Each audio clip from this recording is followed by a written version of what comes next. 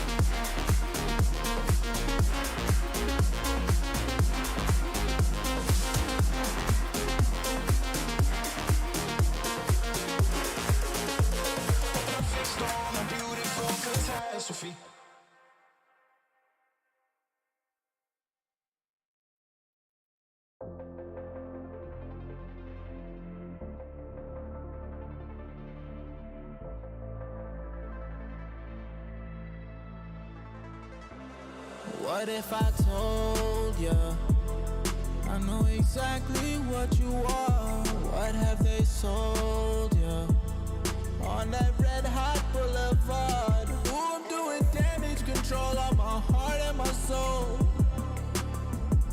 and ain't no one selling me nothing. I've taken control. If you got something on your mind, go and spit it out. If you got something on your chest, go and get it off. We don't have a moment to waste. For the last few days we've been running in place. I need a vacation. Both hands holding on, but I feel it breaking. If I'm not good enough, how long till replacement? I see right through your disguise, your pretty little lie. What if I told you I know exactly what you are? What have they sold you on that blacktop boulevard? Ooh, I'm doing damage control on my heart and my soul. Oh no, I don't need your help, said I'm good on my own. Ooh, I'm doing damage control on my heart and my soul. Oh no, I don't need your help, said I'm good on my own.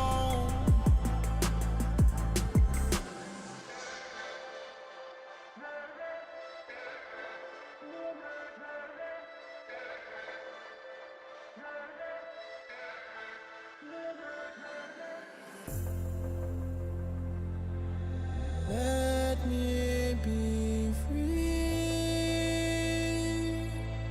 Let me be free. Let me be free. Let me be free. What if I told you I know exactly what you are? What have they sold you on that red hot boulevard? Ooh, I'm doing damage control on my heart and my soul. Oh no, I don't need your help, said I'm good on my own. Ooh, I'm doing damage control on my heart and my soul.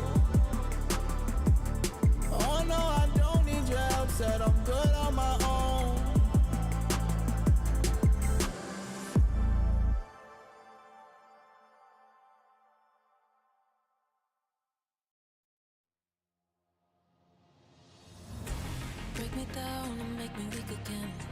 After all, I called you my best friend. And I've been here, I know the story ends with broken hearts and us playing pretend. Break me down, down. Break me down.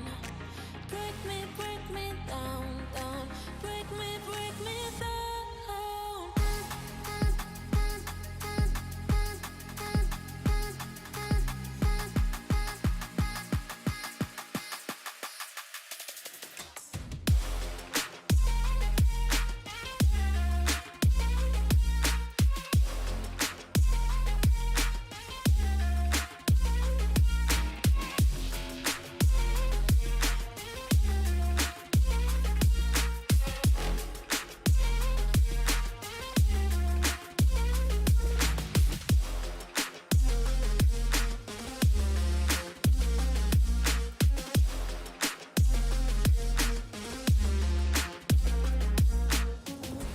Break me down and make me weak again. After all, I called you my best friend. And I've been here, I know the story ends with broken hearts and us playing pretend. Break me down, down. Break me down. Break me down, down. Break me down.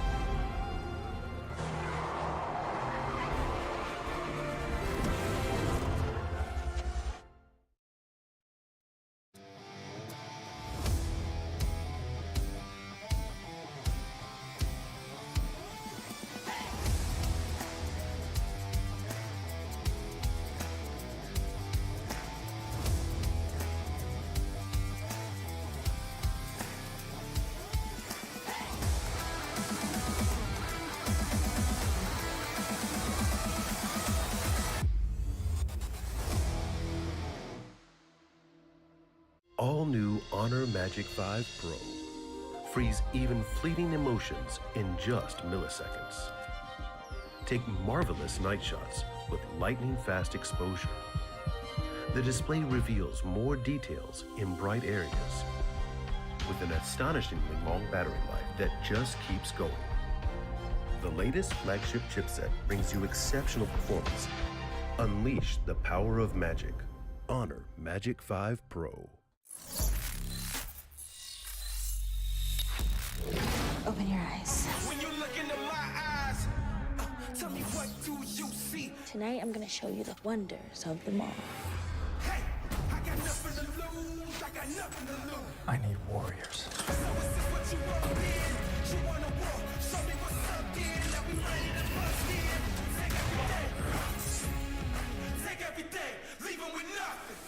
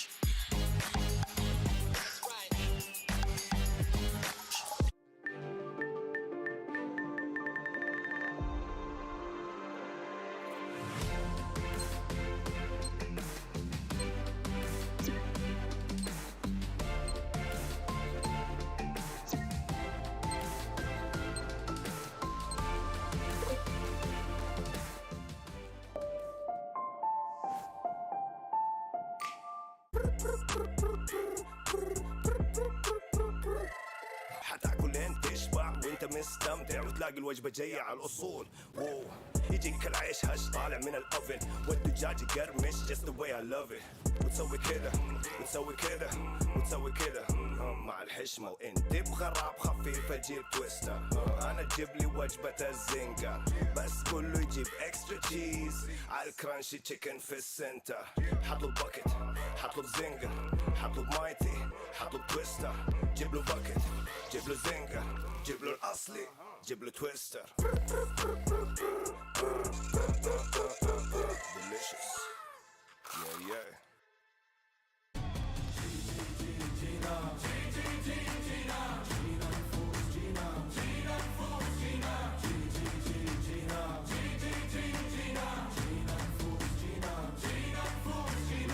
Paradise through dirt and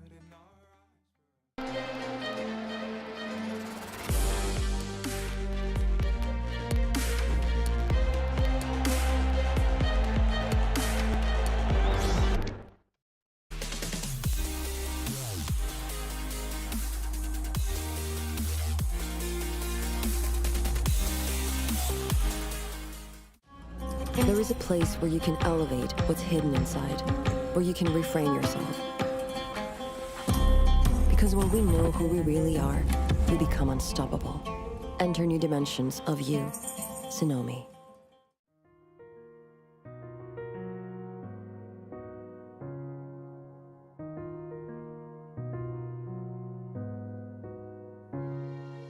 الحياة لحن، ولأننا جزء من مقطوعة عظيمة تحركنا، تلمسنا، تصنع من لحظاتنا ذكريات بديعة. لأن الوجبة، التجربة، المغامرة ياتيك بعد جديد في هيلتون الرياض.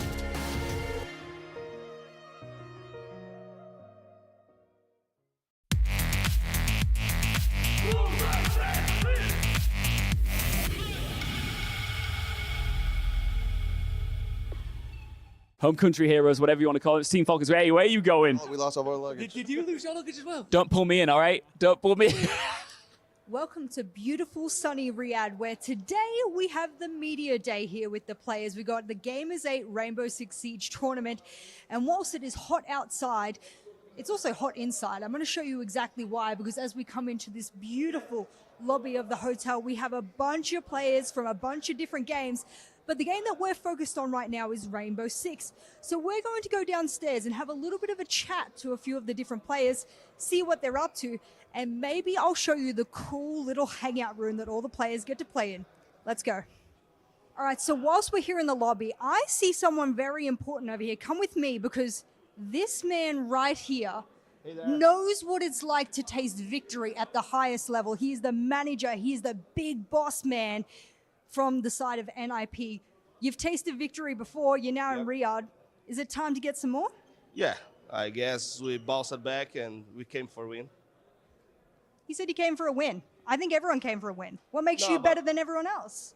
We stepped it up in the last months, and I guess being far from the big tournaments for a couple months or maybe a year made us tough. Yeah. Ooh, is that a little bit of revenge? I'm hearing you're like, we haven't done big events for a while. We want another taste of victory. Yeah, for sure. We miss traveling. I missed traveling as well, so the fact that I finally get to see this man again has been excellent. Any words to your opponents here? Because there's some big prize money on the board. I know you boys want to walk away with that and be champions. You got to give me some trash talk for the other teams. What do you got to say to them? Where is Liquid? All right, well, that's all I have to show you, but I'm going to throw you over to another very, very familiar face, and he's going to walk you through some of the other players and the stuff here at Media Day. Enjoy the rest of the tour, guys. Jess is back. Thank you, Jess. Thank you so much. Thank you. I wouldn't let Ciprian do any filming. Can you Facebook me? Yes, until I had my makeup done. Now we're all systems go. Let's go have a look around. So, you know, it feels good to be a champ, right? After the major. It feels very good, yeah. Yeah, that was in Copenhagen. We're, you know, a bit removed from that now. You guys are back. W7M looking to win another tournament here. Are you guys feeling super confident coming into this? Yeah, we're pretty confident. In the 3 weeks ahead of preparation, we changed a lot of things. So, yeah, we're pretty confident for this championship. I imagine you can't really tell me much of what you've changed, right? But can you give me a little bit of insight into what you've been up to behind the scenes? All secret. All secret. Yeah. Well, Cyclops are over there. I don't know if you heard them saying that they're going to win this. You should look out for them. They're coming into this as the underdogs. This is a sort of tournament where you can't really underestimate anyone, right? Yeah. Cyclops is a pretty good team. We can underestimate them. APAC is really growing up, and yeah, we can underestimate them.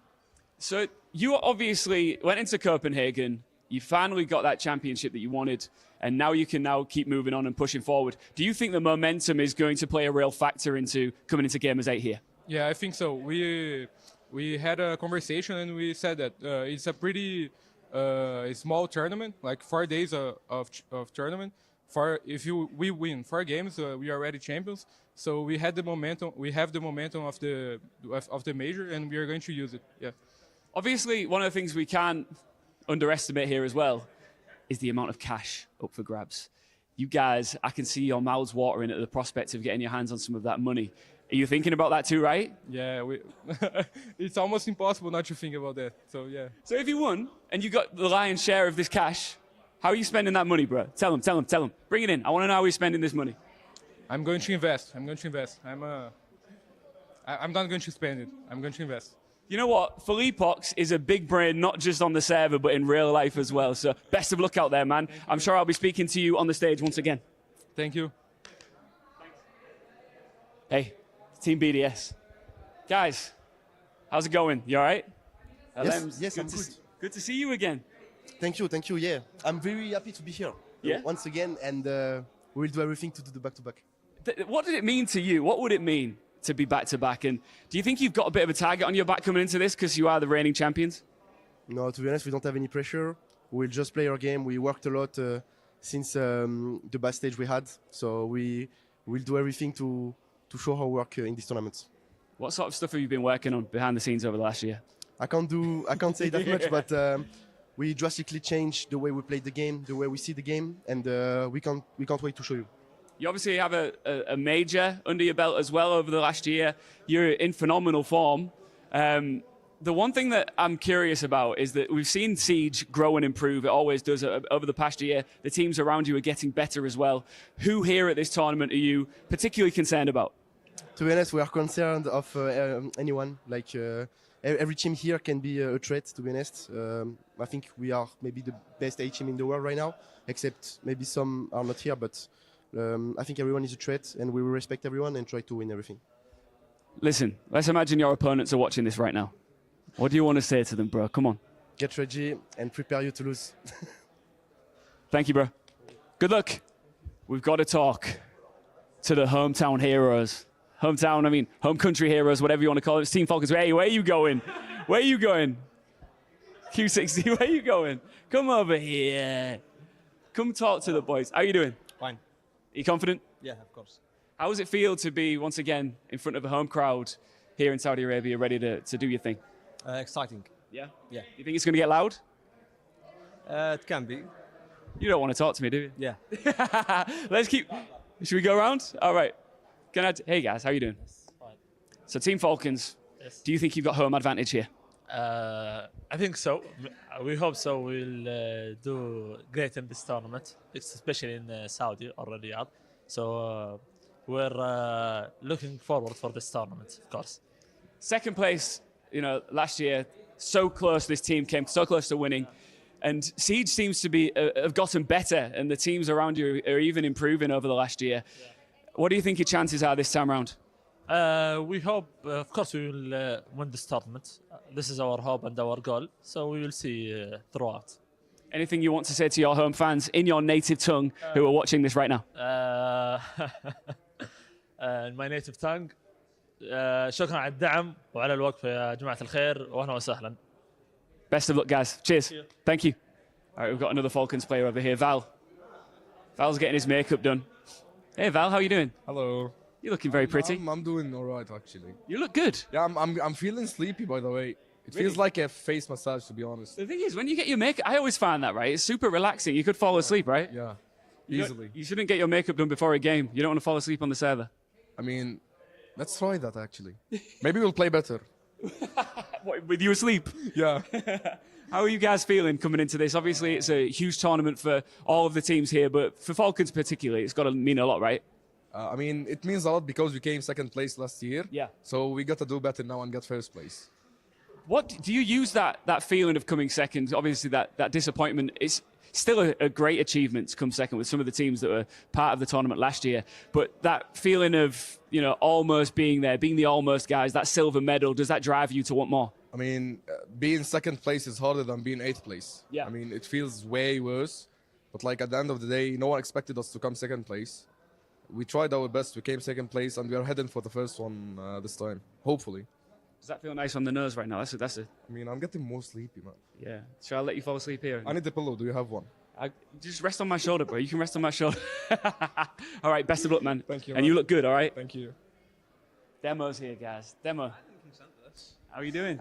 I didn't say you can come interview me. Bro, you've had your makeup done. You look good. Thank you. I've just got here. I'm feeling a bit jet lagged, but you're already hard at work. I've seen you in there doing some interviews with some of the players. Who have you spoken to so far? Spoke to Pino. Yeah. That's it. How's he feeling? Hey, he's okay. Yeah. Yeah. Who's your favourite? I'm going to put you on the spot here. Obviously, Team BDS won it last year. I've just been chatting with the Falcons guys. They're feeling pretty confident considering they came second last time out. They're hoping that they can get the gold medal this time in front of a home crowd. Who are your eyes on this time? Is it on the 6 Invitational winners G2 or? Not W7M. W7M. Has to be. Yeah. You think they're going to come back off the win of the major and pick up another title? I think they're just too good at the moment, aren't they? Don't look like stopping. Well, I was chatting with them earlier and I was like, guys. That's who I've got next, I think.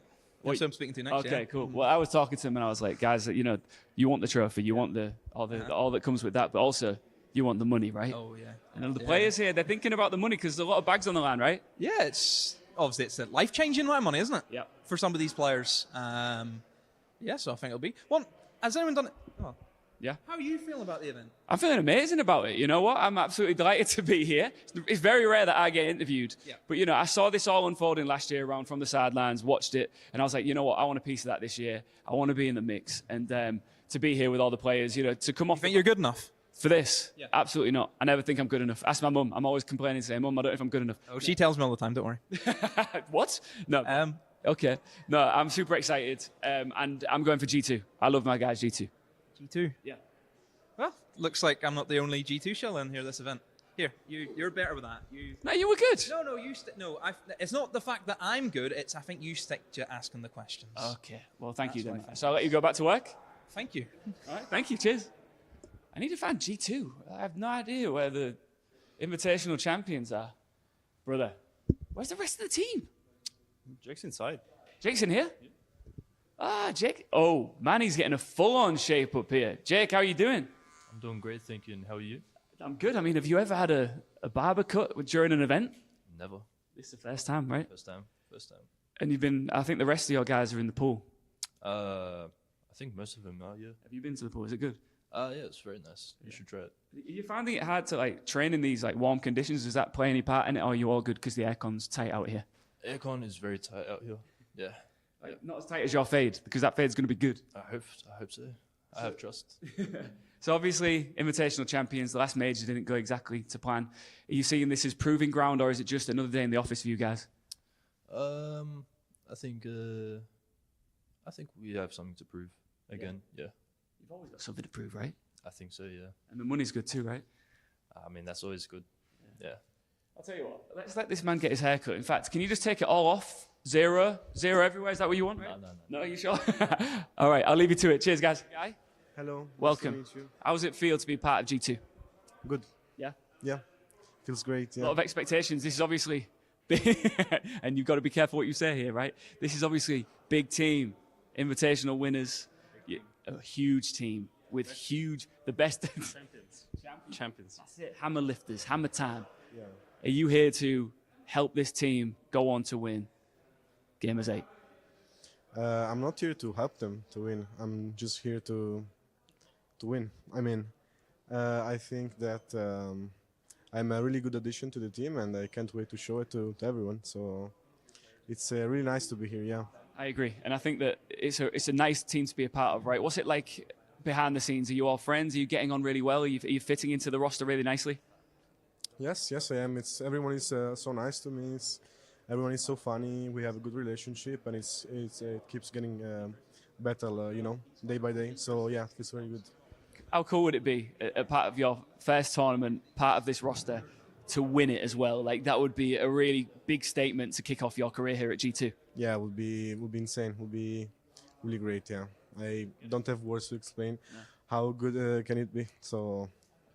Well, I can tell already that you're a lovely guy as well. So best of luck out there. All right. Thank you. It's been a pleasure. Thank you. Speaking of a pleasure, come on, man. Hey, have you had a fresh fade? Is that a fresh cut? You making fun of my hair? No, I like it. I like your hair. Yours is blonder than. Listen, one thing me and Durkee always do is we flirt a little bit. We just go way back with the UK scene. You're not. Can't say that, man. Hey, how are you feeling coming into Gamers8? I'm good. I'm feeling good. Yeah, confident. Yeah, new guy in the team and all that stuff. So yeah, I've just been chatting with him. How's Gemini going to fit in? Do you think? I think he's going to fit in well. Yeah, he's doing well. Yeah? Just waiting to see for the game. So just excited. Listen, you know when you've been to the mountaintop like you have, I was stood right beside you in Montreal. SI, you lift that hammer in the air, and you've you could argue that you've peaked. You know what I mean? Like, where do you even go from there when you've conquered the mountain, and then you're still out here looking for those big dubs? What is it about an event like Gamers8? Is it the pride? Is it the proving ground, or is it the moolah? Ooh, it's not the moolah. I don't play for the moolah, but I think this is the best event I've ever been to ever. Serious? Ever. It's so good. Tell me why. The hospitality is unreal. They gave me a free haircut for one of the things. That's Yeah. just something small, but it's like everything. Just do everything for you. It's like everything's so organized. So it's just, I don't know, it's amazing. Yeah. It's really And I nice. saw a picture of you in the pool as well. I was in the pool. You look good, bro. Thanks, man. Yes. He's got cool tattoos, hasn't he, Durkee? Yeah. Tattoos. What's when you think about your opposition out here, the other teams involved, who are you most threatened by? I was just talking to M80 just in the players' lounge there. We talk about high expectations around those guys. They've got some big players on that roster that need to step up here and get the job done. Are there someone you got your eyes on? Is there anybody else in particular? No, I think the good teams here are W7M and then BDS. So, yeah. Reigning champs. Yeah, I think BDS and W7M are the two ones that we need to worry about. Every other team should be not a walk in the park, but we should be able to to deal with them. Yeah, when you reflect just briefly on the rearview mirror and you look back on the Copenhagen major, it didn't exactly go to plan. You know, you guys came into that with so much momentum coming off the back of SI. Is this a chance to bounce back, do you think? Yeah, I mean, I think Copenhagen went quite well. It was just like 2 rounds different and we would have probably won the thing. So it's like, I don't know, like we lost to Team Liquid, they came in the finals. The last game was like 8-6 or something like that against them. Like it could have went either way in my opinion. Like we didn't really play bad, they just played a bit better than us. So if a couple other things change and go away, it could be a different story, you know. So we're not really looking at it as a loss. It's just on to the next tournament, pretty much. One thing I know that you enjoy feeding off a live crowd. Now here in Riyadh, you're going to go up against Falcons at some point, maybe. Well, you are actually. You're kicking off against Falcons. No. Yeah, well, if you do come up against Falcons, right? That crowd. Yeah. How's that going to feel, do you think? Because they're going to be well and truly behind that team. I think it's fine. We're used to being the dark horses and stuff. And SI, the crowd is on our side and stuff, but I don't really bother. Even negative energy from the crowd is still. You enjoy that, I think. It's still energy, isn't it? You enjoy that. Yeah, I'm a bit sick. Yeah, I'm a bit. Yeah, just a bit. Sick in a good way, though. Yeah. Okay, so any of you fans watching at home first, just first things first, I want to give you a chance to give a shout out to the G2 Army. Hello, G2 Army. That's that. And to. And any of the opposition, of course, who are going to check this out. I know that you're a modest, humble man, but sometimes you can give it that if you need to. What do you want to say? No, just good luck. Good luck to everybody. Isn't he lovely? You're gonna need it. There you go. That's the dokie I was looking for. Best of luck, man. It's always a pleasure to see you. You know that. Yeah, I'll see you soon. See you soon. But one thing I know you love is to get around, going worldwide, doing what you love. This is another example of it, iconic. First things first, how was the journey?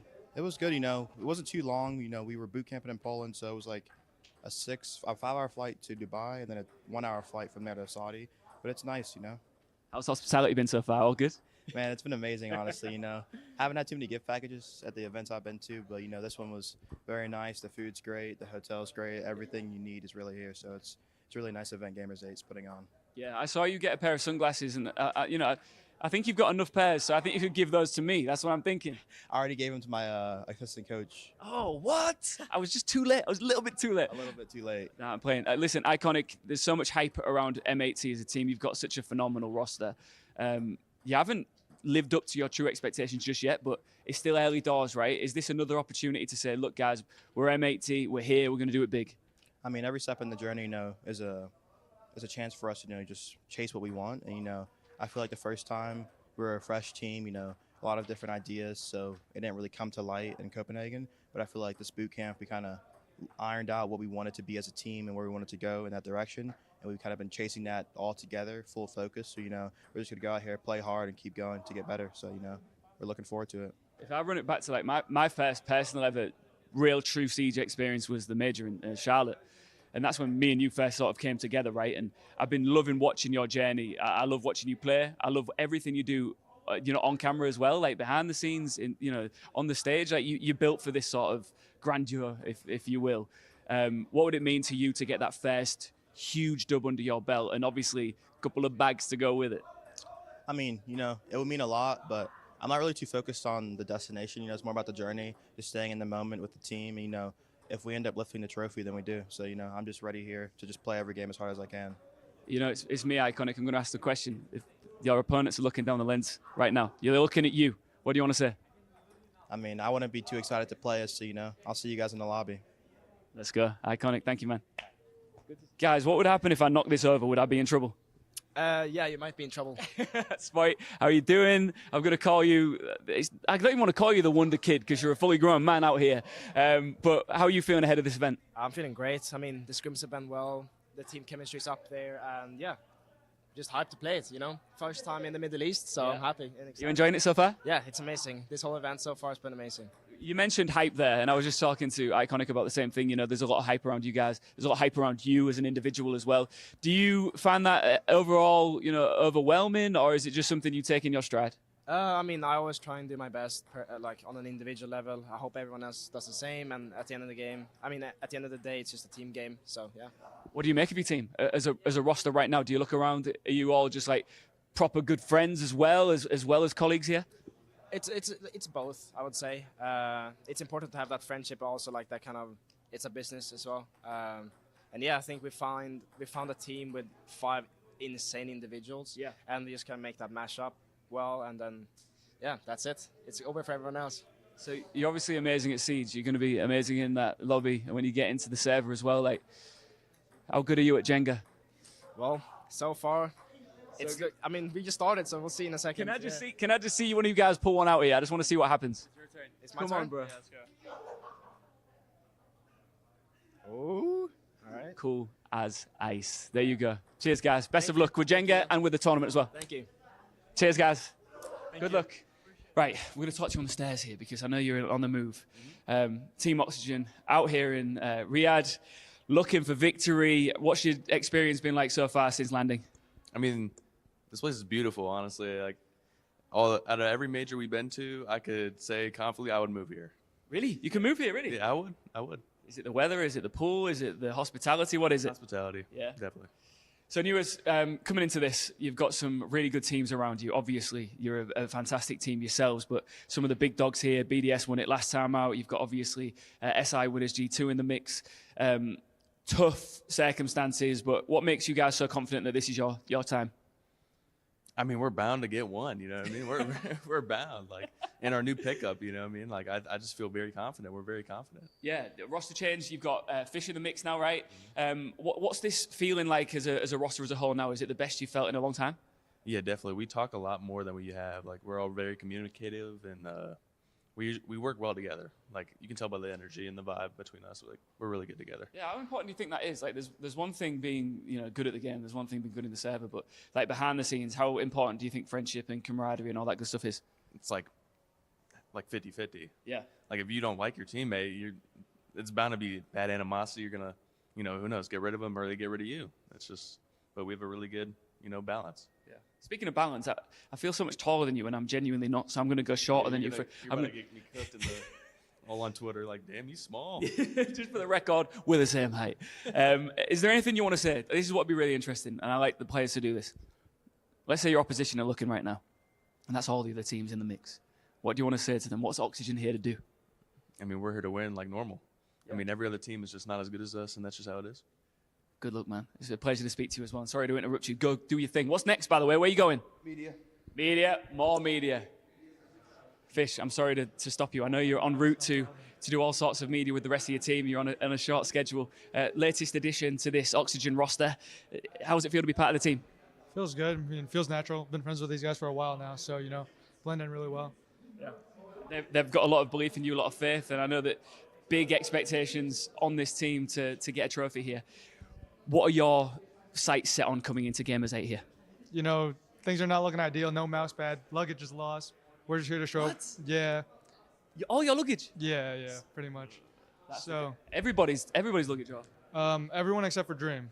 Okay. So yeah, we're just excited to play, excited to be here. Yeah. Very thankful for everyone, and very very thankful for being here, for this opportunity. So. Hospitality is cool as well, isn't it? Right? Yeah. Whose clothes are you wearing now then? Are these yours or? These are my clothes. Yeah, we just went to the mall. We had to go get some pants. Yeah. I showed up in pajamas, so if we didn't Uber up, I would have had my flannel pajamas on for Media Day.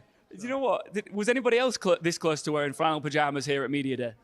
Yeah, I had this pair of like sweatpants. Oh, they were stained. Like I had like food all over them. What have you been eating, bro? No, I mean it doesn't get that. Like airplane food, it gets everywhere. It gets messy, right? Yeah, I mean before we came here, we boot camped in Boston, Yeah. so they were like my travel pants because they got zippers on them. Yeah. So I wear them just for travel. I didn't expect to be stuck in them for like 2-3 days. So what did you cop when you went down to the mall? What have you got? I got these. I got these You look pants. good. Yeah. I mean I'm liking the pants. Saudi, they know their style out here, right? Yeah. I mean, the mall out here is crazy. They got everything, and I wasn't gonna show up with like Gucci pants or something. I found a H&M, and they had these, so they were pretty nice. If you guys were wearing like Gucci pajamas, that could have been a look, right? No, it was. That's what I was telling Fish. Like, we could just pass by just to see what they got. Hey, I'll tell you what. If you win this tournament, because the bag's that big, right? You could go buy as many pairs of pajamas as you want. I mean, we might need to make a pit stop if that's the case.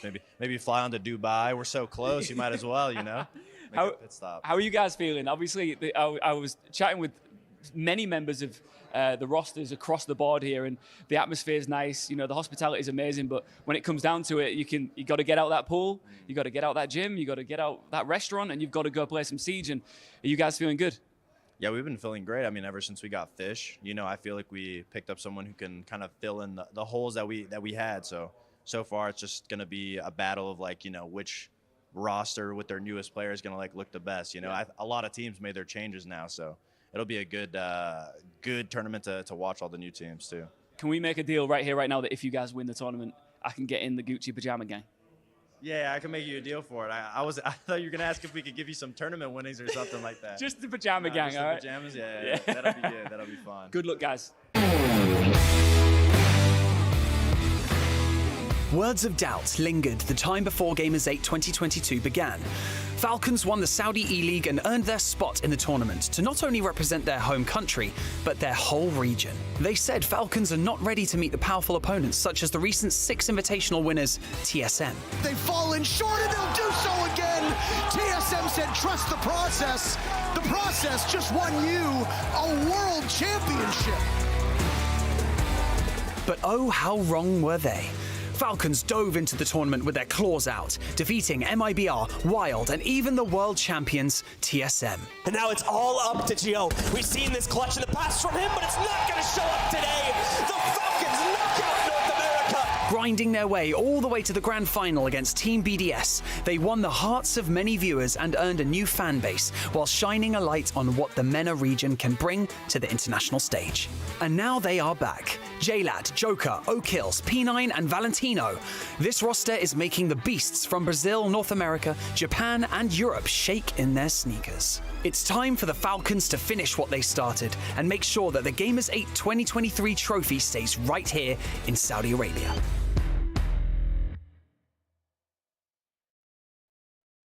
I think Shaiko is one of the most prolific gunners in all of EU. Quick peek, move aggressively around the map, and he really took charge of how French gunners came into the European scene. How do I think he'll do at this event?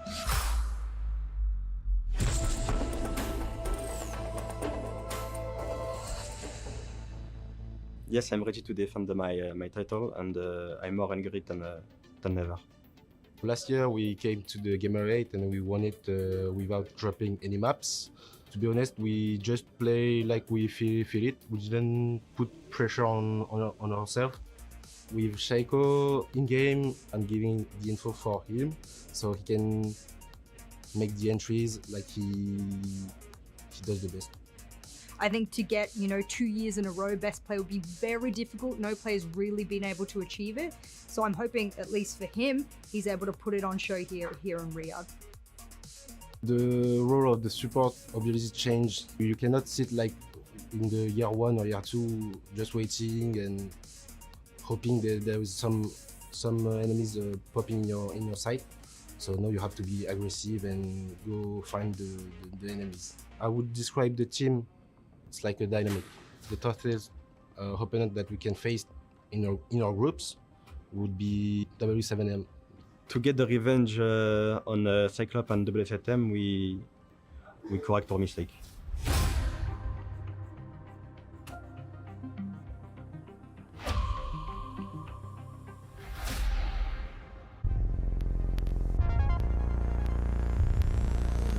When the moon rises, the flame is ignited. We're stronger together and weaker divided. So take my hand, follow my lead. Only one way to be living young, wild and free. Living young, wild and free. Yeah. Look into the stars, look into your heart. Tell me what it is you seek. Jupiter and Mars fall into my arms. I got everything you need. Oh, don't wait too long. We don't have much time to spare. This could all be gone tomorrow. So all I need right now is your love. Taking me home, taking me home. So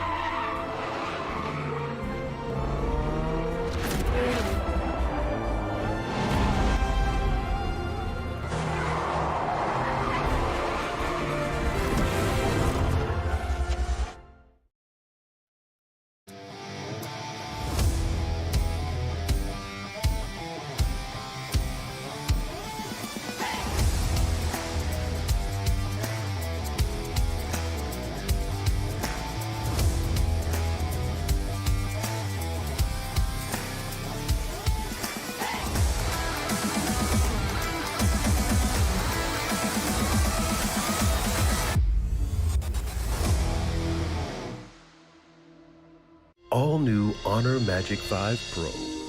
Freeze even fleeting emotions in just milliseconds. Take marvelous night shots with lightning-fast exposure. The display reveals more details in bright areas with an astonishingly long battery life that just keeps going. The latest flagship chipset brings you exceptional performance. Unleash the power of magic. Honor Magic 5 Pro. Open your eyes. When you look into my eyes, tell me what do you see? Tonight, I'm gonna show you the wonders of the mall. Hey, I got nothing to lose. I got nothing to lose. I need warriors. So is this what you want in? You wanna walk? Show me what's up then. Now we ready to bust in. Take everything, leave 'em with nothing.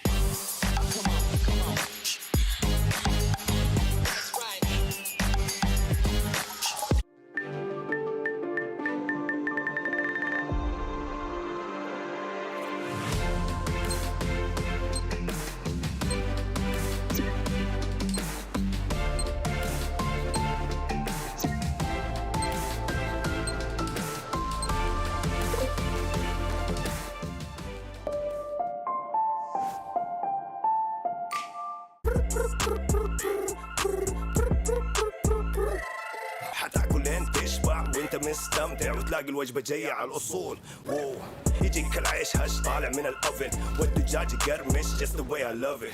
وتسوي كده وتسوي كده وتسوي كده مع الحشمه وانت بغراب خفيفه جيب تويستر.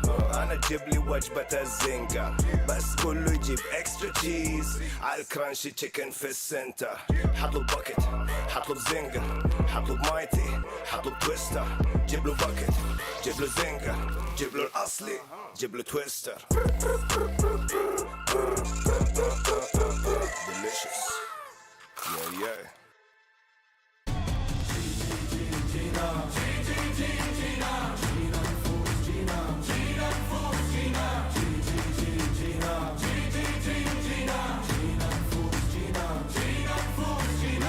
Paradise through dirt.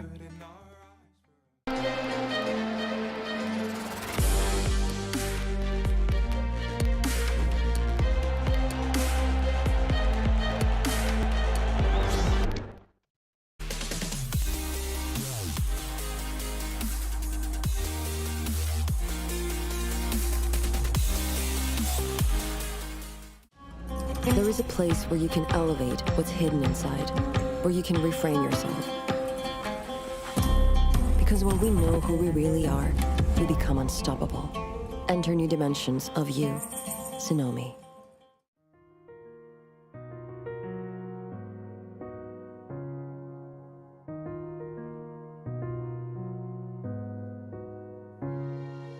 الحياة لحن، ولأننا جزء من مقطوعة عظيمة تحركنا، تلمسنا، تصنع من لحظاتنا ذكريات بديعة. لأن الوجبة، التجربة، المغامرة، حياتك بعد جديد في هيلتون الرياض.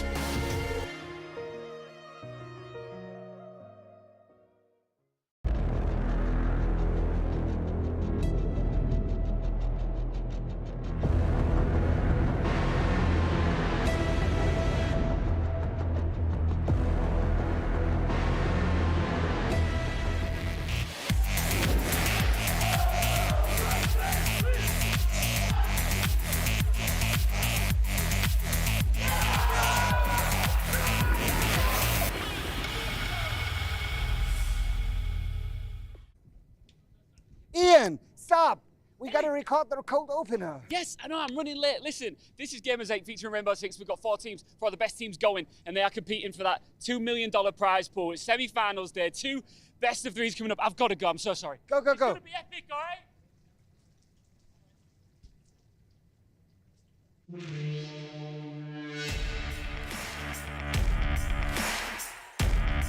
Welcome to the 3rd day of Gamers8 featuring our 6. I mean, Ian is absolutely correct with that one. We do have 4 of the best teams remaining. We have the Revenge Arc for Falcons. We have defending champions in BDS and W7M. We have a team looking for that first international wins. The storylines, whichever one you want to pick, we got it for you. I'm Jeannie, your host, joined on the desk by Anne and Fresh. You guys are both looking very smart today. Just today. Just today. Just today. Okay. Last couple of days we've not looked that smart. Just today we're feeling smart. We've put the blazers on and we're feeling good. Yeah, does it add to the IQ? I wish it would. It would be really nice, but I'm afraid it doesn't. No, but we're still gonna get a really good analysis because so far it's been absolutely great. And when we're looking at Gamers8, we've touched upon the fact that we have 12 esports titles that are happening over the course of 8 weeks. There's a $45 million prize pool, $2 million of which is going to be going to Siege. So that's what we're covering here. Falcons, they already managed to win one of those titles. This was Tekken. That was last week specifically. But all in all, we saw Ian on the boulevard on one of those scooters. Please, when is it my turn? Would you want to go for a spin? And I would, but I'd be really scared that I'd hurt myself. Why? It's an electrical scooter. Yeah, but yeah, no. We've seen it happen before with Siege players. Have we? Have we? Yeah, Berlin Major. Berlin? Yeah. Who hurt themselves? Some of the M&M players. Oh, really? Did you Oh. never catch No, that? Oh, no. okay. Well, have you taken one of the scooters Do you know, around the actually, boulevard? just quick story time. Okay. Ian got me on one of those scooters when we went to Jönköping. So we was in Sweden in November. It was like minus 10 degrees C outside. And Ian's like, yeah, I want to go to the mall because I want to buy some shoes, as he often does. Yeah. He did that this morning as well. And we scooted there and it was minus 10 degrees. So Ian loves those scooters. That's kind of like the opposite of here because it's 45 degrees here today, and you can like see Ian like already in one of those Hawaiian shirts. So it's a good time. There's so many different things to do. You can even buy your shoes here, which is absolutely kind of funny to think about. But when we're looking at the prize pool that we have, it's not just the fact that you get a chunk of the prize pool as a result of being the top in your game. There's also Club Merit Awards. So how exactly does that work? What exactly is up for grabs? Let's have a look. This year, esports will reach new heights. Welcome to the Gamers8 Club Awards, an unprecedented initiative that will determine the best overall esports club in the world, and also support the entire global community. During Gamers8 2023, the world's best clubs will compete on 2 levels. First, in each individual tournament, and second, in the overall standings. High placements in every title will earn them ranking points, initiating the race to the top. After 8 weeks of intense competition, the winners of the Gamers8 Club Awards will be honored as the best and most successful multi-gaming club in the world. Competitors will fight for the lion's share of $5 million. However, it's not just about the money. On August 30th to 31st, the first annual awards ceremony will take place in Riyadh, Saudi Arabia. The land of heroes awaits its new conquerors. All right, that's a chunk of money on the line as well in terms of being the best club around here.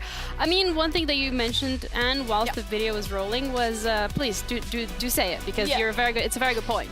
I'm looking at the top 3 and then specifically number 2 and 3 because those are teams that are participating for Siege as well. And in this tournament, Ninjas in Pajamas is leading over Falcons, and we all knew how that matchup went down yesterday. Falcons came out victorious, meaning they get to continue at this tournament, and NIP is being sent home. So considering it's only a 0.17 difference in regards to points for those teams, that leads the opportunity for Falcons to potentially overtake Ninjas in Pajamas and take up the 2nd spot. Ooh.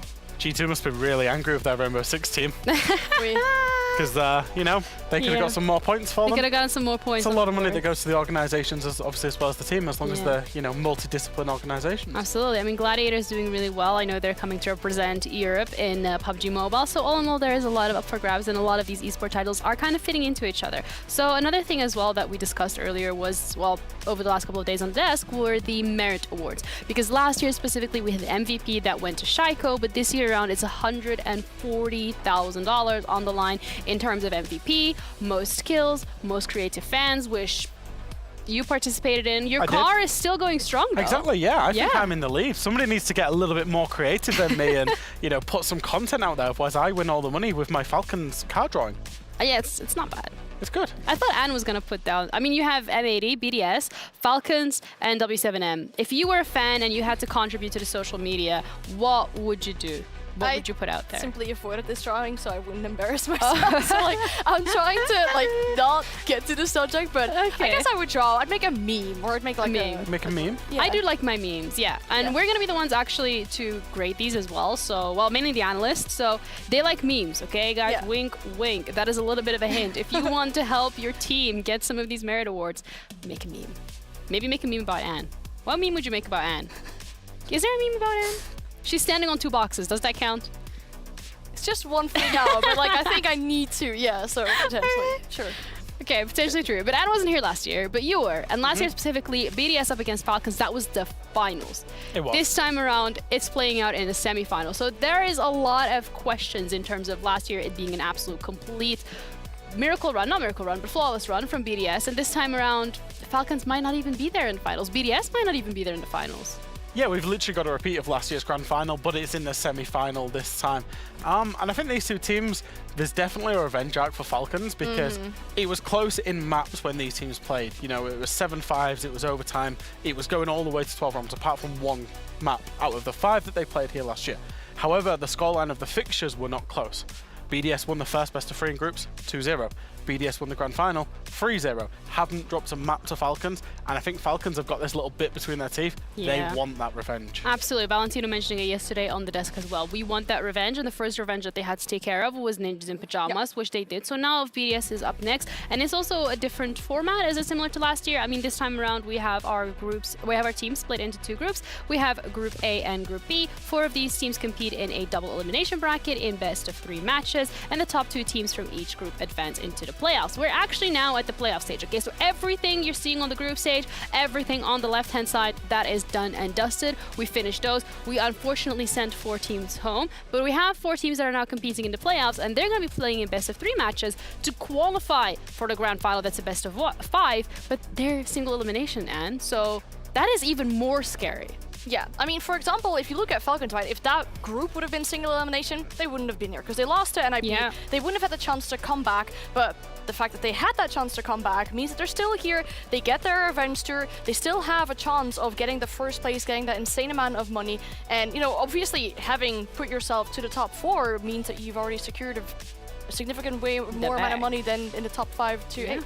Absolutely. I mean, 2 million on the line, and you're sharing this with 8 teams rather than, for example, SI when it's 16. So all in all, it's a great chunk of money to be taking home. And we also saw it in the interviews that Ian was having earlier today with some of these players. It is something that gets consistently brought up. I mean, some of the Austrian players were joking like, oh, we're gonna go head over somewhere else and do like a little shopping trip before we head home. But that is genuinely the gist of it. A lot of this money can go towards that organization. It can help the organization as well, help the players, push them forward.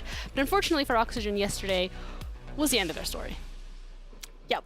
So they'll have to do with a certain amount, and they can't have the chance to get more to that indeed. Players have been mentioning, obviously, how this tournament means a lot to them in regards of, you know, the prize money, the whole show that's added to it as well. It's seen as one of the bigger S-tier events. You have, obviously, SI, but this one's probably seen as right after that.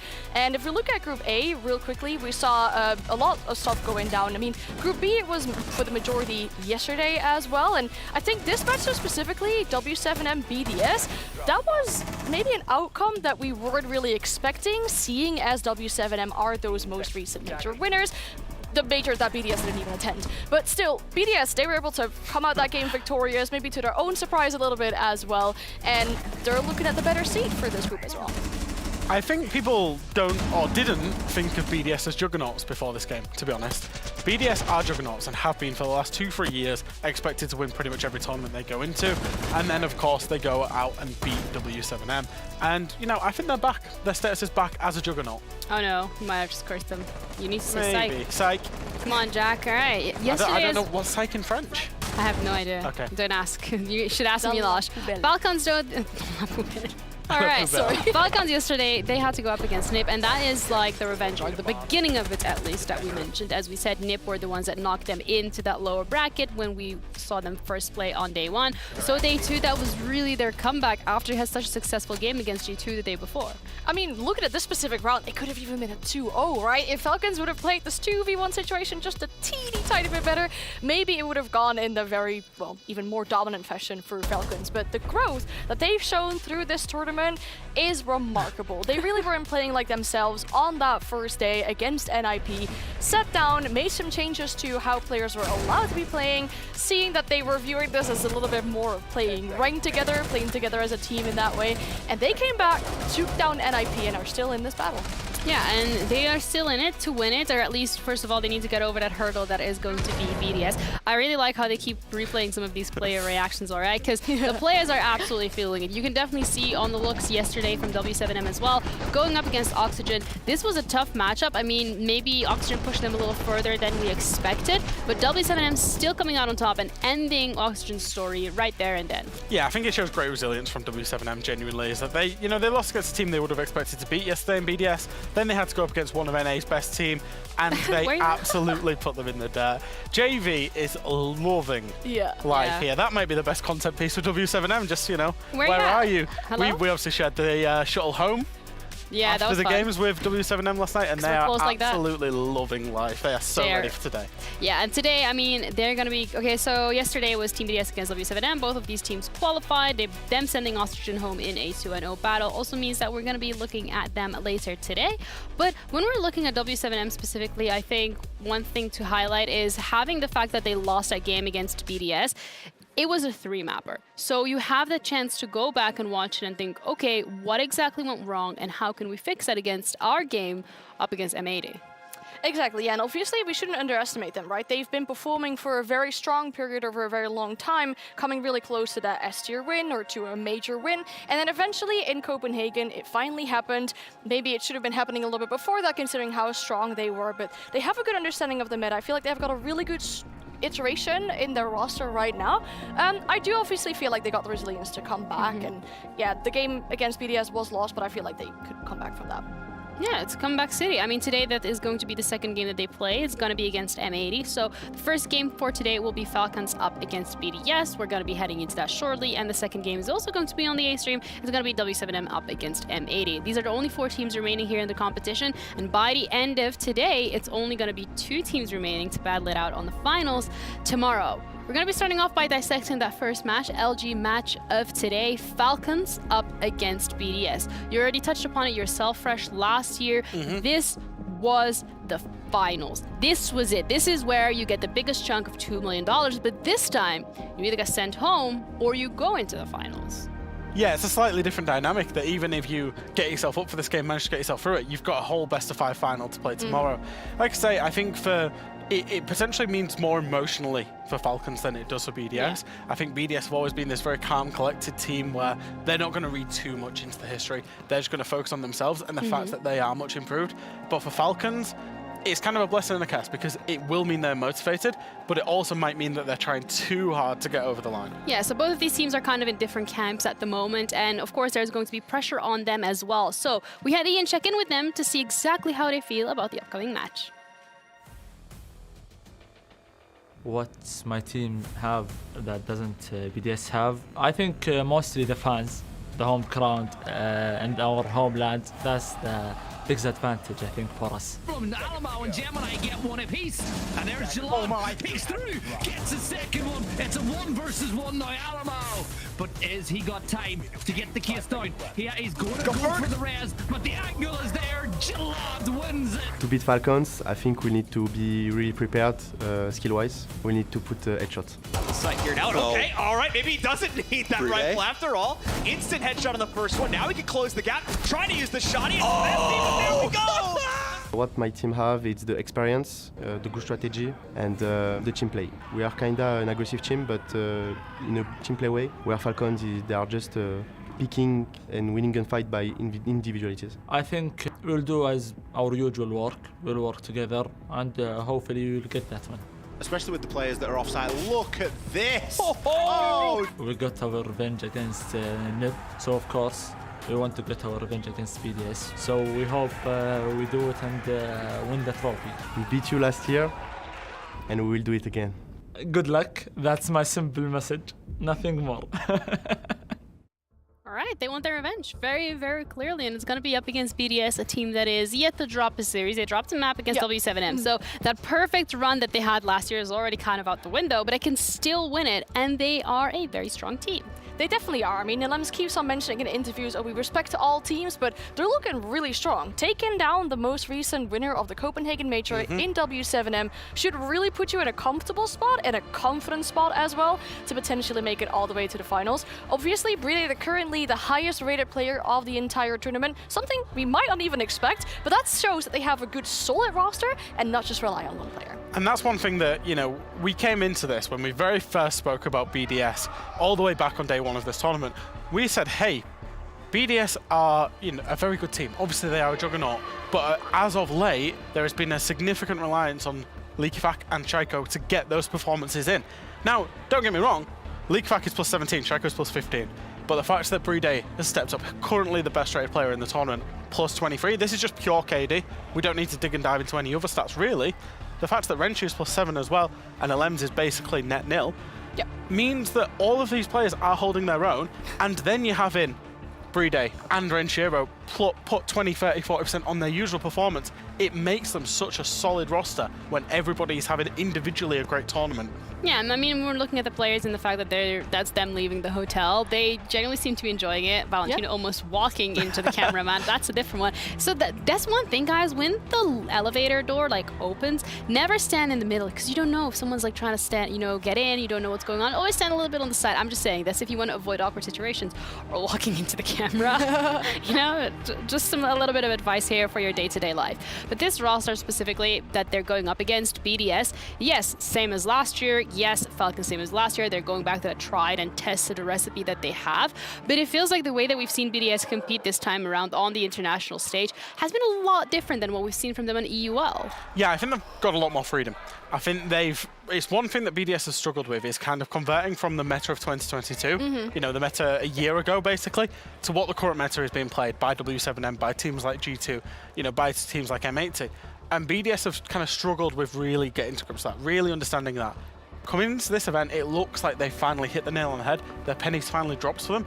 They understand how the game's played. They understand it's aggressive. They understand it's a very opportunity spot.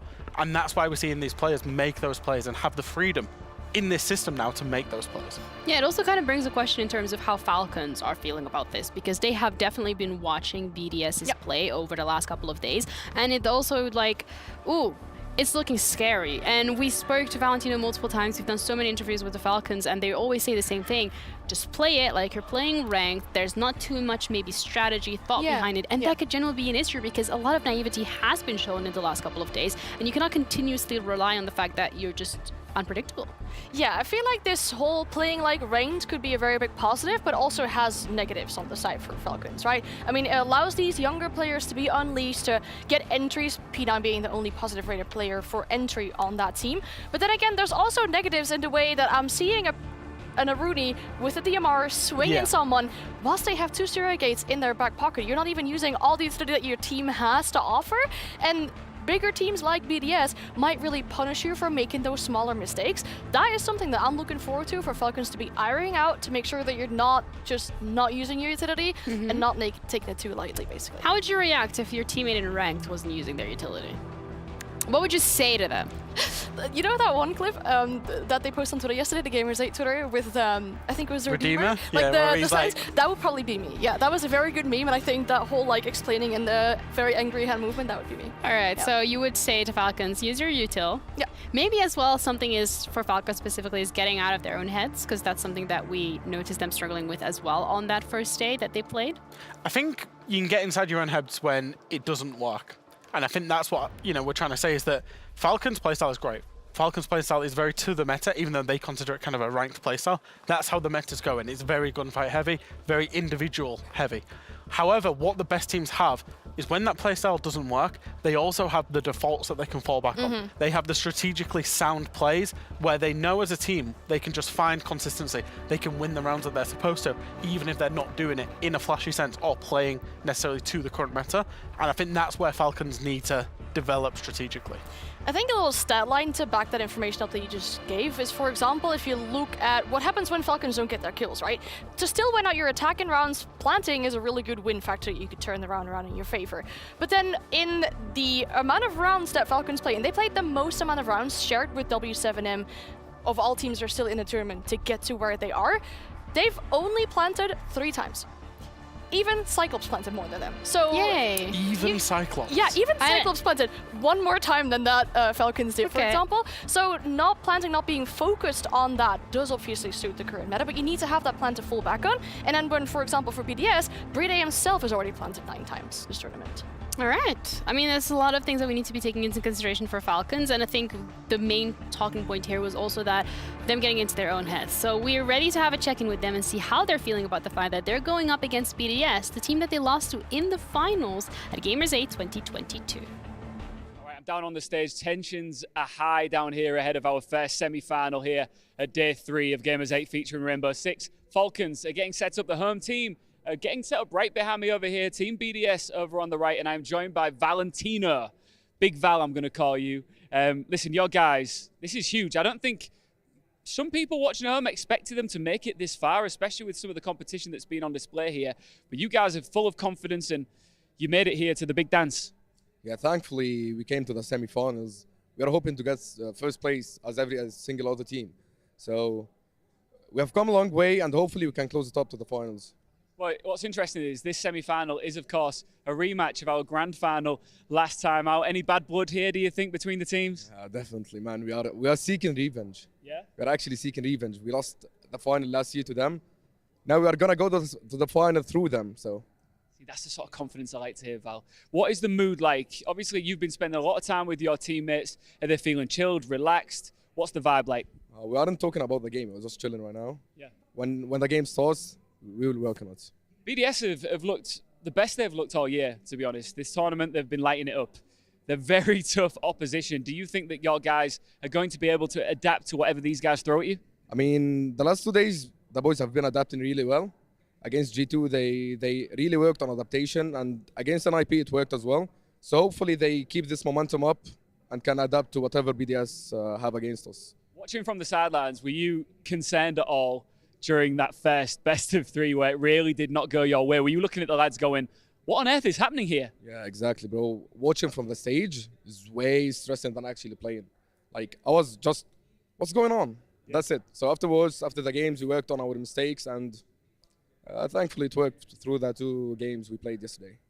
Well, when we were sat together, we were watching you guys defeat NIP from the stand with the crowd support. How much of a difference do you think that makes to the lads? I mean, and yourself personally, when you play in front of your home crowd with that support, it's a unique experience, right? And it gives you the advantage for sure. Yeah, seeing the excitement in the crowd actually gives you so much adrenaline. You just want to play. Yeah. You just want to get into the crowd and cheer with them. So being in our home crowd, that's amazing. Val, I know you love to trash talk. Camera's yours right now. I'm going to step out of shot. I'm going to give this to you, and you can say whatever you want to BDS. All right? Actually, nothing. No. What happened to you, bro? I thought you were up for that. I did it once, earlier. That's enough. Okay, Val, thank you. You're a modest man. Best of luck to Falcons. Back to the desk, guys. Thank you, Ian. I mean, nothing to say there directly to BDS, but one of the things that we know is that they want that win very, very badly. And he said it himself. They're going to go to the finals through BDS, but that is one hell of a mountain that they need to climb. And it's going to start off all with the map picks, because we saw yesterday specifically when we were looking at Falcons on Border, that is the map that you really want to see them on. I would be very shocked if BDS led it. Yeah, same. I would be too. I mean, it's literally their first ban. There you go. Take Border away from Falcons. Even faster than their perma-ban Villa, right? That's like a very clear statement that you're giving out there. If you ban Border before you ban Villa, which is the heaviest contested ban by BDS. We're going to get the first pick in, Chalet from Falcons, a map that they seem very comfortable on. They won 6 out of 7 games, were flawless on it until they lost it to NIP. One thing that I do really commend from Falcons is they have a good understanding of what makes the enemy a very strong operator, and what can they ban out for their opponents on that map. So I want to see that again from them today on a map like Chalet. Yeah, I'm not surprised to see Chalet. I think BDS, there's 3 maps they don't want to play. That's going to be Border, Villa, Chalet. So whichever one BDS left open, Falcons were always going to pick, especially if that was Border or Chalet, because that's the top 2 map for Falcons. Now, the pick of Sky is very similar. You know, it's a very similar story with Falcons. There's a few maps they don't play. BDS are going to go into a very high preference of Sky, and then it's a very low preference for Falcons. And I think Cafe is a middle preference map for both teams. It feels like a nice decider to get to. Ooh, it looks like a nice decider indeed. This is the start of the revenge arc for the Falcons, but they're going to be going up against the defending champions of Gamers8 2022 BDS. The finals of last year played out in the semis here live. Let's head over to the stage.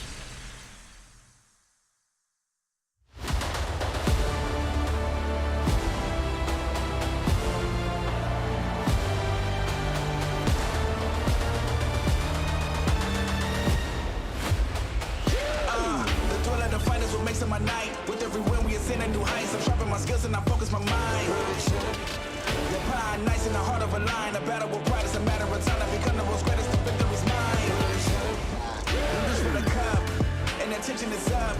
In the city of Riyadh, everybody's getting hot.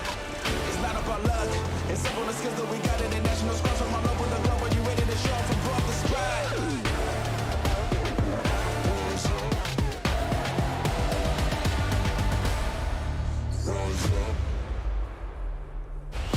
Champions, home heroes, prodigies, and major players. Our top 4 teams are all set and ready for our semi-finals here at Gamers8 featuring Rainbow Six. It all comes down to this trophy right here and the lion's share of $2 million. By the time today is over, this play day is done, our grand finalists will be set in stone. My name's Ian Chambers, and this is Fancy.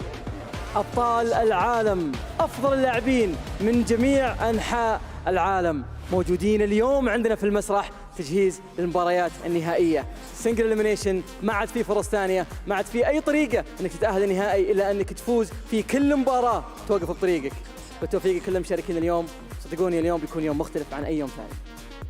We've got a grand final from last year, rematch about to go down, and our 2 teams are waiting in the wings, ready to come out. What do you think, Fancy? Should we bring them out? Let's bring them out. أعزائنا المشاهدين، المباراة هذه ما هي غريبة عن موسم الجيمر، شاهدناها في نهائي السنة الماضية. إذا أنت ما تعرف مين اللي بيشاركون، خلونا نتعرف على الفريق الأول.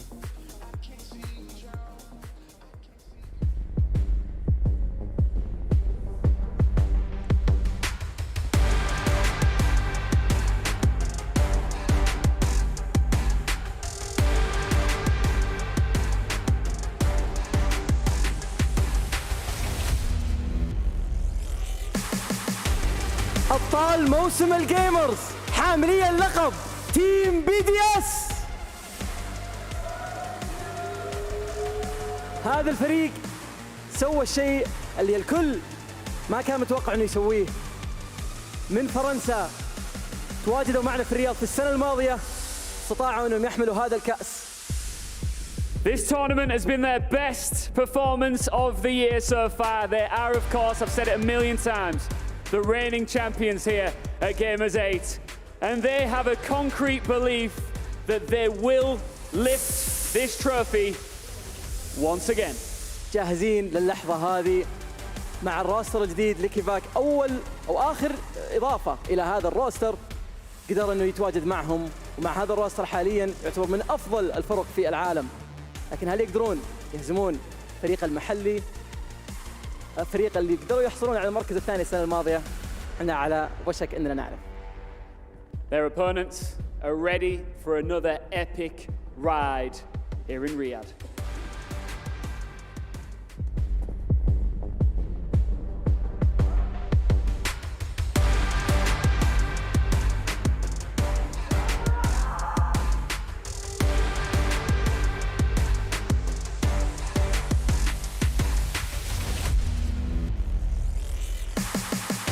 Ready for revenge! It's Team Falcons!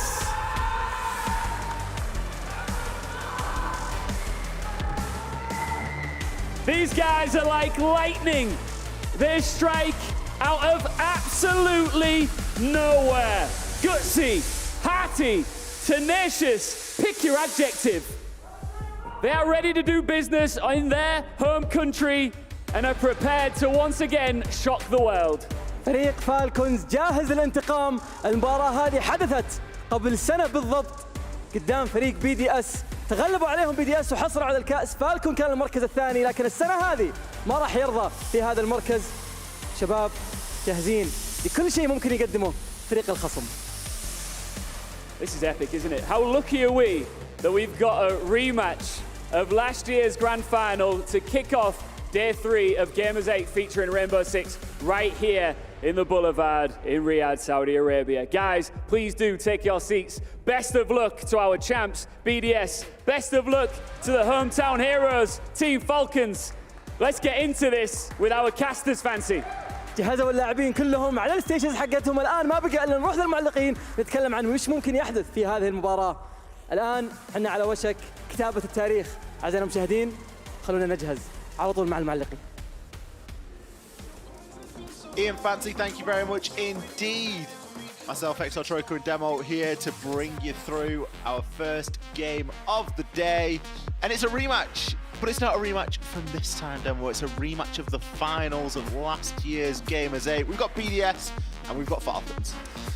It's going to be a good one. I hope it's going to be a good one. I think both teams have honestly probably exceeded where we thought they would be. I think BDS beating W7M yesterday was huge for that team. Falcons, we thought they were out of it, you know, really after the first game they played against NIP. And then look what they've done against G2, look at what they've done in the rematch.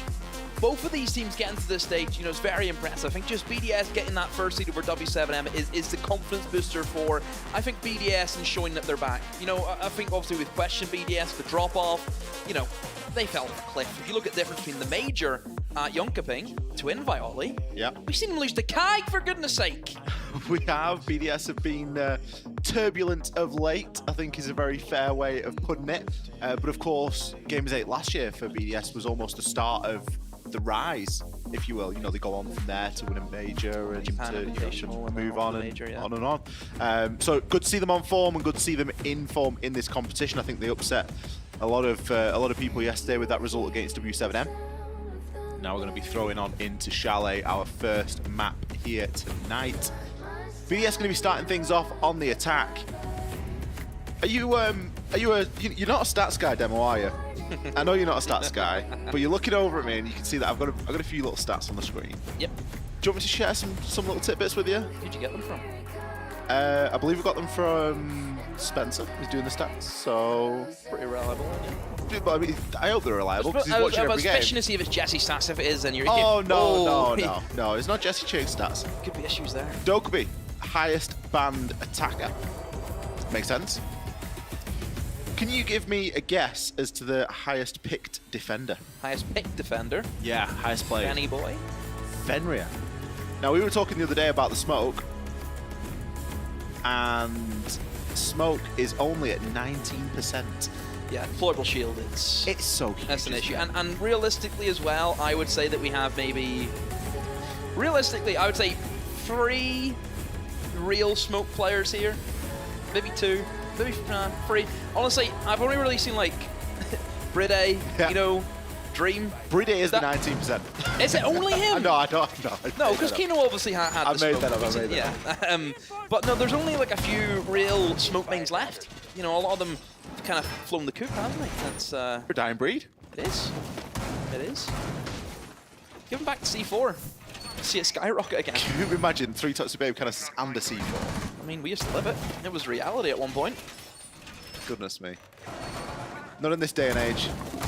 We've already talked about the economic crisis that defenders are going through at the moment with their secondary utility. Deployable shields, they're top of the tree. Chalet is where we're at for our first map, Ollie. That's where we're at today.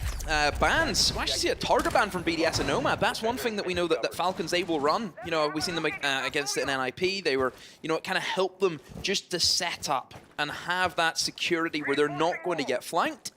So I think it's a good target ban for BDS. As long as there's still an ARX for BDS for Shaiko to use, there are no problems. And there's always going to be an Iana.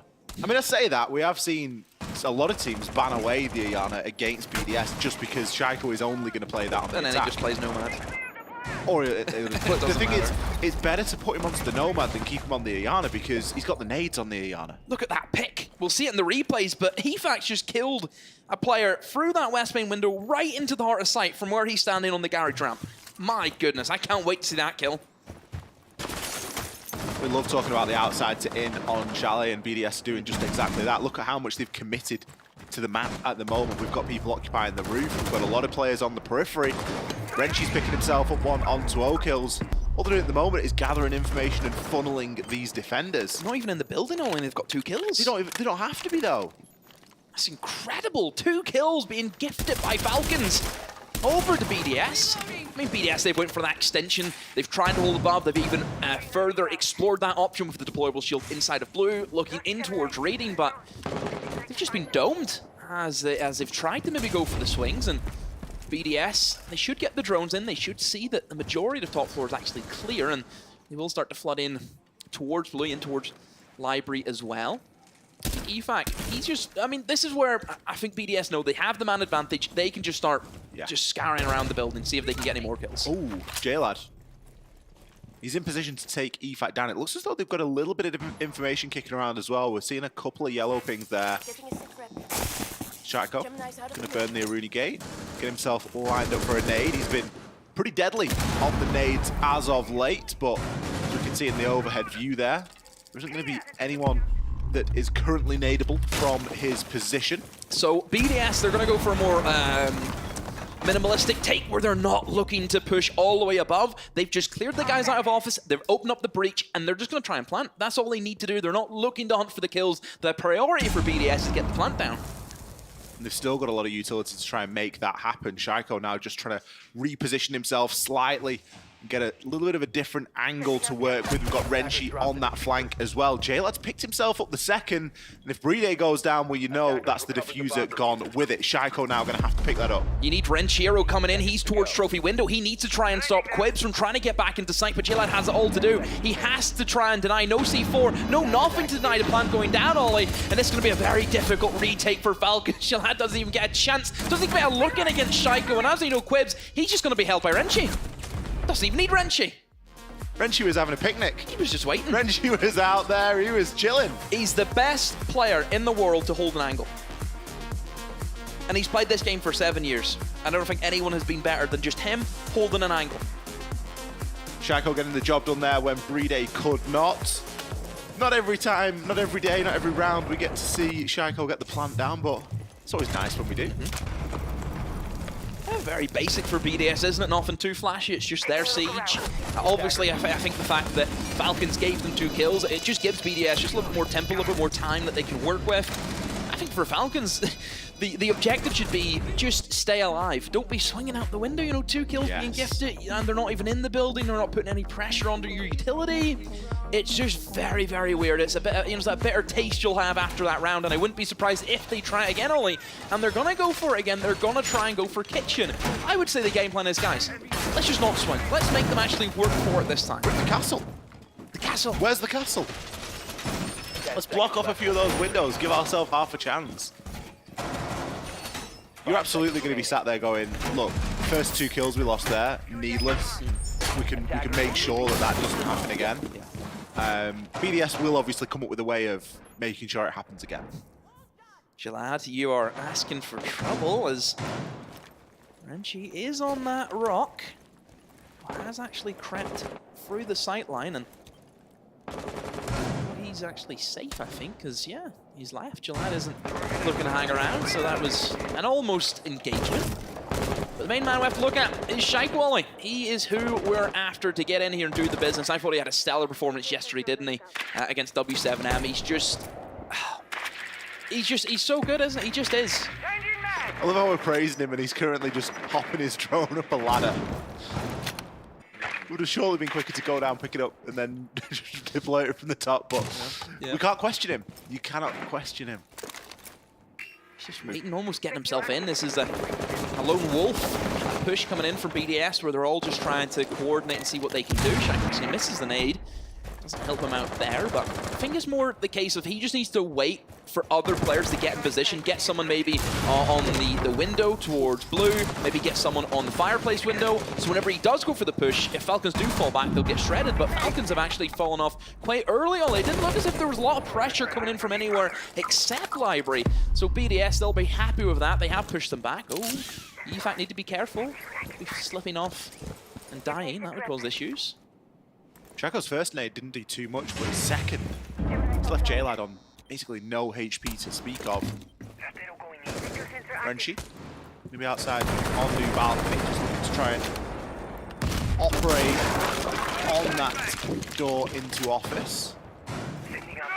Time again, something that I'm sure isn't going to be worrying BDS too much, but it is something they need to be conscious of. Falcons, they haven't lost anyone, Ollie, which is what we said they needed to do. BDS, like you mentioned, they're very slow, but I think BDS, as long as they have 30 seconds just to get that plant down, we know they're a team that will prioritize that plant 9 times out of 10. It's very rare you'll see them just, okay, let's go for kills, let's go for kills. Brede's always going to try and centerpiece those plants. And that's what they're going to be looking to do here, but Falcons have done, as you say, a fantastic job of playing from deep. And now they could maybe look for that rotation. EFAC's got a big job to do here, but he gets taken out by Joker. He was rotating to get himself onto that solar repel, and he's fallen. It's now going to land on the shoulders of the rest of BDS to do something about this one-dimensional push. 2 players still above inside of Solar. O-Kills and Quibs. O-Kills in a bit of an off-centric position. It will catch out Shaiko. Drone work not good enough from BDS, and there's Quibs. Eliminates the Lambs. Renshiro in the middle between both of them. Has that DMR, tries to spray through the wall. The shotgun pistol comes out from O-Kills. Drops to his belly. They should come in here, but no, he gets shot down by the Bailiff. Renshi has to pick up the remains, but he's all out of time. Falcons, a million times better than what we've seen previously. Having that ability to be able to fall back further and further on that top floor of Chalet is so important. And if, like BDS did, you don't have that player on the solar repel, or they get smashed off it straight away like EFAC did, it's going to become a big problem. There weren't sufficient pinch points. We didn't have anybody on double window. We didn't have anybody on bathroom window.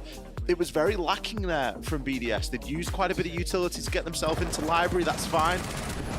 Beautiful little run out from Joker. Falcons did incredibly well to not give away anything. They made BDS just almost run in circles. They didn't really know what they wanted to do.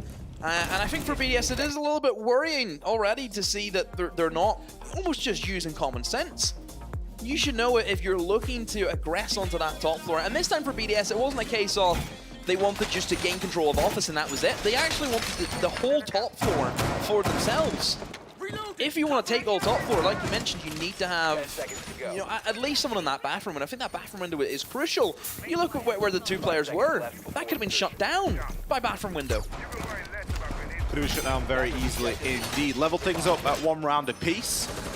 Much better from Falcons, who, to be honest, have had slower starts into a lot of these games. We haven't seen the best rounds that Falcons have played in the opening couple of rounds. They do tend to take a while to warm into it, so good to see them getting involved and on the board there in round number 2. As we move on, though, we're going to be going downstairs into games. Again, relies on that top floor clear. We have a library take. That's what BDS are going to go for. You see the Capitao, you automatically think, yeah, it's going to be used to clear away that suicide position. That's so... Is that not what you think? That's what I think. That happened once and once only. I don't see no dark. We've got the Ying as well. They do. Brede going to be able to throw those Candelas in. Maybe look to try and roll them in and do something about the player inside of stock. Although, nothing initially there to back that up. Great nade in through the top from Shaiko as EFAC will come through with the swing, but P9 is there. The Candelas didn't work. They tried to use the Candelas only to flash the player inside a connector so he could not hold the window, but it didn't work. The Candelas clearly have not hit their target. And BDS, well, now they're a little bit stunned almost. Lambs, he's on the balcony. He's going to see if he can maybe get himself in, but Falcons at the moment, they're still got players above Ollie. They still have O-Kills inside of box, and there isn't too much utility really, left in terms of the Candelas. A lot of them have been used. Obviously, don't have the Capitao arrow. Shaiko's missing nades. It's going to have to be a Lambs who has to use his nades. But look where he is. He's already in top fireplace. O-Kills can really just play patiently here. Lambs hasn't got a clue. Doesn't even need to aim down sights. Maybe picks a second up. J-Lad getting caught in the friendly fire there. O'Kills was out for blood and he was finding it. Renshi. There's a time to hold angles and there's a time to get active. This is the time you need to be a little bit more active there, I think. Yeah, BDS in general need to get more active. The lack of drone work has been really poor from BDS. Just a few times that we've seen just players go unchecked and they've suffered for it. Falcons in great stable positions. Joker even towards Kitchen is going to cause the misuse. Shaiko, he's going to be tunnel visioned in to try and clear out Connector. This is where Joker will just pick up his freebie. That's the power of having the man advantage on Shally where it is. A semi-decent, pretty big map, Ollie, in terms of, comparing it to others like Cafe and Border, for example. There's a fair share of rooms on this map that you will have to try and cover. And Brede, all by himself, a 1 versus 4. 1 Candela left to his name. I don't really know if that's going to be good enough to get all 4 of them. I love the idea there from BDS. It was almost an alternate way of dealing with that player inside of stock. You can go a number of different ways about that. Whether you want to try and maybe Maverick open a hole from the bottom stairs, that's always an option that teams can look at. 10 seconds remaining. Brede, he's going to go for the drop. Immediately gets himself into an engagement.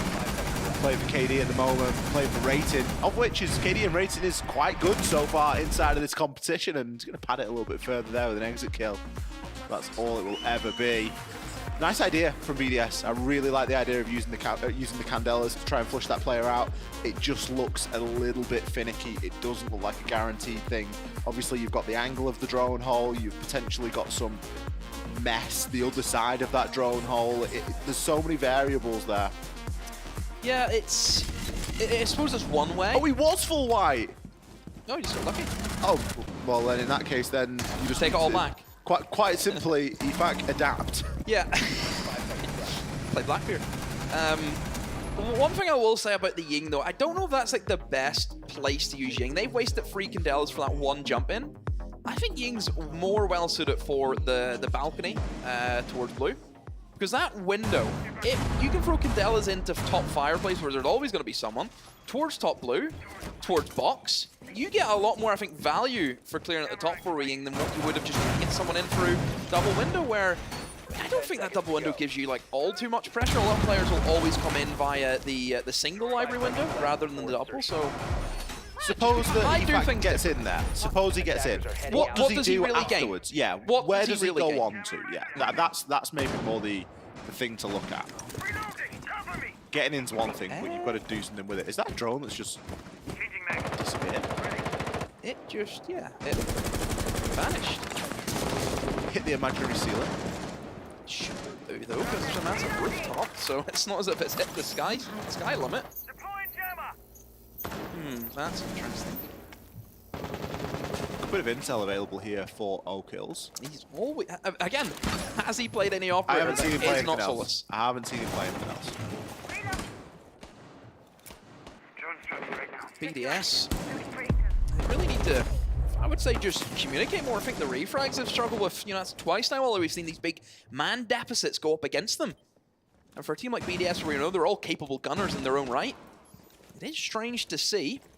O'Kills, he has a feeling someone's inside a bar, and it's a good feeling as Joker does confirm that. Alam's got himself in early. Let's see if he could catch someone by surprise, but Falcons, very quick to fall back. I think they've learned to respect BDS more than anything. Because you think about how they played against NIP, I feel as they were swinging needlessly.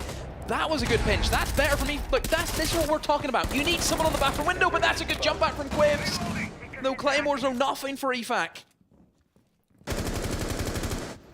Bit of a shame there, because that was a great pocket play from BDS. Good bit of teamwork, the 1-2 punch of Shaiko and EFAC both coming in at the same time.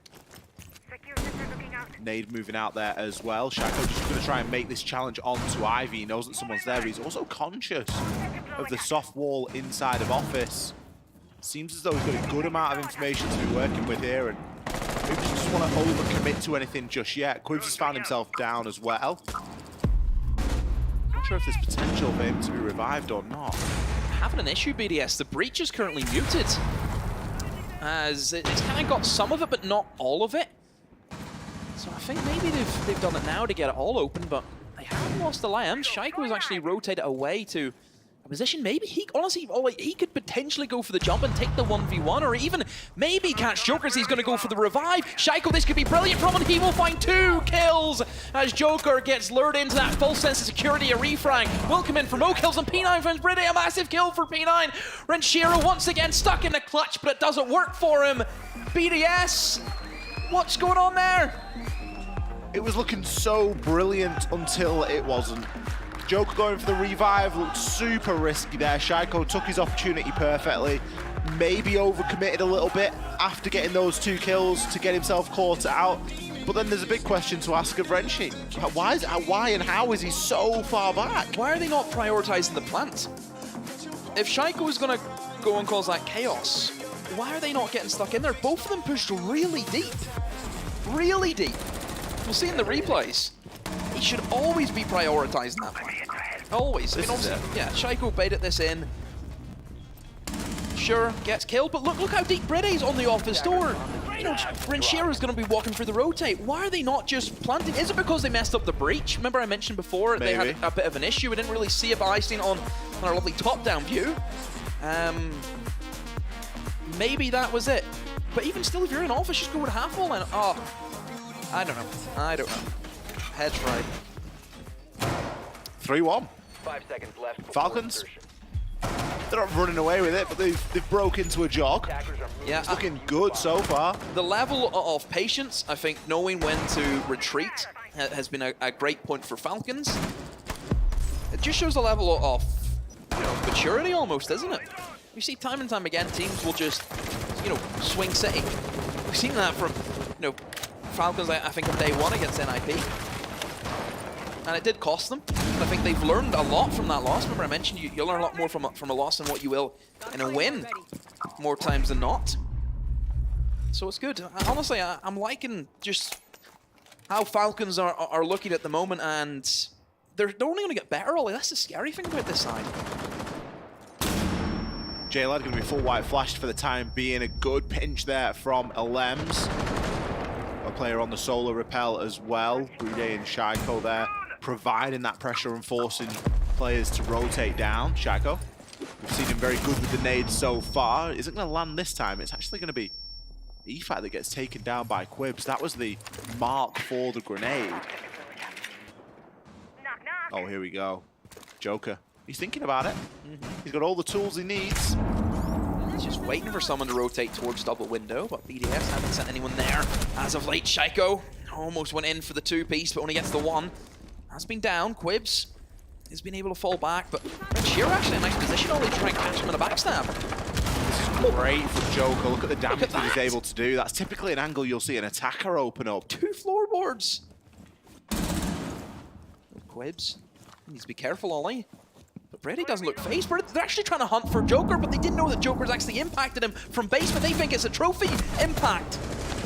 Gonna see kills continue to trade as BDS do manage to stabilize here. They know Joker's off site. Joker still gonna be out and about, top of West Main stairs right now. Both of them are holding. One of you go plant. Brady, go They're plant. in a reasonable position here. Alems is just gonna hold for the time being. It's not all the time that you're going to have to scream at BDS to get the plant down, is it? Just they're waiting for it. I mean, obviously it worked, but surely if you know he's off site, Brady, just get in there.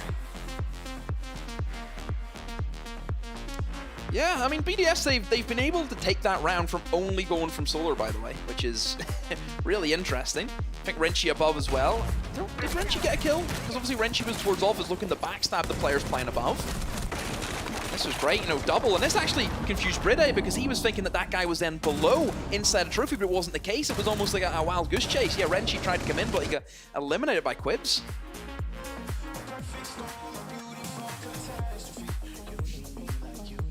What are you smiling at?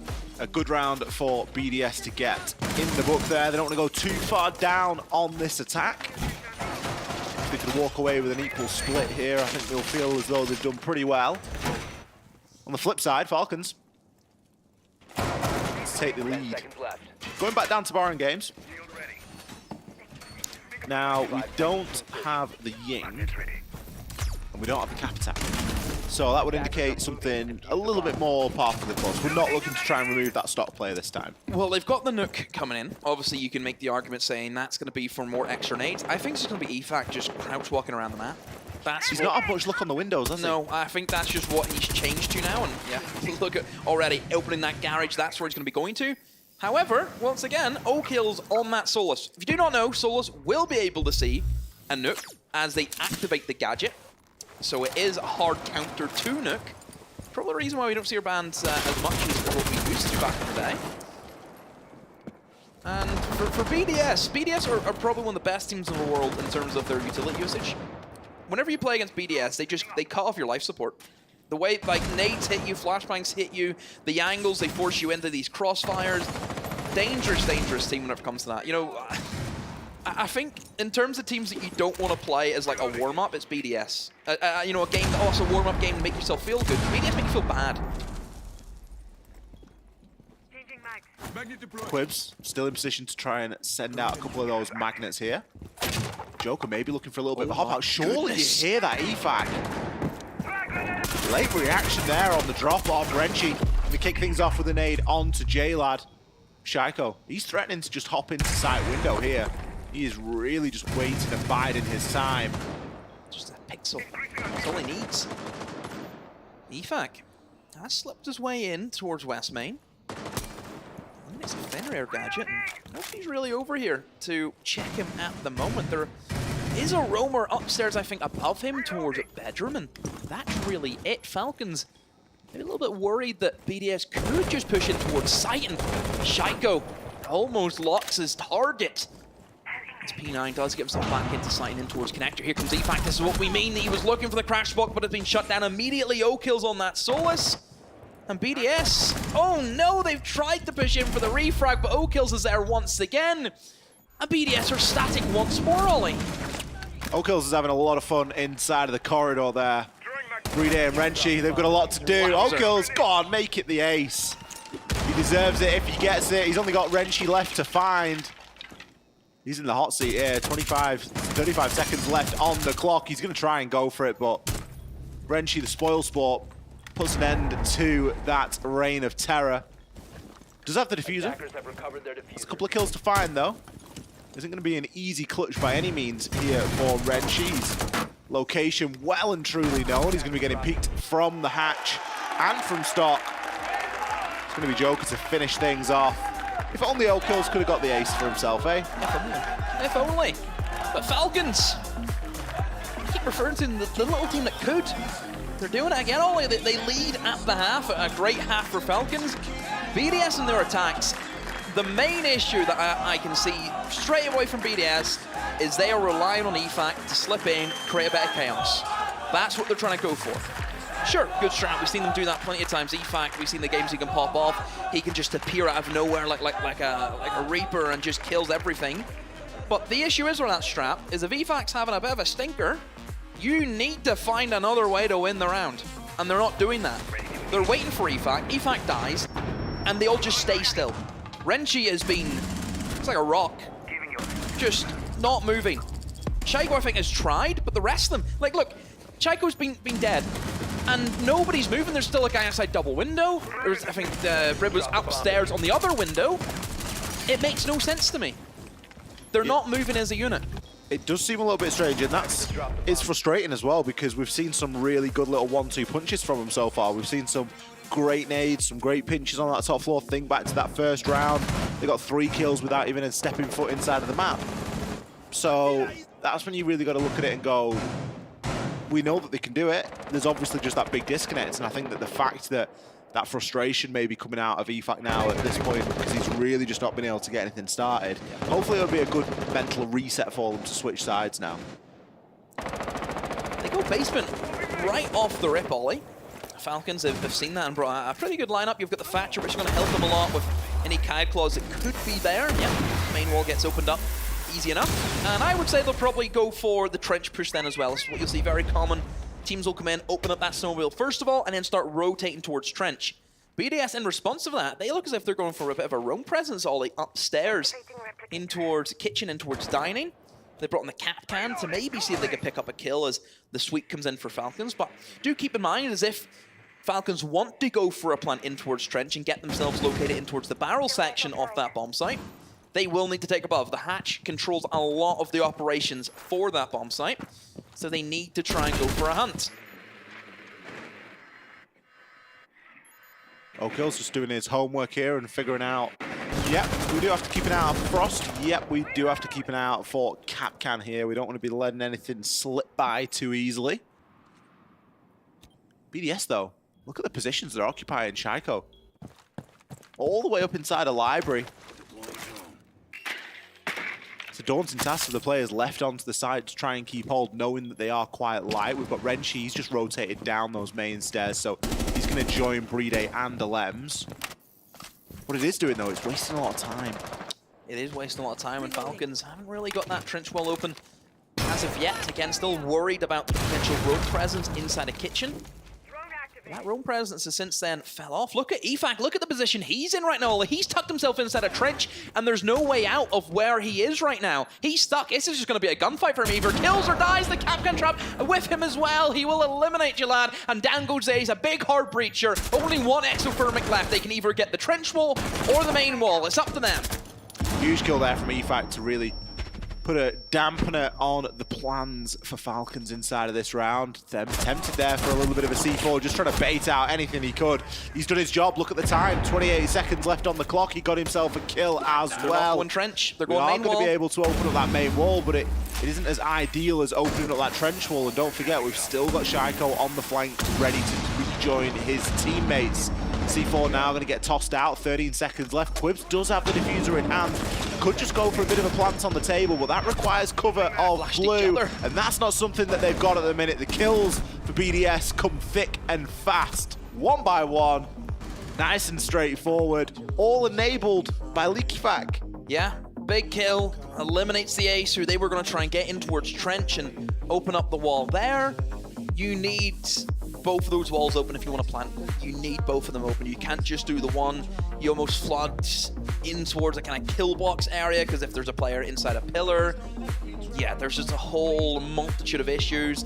BDS, I think, just played it pretty controlled. Didn't look really pressured whatsoever. Naturally, a massive risk from EFAC playing here, but he never got droned. He never got droned, so it's on Falcons at the end of the day. Only they'd not drone him. Falcons' drone in that round was pretty bad because they didn't find out there was a Capcan on that door, which is basics. And if they didn't know that EFAC was there hiding out in Trench, what if they spent the entire round droning? Because by the time that EFAC died, there was 30 seconds left on the clock. I understand there's a lot of map to drone, but there's also a lot of irrelevant places in the map to drone for that site. Really important to know what's going on that trench door. Because sometimes the wall isn't reinforced. And if the wall isn't reinforced, you can work that into the plan as well. So a good start from BDS. EFAC. Big risk, big reward though. That's how it's happened. He's going to continue with that Capcan. Ollie picks it up once again. So Falcons, they're going to have to go up against some mirror windows, Ollie. BDS, they've incorporated them into their setup. One of them is going to be located up towards top fireplace, a strong position for Renshi to play. Obviously, as the Wamai can keep himself safe from any projectiles that could come his way. I assume the other one's probably downstairs inside a connector looking towards games. And he can also cover portions off bar as well. Falcons, what is going to be their approach? We've seen BDS, they looked as if they just wanted to try and get library, and that was it. Nothing more, nothing less. I would say Falcons will probably try and go for a much more heavier control off the map. Try and get control of bedroom. Try and force your way in through towards blue. Use fireplace, for example. I mean, you kind of need to if there's a mirror window there. You've got to come up with a way of dealing with that mirror window. Whether it is going to be from above, whether it's going to be from below. P9. Going to be able to get a little bit of the work done on this top floor. This is all ground, though, that BDS have happily surrendered. Leaky fat though. Maybe thinking about a little bit of a stroll up those solar stairs. Just test how watertight the flank is here from Falcons. Joker gets himself into a bit of bother there, just challenging in onto library as well. EFAC's the big player here. It all relies on him again. He's putting so much weight on his own shoulders. they're doing a good job at running down the clock once again. Oh, potential flank. This is where the ban of the Nomad for BDS is going to be very important, Ollie. He's straight up. I wonder if anyone caught that on the camera. Yes, they have, Ollie. They were aware of EFAC going for the flank. P9 will eliminate him, and that's a good start for Falcons. That gives them the man advantage. And honestly, from this is where they can get a bit of momentum. They can just obviously push in, take top floor. BDS have fallen off. They've retreated back to the safety of the bomb site. Shaiko going to now try and make something happen here. It's a good drone, very good drone, finding him downstairs, because he could cause issues. Ollie, how many times have we seen someone jump over, you know, the fireplace into lobby and just been eliminated? And now he's got a bit of a difficult task getting back as well, because he could get cut off there at the bottom of those library stairs. Frenchie will find one onto J-Lad. Kills. We've seen him do fantastically well on this side, on the other side. Trying to get him for the floorboards as well. Yeah, P9 just going for a little bit of a battle there. Kills. He knows that there's that mirror window there, and he's going to get gifted a Lems. Lems is just going and putting his face into a bit of a problem there. The mirror window, though, Ollie, that's what it's all about. As long as that's standing, they can definitely get potential here to end this round. Fenrir will deploy those fear gadgets, and it does create some issues for Falcon. Shaiko now in the 1 versus 3. Has to try and stop the diffuser. All of them almost line up. Pistol comes in, but no!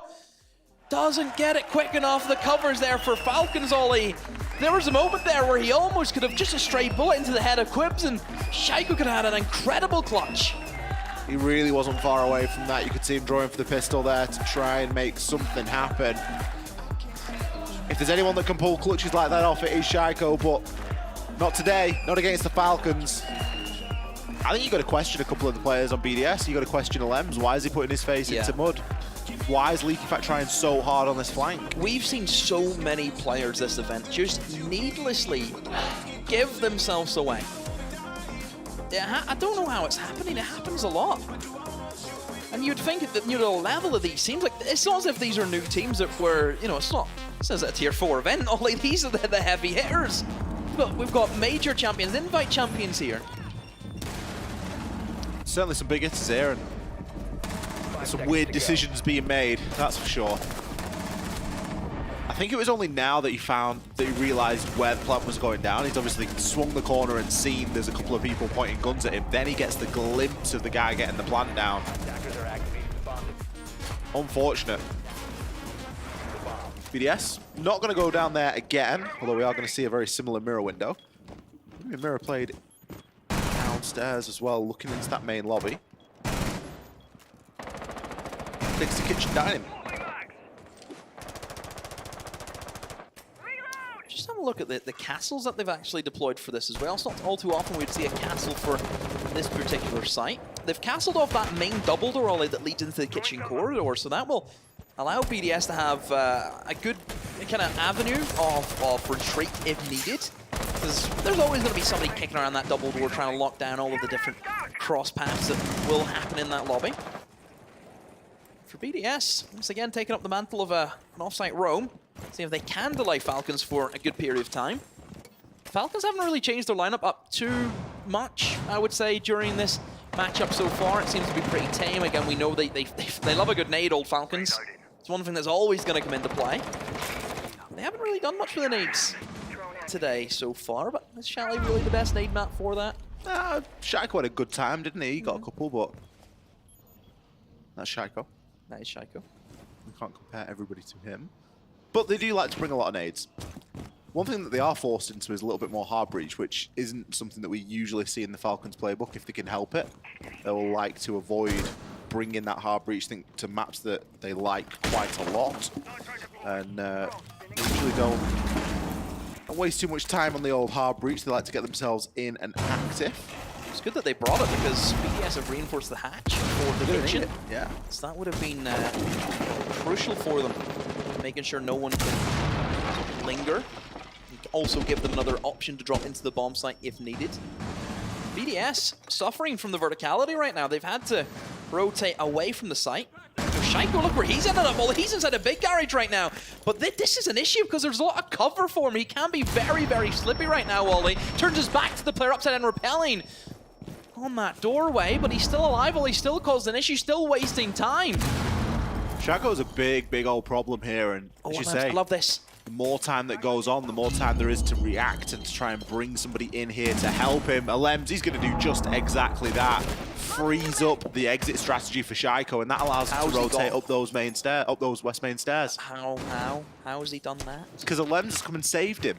But there should be more people than Falcon. He's jumping at that opportunity. And now he dies to a random nade. So unlucky. Up against the castle barricade, the nade goes in, but a good refrag from Renshi. But then he himself will get taken down as Falcons, they are desperately trying to get into the bomb site, Ollie.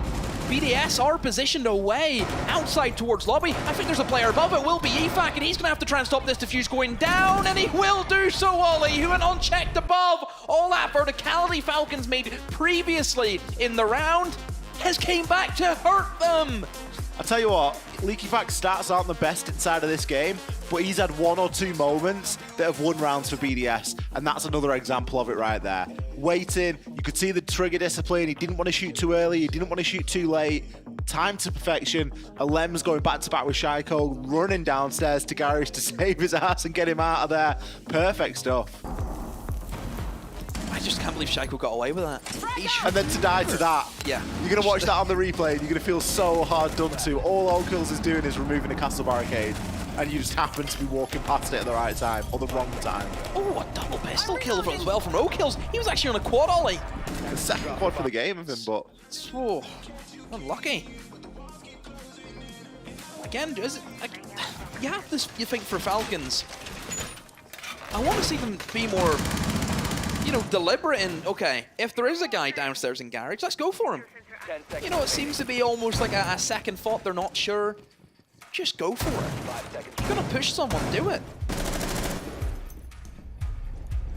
And commit to it. You know, you look at the big garage there and how easy it is to just rip open those 2 big walls or start to pressure in a little bit. Just go for it. Shaiko, maybe feeling himself a little bit too much there. It was a close one again. I think both teams not shying away from potential spawn being set to occur from time to time in Shally, but BDS. It's going to be another defense for them that, you know, worked really well the last time, and that was just because EFAC was on top of his game, being able to eliminate a key piece of hard breach for Falcons. Oh, EFAC just swings. Here's Joker come in through the window.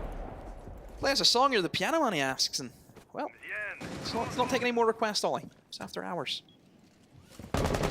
Great opening pick and no real ability for that to be refragged either. We don't see the same presence on the windows from Falcons as we did from BDS. I find it really surprising that Falcons haven't tried to incorporate a Jackal. It's an operator that we've seen them use very heavily on a map like Cafe and also on Villa whenever they were dealing with roamers. I'm shocked that they haven't maybe tried to fit in the same again.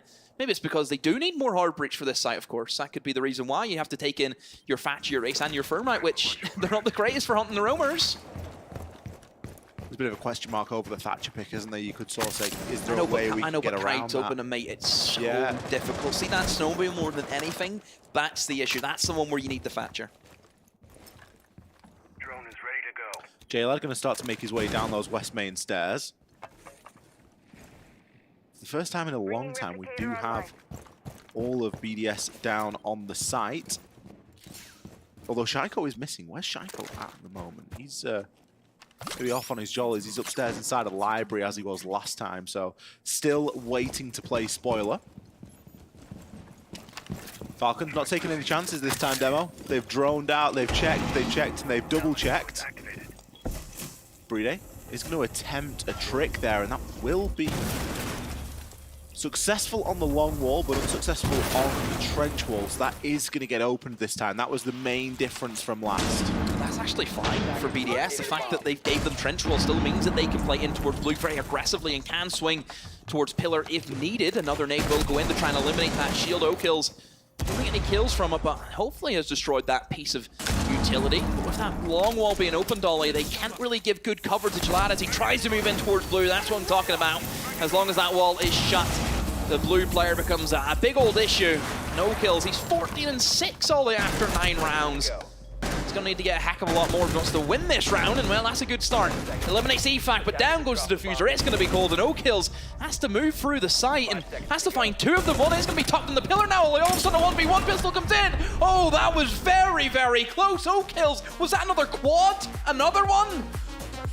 3 quads in one game. The problem is, ripped away from you. You've lost 2 of those 3 rounds. So it doesn't matter. It's as good as getting 0 kills because you lost the round as a team. BDS is certainly going to be feeling as though they've gotten away with one there, though, because that did get scarily close. When I saw Renshi go back for the peak, internally I was screaming, just run away. Just run for the hills, run up blue stairs, because he hasn't got time.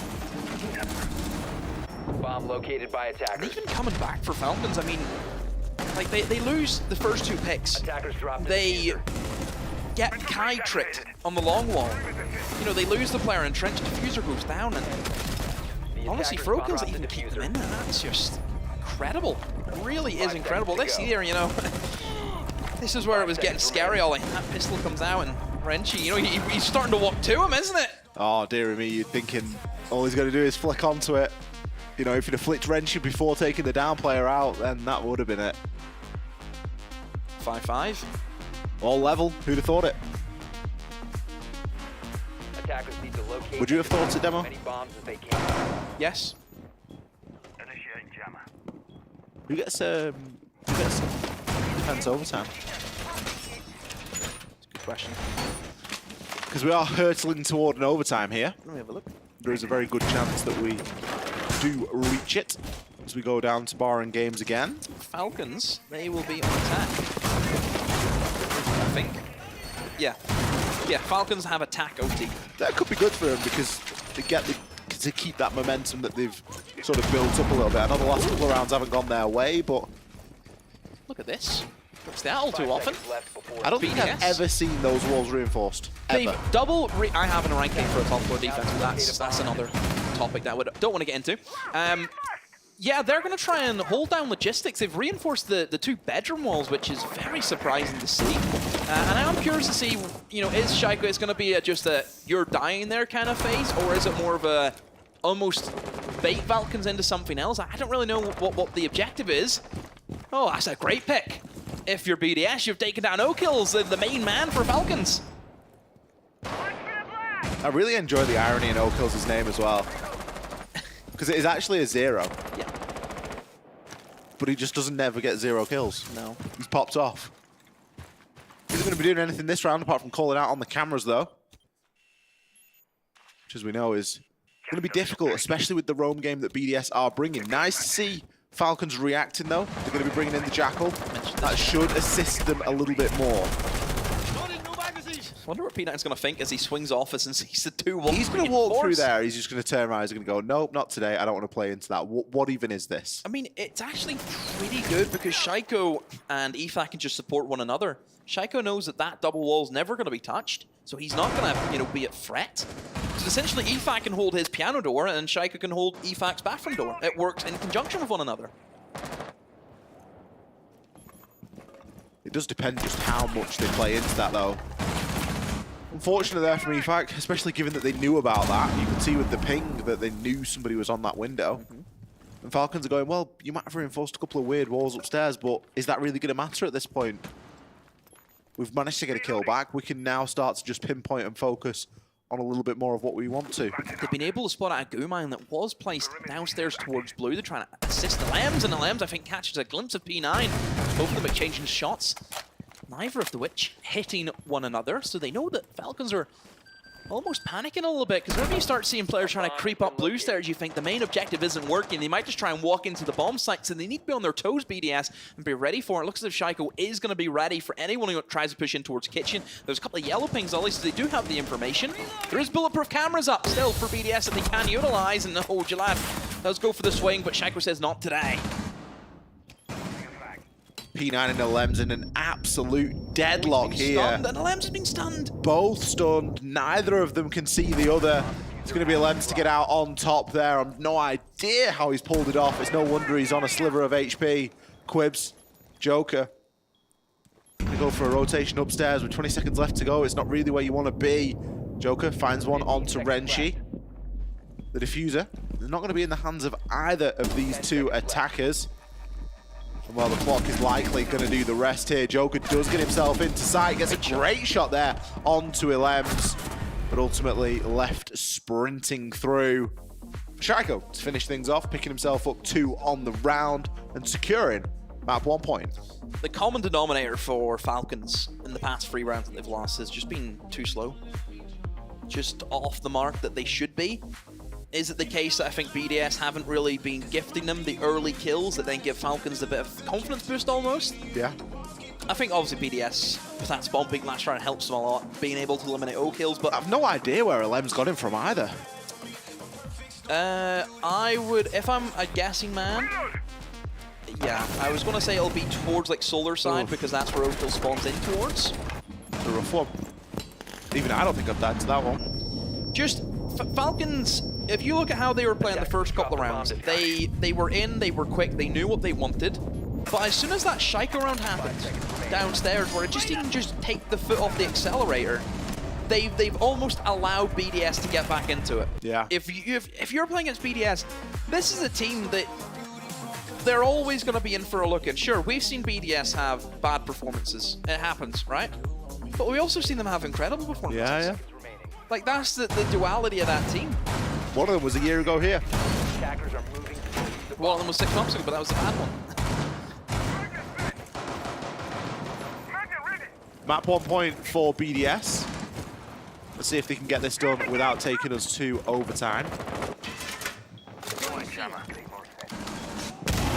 Wasn't the best attempt from Falcons last time we saw this site. It was another flashy 4K from O-Kills, but no flank protection, and EFAC was allowed to make that rotation above. He stopped the plank going down at the final second. Kills haven't been the problem for Falcons. It's been everything else, which is always a big problem. Yeah. It's been trying to get the plant down, prioritizing that. And BDS, I don't think I've done too well in the fragging department. No, I don't think. You can look at him and you can see that. EFAC's going double negative. Yeah, We've got just scraping by. Shaiko, he's only just positive. Renshi, I feel, so bait a few of his kills in the early rounds, but we'll not get into that. And there we go, the first pick again goes in favor of BDS very early on. Falcons not working in conjunction. The refrags needs to happen, but it's not coming in. And also losing the Jackal, which would have helped them for this exact role that they're trying to achieve, is an issue. I'll tell you what, just to cut you off there, the Wamite is really hurting Falcons here. How many times have you seen the nades getting thrown and immediately getting caught inside of the guy from Wamite? I was just going to say, it's as much as we praise BDS and their utility on attack, equally their utility for defense is equally as good. J-Lad's literally just lost 2 nades there. We've lost a bunch of X-Kairos pellets trying to get the solar wall open. It's super difficult. And it comes down to the information gathering again. You've got to find that stuff out on the drone. You can't just be leaving it to a chance. Second kill now comes in for BDS. Falcons still not in position to respond. This is like the round that BDS have. Falcons have lost 2 players and they haven't even entered the building. Yeah. You know, it's the reverse of round 1. And only because the teams are on opposite sides. Oh, it's just going to keep on coming now, isn't it? J-Lad's got himself into the site. Doesn't matter. He's going to likely find himself a quick engagement here. Maybe gets a good couple of points of damage in, but he's on his own. Where's his Reday's diffuser? down. What's he going to do from here? Where's the diffuser? Where's the kit? Shaiko from above shuts him down. You can't just crouch walk your way into sight. Map 1 in the books here for BDS. They dropped off a cliff in that second half. I thought it was a very strong start for Falcons. Very, very strong. They looked together. The refrags were good. They were able to stay on top of the man count. And then BDS just pulled the flip on them. They flipped the switch and Falcons just faded away. 4 rounds on the trot. They lost Ollie. BDS just dominant. Very, very... Those past 4 rounds, I mean, obviously apart from the close one at the end on that basement attack, the rest of the rounds were easy. We're going to hear a very short break. After that, we'll be back with our analyst desk. They're going to break it down and set us up for map number 2. Don't go anywhere.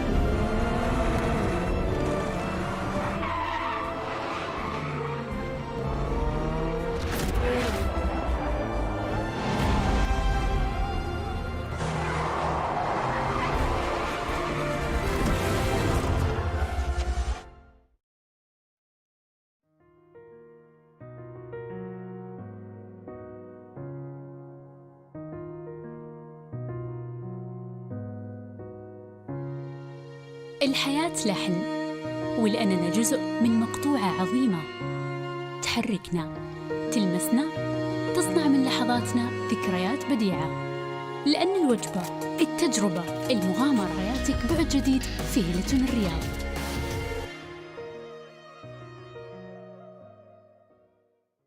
All new Honor Magic 5 Pro. Freeze even fleeting emotions in just milliseconds. Take marvelous night shots with lightning-fast exposure. The display reveals more details in bright areas with an astonishingly long battery life that just keeps going. The latest flagship chipset brings you exceptional performance. Unleash the power of magic. Honor Magic 5 Pro. Take my hand, follow my lead. Only one way to be. Living young, wild and free. Living young, wild and free. Yeah. Look into the stars, look into your heart. Tell me what it is you seek. Jupiter and Mars fall into my arms. I got everything you need. Oh, don't wait too long. We don't have much time to spare. This could all be gone tomorrow. So all I need right now is your love. Taking me home, taking me home. So when the moon rises and the flame is ignited, we're stronger together and weaker divided. Yeah. Take my hand, follow my lead. Only one way to be. Living young, wild and free. Living young, wild and free. Yeah. We don't want too much.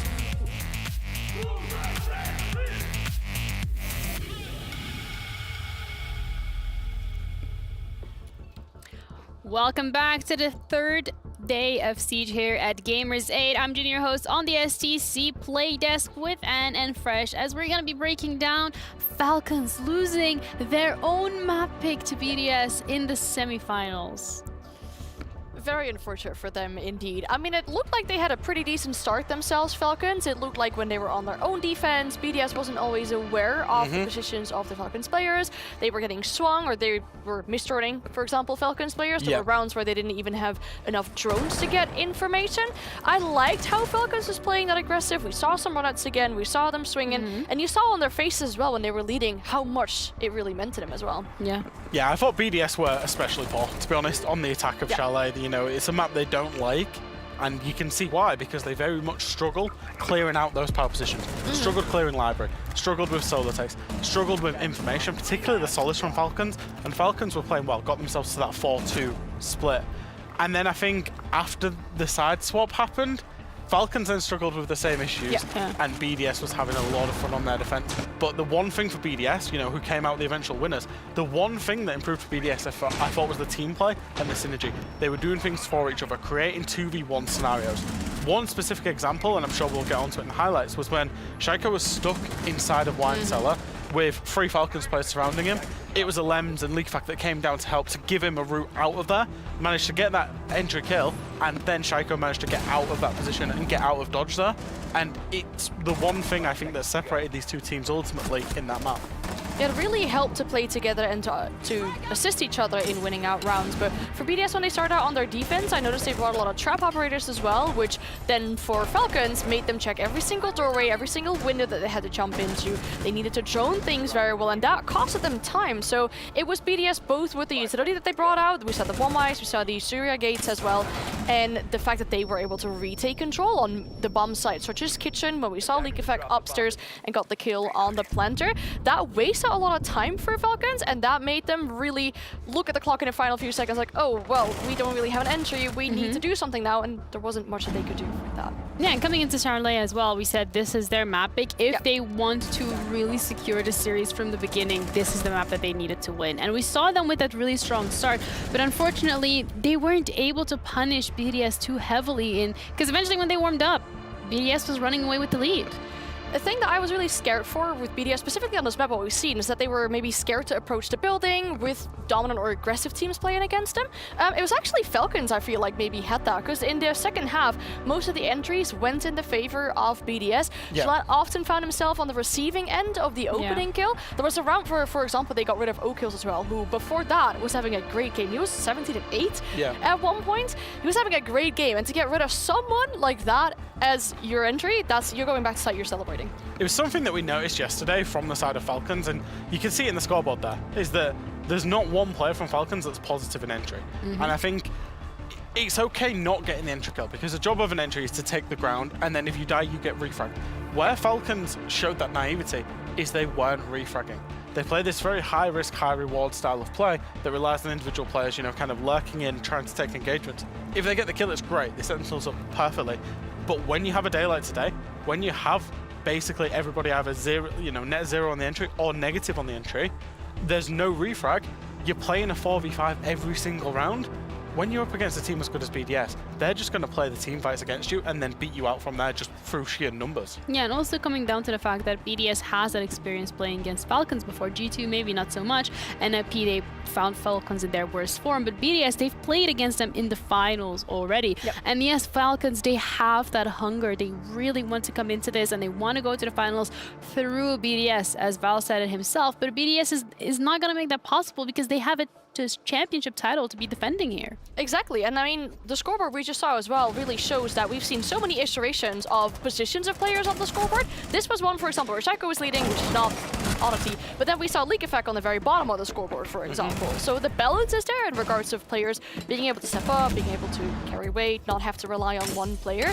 Whereas for Falcons, I was maybe expecting a little bit more from P9. We talked about him a lot yesterday, how he was unleashed, how he was able to play ranked and play solo, maybe a bit separate from the team, but play it like he was comfortable with. And then for his stat line, I don't think was impressive enough to go against such a strong Titan team as BDS. Yeah, it wasn't just the kills for him as well. You know, he went negative. He had very low kills, but he also had very low deaths, which means even in the rounds that Falcons won, he wasn't having an impact. And I think for a player that, you know, Valentino has told us, we give him the freedom and we give him the freedom and he will pop off. It wasn't happening today. No. Instead, on the other side, I think Shaiko from the side of BDS was one of the players that was very much coming through as one of the players that carried BDS this time around. I mean, League Effect, we said it, started off a little slow, and then even though he managed to pick up pace a little bit, it was still slower than usual game that we're used for them. But as when we're looking at Shaiko, I mean, it's Shaiko. What else do I have to say? We talked about his nades before, right? Again, on this map, they were pretty good, getting rid of power positions where they were struggling with that a little bit. And a point that you made, for example, as well, P9 just not being very active in the game, regardless of like opening deaths, or deaths in general. League Effect had those a lot, so that means that, for example, if the team play is better on the side of BDS, you're basically sacrificing that player to just get in, die, and refrag them, but that process wasn't really happening on the side of Falcons then. Yeah, Falcons not really getting those refrags, and we're going to be heading into the next map, which is actually BDS's map pick, and that's where they are the most comfortable on. So already having that lead, having that momentum, and having figured out how Falcons like to approach things, it's looking very dire for Falcons to be able to bring this back. I've got a stat line, which is when a team has gone head-to-head, you know, these teams played twice at Gamers8 last year. They played in groups and then they played in the final. Falcons played in five maps last year against BDS, lost all of them, and have lost the first map today. That's a 6-map loss streak against your opponent. Ooh, that's got to get inside your head. But it's not only that. Last year they played on Bank, they played on Border, they played on Oregon, and they played on Villa. They've just played on Chalet. So out of the 9 unique maps we've had, they've also played 5 unique maps against BDS. They can't beat them on any map in any situation at the minute. Then we add into the fact that this skyscraper that we're going into is literally BDS's favourite map, and Falcons don't really like it. They try not to go there if they can. I think they've only played it once, you know, inside of MENA League. So them odds are not stacking up very well for Falcons. Yeah, coming into this series as well, you said it yourself, Fresh, that you really liked the map selection. You said that it was very equally balanced out, but Anne, looking at it, that was based off the case that Chalet was Falcons' map. So Sky now, you were... Yeah, I mean, the point that you made, Andy, about them not wanting to play it a lot, Falcons being this, is this was the one game in the MENA League that they struggled to the most. They were able to win all of their games, only one went to overtime. That was on this map. Against Geeky, they went at 7 or 8-7, still won it, but that means they did struggle a little bit on Skyscraper. BDS is super comfortable on it. They like to play this map in best of 3s, best of 5 situations. When they were in their strong, era last year, winning these events. I think another concern for Falcons is if they were so slow on the attacks, and for BDS maybe as well, slow in clearing out power positions, clearing out utility. Skyscraper is an even bigger map than Chalet, so that requires even more of that process, and you as a team would even want more time to do that. Yeah, and they're probably not going to get the time to do so because, again, BDS, this is their playground, this is their home ground. They're so locked in to be able to close this one out that it's looking really scary for Falcons to be able to bring this one back. From what we've seen on Chalet specifically, from what we've seen on Falcons really in the last 3 days combined, anything specific that they could implement here on Sky to give themselves the best chance of success? I was literally just thinking, we are stacking up all of the odds against Falcons. Yeah, here. We're given a logical reason as to why Falcons shouldn't win this. Yes. But we've been here before. We was there with the G2 game. We was there with the NIP game. Falcons are a team that, logic doesn't necessarily always apply to them because they have such big heart. They have such big motivation. When they get fired up and they really get going, things start to snowball. And I think that's the one positive I would take if I was a Falcons fan is they've got players that individually, can go head to head with BDS and beat them. They've got a team that they don't know when they've lost. They just keep going. They just keep forcing it. And they, have pulled back comebacks. Even go back all the way to day one.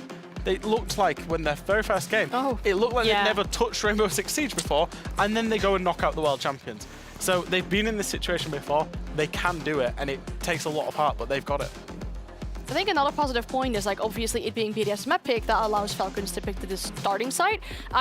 It would be weird to say if they would go for attack. I'm expecting them to go for defense. Having a bit of a bump in their confidence, maybe after losing their own map pick, getting some rounds on the board on defense will be huge to regain that confidence. And because we saw it on the faces how much it means if they build a little bit of a lead, if they get back into that, good vibes, to good mental attitude, that might help them too. Okay, there's a lot of things on the line for both of these teams. Falcons, they want to get their revenge arc going. They've already beaten NIP, but can they do it to BDS? BDS, they're one game away from securing the finals, one game away from being closer to $750,000. Let's head into the second game with Ollie and Demo. Thank you very much, Ginny. Demo, I think I'm biased. I love our desk. I think they are fantastic, doing a great job up there. We're going to be headed into our second map of this best of 3 series right about now. We've got Skyscraper. We haven't seen Skyscraper yet at G8. We have not seen this map. It has been hidden away in the depths. And now we get to watch it. Here we go. Is that all you've got? I mean, here we go. I'll be honest, Fresh is... Are you going to start with a let's go, do a let's go chant? I don't know, Fresh has kind of sold it to me that this is just so against Falcons. Yeah. Well, we know the desk, right, so... That's where we're at. I said I'm biased, I said we've got a fantastic desk. I didn't say they're always right. I mean... they have a habit. Fresh made a good point. Whenever we said, oh yeah, Falcons, they're done. Journey ends here, they win. It happened at G2.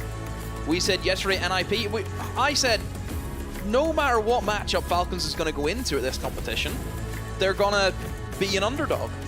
It's the way it's always going to be. But, like Fresh said, whenever this team gets going and they have a bit of belief about them, we see them do magical things. Look at the comebacks they had against NIP yesterday, coming from behind. Yeah. We're going to need to do that today. But it's a very difficult map to go against BDS on. Skyscraper, great map for BDS. It's one that they'll love to play. They'll go for it.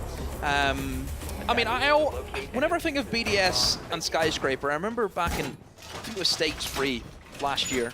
I remember I cast the BDS versus G2 and Skyscraper. I was there. Did we do that together? It was one of the worst games of Skyscraper I've ever witnessed in my life. It was really bad. Mega bad. No refrags. The utility was not just... Disgust. And yet you're sitting here and telling me that BDS are a good team. They are. Well, they've improved since then. They don't start off on the favourable side here. Falcons do. Falcons kicking off on the defense. 5 seconds to insertion. Kind of glossed over the bans, but we've got a Ying Azami ban coming out of BDS. Attackers must And the locate Thermite and a Cade ban on the side of Falcons. Yeah, Thermite will be used specifically just to try and neutralize the attacking half whenever they go for their office attack, mostly because Thermite can get 2 walls with 1 if you place it correctly. So that's probably the only thing you can add into. If you look towards the kind of south side of the building, towards the office walls, you can open up the mini bar and also the main wall. So that's why you ban your Thermite just for just a singular wall, but it is very, very strong and it does give the attackers a lot of leeway in for those attacks.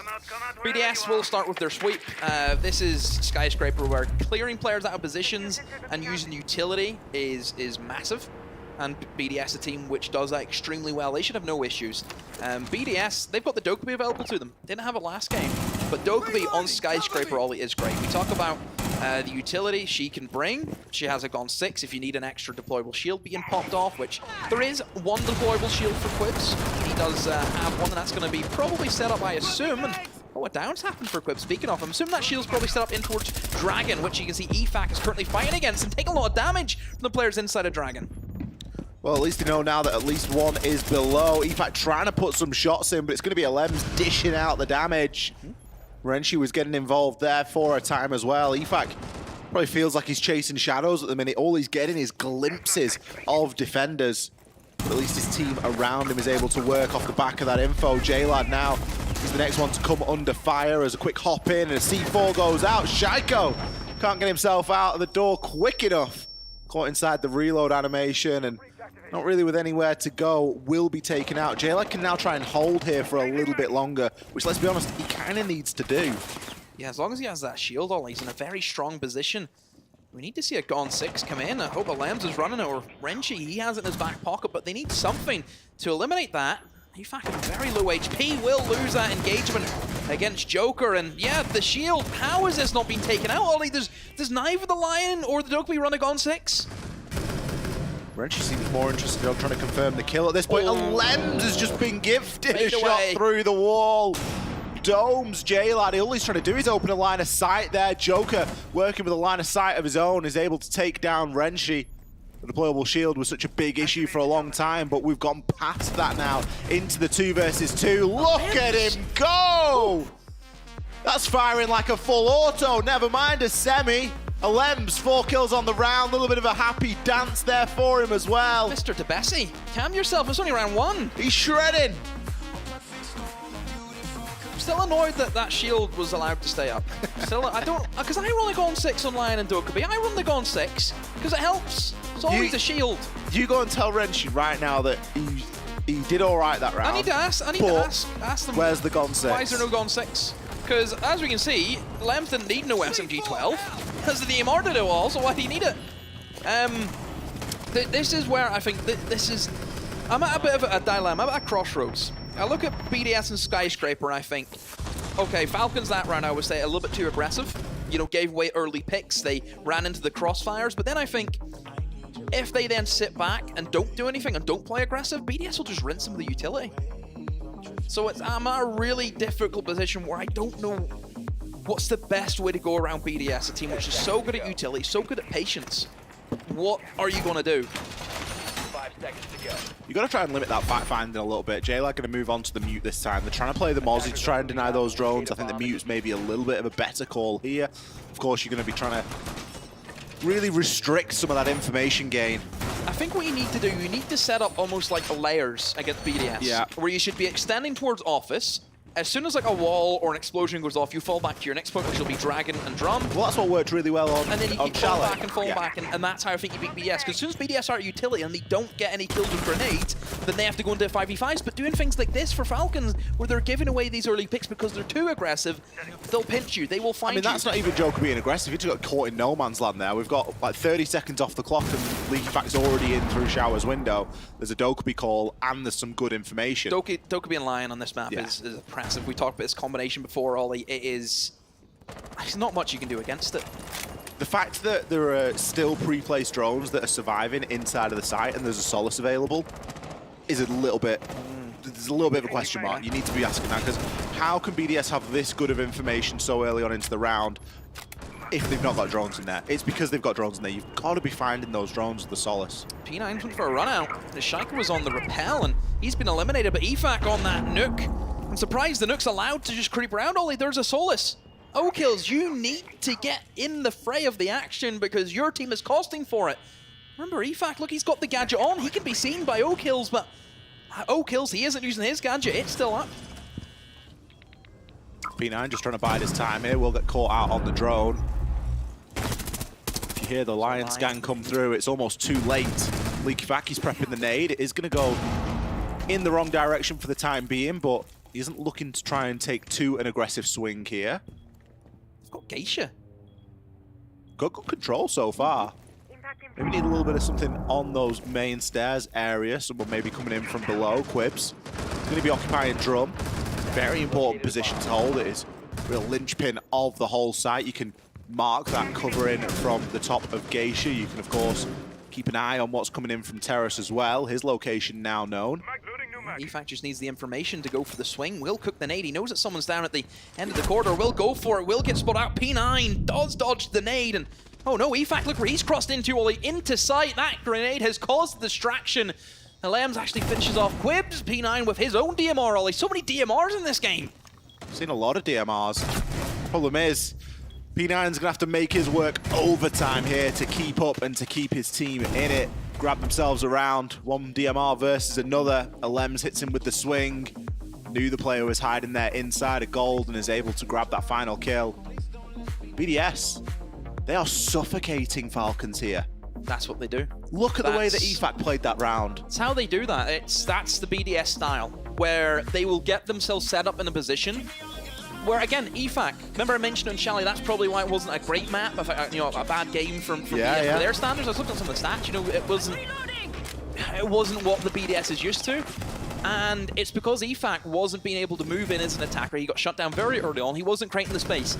If EFAC can get himself into these pockets that will just cause mayhem and make Falcons have to work 10 times harder, all the BDS just play around that, and they'll set up these crossfires, set up this utility. That's where BDS are at their best. That is where they are so scary. And that's why we've always said that no matter what, BDS, they'll always be a good team. Sure, we see them have bad spells, but we know all it takes is one bad tournament or not qualifying for a tournament, and they're favorites again. 10 seconds left before insertion. They've been favorites in every tournament they've played in for the past 3 years, by the way. I don't think any other team's done that. Attackers are heading out to defuse. Certainly very impressive. And they've done more than expected as well here on Skyscraper. 2 attacking rounds typically is good enough on a Sky. If you can pick up 3, even better.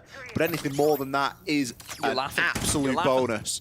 Because attacking on this map can be tricky. O-Kills searching himself out a couple of nades. It's what we needed to see from O-Kills. A little bit more aggression, a little bit more in their face. I'm surprised the Mira hasn't been picked up by Falcons for this bomb site. It is very strong combo that with the Bandit, of course. Look at him go! Back. He was hunting for Jalad, but he's found Joker instead. He doesn't mind who he finds. Going to send a nade up from below on a bit of a hope and a prayer. Alems knows he's there. Should be able to hold that for the duration. Nade him? Question mark? If you wanted to keep holding your nades, you could look to try and hold him, but I think maybe EFAC is going to come in and try and do a little bit of that work for his team and give the player a reason to move. See if Alems can hit with a catch. Just make sure no one's Bandit tricking that main wall, and we'll have access in towards VIP, and EFAC, he was over towards walk-in closet, but Alems finally gets Jalad. I'm really shocked that that kill didn't come earlier. I'm more surprised that Jalad didn't even move an inch. He stayed there for a good minute. I think that's just how sort of calm BDS can be, because they know that EFAC's going to be coming in from the other side. Alems knows that he's got vertical to work with. You know, I can do the vert while you make the rotation, and all of a sudden it all just comes together. Because obviously Alems, he knows as he's going for the nades. If Alems does die, EFAC will be there for the refrag. Exactly. Because they know where EFAC is and the pockets of space that he makes. Better to throw your nades before you go for the challenge. Shaiko's making sure we don't forget about him. He gets his first kill. Hey Shaiko, how are you doing today? Round number 3 for you to get your first. It's not always too normal. P9 left in the clutches here. BDS, they have torn this defense limb from limb. It's not looking good, is it? It's not looking good for Falcons. This is what we worried about. We've seen this map come in for BDS. It suits them so well, Ollie. And I think the fact that EFAC's having a good game, it just... He's moving around the map with ease. You know, he's like he's on skates. It's all about LMs for me at the minute. 8-1. Top of the pops. Leakyfac 4-2. Shako 2 for 2. Got his 2 kills that last round. Brede, bless him, probably spending 2.5 minutes around on a drone. Hey, I think for games like this, you should add in an extra section of the scoreboard. Walls opened. Well, walls opened, and how much time did you spend on drone? Because everyone else is running around getting all this beautiful information, and it's because Brede is sat on the drone somewhere, and Renchi as well. So this is feeling very similar to Falcons whenever they went up against NIP on the first day. It is. Where they're not shooting back, they're not getting kills. And at the end of the day, as much as we talk about how intellectual you have to be to play this game, you still got to shoot straight. If you don't shoot straight, it doesn't matter how smart you are. You know, Fresh is a testament to that. Falcons have just taken their timeout, so let's see what the content of that timeout was. Halfway through their defensive phase, they're going to actually reattempt back here. Now, I think this was probably the worst site that they defended. Really, if we think about it. They did lose a lot of people below, though. Maybe they're looking at that and going, okay, that was needless. We can work around that a little bit better. Let's play a bit tighter to the side. Let's try and not be going off on our own so much. It almost feels as though that timeout was just, guys, who's got an idea? 10 seconds. Anyone want to speak? Anyone have any clue? Somebody needs to step up here and grab the bull by the horns. They need to. Well, BDS have come up with a few ideas of their own. Because right now they're dealing with a bull in a China shop. Just tearing for everything. We've got BDS, a sense. Yeah, we've got... I've seen this a few times. Office is a room where there's a lot of different angles that go into. A lot of head holes, mini bar, connector, whatever it is. Sense is great just to block off, 90% of them. So it does work. This is a good strat. I've seen this a few times. You will try and get the Sense rolled in through windows and it'll bounce off the walls and it'll just create just havoc, just mayhem. You also get the hard breach gadget, which is also a pretty good substitute for the Thermite. Brede's never too far away from the hard breach gadget, is he? Let's be honest. I wonder if they're going to go for the jump in as well. I've seen that where teams will actually jump in off the Sense gadget also and just try and play as quick as they can. Something did get caught inside of the Wamai there. Roll it off. They've used an impact to destroy part of it, but you still see the majority of it is sorted. Haven't got the main wall open though, Wally. That's something that they are missing out on because, as you can see, Quibs just happy enough to dance in behind that table, can hold on to that window. Brede only has just the one left. He has used it. The Lambs, are you going to use any of your utility, perhaps? Maybe a smoke grenade to help you jump in, but no. Okay, so they've wasted all their Sense gadgets. He didn't do what I was expecting, which would be jumping off this and play really, really fast. I don't know what the idea was. I'm confused. BDS aren't doing the best job here. Like... Where's the rest? Where's EFAC? Where's Shaka? Where are the guys clearing below? Because we know that Falcons are going to play below on this site. Yeah, BDS just entirely forgot about that. Shaiko is going to come through Shrine, but immediately taken down. Renchi gets gifted too. I mean, BDS have just got the fundamentals wrong. If you're going for that play with the Sens and the Glass, you need to have that main wall open. And as all that utility goes in, you all converge into the office and try and get that plant down.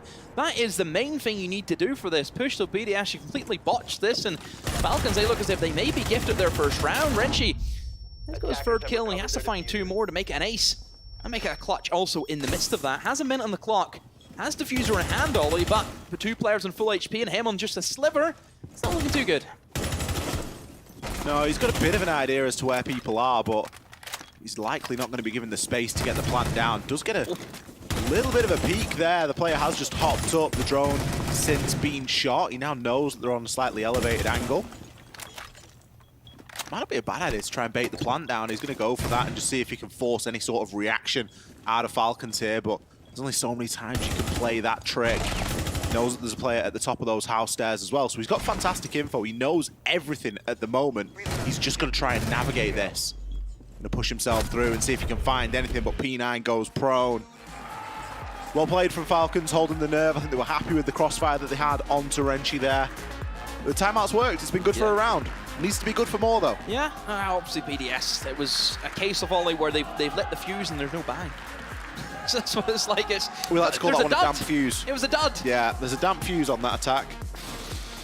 Like this, like why has he jumped in there instead whenever everything was going off? Yeah. Because you remember, that impact was made whenever the utility was placed in. So if that utility, as he jumped in, there was nobody holding below. Renshi got given 2 for free there. To be fair to Renshi, he caught the 2 players on the rotation back up to site, but it was just way too late at that point because they'd already done the job. The only reason they were moving is because they'd got everything. Need more rounds, Falcons. Need more of it. And you don't get the safety of that office, which, like I've mentioned before, Refer might be in banned. It is a tricky bomb site to attack. So you have to go over to the Karaoke and T, where, as we've seen previously, BDS very, very strong with taking this side of the map. No deployable this time from Falcons either. 5 seconds left. The deployable shield that you nearly lost your marbles over hasn't been brought this time. They've went 6 impacts. Very strange. 6 impacts, barbed wire at bulletproof. That deployable shield was a big win condition for them in the last round. They were able to keep hold of it, and J-Lad played around it fantastically. I think he got 2 kills from that deployable. He got 1 onto Shaiko. I think he got the other onto maybe Brede, I want to say. I need to see more from row kills than him using his gadgetry, because that seems to be an issue as well, that they're certainly struggling. And I think it's been a point that I've made before. It doesn't look as though he's communicating that information all too well over the course of the competition. Sure, he's turbo picking the Solus, and it's a great operator, we've seen that, but it's only great if you use it in the correct way. And he should be coordinating runouts. BDS, how they like to play, they will have members by themselves a lot of the time. That's where you exploit that. Leaky Fact back to only getting glimpses of shadows here, as he hasn't had the greatest timing so far inside of this game. You look at the difference of having no shield, look how quick BDS can get in. He's straight in. The problem is the flank, though, and P9 is on that flank. They know about him, but does P9 know that he's in Dragon? Because surely you would expect BDS will just move their way through it and then eventually take Dragon. So he could almost get caught out by EFAC, who could go unchecked. Well, they know he's there, and the Burning Lion scans on him to try and find him, but you need something a little bit more active here. Yeah, the player is going to come up, so J-Lad actually gets taken down. EFAC knows that that wasn't the player. He still knows that the P9 is going to be knocking around. They're not happy with just picking up that one. Quibs is going to join in on the fray, though, and easily take down Leaky Fag. This is great teamwork. Shaiko playing far too passive at the window. Sleep at the wheel, Ollie. The fact that P9's been allowed to do that and Quibs is beyond me. Shaiko, you need to do better. He has got the kill back, but still, you lost EFAC in the midst of that. Now for BDS, you've got the kill advantage. Sure, you've lost EFAC, who you do like to play around, but you still got 2 kills for it. Now they're going to try and rotate over towards Geisha, get that wall opened up. You can see that Alam's also brought the Impact EMP grenades just in case they need him this time around. No calls left, no Lion scans left, Ollie, but still 2 nades in the back pocket of Shaiko. He hasn't used them yet. Renshi will find one onto Quibs. It's just a time game now, really. You've got a couple of drones left on the side of BDS. They need to gather that info. Okills, well, we know where he is. Alem sees to that. Could potentially look to try and push up through now. We can see a drone at Joker's feet as well, and it's not going to take long between seeing the drone and seeing Shaiko's name in the top right of the kill feed. No shield for Falcons, that was the issue. You gave way too much control for EFAC. They didn't even, I don't even think they reinforced a single wall in Office. So he opened it up and just sprinted through. Yep. Just completely beelined it, gets himself set up in this position. None the wiser for Falcons. Obviously, Shaiko has baited the living daylights out of him there, as we know that. We've seen that clear as day. But still, BDS, again, whenever they get in that position where they're up front, the information starts rolling, and they have a man stationed at every possible point they can. What you got to remember is there is a kill record to go for it, and Shaiko won it last year. Probably got his eye on that a little bit. Just keep Leaky Fact down a peg or 2. Oh, credit, Shaiko. If he does it twice, back-to-back MVPs, credit to him. I'm not sure what it's looking like at the minute. I saw a graphic about it this morning. I'll see if I can find it. Have a look. Well, I'll have a look at the Caviera that's now on our screen. Gilad, what have you just think, you know what? If we're going to go out, we may as well have a go. Let's go for the Cav. Cav isn't too bad against BDS, considering that they are a team that will play separate sometimes. We've seen the odd time that even Shaiko today, he's kind of been by himself, has droned himself in. All it takes is one Mistro and a Caviera can ruin your day. BDS have opted in for the Monty Ollie. They're going to change things up. See if they can maybe give themselves even more information. I mean, BDS has been great with the information game. O'Kills has been downed. What's happened to him? As he went for a spawn peek on the window, and oh, the Cav tried to go for a spawn. Well, not really a spawn peek, but a peek of her own. And Shaika was there, Ollie. There's another kill. Get that out onto the tally for him. Well, he's going to continue to rack him up. O'Kills. It's as though he is going to be recoverable here. He's went for a spawn peek, I think, through the window, and he's been down because of it. I think it was the other one. I think it was that one. It was the one towards the corridor, towards the stairs.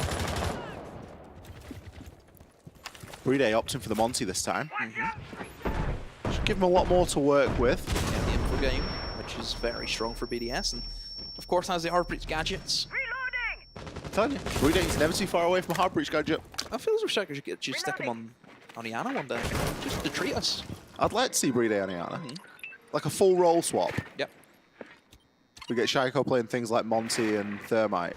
I suppose Shaiko probably wouldn't mind playing Ace, because Ace's gun's class. Sound like Doki, trying to convince me that he's going to be a support player one day. Because he likes the Ace's gun. Not seeing too much value out of these calls. I think BDS really burned through them last time, the Lion scans and those Dokkaebi calls. They're not necessarily using the calls to hunt players and know where they are, it's just seeing where they're not. Yeah. That's the main thing for BDS to take ground. If you don't hear anything, if a call's going off, then you know that room's clear. That's how that works. Monty's just staring at him. O'Kills is in for a world of hurt, because Ollie, again, the information, this team is so devastating. If they know where you are, they hit everything they have to kill you. He's now trapped. He's not getting out of there alive. Shaco knows there's a player there at the top of those black stairs. I'm going to see Bride push down aggressively and start to harass on the Monty. Just giving Shaiko enough room to thread some bullets by the side. 5 versus 2 now. Joker surely not going to go for a little bit of a hop out here of Geisha. Thinks better of it. He's hiding out currently inside of Geisha. Doesn't really have the ability to move. And well, Quibsy's stuck behind gold. This is going to be a flawless round demo if ever I've seen it. Renchi sees to that. What a way for BDS to close out this attacking phase. It's BDS at their best. It really is. This is where you can see that they're terrifying. Terrifying team to play. They choke you out. They put you in a sleeper hold. Devastating. 5-1. On the attack. Falcons need someone to step up. They need a leader. Just annihilate it. Glad. Cav pick hasn't even worked at all. It lasted all but what, 30 seconds there, Ollie? It didn't last long at all, did it? Especially you were a little bit excited for the old Cavi pick. You were thinking, is now the time? Is this going to be... I mean, there's options like, for example, we've just seen, you know, jump in for a window by himself. Potential there, but you went for a peek on a window and it hasn't worked. BDS immediately realizing that, yeah, the Thermite's banned. We know this is now the strongest bomb site alongside with a mirror window being placed.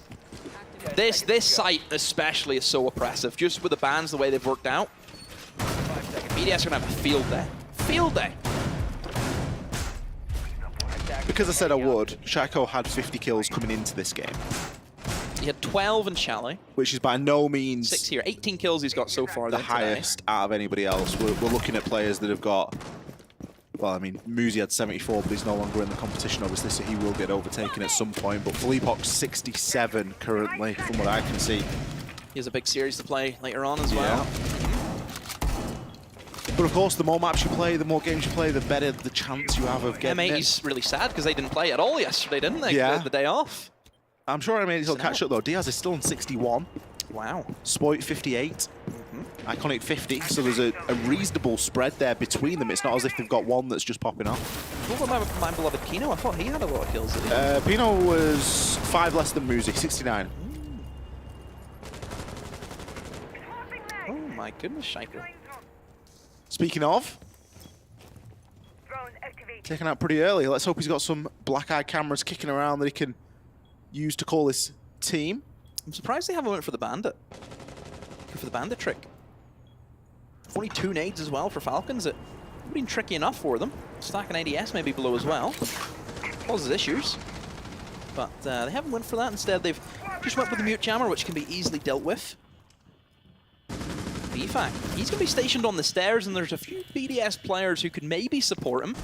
Those Dokkaebi calls will cause issues, but the Dokkaebi call did not catch EFAC. P9 gets eliminated. He tried to move in and think, you know, it's safe, but it's not safe. EFAC is there. Lack of droning from Falcons has cost them there now, Ollie, and EFAC still on the move. One of the benefits playing the Mute, of course, you can stand inside of the Mute Jammer's radius, and it will cleanse you of the Dokkaebi call.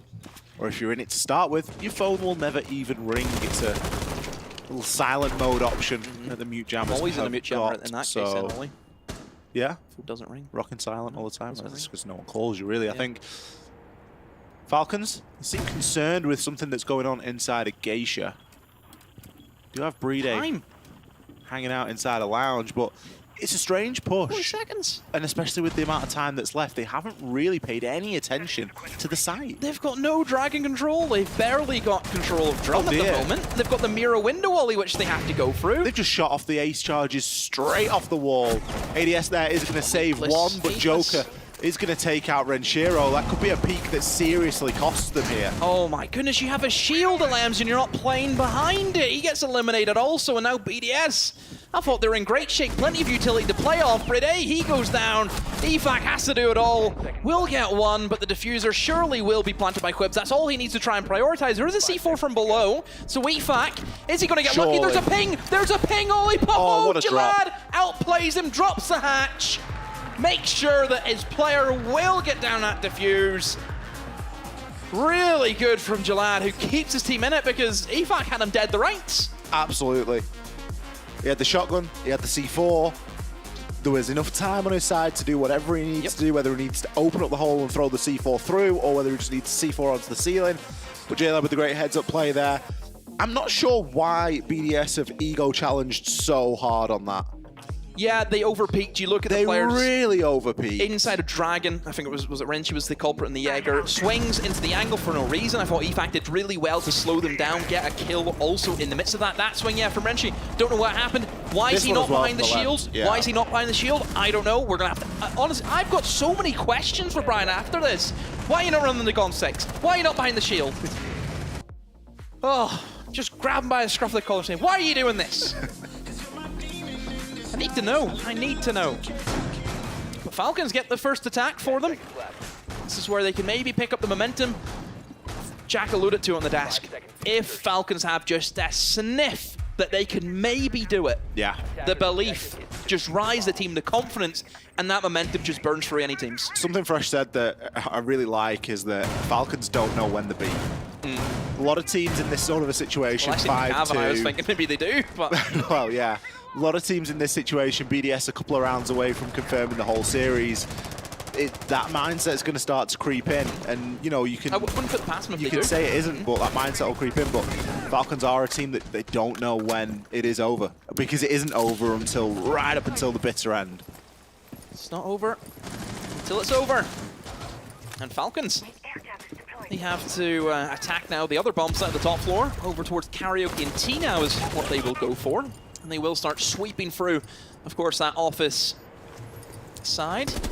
See if they can get in and push back the BDS roamers, as they have set up, of course, as you expect to see. Obviously, Azami has been an operator that's been banned out, which is extremely good for defending this bomb site. You can create those layers. You can, you know, almost Azami off parts of doorways, which can give you one-way angles, which is very, very strong. So BDS don't get that at their disposal, but probably that's why they had a really good attacking half, of course, a 5-1 split for them. But equally now, they will have to try and suffer the same utility dump what Falcons had to go through. I'm surprised that Falcons aren't bringing more nades. That's probably the only thing I would question, but yeah. I suppose whenever they are insta-locking, you know, the double G36Cs, you know, you have the Ash and the Iana, it's tricky to get a lot of utility, because obviously Ash only has the breaches or the claymores, which aren't too helpful on a map like Skyscraper. Yeah, you can stick a couple out on the windows, but at this level, you're not expecting BDS to really go jumping out of windows. Instead, they're going to be jiggle peeking on staircases. EFAC kicks things off there with a kill onto Joker. He's lined up for a second. There's a bit of damage into Jalad. It's going to be enough for Shaiko to react, but actually Shaiko gets taken down there. EFAC does need to be cautious here. He's fed that information, but As we know, these holes work both ways. Someone pull the trigger, EFAC. He waits a little bit too long, but eventually picks up the kill, but it's not going to matter. 2 fly in for Falcons as they burst their way up main stairs. And we got Brede. He's got playing the Ella shotgun games again. He's got the pistol out. He has to use the long angle. Nobody from Falcons came to his doorway. Oh my goodness, Brede. The sliver. But you need EFAC. EFAC needs to get back on the site. The shotgun gets pulled out at the wrong time as P9's there with the swing. They knew EFAC was downstairs. They knew he was off site only. Let's see if EFAC, can he swing up? Oh, he misses 2 bursts of the SMG now. Ollie, the diffuser is being planted. He's going left, he's going right. He doesn't know where to go. He has to try and win the engagement against P9. Quips just came off the plant. He's going to go back onto it now. LeakyFat could try and stop this plant and keep himself alive. He's got a bit of information here, but he needs to land his shots.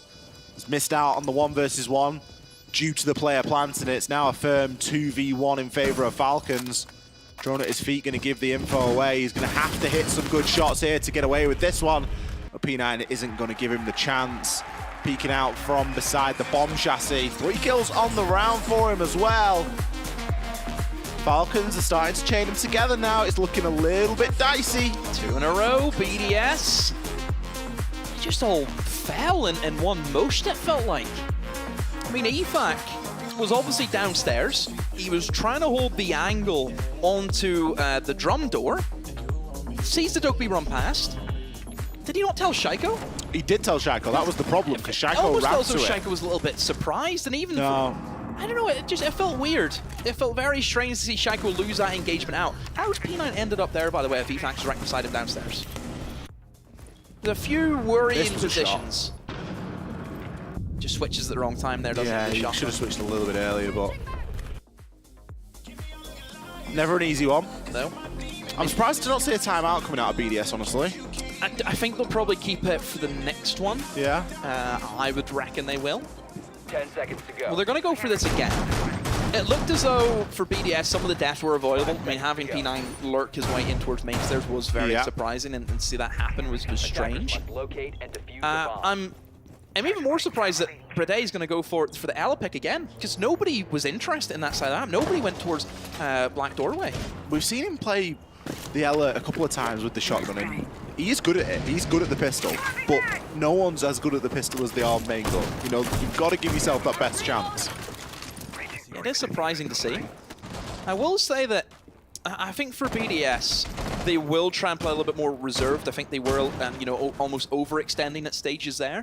Obviously, EFAC below, he's not going to get away with that same thing, doing that again downstairs, shotgunning them as they walk through the doorway, because Falcons will be aware to that. So they will have to try and change up their strategies ever so slightly. Unless Falcons just ignore it and just let EFAC get away with the same thing again, who knows, that could definitely happen. I will say that we've got a bit of a change of lineup. We see more nades coming in for Falcons, which is one thing that I did want to see them do more of. I think on a map where there is going to be plenty of utility, obviously the shield that you have to go through is going to cause some issues. I'm always trying to bring the Brava in to see if they can maybe hack like the odd WAM disc, the odd ADS, if they are set up to try and assist them with that nade. Well, the Brava's just a great tool for all sorts of things, really, isn't it? You've got that ability to take out, whether it be cameras, WAM discs, whatever it might be, and you of course get a couple more drones as well. If you feel like your info's lacking, you've still got a drone that you can move around that's got a camera that tells you where everything is. So Surprised Flores hasn't had a look in as well for Falcons. That would be a good way of clearing out, you know, a lot of the utility. P9 has the nade. See if he can burn some utility, and ooh, him and Shaiko exchanged bullets. P9 takes a lot more damage than what Shaiko did. He's going to be locked inside of Geisha. Now, this is always a tricky room, I feel, to play on Ollie, because all it takes is one nade to bounce off the back of that door frame, and you're dead. It's a classic Shaiko spot, isn't it? It's a horrible position to play, and it's somewhere that he certainly makes it look easy. He's going to have to push off for the time being, though, as J-Lad is going to threaten out there on this rappel. LeakyFac's still lurking below. He's not in the same spot as last time, but he's still going to try and play that shotgun from below. He might come to blows with Joker here. There is a visitor now for, I think, for Brede, as there is a player rotating towards Black Balcony, and let's see if that shield's going to cause them issues. P9 maybe looking if he could just wander in. Not too sure that main stairs is being held by Alliance, but a good double pinch as Joker comes up the stairway. A great refrag though. Bride again with a pistol will find one, and so many kills come in, but it's Shaiko on top 2 inside of Karaoke will do him nicely. P9, he knows where he is. He's trying to get the angle, but he cannot find it. And through the wall, Renshiro fires a flurry of bullets. And O-Kills, well, he was the man outside the black balcony trying to get in, but he was all that's left. And Shaiko inside a Geisha Ollie. What a masterclass. We said it's a difficult position to play. Shaiko, he makes those difficult positions look easy. Really backed up by his team again, though. Bride, I'm sorry I ever doubted you on the pistol. Hit an absolute screamer. We did see Falcons players there dying with things like nade in pocket as well. I think they missed out on a lot of opportunities to really clear out some of those players and some of those power positions. There was a big lack of presence on the rappel, for example. That was the shot from Bride. Great one onto those main stairs. Kind of got to feel bad for Alems there in that position, but it was almost inevitable at that point. Shaiko, again, making things look effortless. He picks up the final one as well. BDS, match and series point here. This is for a spot in the grand finals. Falcons, you need perfection in the next 3 rounds. BDS, all you need is perfection in 1 round. That's all you need. They will opt for the office. That's where they've chosen. And this was around last time we've seen it, Ollie, where I was really surprised that Falcons actually won it. They were low on time. They didn't burn through any of the utility, but BDS overpeaked. They overswung, and they paid the price for it. Falcons, same lineup again. That Amaru comes in. You think Amaru on Skyscraper, you all might think, okay, karaoke window. I'm guessing that's probably where he's going to try and get himself into. Get in the building early, establish a foothold. I wonder if anyone from BDS would be aware of that. Looks as if BDS have kind of locked up shop, Ollie. A double barricade leading in towards that west side. Just for a bit of context really quickly, Demo. The difference between 2nd and 3rd place here at Gamers8 is $175,000. This game of Siege is $175,000. Mental. Just to put a little bit of pressure on the players who are now playing for a spot in that final tomorrow. Selma, that's going to open up the wall there into office. We're going to try and see if BDS can react to that. Previously, when we saw Falcons attack this side, they were really slow, and they had a real big sweep in from this side. They didn't have a lot of time to pay attention to the site, and it was BDS over-peaking, really, that lost them the round. BDS a lot more reserved now, as the majority of them are on site, and I think only just the one player lurking downstairs. Again, it's going to be Old Faithful on the mute. EFAC, who's having a great game. Ollie, definitely a different change of attitude for him compared to Shally, where he was missing for a few times, of course. BDS happy enough to run down the clock, and the pressures on Falcons, we know that as the attacks, you were going to be up against it. If you do nothing, the defenders win the round automatically. That's how it works. I just hope Renshiro doesn't peek. Renshiro he's live bait. He's on the end of the fishing hook for Alams. All he's got to do is wriggle, make a little bit of noise. Nades to burn ADS is never a great sign. Renshi is going to make that move. Alams gets slammed by O-Kills. Just peeking from the other side of the point. Renshi, hello! Your teammate has just died from the same angle. 2 Ronnies sitting there in dragging together, aren't they? Shaiko, is he going to show him how it's done, or is he going to suffer the same fate? The C4 comes out, slams one by LeakyFac, and the swing goes through. But look at the damage, Bride. We've seen Bride clutch. Bride loves a clutch. We haven't seen one yet today. Is this going to be the time? Grabs one, grabs 2. Bride, you're on for it here. This is for a spot in the grand finals. Does he know where the final player is coming from? The indicator there, the tracer rounds coming through the wall. It's going to tell him all he needs to know. He's got a ping on the diffuser as well. He can drop off. He's playing a C4 from below. Look at the time left, Demo. They have so many 20 seconds left on the clock, and everybody on the side of BDS is on a cam. That more than likely means that there is a cam in sight, and if there is a cam in sight, there's a very good chance that Bride can deny this plant from below. You can see him there lurking. The C4 goes up. Bride does it again! A 3K clutch to take his team into the finals. It's one thing sure, in a competition, he's going to have a clutch. No matter what, he will have a clutch, and what a big one to do it into the finals, BDS. Oh, I thought it was done again for BDS. The two players inside a dragon. What were they doing? Then we see swings after swings. And Brede says to his team, fellas, honestly, I'm getting tired of it. I hate these clutches. I shouldn't have to do them every time. Brede is the main character. He is the main character in this BDS story. He's best support in the world. Everybody talks about Shaiko. Everybody talks about Leaky Fact, Alems, Renshiro. We come back to Brede time and time again. How many times has he clutched out moments like that when everything is on the line? It wasn't a do-or-die situation for BDS, but things weren't going their way. They'd lost a couple of rounds in the row. They were on the down and out, and he steps up out of nowhere. All credit to them. BDS looking to be back-to-back Gamers8 champions. They knock out Falcons. Falcons, credit to them. Great run to have. We're going to hit the stage for an interview.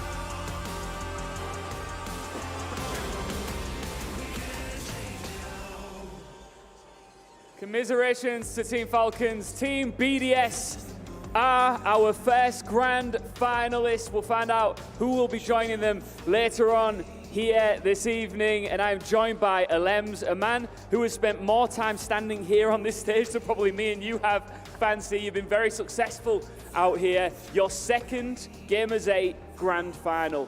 Is there just something in the air here in Riyadh? What is it about here that makes you guys perform so well? I don't know, I think we all feel good here in Riyadh and we are performing, that's it. Well, listen, it's been a quiet 6 months for Team BDS. I think people were a little bit concerned about your form coming into this one, but doesn't seem like you were at all. I think when we won the major in Jonkoping, we just got the major curse, so we were bad for 6 months. And then we start changing the way we played a bit because the meta changed, right? So we have to adapt and to play, to have more play style. And so we are working for that for a long time, and I'm happy that today it pays off.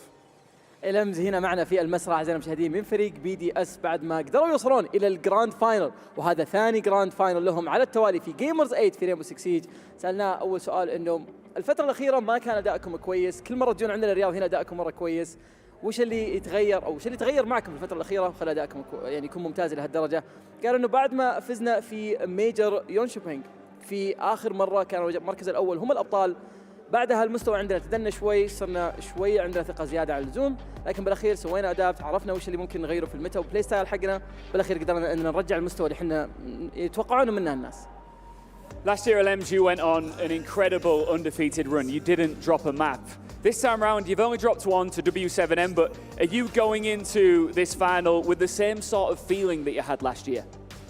I don't know, to be honest, like I said, we are just playing, we just play Siege, enjoy the most, and that's it. I'm so happy to have reached the final, but like Stuflex, the coach, said, if you can't play a final, you have to win it, so let's win it. إلمز هنا سألناه سؤال على السريع، قلنا له الفترة الأخيرة ما خسرتوا ولا جيم، السنة الماضية ما خسرتوا ولا جيم، لكن المرة هذه في Gamers8 خسرتوا ما بواحد قدام فريق W7M، فهل ممكن انكم يعني تقابلونهم في النهائي وتبي المقابلة هذه تصير مع W7M او ممكن انك تفضل M80 اكثر؟ يقولون انه احنا ما ندري صراحة، ما عندنا احد مفضل، واحنا فقط جايين هنا عشان نلعب ريمبو 6 سيج وما جينا نسوي شيء ثاني، وزي ما قال الكوتش حقنا اذا انت ما جيت عشان تلعب الفاينل المفروض انك ما تكون موجود هنا. Alems, as we always say, the job is not done. M80, W7M. Do you want the rematch, or do you want to prove against another top team that you're the best? We just want the best team. Just want the best team. All right, well, have a quick glance over your shoulder. One best of 5 away from that, and a big, big, big, big chunk of cash. How much are you thinking about the money right now? To be honest, obviously a bit, but obviously, but I won't lie, to be honest.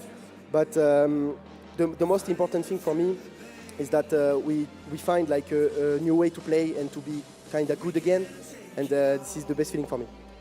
What a nice and honest answer. He did actually admit there that he is thinking about the cash, which is, of course, you can't blame him, right, Fancy? Yeah, can't really blame him. Do you think it would be rude to not just give a shout out to Team Falcons, by the way? The crowd here have been amazing. So guys, give yourselves a round of applause. And to, of course, our losing team, Team Falcons. Should we talk to? Yeah, I have to talk to Falcons. So just give me a second, Ian. I need to grab one of them. Mad Skills. أول شيء يقول لك أعطيك ألف عافية. أتوقع أنك بيضت وجيه كل اللي موجودين هنا اليوم عندنا في المدرجات. وأكيد إنه يعني الوضع الحين شوي ايموشنال بالنسبه لكم، لكن ابيك بس تعطيهم كلمه. اول شيء اشكر الجميع اللي دعمونا اثناء البطوله يعني، ونعذر لهم ان احنا ما قدرنا نحقق البطوله، بس ان شاء الله ان في المرات الجايه راح نصحح الاغلاط اللي سويناها ونؤدي اداء افضل باذن الله. يعطيك الف عافيه، ما قصرت. لكن ماد سكيلز نفس الوقت فريق فالكونز كل مره نشوفهم على اي مسرح دائما نشوفهم اون بار مع كل الفرق الثانيه العالميه. مستواكم ما عاد صار نسميه محلي، مستواكم صار عالمي. فبرايك ايش المستقبل لهذا الروستر بعد بطوله جيمرز 8؟ احنا تطلعاتنا دائما احنا نكون في التوب. البطولات اللي لعبناها سابقا كانت نواجه بعض المشاكل من ناحيه سفر لعيبه او عدم توفر اللعيبه في الوقت المناسب يعني، بس ان شاء الله البطولات الجايه راح نكون مستعدين للموضوع يعني، ونحقق المركز الاول ونجيب اول بطوله عالميه لنا ان شاء الله. يعطيك الف عافيه ركان، وباذن الله ما هي نهايه مسيره الراستر هذا، باذن الله نشوفكم يوم من الايام ترفعون كاس عالمي. شباب الجمهور تحيه اخيره لفريق فالكونز على ادائهم الرهيب، كل اللي قدموا معنا في البطوله. شكرا ركان، اعتزت معنا في المقابله، بالتوفيق لكم ان شاء الله. I just had a word with Mad Skills talking about what's the future for this roster after they finished Gamers8 run, and they're saying that we're just going to focus on trying to get our first international title. It might not happen now, but it will happen later. And lately we had a lot of problems when it comes to having all the players available for all the tournaments that we participate in. But for the next bit that we're going to participate in, we're going to make sure that everyone is available, everyone is there, and everyone is ready to take on whoever they face in any tournament. Best of luck to them, and it's time to go back to the studio to talk more about what happened in this match and to prepare for the next semi-final of this tournament. Thank you, El Fancy, as well as Ian, for the interviews. Quite a bit of an insight we're getting there in terms of the mindset of both of these teams. Unfortunately for Falcons, this is where that revenge arc that they were looking for, and at least they knocked NIP down with them. But BDS, they are yet to be defeated, not only in this tournament, but also by Falcons. So welcome to the SEC Play post-match analysis, where we're going to try and break down exactly what went wrong here for Falcons, because unfortunately for them, 3 rounds is all they got this series. It was a rough one for them. I think, we talked about the map that Falcons, they don't really like Skyscraper. They try not to play it. They were starting off on the defense, and I know that, Anne, you said they might be able to get a couple. They only managed to get 1 defense. And I think realistically there was a big combination of things. I think there was 2 things on their defenses that went wrong. The first one was that they were giving BDS space. They weren't really contesting BDS when they knew of positions. There was times where Leakyfact was close to sight in like a 4v4, and I'm thinking, why are you not going and pushing that guy? Getting the space back. They weren't contesting it. And then the other thing is that they didn't ban the Dokkaebi. They banned away the Thermite. And Elems was just playing that Dokkaebi to maximum effect. He was using it because his players were managing to get into positions. Shaiko getting into positions, Leakyfact getting into positions. Dokkaebi calls come out, information, bang bang, and the round's over for Falcons. So it was just a combination of those 2 things that it really went wrong on their defense. Alex had a great start of the game as well, right? He went 7-0 after 2 rounds. They were really given the space, utilizing that Dokkaebi obviously well too. On the side of Falcons, they went T and Karaoke 4 times. Yeah. And unfortunately, they were able to not even win it a singular round. And at that point, it feels like you're playing an official, like a scrim, just trying to keep improving on the same bomb side, just to eventually drag that win over the line. And this is where I think the big difference comes for experience. If you can't win a singular bomb site, or if you can't win a bomb site, you need to have a plan B. You need to have a backup plan. You need to be able to adapt to that. And that was not possible for Falcons today. Whereas in the interview, we heard Alem say, oh, we found a whole new way to play the game after our EUL stage 1 didn't go as per plan. So that's the type of adaptability. That's a plan B that you gotta have if you want to be a team like BDS. Yeah, looking at the scoreboard as well, 7-3 for BDS coming into play. I mean, you look very, very happy with that, Jack. I mean, I'm looking very, very happy, but I'm also seeing a sad story that's continuing. The entries there for BDS were excellent, as they were across both maps. Falcons negative every player on the entry. But I think it just shows the strength that, BDS have in the Leakyfact and Shaiko back at the top of the scoreboard, but Alem's had a great day. We've seen Renshi have a great day. We've seen Brede come into today as the best player in the tournament, not really do too much until the very final round, where he was 2-3 and gets a 1v3. So I think for BDS's point of view, as the winners, they're feeling good. I think every player individually will be feeling good after the past few days, because They've won absolutely everything. Yeah. They're playing out of their skin individually, but also as a collective. Yeah, and that's also the question that Ian asked in the interview, saying like, is it the air of Riyadh that just make you guys play better? Like, what is going on? Because when we started the year, stage 1 of EUL, BDS was not hitting the mark. They even lost the last chance qualifier for the major there. They didn't have the best run either. So coming here and changing that play style, as LM said it themselves, they finally had the chance to adapt to the meta. But it also then brings the question of, when the next meta runs around, how long is it going to take them to adapt again? That is a very good question. I think it heavily depends on what type of meta you have as well, right? I feel like in this meta, we have, like we've talked about, all players need to be able to carry their own weight. Yeah. And we always have BDS with these 2 spearheads, like we mentioned, on top of the scoreboard, Shaiko and Leak Effect. And then not to bash out the other players, but they're not getting kills usually on the same amount. You obviously have games where Bride, for example, steps up, gets those clutches, but it's not in the same ways as you'd see from Shaiko and Leak Effect. Whereas I feel like they felt they needed to be more as a unit and more as a team in regards of kills and balance it out more evenly to fit in the current meta. I've got a clip I want to show as well, which is just going to be that clip of Bride up at the end there with that 1v3. What a way to close out a game. Yeah. Because I think this has been, like, Bride has had a tough couple of years generally in the fragging department. He's known as a clutch god. Look at this. 2 very, very quick kills. But this isn't why I want to show you the replay. He gets us the 1v1. It's what happens during the 1v1. You can see Leakifak, Renshi, Shaiko, Elems, all of them are on the Valkyrie cameras calling for him. The yellow ping comes out on the diffuser. So they have information on the diffuser, they have the information on the site. So you've got Jalad who has to then pick up the diffuser, try and bait out an engagement with Bride, because if not, Bride could just run away and win the round on time. And then once again plays it super smartly to just stay downstairs, take the yellow ping onto the player that's planting and win it out there. So not only has he got that great gun skill, you can see that BDS operating as a team, the information that they've got and the utilizing between the players, the communication, makes a perfect 1v3 clutch that wins on the game. I have a question for you, because you said that Bride is one of the players that has had a rough couple of years when it comes to the, getting some of these frags. Does this clip make up for it? In your books? I think it does. I think, I actually spoke to Bride at the media day about how the role of a support has changed. A support in the current meta is expected to frag out. Now, Bride is in that conversation inside of Rainbow Six Siege across the world in the list of the best supports that's ever played this game.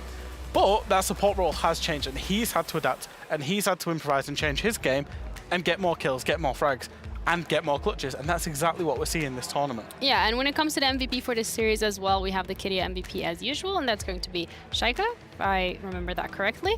I mean, when it comes to these individual players from BDS, Shaiko is one of the people that has got that MVP award last year as well. And with the fact that they're going into the finals, they have secured themselves a spot, it's looking more than likely that he's going to be able to get that once again. Yeah, we talked about it earlier, right? When we had the Games Without Borders qualifiers, there were rounds or maps or games where Shaiko had inconsistent games, and then if that's one person you're relying on for your team to really step up, that doesn't really help in regards of performances. But he had a really good chalet, and he had a really good skyscraper as well, so the consistency is definitely here for this tournament. His nades obviously as well on the attack with the Yana. I mean, I thought there was maybe a possibility that, oh, maybe Falcons ban out his Yana, because it's an operator that we know Shaiko loves to use.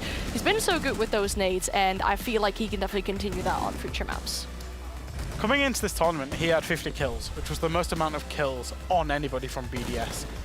He didn't have the most plus in the KD, that was Bride. But one thing that, when you see these highlights rocking from Shaiko, is he shows the FPS side of this game excellently. In terms of his crosshair placement, in terms of his movement, in terms of his patience, and just in terms of his pure game sense, he manufactures himself so many kills, and they aren't always kills that, you saw a kill where the calf punched the window on him there and he was just ready. Yeah. His crosshair and his aim placement is ready for an engagement at any point in time, and that's why it's so hard to kill him. That's why he comes away with so many kills.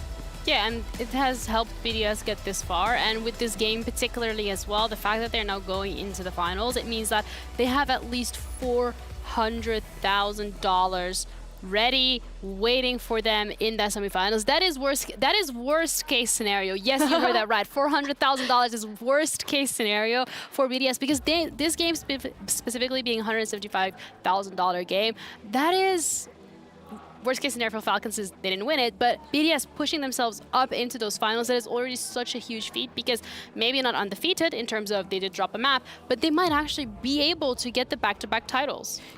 Yeah, I think as well, like, obviously they talked about the money if they're thinking about it, and obviously 400,000 euros is a lot of money.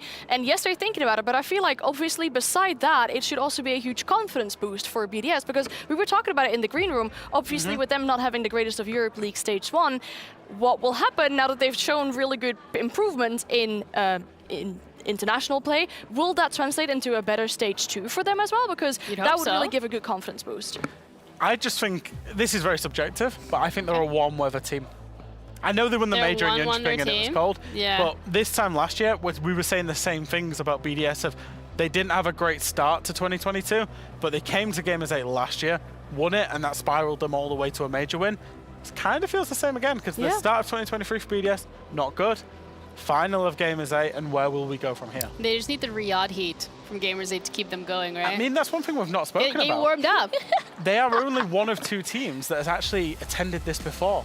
Yeah. You know, for a lot of teams, this will have been the first time to the Middle East, the first time to Riyadh, the first time, you know, in terms of the tournament, and changed it up, whereas BDS came in, they knew what to expect. It's the same hotel, the same venue, you know, the same practice rooms and everything like that. And that will have been an advantage to them. Yeah. I mean, it's going to be W7N up against M80, which is the next map coming up to decide which team is going to be facing BDS in the finals. We're going to take a break, and we'll be back at 19:30 CST with the second best of 3 of today and the final semifinal.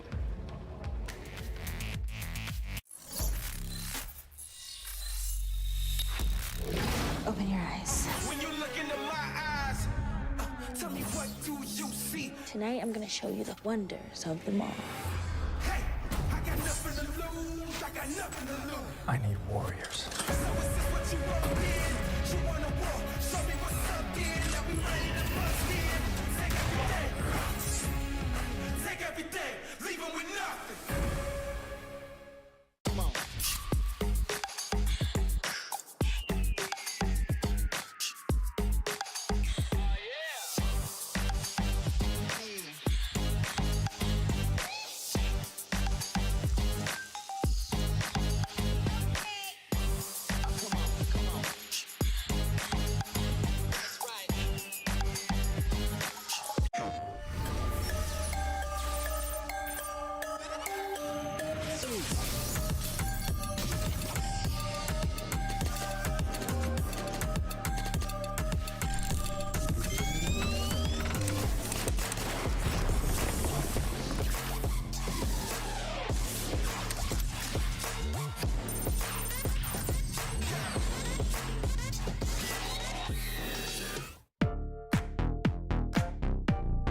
Hello and welcome to Create Your Own Operator, where we have picked some of the best minds in Siege to, well, I'm sure you guessed it, create their own operator. On the next episode, we have the 2 BDS boys with us. We have EFAC and we have Brede. And well, fellas, that's all you really have to do, create your own operator. So I'm going to give you, let's say, about a minute or so, and I need you to give me the operator's name. So what are you going to call this operator? Okay. What guns do they have? So a primary and a secondary. What utility do they have? So flashbangs, grenades, whatever you want.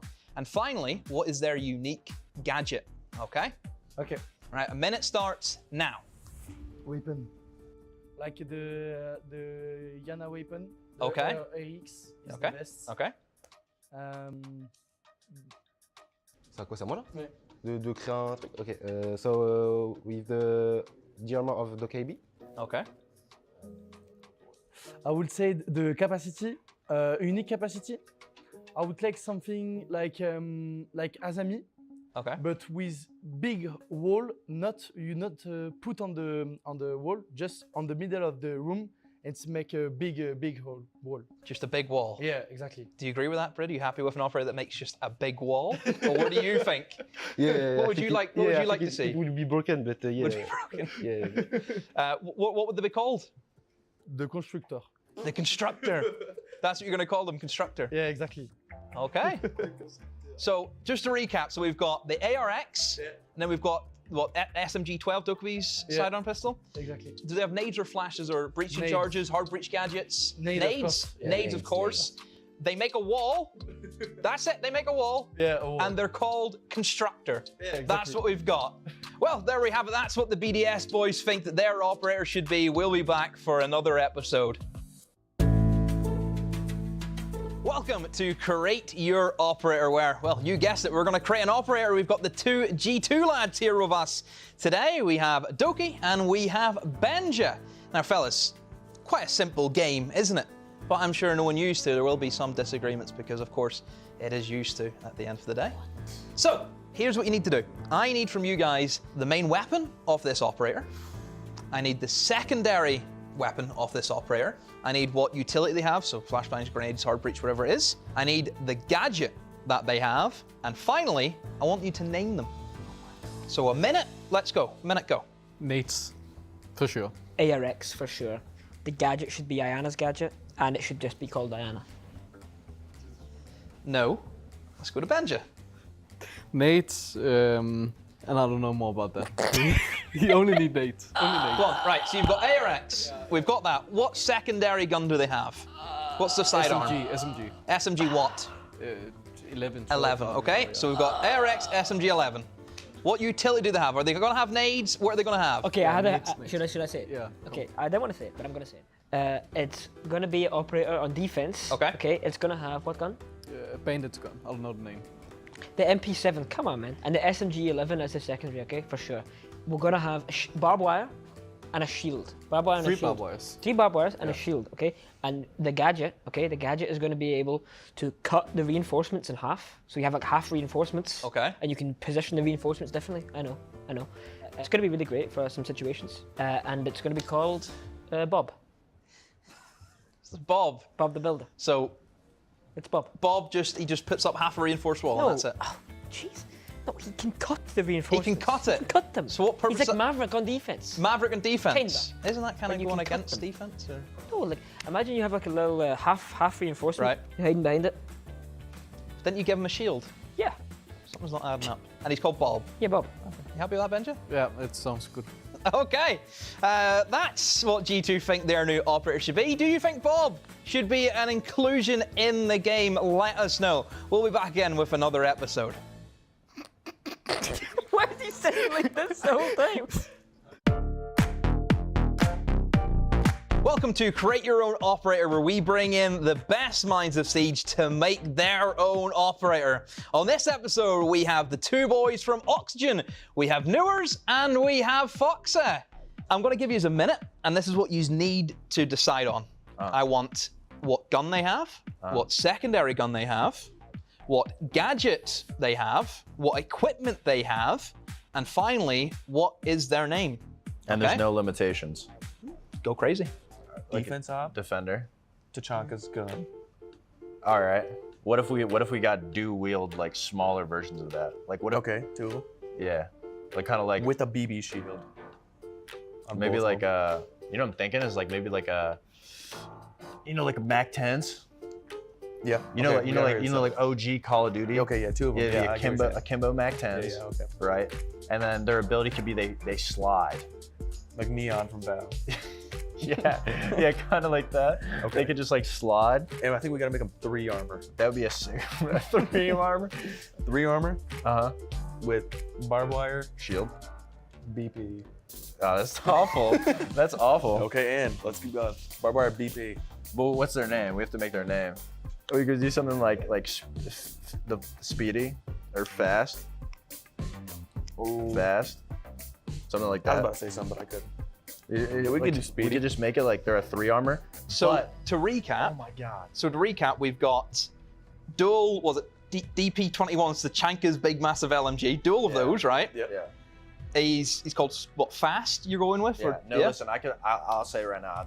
Right. His name's Fast. He's from Canada.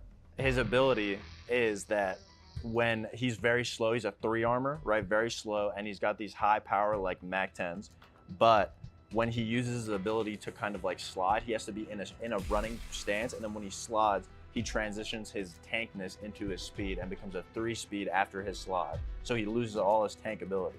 but that 6 slot, you know, he goes crazy with the guns. So thanks, fellas, and we'll see how the community reacts to that one, and who knows, maybe it could happen one day. And that's all we have time for in this episode of Create Your Own Operator. Thank you to the Auction Boys. We'll be back again with another episode. If I wasn't a pro player, I would be a doctor. My best friend in the game is Virtue. Every Rainbow Six moment, winning against Cyclops on a Mexico Major.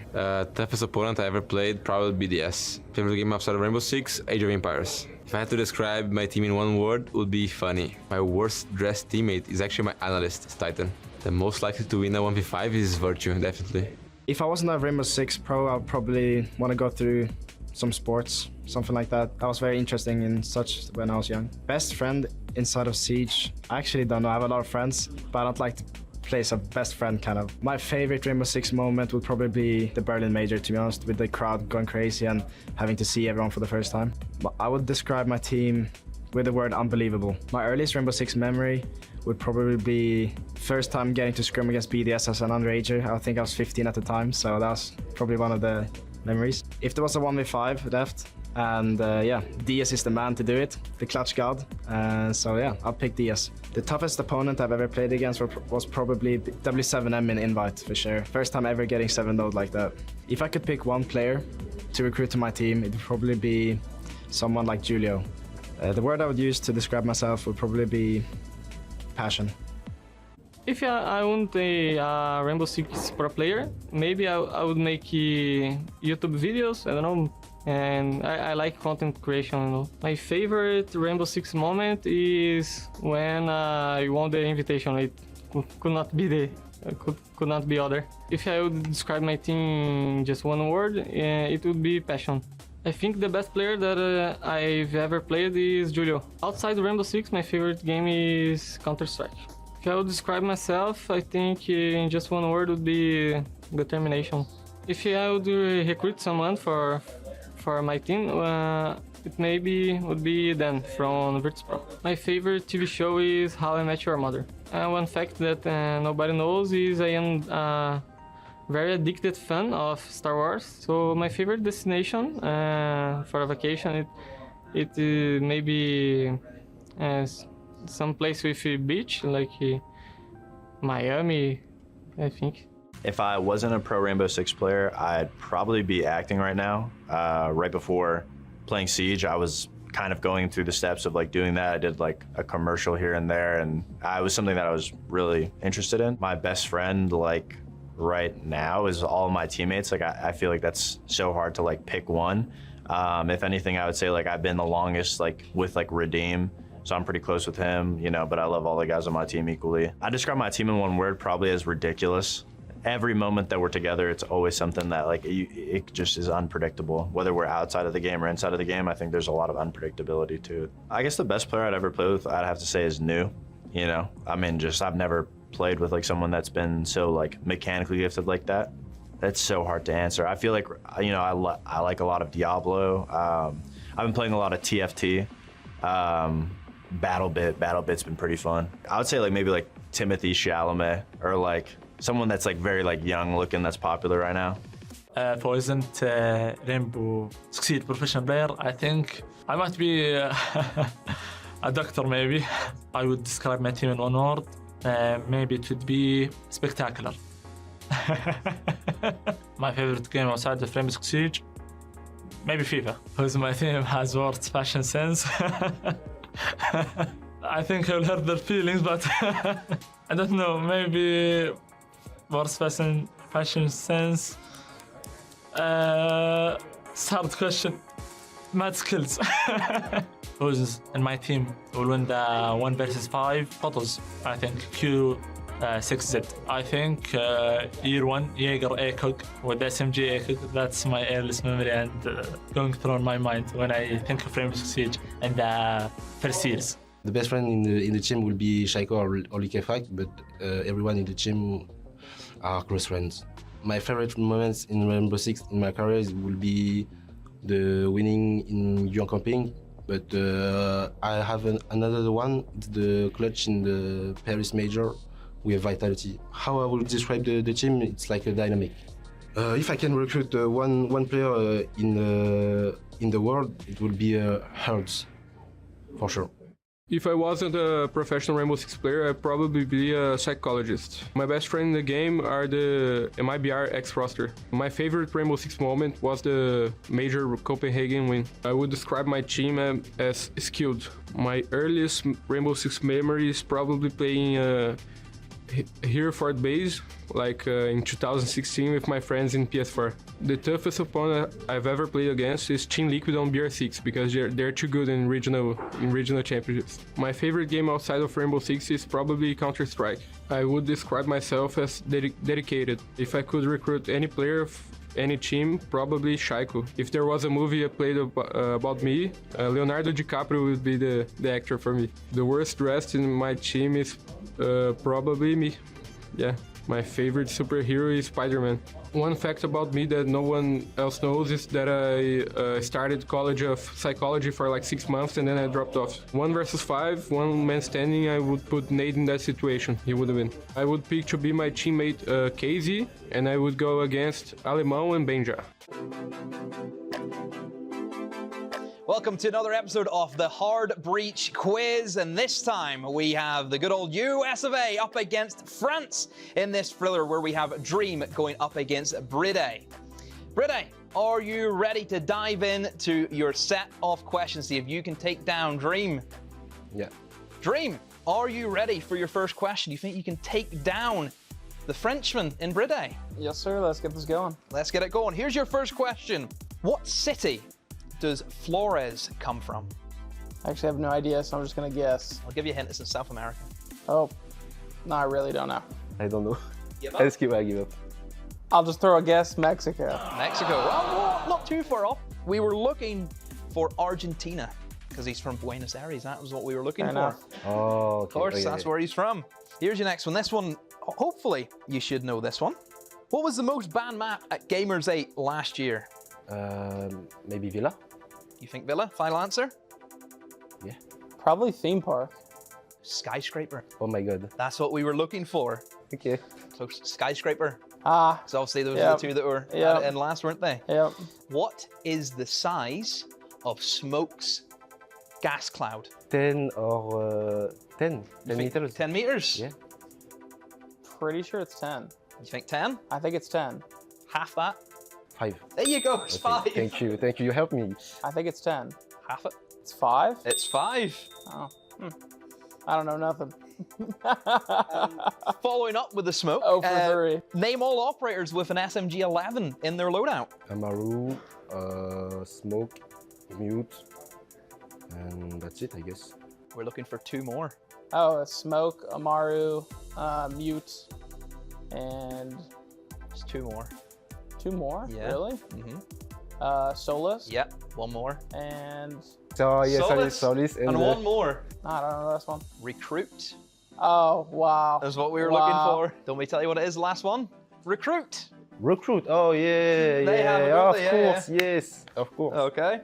And let's go for your final question. Which operator lost 2 fingers to frostbite? It's gotta be Buck or Frost. Except the Canadian operators, they deal with the cold. It's gotta be them. Who lost 2 fingers? Who lost 2 fingers? Take a pot shot, let's say Frost. Neither of them. It was Nah. Nomad. We're looking for Nomad. What? She works in the desert. That didn't make sense. She's everywhere. She's everywhere. Buck? Buck, is that your final answer? Yes. It was Nomad. Nomad, allez, bravo. Nomad's missing the 2. That's another episode done and dusted. USA versus France has concluded. We'll be back with another episode. Welcome everyone to an episode of our Hard Breach Questions, where we're going to ask all the hard questions for our players who are here at Gamers8. And well, we've got Pino ready to go with our questions. Pino, very, very welcome here to your quiz. Are you nervous? Yeah, I'm just anxious to play on this big tournament, so it's gonna be good. Fleetbox, are you ready to dive into the questions today? I'm ready, yeah. I'm ready. Here we go. First question. How much renown does Caviera cost? You laugh. Why do you laugh? I have absolutely no idea. No idea. I have other operators like... Yeah, you had this years ago. You had her years ago. I think 25,000. 20, is that your final answer? Yeah. I don't know, 20,000? 20,000? No, it's too much, yeah. Is that your final answer? Yeah, 20,000, yeah. 10,000 we were looking for. Cheap. It is cheap. It is cheap. What is Solus's real name? That's so hard. I don't know. I'm too bad at this, man. Really bad I at don't this? know, yeah. You want to have a guess? I have no idea. No guess? You gonna pass on that one? Yeah, pass it. Well, the answer was Ana Valentina Diaz. Even I didn't know that one. Okay. That's what we were looking for. Now here's one which I hope you'll get. Which country has the most representation at Gamers8? Brazil. You sure? Yeah, sure. Brazil. Brazil? Yeah. Does Alamau help you with that, do you think? Yeah, it helps, yeah. It is Brazil. Do you want to have a guess what the percentage is? 20%, 22%. 35%. There's a lot of 35%? Yeah, 35%. There's a lot of Brazilians. Okay, here is your next one. What is the name of Nook's gadget? I don't know. It's Hell 7, something like that. You know what? I'll give you. We were looking for Hell present reduction, but the fact that you got the Hell bit, I'll give it to you. A good one. Which map was introduced in Operation Velvet Shell? It's a lot more easier than you think. Year 2, right? Yeah? Coastline. Good, it was Coastline. You knew that straight away. Oh, I don't Think know. of Spain.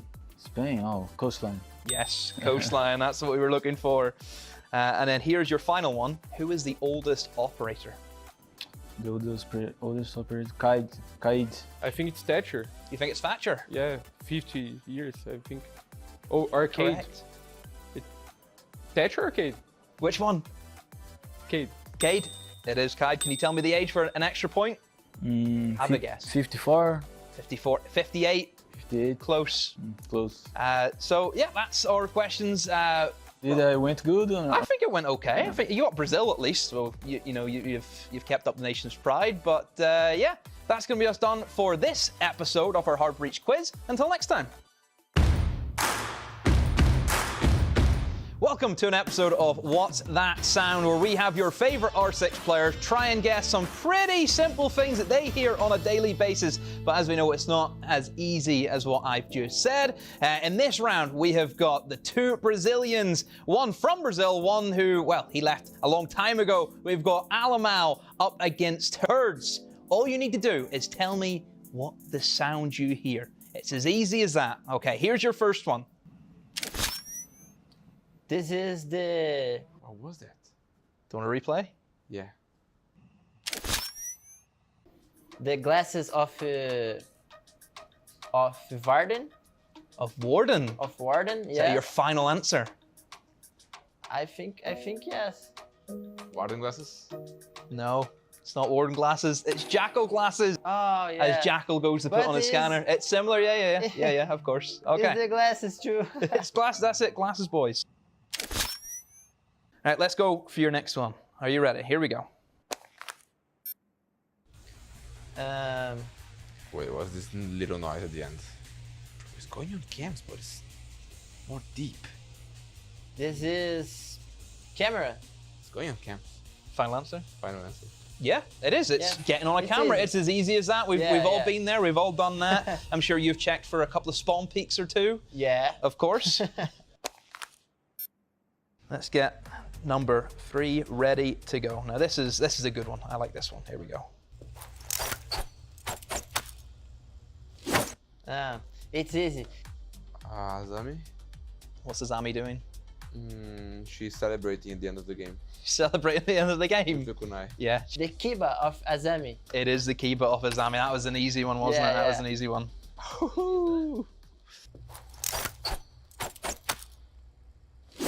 This is another good one. Again? Again, I can play it again for you. Wait, I know what it is, but I don't know what it is. Oh, it's difficult. Let's go. I'll play it one more time for you. It's going on cams. Final answer? Yeah. I think is about the drones. I don't know. You're gonna hate it. It's Valkyrie throwing a camera. In the right area, but not quite. This is another good one.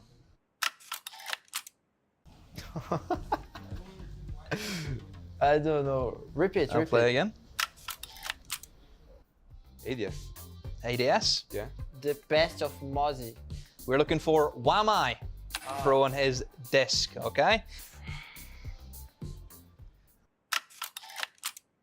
Well, that has been another episode done and dusted of What's That Sound. The Battle of Brazilians has concluded. We'll be back again with another episode. Welcome to What's That Sound, where we pitch the best players in all the land, and all they have to do is tell us what they hear. It's really quite simple, but we know it's not that easy to find out what you're listening to. In this episode, we are going to have Alems up against Spoits, the two Europeans take on one another. Here you go. Are you ready for your first sound? To reload or something, no? Can you do You it want me again? to do it again for you? Yeah. I think it looks like a reload, but it's not. Observation blocker? Is that your final answer? Yeah, it's my guess, yeah. Final answer. And that would be a good guess. That is correct. It was an observation blocker being Oh, deployed. yeah, but I'm not used So to it. now we know BDS Okay. don't use No, observation blockers. no, we don't use that. We know we that. don't use that. Are you ready for your next sound? Let's go for your second one. Now, let's see. Let's amp it up a notch. See if we can get this one. It was a sound. It was a This sound. was a sound. Yes, this was a sound. It's not a sound. Huh? It is a For sound. me, it's just wind. No, it's a sound. It is a sound. Okay, one more time, please. That's pulling out like the Grim bee stunner. Like the gun for the bees. I would say when you pick up rook armor. I don't know. You pick up rook armor? Yeah. Final answer? Yeah, but I'm not sure. You think it's the gun Yeah. for Grimm's launcher? Is that your final answer? Yes. That would be incorrect. It's Glaz changing his scope. Ah, yeah. See, once I tell you what it is, now you understand. Okay, now I won't miss. It's okay. So I you're know. 0 for 2, Yeah. which isn't good. Let's go for your next one. Oh, it's hard. It is Okay. hard. Here you go. Here's your next one. Dude, what is that sound? The sound of the bomb. When you are Final answer? When you are next to the bomb. Can you do it one I'll more do time? it one more time. I have no idea. No idea. No idea. It's- Is it a map I'll sound? give you a Like- hint. It's one you play a lot. I've seen you on this operator many a times. For me, the first thing that comes to mind is the sound of the bomb when you are close to the bomb. It's a But- gadget. I'll give you that much. Okay, It's a gadget. so Okay. so it's a gadget. So what gadget does? Oh, he's leaned up. He's getting serious. I don't know. Lion scan. I don't know. I actually don't know. That's my final answer. It was Ying's Candelas. Oh yes. Ying Candela. I know. I know. Okay. I know. Let's go for one more. Kali. That's a Kali. 100% Kali. It is Cali. So at least you finished on a high. Whoa! I didn't expect that. So that is our episode done between Alems and Spoit. And we'll be back again with another episode of What's That Sound? Welcome to Did I Tweet That, a show where we ask your favorite pros what on earth were they thinking the day that they tweeted some of these tweets. First up, we've got Kino. He's ready in the hot seat, and we're going to talk him through some of his greatest hits. Are you ready, Kino, to see what I've got for you? I'm ready, let's go. Here you go. First one, talk me through this. That one's pretty self-explanatory. The day before media, I decided to get a haircut with my boy Spoy. He convinced me, I don't know why. I went, got a haircut, and it was bad. I thought you were talking about this event. Okay, well, we don't have to talk about that one. Move on next. I'll be teamless. I think that's your boy, isn't it? Yeah, I rely on that operator a little too much. When teams ban it, we tend to lose the game. There you go, everyone. Just so it's a pattern. ban smoke if you want to be MA. Yeah. Easy as that. Yep. Next up. I tried being super for one game day or 2 game days. I You're don't not him. remember. You're not him. No, it was bad because I was trying to be the villain and talk before the game, but we ended up losing the game. So I tried talking after the game to make myself feel better. Didn't work. No. Back to nice You stick guy. to being good. That's it. Back to nice guy. That's an interesting one. Let's just say, yeah, exit change the scene, you know? I can't go in deep. But NA wasn't winning anything before we joined. And then we joined, stuff was happening. And then DZ won, TSM won. XSET didn't. XSET didn't. Maybe we were doing something wrong, actually, I don't know. Who knows? Maybe this tournament's your tournament. Who knows? Well, thank you, Kino. That is an episode done of Did I Tweet That? We'll be back again with another episode. I mean, I was always happy being a content creator, but, you know, there was always something there to be better. You know, I always find myself playing in these underage teams, you know, trying to get the best competition possible. So I always had that kind of competitive mindset inside of me, for sure. Spoit is living proof that young players can step up to the mark if they're good enough, and that is exactly what he was. He was good enough to move into that Rogue roster, be able to win them a major championship. Rogue has shown everyone that rookies are just as good as some of the more veteran talent that we have. Having Spoit on my team is definitely the best feeling I've ever had, because at the end of the day, we play an FPS game. Something I always tell my teammates is, if you win your gunfight, you win the game. Having him entering for us and getting those opening picks is all we need. It makes a difference. As of recently, it's been hard, you know, being a pro and a content creator at the same time. Obviously, your content side takes a big hit once you go pro. You can't balance everything, you know, 24 hours isn't enough. I'm taking a hit on the content side right now, but pursuing professional play. What makes Spoit so successful is his desire to win. People may think mechanical skill, game sense, but no, it's the hunger, it's the passion that drives him. All this guy wants to do is win, and he's done that. Picking his Spoit wasn't an easy decision, mostly because I was very close with my my last teammates, so it was a very tough choice on doing a roster move. And when it came to options, we didn't have many, and he wasn't even included in the options. I was like, well, why not try to get one of the best players in the world, if not the best? I don't want to say too much about the Gamers8 tournament coming up, because I don't want to jinx myself or anything like that. But I mean, Berlin went great, you know, first place. So I'm just trying to continue that road and, you know, trying to build a little dynasty with the team. But it takes time. The balance between us is probably just in roles, because I think I play as aggressive as he does on a supportive role. Every time we're together, we're doing everything perfect, and everything works out. So it feels good. It feels good to have him by my side. Dealing with all of the pressure, being a content creator, you know, changing teams, winning, you know, getting back to the high again. It's pressure for sure, but you gotta find that balance within your mind. And, you know, personally, the gym has helped me a lot. Spoit's expectation should definitely be trying to take home that MVP. I think he's good enough. I think he's probably top 5 players you would expect to be in that conversation. If he can play the way that we've seen him do in the past, then yeah, he can definitely go for it.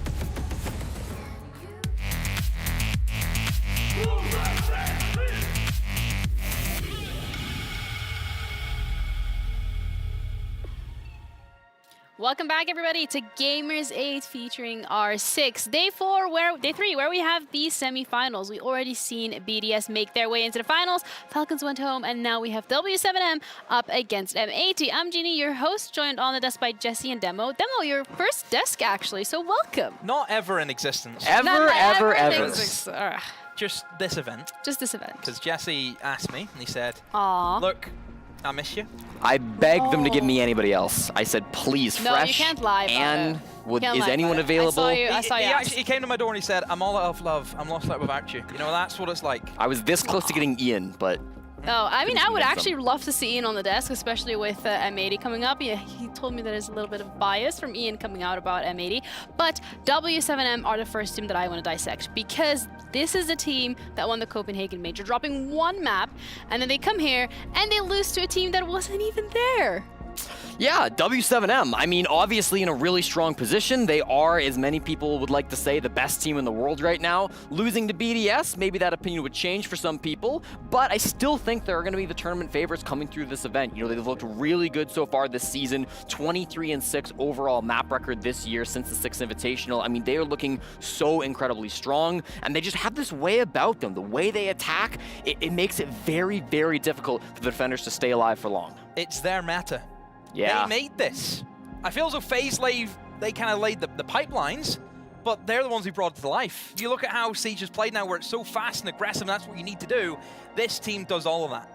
Right. I mean, it seems like when it comes to W7M, we can expect a lot of great things from them coming out today against M80, but it's also a matter of how are they feeling after that loss against BDS. Did it shake them a little? Did it give them the wake-up call that they needed? Are they still going to go through this as strong as ever? Let's have a check-in. This year with W7M, with a very strong team, just won Major Copenhagen, and we have the hype of it, the momentum. We changed a lot of things for this event, so I'm very happy to be in the semi-final. I'd say at least. Line's a very important pickup here against Nather still. They do it with this cross! JP92 with the transfer onto Yaga, shuts down! I think our team has what W7M lacks is, you know, just kind of that raw firepower of being in the shits. When things get scrappy, we can handle it. Looks for a second and he's good for it. Third, not so much, but Iconic sends it deep to sight. 10 seconds, they need to get this case down. And well, that's exactly what they'll do. Diaz halfway through the procedure, but Iconic split between two. Finds one more, looks for a 4K to wrap up the round. Benja, the answer, alone and gets one more to Diaz. Batman, what do you have? It's the answer, a 4K and M80 find the round. To beat W7M, I think it's going to take a good game from everyone, and we're going to have to be on our toes because they're an exceptional team, and we're just going to have to be ready to play. It's going to be a fun match. They had a full day of preparation today. I think it's going to be a tough game. I think we know how to win against them. Of course, I'm not telling here, but I think we got this. So many pros have been using to its maximum efficiency. KZ, he's gonna pop in. It's gonna be a trade, but no nade. Instead, he'll take down Bride. W7M burst onto site, and they're already eliminating BDS. I don't know what map we're playing because I just came out of the game. I didn't have time to study them, but I think we're good. Like I sent a message to W7M is, I know you guys like to prepare a lot, but it's going to be one in the mid-round tomorrow, so I'm excited just to get after it and play, so I'm looking forward to it. I heard someone from your team said you have better gun skill than us. I don't know in which world you're living because we are way better than you. So we'll see today, man, who is gonna win. All right, I don't know in what world you're living. We're way better than you. A little bit of that trash talk coming through. I like to see it. W7M up against M80.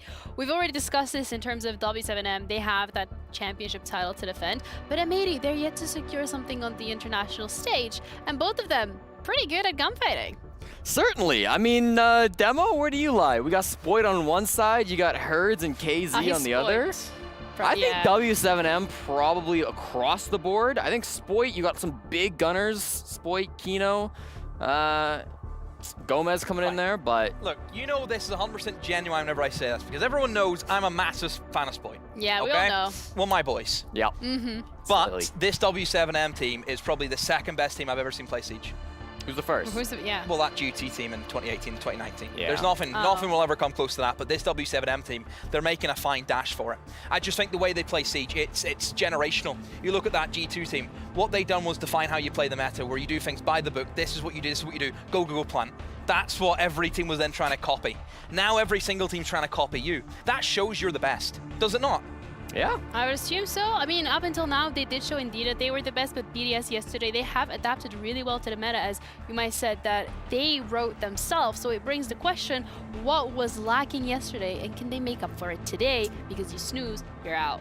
Yeah, I mean, I think yesterday, looking back at W7M versus BDS, you saw a couple of rounds where W7M, especially in Oregon, just weren't really able to get their footing on the defensive side. You know, losing back-to-back basement defenses in Oregon, you just can't really be doing that. BDS did two things really well, okay? Not only did they meet W7M on their level of gun skill, not only were they right there, able to win any fight that they go into with an equal chance, but they also fully counter-stratted W7M on what they like to do. They knew what style of play they were going to go for. If they started off with a heavy anchor strat on the basement, then went to a roam, BDS were always ready for it. And I think you've got to be able to counter W7M on both of those fronts. For M80, obviously they think they can counter them on the gun skill front. They think they can counter them on the, you know, overall strategy front. But very few teams in this meta can do both, and M80 is a tall task for them to do such a thing against W7M. You say they think that they can outgun them. Why think? Why are you not a believer in that statement yourself? Well, I mean, because W7M, right? I mean, you need superstar players, and M80 have them. You know, Spoit is incredibly good at what he does. Look who they picked up, and you say, oh, they're superstars players, hello! Spoit, I mean, they've got him, right? Spoit's a superstar player for sure. I think Kino in the right moment will absolutely pop off and have an amazing time.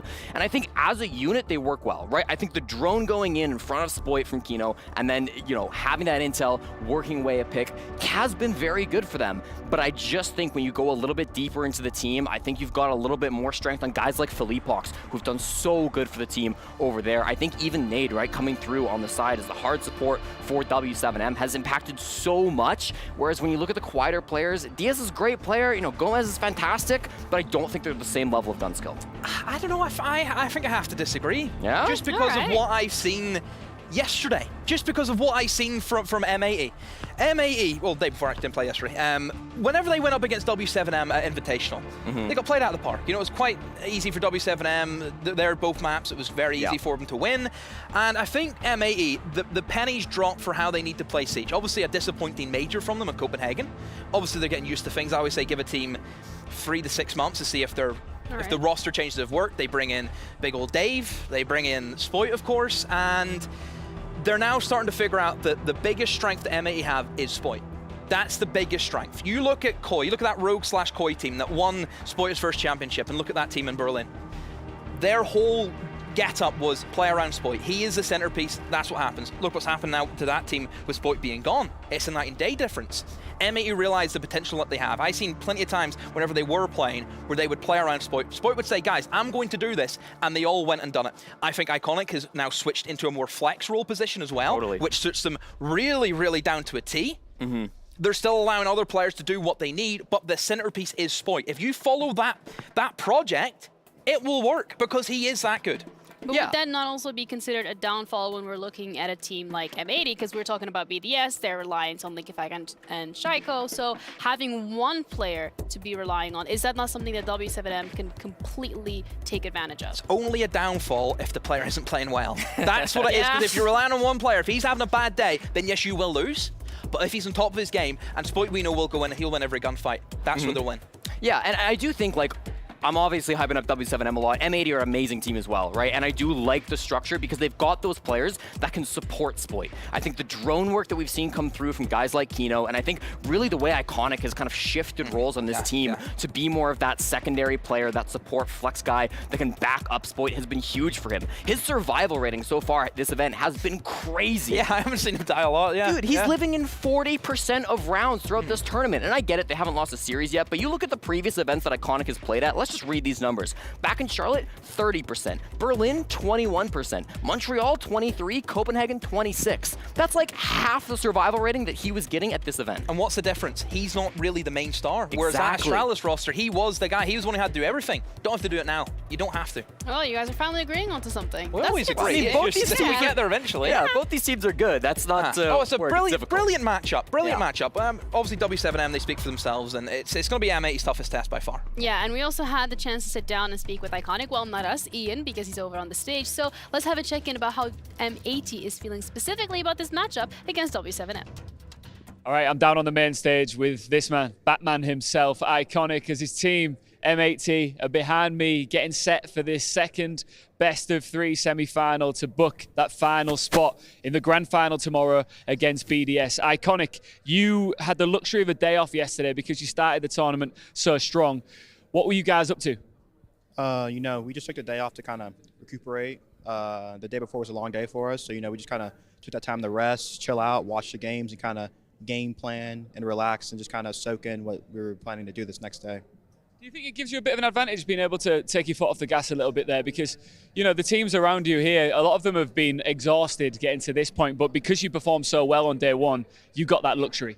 I think it has its advantages and disadvantages. You know, staying warm with keep playing is also good, but getting that time to rest and kind of review your opponents is also good. So I feel like it doesn't really matter, to be honest, to me. I'm good for both. I know that your team, you know, you and the rest of your roster have got so much self-belief, and rightfully so.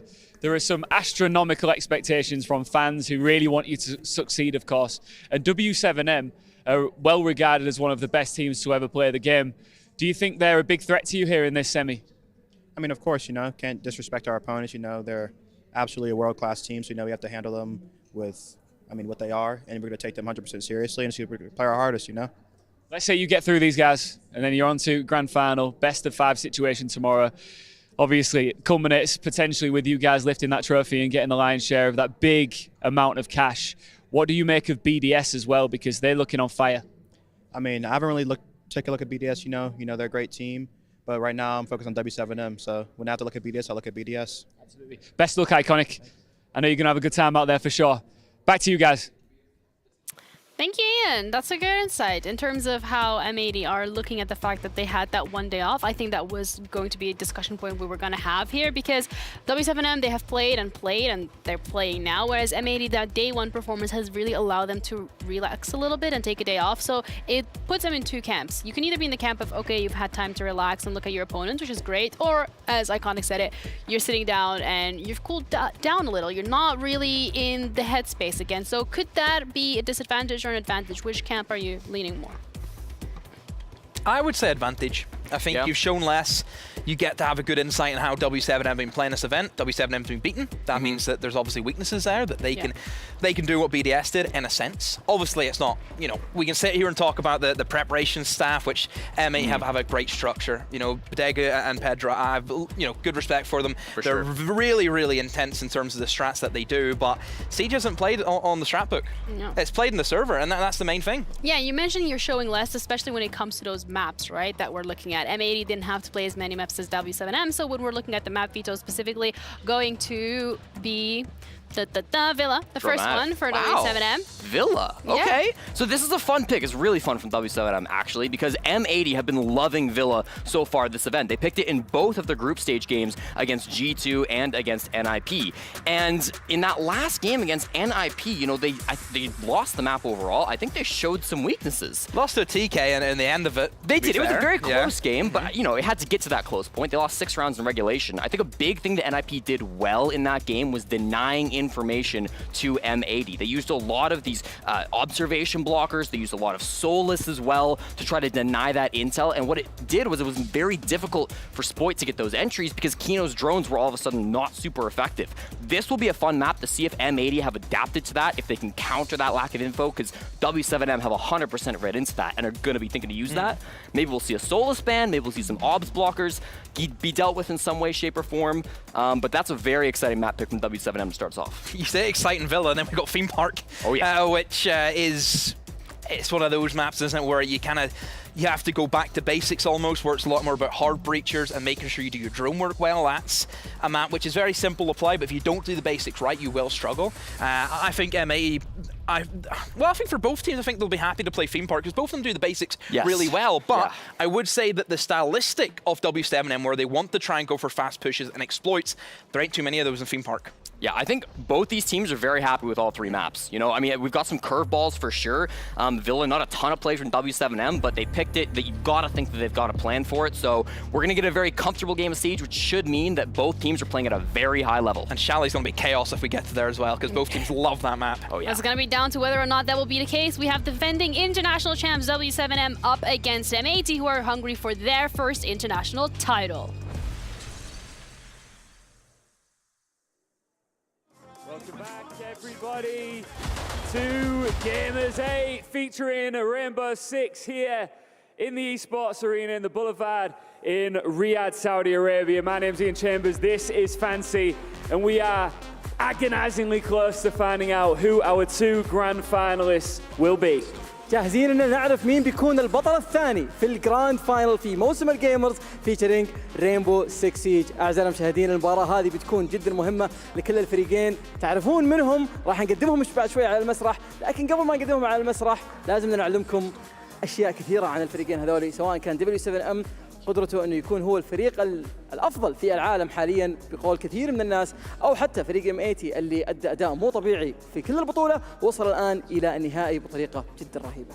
Now we've of course already had our first semi-final, and despite Falcons having a tremendous run and having home advantage and having a very vocal crowd here in the arena, it wasn't enough to stop BDS from making it into our grand final for the 2nd year running. فريق BDS أكثر شيء يميزهم إنه كل مرة يصيرون موجودين عندنا هنا في السعودية في الرياض، دائما أدائهم يكون مختلف تماما عن أي بطولة ثانية، خصوصا إنه الفترة الأخيرة أدائهم ما كان في المستوى، لكن يوم جو في السيمي فاينلز قبل شوي شاهدنا المباراة هذه، انتهى فيهم المطاف يفوزون على فريق فالكونز بناتج جدا جدا جدا كبير، وبصراحة ما ندري ايش اللي ممكن يسوونه، هل فعلا يقدرون يكونون الباك تو باك تشامبيونز معنا في موسم الجيمرز، ولا بنشوف فريق جديد هو اللي بيقدر يرفع الكاس؟ Who will join BDS in that final? It's time to bring out our next 2 teams, starting with a team that is back on the stage with a bang.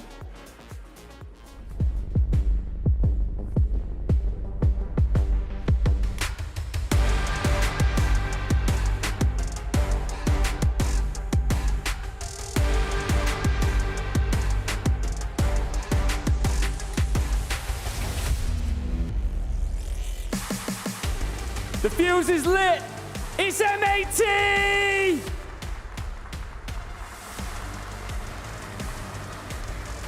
Well rested after a day off, and it was a very well-earned one. I touched base with Iconic just before he went up on stage here, and this team is very relaxed coming into it, despite the astronomical expectations surrounding this team and the hype around them. Because of this young and promising roster, they're extraordinarily confident as they make their way into position here. هذا الفريق البرازيلي أعزائي المشاهدين يعتبر من أجدد الفرق في عالم رينبو، وأخذ عالم رينبو بالكامل باي ستورم. أدائهم مو طبيعي من يوم ما بدأ الروستر هذا إلى اللحظة هذه، انتصارات لا نهائية في جميع الميادين في جميع البطولات في أنحاء العالم. هذا الجيل الجديد من عهد رينبو 6 سيج، وهذا هو الفريق اللي لازم انك تركز عليه. Their opponents are very used to high pressure situations like this. فريقهم القادم أعزائي المشاهدين من الفرق اللي متعود على الضغط الكبير، متعود على الانترناشونال ستيجز، فخلونا أول شيء نرحب فيهم، نعرف فيهم شوي.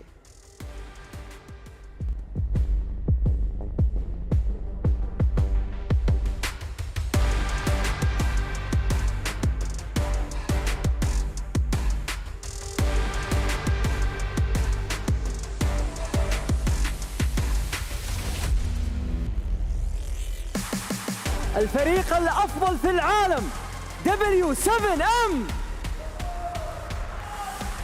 مصنف من الكثير إنه هذا الفريق هو الأنديفيتد في جميع البطولات، هذا الفريق اللي قدر إنه يوصل عندنا إلى النهائيات، هو الفريق الوحيد اللي قدر ياخذ ماب من فريق BDS أبطال موسم الجيمرز في السنة الماضية، متعودين على المسارح العالمية، متعودين إنهم يكونوا متواجدين تحت كل هالضغط الكبير، خصوصاً إنهم متجهزين كامل الجاهزية قدام فريق M80. This team has set a precedent for the way they play this game. They were rocked by a loss to our now grand finalist BDS earlier on in the tournament, but they bounced back with a convincing lower bracket win against Oxygen, and now they are here, just one step away from yet another grand final and a chance to earn some Siege silverware. جاء الوقت أعزائنا المشاهدين نفتح المباراة هذه. لازم تحط ببالك نقطة إنه فريق M80 متعودين على الضغط هذا، فريق W7M هم نفس الشيء أيضا، لكن اللي يفرق بينهم البلاي ستايل حقهم، الاستراتيجيات حقتهم بتكون مختلفة في هذه المباراة، زي ما هم كلهم وعدونا إنه بيكونون جاهزين البعض. فمين بيقدر يقدم المباراة الأفضل؟ مين بيقدر بيكون هو الفاينلست الثاني معنا في البطولة؟ ما ندري.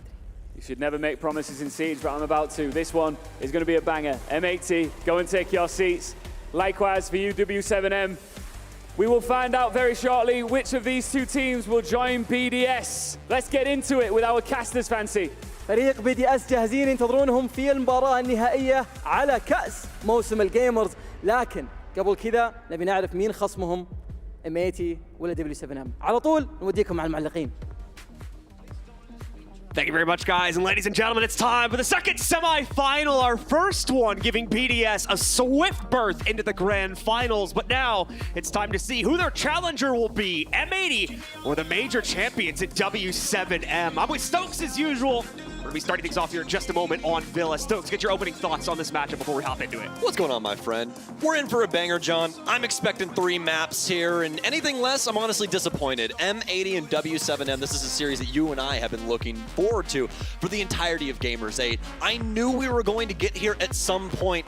Now we just got to let the magic happen. I honestly cannot tell you which way this can go, really. I think in my heart of hearts, if I'm really getting down to the nitty-gritty details of, my opinion on Siege, I'm feeling slightly towards W7M, but really it's anybody's ball game. You don't know what to expect out of M80 because this is a roster that's still recreating themselves, still working on themselves. They still have all of these new toys fresh out the toy box, and they're trying to get things done here. Now they are up against some very stiff competition. That doesn't mean that they can't take it to them. I'm excited to get into things, especially on Villa. It has a lot to offer, especially for strategical depth. So we're going to see a lot of different plays coming out from both of these respective squads. I had a chance to interview Philippe Fox yesterday after they finished up their game, and I asked him a question, of course, about today's game going up against M80 and how he felt that his team was going to do it. And not gonna lie, he said that they were a little bit intimidated, specifically because of the coaching presence on M80. He had played under that coach previously, and he knows what he can do. So he knows that's going to bring a very powerful strat up to the table, along with just great direction for the individual players as well. So still a lot of potential here for M80 to potentially take this one. Definitely agree with Stokes, the fact that we're more than likely going to end up on all 3 maps for this one.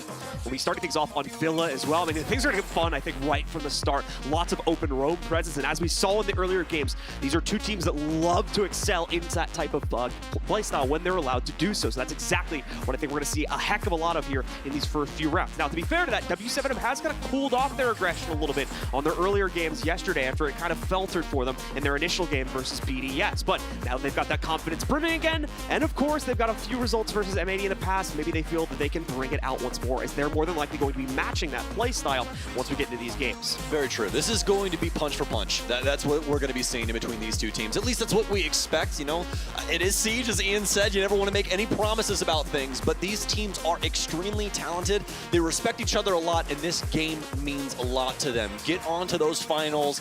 Earn yourself a pretty penny, John. All right, folks, well, here we go. We're loading into Villa now, so let's get started with map number 1. We may need 3 to settle it, but only 1 team can move on. It's the Battle of the Americas. Let's get into it and see who will move forward to face off against BDS in the grand finals tomorrow. W7M has the first and final ban.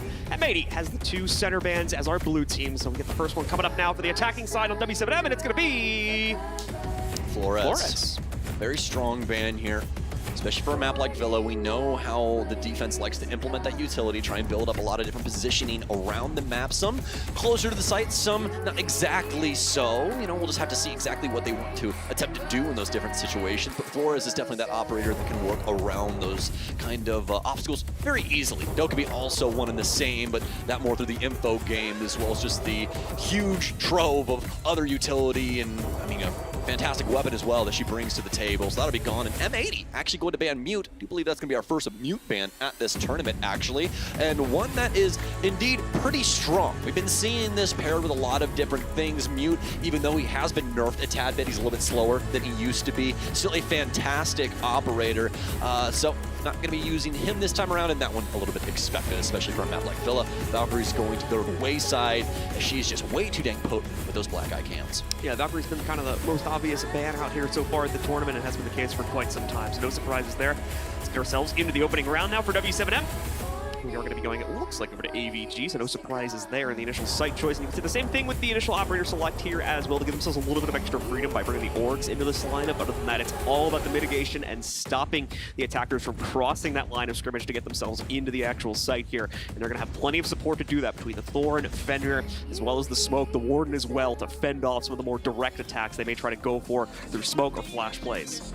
Yes, indeed. And for those of you that can read, we're going to man a tech break here for just a split second. We just want to make sure that everything is going right on both of these squads' computers before we hop into this, but we can talk about at least what this initial round is going to be looking like. John will give you guys the nitty-gritty details here. It's going to be Aviator games for the defensive site, and as you said, they are going to have the Fenrir in here, but it's kind of a little trap-oriented with that, right? You got the Fenrir there to kind of block off some of the vision on some of the longer angles or some potential swings coming into the site. You got Thorn to murk the waters up just a little bit more, making it to where if they do go for that entry too quick, they have to worry about the Razor Bloom as well, and then everything else making quite a bit of sense. I think the biggest oddity that they're going to have out of all of this is going to be Oryx, but given the fact that it's Villa, even he makes quite a bit of sense. Although he did lose his 1.5 recently, still a fantastic roaming operator, as he is the only one in the game that is able to abuse those hatches, minus Amaru on the offense. We talked a little bit about the attacker lineup. Obviously, this will get repicked by the time we get ourselves through prep phase, so don't count on this one too heavily just yet, but we are currently showing a Blitz, Ying, and Amaru for the attacking lineup. I think it's locked because we're 3 seconds on the clock, so... Well, yeah, I'm just saying they could still attack a repick once we get...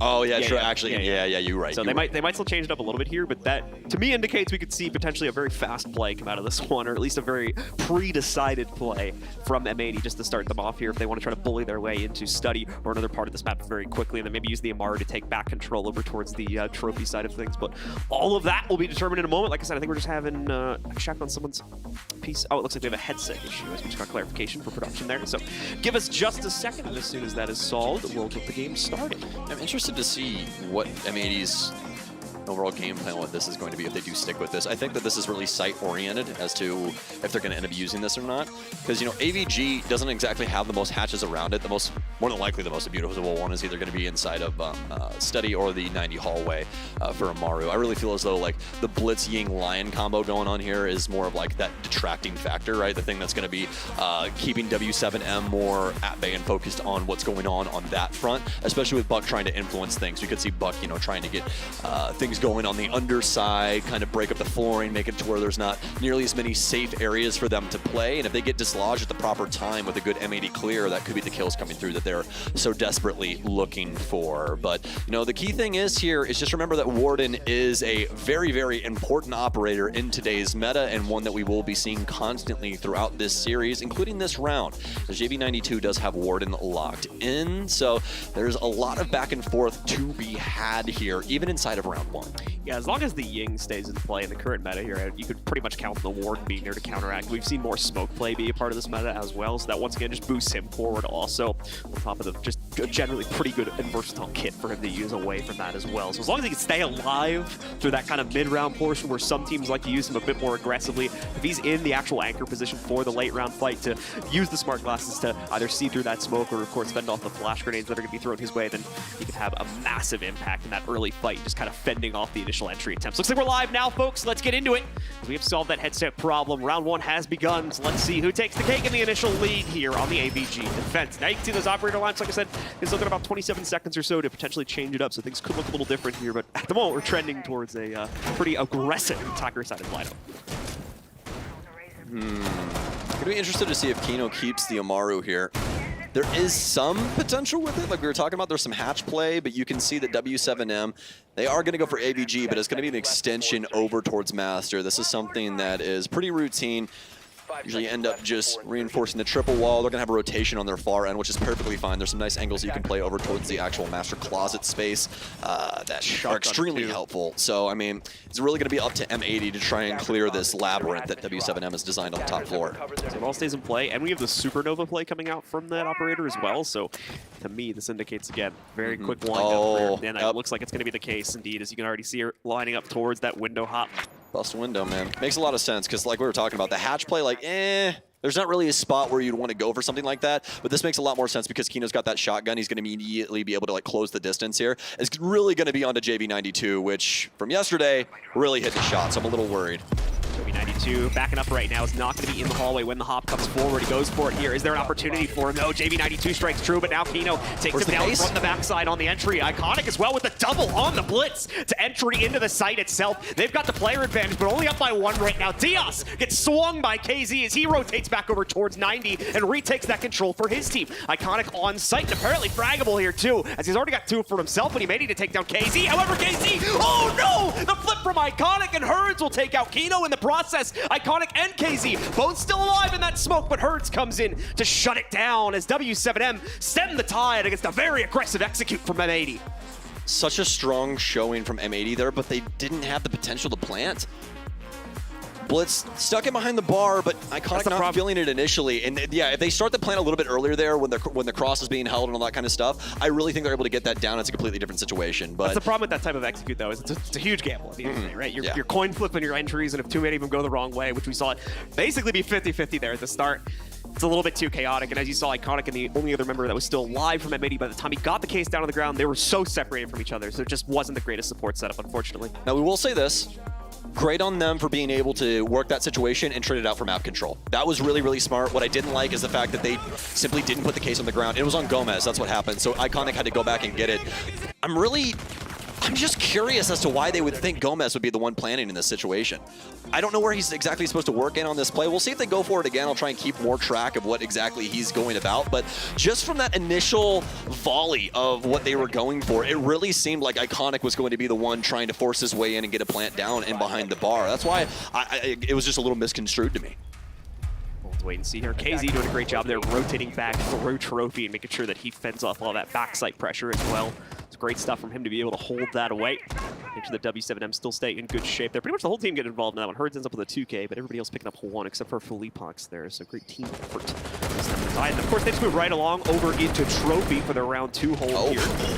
Iconic potentially getting swung there from the connector window, but does survive, as I believe KZ was the one that tried to challenge it. Both team players maintain full HP after it is said and done. Now we see M80 trying to set up for the initial clear. Herds tries to get aggressive as well here. They'll pay the price for it as Kino takes him down outright. A lot of damage going his way, but he gets the kill, and that's what's important right now. You can see M80 were definitely hitting the books yesterday, what W7 have been bringing to the table so far. And Gamers are 8 here. End up breaking up some of the barricades inside. Nice little tag on to KZ.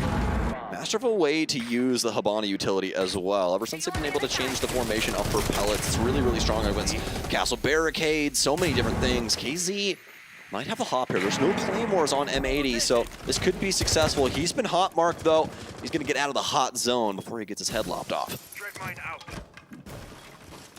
He tried to swing forward here, looking for an opportunity to get a peek on this bedroom assault, but not been able to line up for it just yet. He's tried to go for it a good 4 to 5 times as well, so he's being as active as he possibly can be in this situation here. Nade, great positioning for him. He knows something's up, and he unfortunately is not going to be able to stop it quickly enough. Does allow Gomez to get away with one before the trade goes away. That'll lead to the elimination of Felipox once again. KZ finally striking true there and finishing off the remaining HP on Kino. However, it's outside the window, so more than likely going to see him get retrieved. You can already see that happening right now as the backup is happening towards Diaz. Diaz is being a little careful just due to how aggressively KZ was playing on this flank earlier, or playing on this window peak earlier on.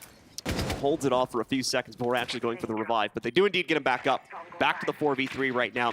M80 continuing to slowly work these peaks on the bedroom window and trying to establish presence on a few other angles, but the one attempt they made over towards the trophy connector has failed so far. So they're going to run into an issue here where this is going to start to look like a pretty one-dimensional take sooner rather than later, and indeed that will lead to the numbers being evened up. Kino gets down for a second time, and this time finished off as well. We are starting to see some control go into M80's hands. Spoit most notably there, pushing through the master bath and out from that, I believe, to take down JV92. That restores the kill advantage into M80's favor. KZ trying to push it even further than this as well, but unfortunately he'll go down as well finally with his aggressive adventures. Finally getting the better of him. Iconic, however, getting caught, I believe, by a frost trap maybe? Razor Bloom. Oh yeah, Razor Bloom. Thank you, Stokes. As he'll get knocked down by that. good news for M80. They still have the 2v1 advantage, even with Iconic being down a few seconds prior there. And there you go. A nice swing from Split will finish it off, and M80 will tie us up at 1-1. M80 not overcommitting themselves and allowing W7M to kind of make some plays where they practically waltz right into the setup of M80, especially that kind of frost situation that we saw inside of Master. Very well done from M80 to try and keep the play going. Especially, even though things didn't work out for Iconic, appreciate him going for the rotation and looking for a different front to try and assault the building from. The Razor Bloom does catch him, but at the end of the day, you still want to try and see those rotations come through. M80 will tie things up after they get this assault done on the building in round 2. KZ there lining up that very nice shot. We saw him pretty much taking the whole round to find it, but he does eventually get it. Just couldn't push his aggression any further than that, unfortunately, as he made it too. Obviously, he was trying to play in the face or at the tail end there, in the back of the members of M80, so they had a permanent flank watch established. Dealt with him pretty easily, and then it was just cleanup duty on the swing out into Astro past that point. We saw, of course, Spoit picking up most of the kills there. Even affair so far here at 1-1. W7M does feel that they can just go for the retry here on Trophy and Statuary. And we'll see if this will yield results for them. Slight change-ups to the operator lineup here to slow down the pacing from M80. We'll have to see if it will work. They have a little bit of commitment over here to the aviation and game side as well, to potentially cut off those early lurks from M80. Gonna bring Ying back in. Iconic will be on the ace this time. 3 separate operators for Iconic. Versatile player, always has been. The scary thing about it is he can just frag out on anything too. Just has to find that moment for himself. He's a facilitator. That's what M80 loves about him. This entire roster of M80 has been building for some time. A couple switch outs over the last handful of years here, but definitely a roster, especially in its current iteration, that definitely hold a candle to a lot of top teams around the world. One that you'll definitely be looking for in the early parts of next year. We'll get back to SI. And then this team will definitely be rolling. M80's been working on themselves. It's been working this tournament so far. Trying to prove it here against W7M. So far, so good in round 3. Continues to build itself up. Some soft breach going out, trying to create some new lines of sight over for Astro, or towards Trophy. Gomez does have presence down low. Doesn't have to worry about any other fellow, though, minus Fleepox, but he's on the other floor here. He doesn't get in on a cam inside of the actual space. Oh, there was a cam, but as long as we don't see Gomez get on a camera here, he should be fine. Gonna have to pop that open. He goes for the kitchen swing here. That's really all he had at his disposal at that moment, and it's actually gonna be Iconic that's starting to receive the blunt end of the stick.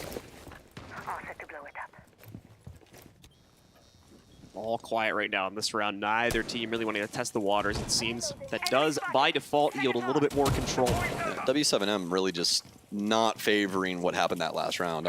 I mean, yeah, it went pretty handily into M80's favor because of the fact that they tried to stick out so much. Like I said, at the tail end of the round, it was kind of getting obvious in the case of KZ, although he bounces back here now in round number 3, finding the first pickup for his team. Kino trades that out, though, finishes off Nate, and that's not the other player that was down. You can see that on the right side. That's still Hearns down on the ground right now. Another swift entry coming in, but a good hop out from Felipox in Mudroom. He finds a trade at least onto Iconic. Hearns looks like he might actually get retrieved, which is very needed right now, considering that they would be down to a 3v2 otherwise. However, Spoit spots it, finishes off Hearns after the revival now. Knows that someone would have more than likely had to pick him up, so they should expect a second player to come from that direction. Felipox trying to rotate through red, more than likely over to Astro Stairs, and KZ taking all the aggression in the meanwhile here. Felipox trying to get intel to play off of, but not a lot being presented other than that little drone spot he got. So KZ seconds. Also going to be forced back. You mentioned from Stokes there. Once again, Felipox just bleeding out the intel right now, trying to see if he can deny the plant more than anything. That's what he's going for here. He'll try to rotate back up towards Smart. Kino goes for the plant, but no, it's too late. It'll all go down on the ground here. Diaz as well with the counter to KZ's wrap into Statuary. Leaves Felipox off on an island for the 1v3. Good start to this clutch as he absolutely slams the head off of Kino. But 2 more kills to go, and these are the tough ones. They're both on the other side of the site. It's an easy swing from the bomb chassis there for our second player on M80 to shut him down if he goes for the counter defuse. So we'll have to hunt for these kills directly, and that'll run him right into the crossfire between Spoit and that other remaining member of M80. M80 with the lead now, 2-1. It's exploitable for Spoit, man. Triple kill for him on that round, and the patience play from both of these teams. M80 able to keep things straight. You can just see how happy Bibu is back there. They've got the lead on the offensive side, and they are firing here right now.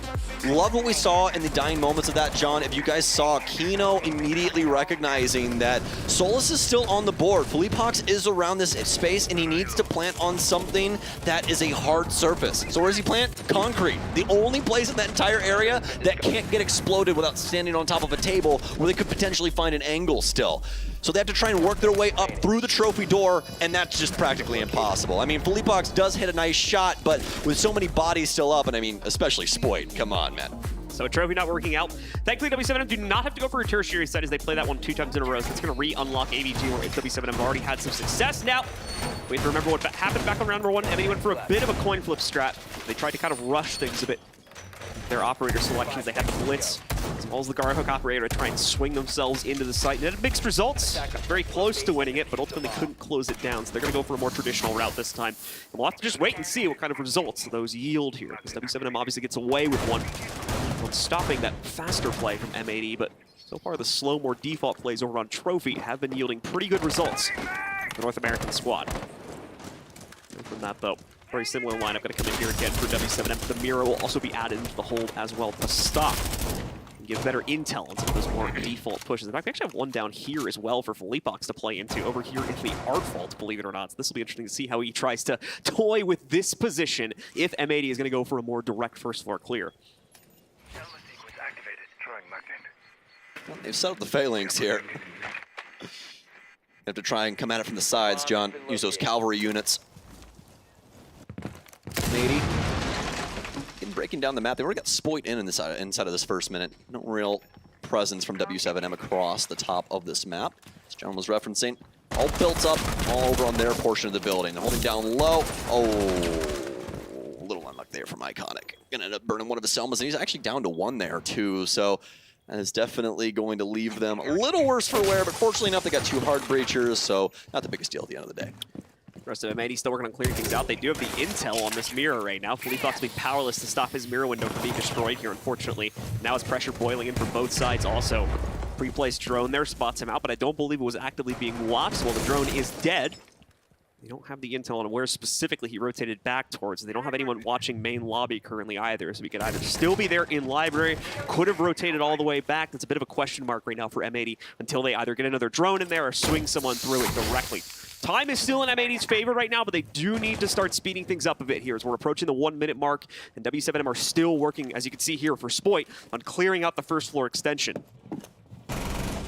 Philippe Hawks with a good hold initially here. Spotted that mirror strikes. Like I said before, they didn't know whether she fell completely back or not, and that's going to open up the window for a second kill as well. Philippe Hawks goes 2 for no so far here. Still alive, still holding back the play on the inside of Library. Kino finally trades one out, but it's on a completely separate part of the map over by 90. They takes him down there and at least opens up a small path forward. Good nade dink. Unfortunately, Philippe Hawks is able to rotate slightly away from that one, so he'll take minimal damage from it. KZ is still holding the line on main stair too, and there's only 1 player positioned by Study to try and press him out right now. M80 incredibly split up. This is going to be a very, very ragged attempt to take control of the site from a 3v4. 2 on Study side. Kino on the back end. Fighting a little rub. We have to Herds here to try and shut this down. Kino's got him stunned down, but wow, what a moment there from Herds. KZ will take one down with the bailiff. It's all up to DS, Lucas to take out KZ. It'll be Philippe Hawks with the Vector yet again. A triple kill of his own after Spoit got won the last round.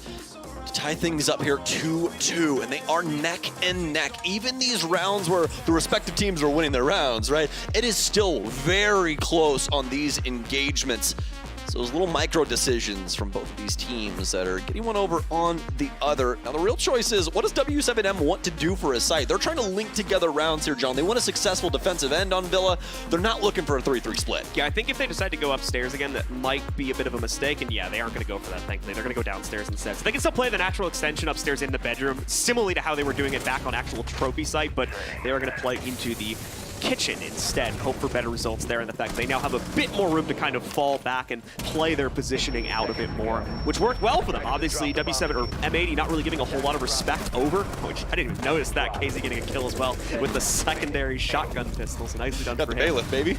But yeah, a big point I was trying to make there is just the fact that once again, the members of W7 or members of M80 just not giving anywhere near the amount of respect that was needed over to that library hold, and that just wasted far too much time, unfortunately. And unfortunately, took too many of their players away as well. Philippe Hawks getting away with that double kill probably should not have happened. I think really what that built up to was the fact that W7M was able to abuse the drone game so heavily, because going into the last portions of that round, and by last portions I mean like last minute 30, they only had 4 drones, and 3 of them were active, more than likely on like flank watch and some other crosses and that kind of stuff. And they only had 1 in their pocket. So they honestly, what they needed is that last drone to kind of just be utilized and clearing that out before they ended up trying to throw some bodies at it. But I mean, beggars can't be choosers. They had some moments there where they could have just taken out, you know, Fleabox, but he's just really strong in those gunfights, man. And so is M80. It's really a coin flip either way you slice it. Same right there. They are pixels away from removing each other's head. You just never know which way it's going to go. Anytime that I see engagement, I'm like, flip that coin, baby. KZ just dips his toe into the water there, sees if he can find anything. Unfortunately not, but still a pretty safe peek, ultimately, the fact that no one else had repelled up there just as of yet. Oh, nice. Unfortunate, as I believe they Oh no! that out from the other side. Nate hits a second one as well. Actually, no, misses the second one there. Hits the frame and ends up damaging himself a little bit too. Gomez will move out now that he's cleared out the majority of that other side of the first floor. It's like me throwing my HEs in Counter-Strike, dude. It's bouncing back in my face all the time. I mean, it's the Azami, so it's not the biggest deal in the world. Just patch up the hole real quick and you're good to go for the time being. So at least has that in his pocket. Bob the Builder, man. Can we fix it? Yes, we can. Oh, Spoit, feeling himself. In, out, to the side. Dip, dash, dodge. No kill just yet. Those ones inside of AVG. Rather Astro. Being impact out. That could have potentially done some serious damage to him. And knocked him down by about 40, 50 HP. But fortunately enough for him, he was inside of the shower, which apparently is very safe for explosives. So away from that, M80 still moving quite slowly through this clear of the map they need to achieve for themselves, but we're likely going to start to speed things up relatively soon. They're aware of the timing here as well. Kino still looking to isolate out any players on the inside.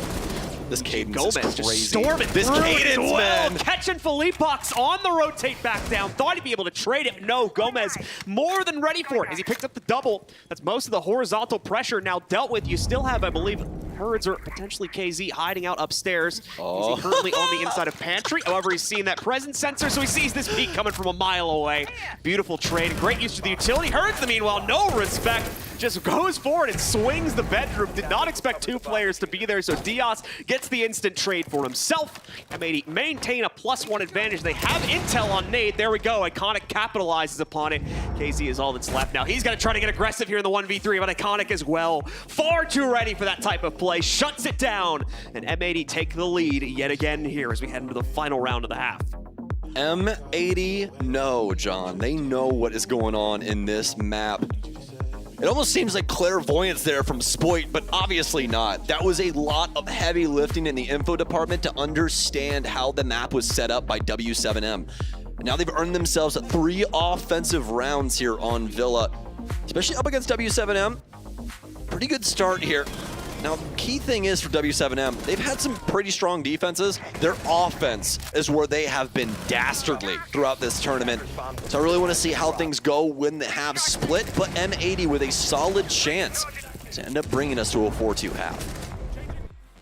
Beautifully done here so far from M80, keeping an even keel at minimum so far in this first half. Time to see if they can push that envelope one step further, as W7M unfortunately failing to yield results in the downstairs hold. Well, they're going to fall back on one of the only other sites that they unfortunately have not been able to close out for themselves yet. They're back over in Trophy and Statuary for 3rd time now.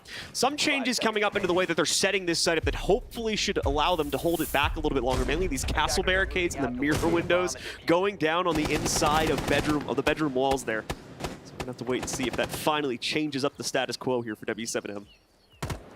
These mirror windows, always difficult to deal with, but really loving the setup that we're seeing right now as they extend all the way over into AVG with those, using that side panel, forcing it to clear out. But that doesn't mean that M80 has to go for it. They can honestly just process this portion of the building, cut the hallways in half right there at the 90 over towards red area, and then just wait for W7M's rotations back and pick those players off.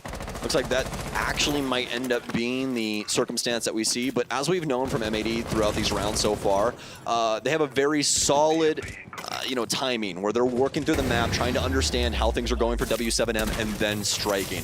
This round, a little bit more direct from M80 as they're trying to get Spoit in down low just to try and hold on to any potential from W7M, especially inside of these nitro cells that could come back to bite them. Fully boxed, as we saw him go down to the basement a second ago there. He may be trying to rotate back around through Pantry to fend off this kitchen take. As you can see, it's all clear on the inside of the second level of pantry itself, and of course, by tarps and kitchen. Nothing being found there. Gomez seems to have an inkling that someone may have rotated down into the basement to try and lurk this, though. And they've got a preset drone sitting at the bottom here. Iconic's drone may have actually already spotted this player, and there we go. Confirmation on it now for Fleetbox. So the surprise is ruined. Gomez is still going to have to spend some time down here making sure this player does not get away with anything. It'll turn into a little bit of time delay, but thankfully it seems like they're not committing too much. This is really just him. The other 4 players are still diligently working on getting that site control. You can hear the bottom pellets going down upstairs. It's more than likely dealing with that mirror window that have been set up, or potentially some of these castle barricades as well, so they'll knock those out quite quickly. Herds will be trying to get in the way of this as much as he can. They're still slowly but surely losing all of that resistance they put up at the beginning of the round here, so we will have to be forced into a fight sooner rather than later.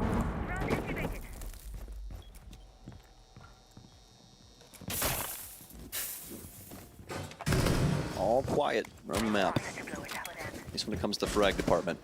A little bit of cannon fodder, nothing really landing. Just free fires and some utility usage abound. M80 still having to be aware of the positioning of W7M throughout the map. They do still have a few bodies off the site. As we know, they chose to circumnavigate that. Didn't want to try and process what's going on down low. Should be a kill here. Actually just going to rock KZ. Spoit will be able to pick him up, and that's going to be a nice trade there. Spoit yet again, man. High HP, but Fleetbox will let that Nitro sing. That's going to be a huge pickup, especially after Iconics went down as well. But you can see all of M80 awake when it comes to these frags, and Gomez, he's found his opportunity. This plant's going to start for Kino. They have to make sure these rotations cannot come in. Nade does still have a Nitro cell, but this plant's going to be confirmed. That Nitro cell, all for naught. It lands on the back of the deer statue. A frag grenade out, and a dead man walking, as he won't even know it before he hits the floor. Nice headshot there from Diaz will deliver the 4-2 half as W7M cannot stave off this round. Valiant attempt from W7M, just not an active of enough defense in my opinion there. Had to try and play a bit more in the face of the members of M80 with all of the castle barricades and the mirror windows they were trying to play off of there, but still tried to respect their opponents a bit too much. And because of that, they slowly but surely bled that upstairs positioning away to a degree where it looked very close at the end, but W7M had so many power positions to play from that with a few swift moves forward, they took full control of the site. Really only needed to make 1 to 2 entries, and they had a pretty safe plant avenue to work off of there as well. You saw that one member trying to rotate back in through Trophy Connector to pop off the Nitro, but from the looks of things, W7M didn't even have good intel where the plant was going down. They lost the plot by that point, unfortunately, and M80 took full control and just overwhelmed Fleetbox and all the remaining defenders there. Beautifully done by M80, and it is going to give them a well-deserved 4-2 lead, switching on to their own defensive side. All right, well, this is where we really get down to it. See what W7M are capable of. This entire tournament, their offensive sides have been immaculate. So much fun to watch. Hopefully we can get some more of that play here up against M80. Make this something interesting. Although, it definitely has been, even with the scoreline that we've gotten so far. Just excited to see what W7M has to offer, what they bring to bear here in round 7. Across the board, they're not even doing too shabby. Yeah, JV92 and Nade aren't doing all that great, but remember, it's a marathon, folks. It's not a sprint. Only 1/2 of one map so far. A lot of siege still left to be had, especially if W7M have something to say about it.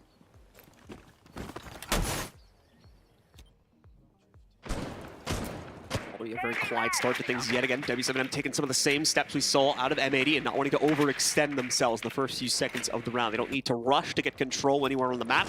It's a slow process because they know that M80 are also going to be peppered around the map looking to try and take advantage of certain situations themselves. And indeed they are. So we're looking at it right now here. You can see one of the defenders tucked away, I believe by the main front door over there, actually. Because indeed, yeah, it's going to be Spoit playing on that position. Herds will try to nade out something above. Nothing's really there, though. But in the meanwhile, KZ has struck for the first kill on the round, taking down Gomez. Putting W7M in a better position here to bring us down to a 4v5 to start us out. A little bit of a tragic pick there for M80 as well. Not exactly the operator you want going down. I believe Gomez was able to get off all those Kibas either. So, mostly dedicated towards the top floor, and oh my! Spoit just wandering a bit too much there, unfortunately. Goes into enemy territory without even realizing it. Herds clips off his head like it's nothing. Brings it down to a 5v3 here. Not a whole lot those downside defenders can do at this point as well. Just have to kind of lock themselves into it. You can see, I believe that's going to be Iconic. Potentially Kino trying to make a play through Astro Stairs. It is Kino, just to confirm, but as well here. weren't really able to justify that push up the Astro stairs. They're trying to remain mobile here, but that sledge has opened up too much real estate on the top-down Kino. Bleeds out 2/3 of his HP in a wild swing into Pantry there. JB92 had been on that rappel for some time already, so shuts him down without too much of an issue. Just down to Iconic and Diaz. Iconic knows that at least one player has tried to walk past one of those fear mines a few seconds ago. Diaz strikes back against one, but they can't seem to stem the tide. I was going to say, Iconic is still alive, guys. Iconic's still in it. I know it's kind of obvious at this point he's going to win the round, but give him some respect here. There we go. Iconic. He's going to try to swing tarps one final time, and then there we go. W7M. Now they've won the round. It's going to be 4-3 on the scoreboard. Oh my goodness gracious, that was awesome. It was Production's like, this next round, moving along. Things were going so well for W7M that they were convinced all of M80 was dead already. That is so awesome. All good. 4-3 here, but W7M, like we were talking about, man, these offensive sides is where they are disgusting. Herds with a heck of a shot. Spoit went looking for a barber, and I think he chose the buzz cut there. Very much the case. Oh, a smooth one there from Diaz as he at least gets away with a fade. He doesn't change the outcome of the round too much, but it's nice to respect a good frag when you spot it. Ultimately there, like I said, brings W7M, keeps this game close as they are just within 1 round's reach of M80 yet again here. W7M a few repicks coming into this second round now as we are going to see M80. Important to note, of course, that M80 do play what is usually a tertiary site for a lot of teams to start this map off. Not always the case necessarily. Some teams actually do prefer to go for that downstairs site, as we just saw with M80, but they're going to make a return to the usual picks now by going over here towards trophy and statuary. They're going to have a little bit more of a different setup on this one. They will leave one panel soft, and they're going to use the castle barricades to allow that to be a valid rotation option between statuary and the bathroom, of course. They'll look to extend their play into that a bit deeper in this round. We were seeing M80 as they wanted to play mainly just in the sites themselves. Okay, well, Soul's on the board for M80, so we won't be able to recreate what we saw the last time we had a Nook in the basement. That is so where KZ chooses to go. Nor am I out here for M80, try and prevent some of these throwables from coming through, especially these frag grenades we have built up with KZ and Hertz. Leapox also can have his arrows countered out with those Wamai discs, just always keep that in mind too. Be a big piece to this puzzle later on down the line. Looks like they want to start things off on the master balcony, begin processing this top floor. A lot of M80 mostly focused on this portion of the building. No matter which floor it's on, you can see Iconic all the way downstairs waiting the arrival of any W7M member that wants to try and clear that basement. Will be on Fenrir, so he can control all of those dread mines across the map just simply by looking at them and clicking them through walls. Hertz continues to swing through now that he's seen his teammate KZ take a bit more control over here into tarps. They felt it's safe to do so. Nades going forward as well, but it's going to be a big miss on that. M80 has already given over that real estate due to the incendiaries, which have been tossed in a few seconds prior.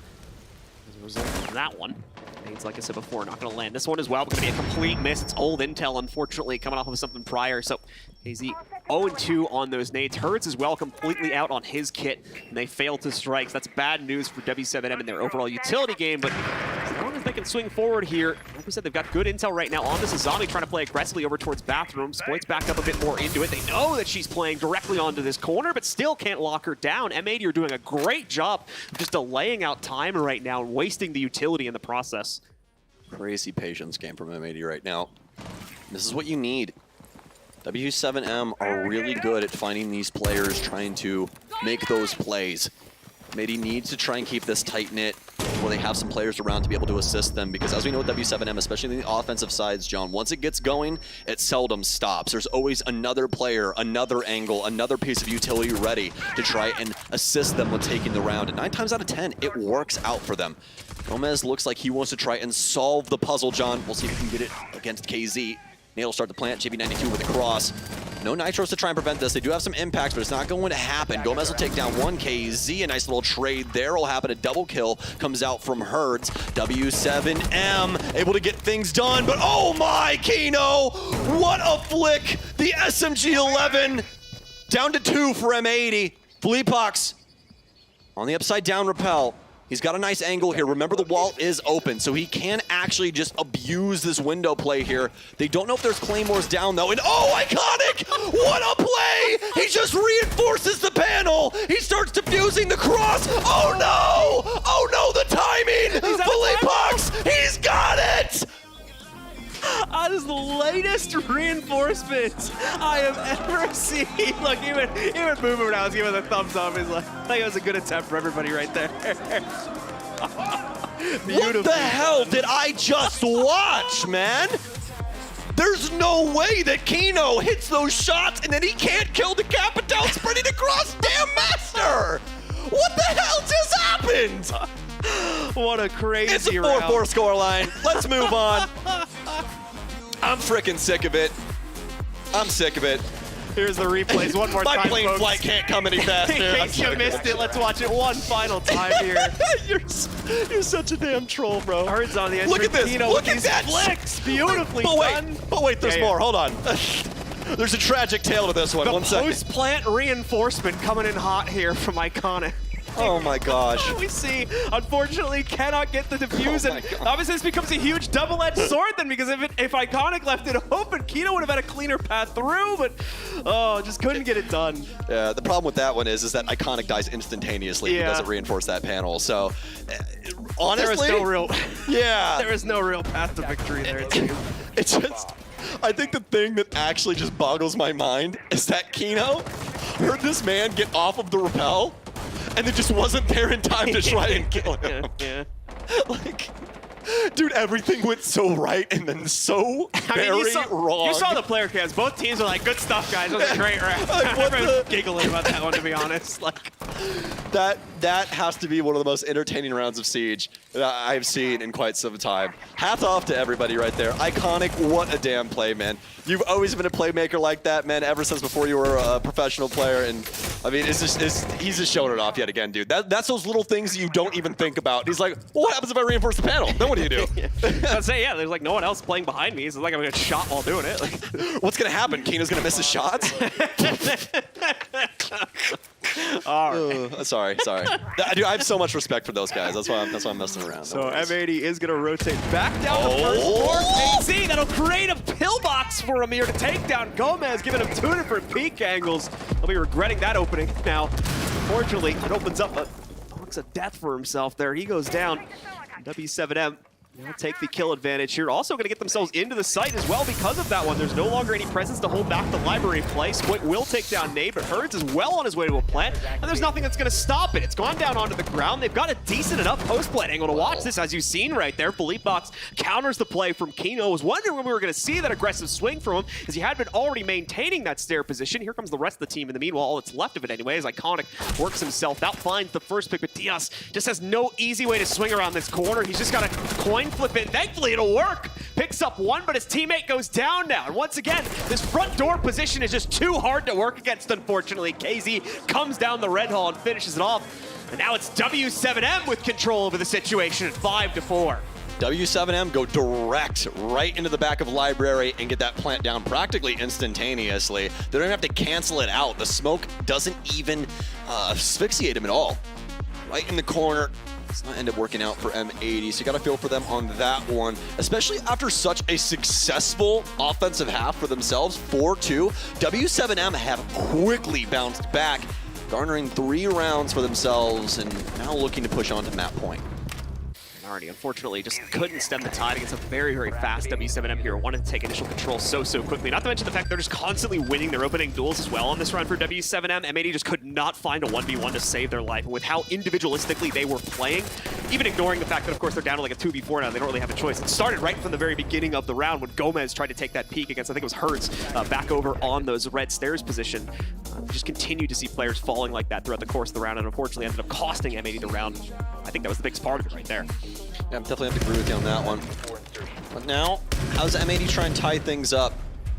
They're looking to try and take this in regulation. That would require a 3-round bout, all going their way. Kino's going to be on the pulse this time. They also have the Solus in play. Let's see if there's any Nook. Nothing just yet, but definitely a lot of drones abound, especially with Raba in play. This is going to make things interesting for Spoit, as he can deal some serious damage to the utility game of W7M. Can do that, but let's make sure he gets those drones in proper position to do so. More than likely going to be focusing on opening up things near pantry as well, so the team can try to pierce the veil there. Meanwhile, we still have some very aggressive positions in the early round for M80 to play onto. That's Iconic we're currently looking at over here by the bookcase 90. It's going to be rotating around the general AVG area to try and waste out more time here from W7M, as it does appear at least one or two of their players are trying to take control from this part of the map. The default's already been stolen away on 90, though, so that means Iconic's rotation option is going to be already incredibly limited here. He's failed to notice the default's gone, so or at least is choosing not to shoot it right now. So once more, that's just bleeding over so much free intel. We'll try to rotate back, and again, hasn't noticed it just yet here, so they know for certain the attacker's assist. He's playing right on that 90 angle. Like, he's going to go for the recheck for it right now. Iconic still trying to stay mobile, so at least he has that uncertainty to play inside of here. Gomez also looking for a pinch. Does he know that there's a player hiding right inside of Death's door? Well, he knows it now as KZ unleashes the spray. And oh, the sudden secondary headshot on the pistol from KZ to knock out Iconic. Split falls by Felipox's gun just a moment after that, with him now pushing onto the inside of Trophy. That should be most of the second floor cleared out here now, with still half the round to go. Attackers have dropped the bomb diffuser. What do you do against a W7M that looks indomitable? Everything they do on offense just seems like it's dipped in gold, John. Nothing can go wrong. Cruising on Highway 66. Nothing going for M80. Nitro Cell not even landing. KZ does have some damage dealt to him, but he's still able to break up so much of this flooring. Gomez trying to work his way through. Diaz will help him out a little bit as they're trying to rotate through Bike, potentially work their way up red. But here's the problem, John. There's so many bodies up for W7M that really any rotation can go punished. I mean, how much info game do they have? Oh, there it is, M80.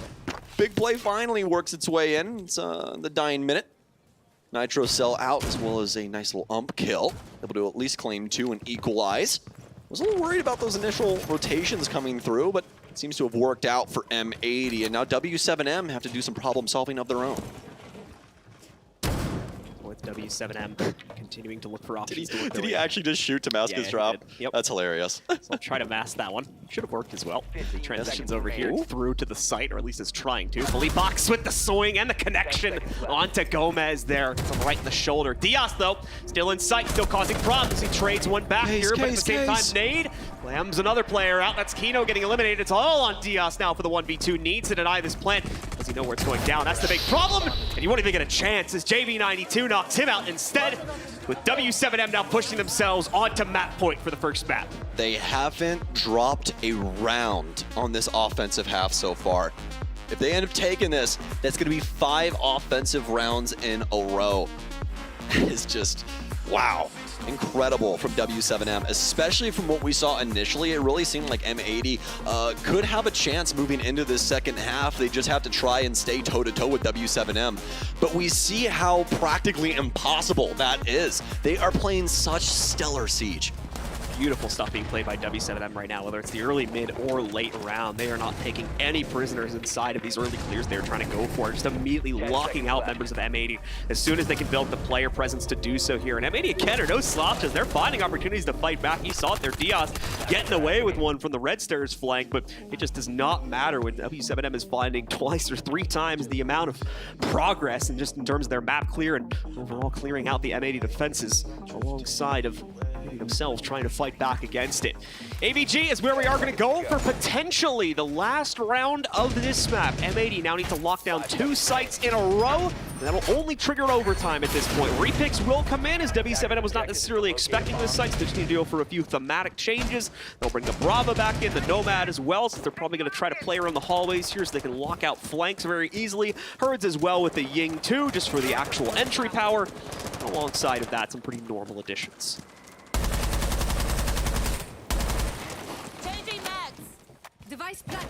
All right, M80. What do we got in the tank, boys? We need 2 rounds here, and that's overtime. But we know how just difficult that is. It's been 4 rounds in a row for W7M. M80 having some chances, but even when they seemingly have the best chance, like what we saw from Iconic, that reinforcement, W7M have this sprinkle of magic dust on the offensive side.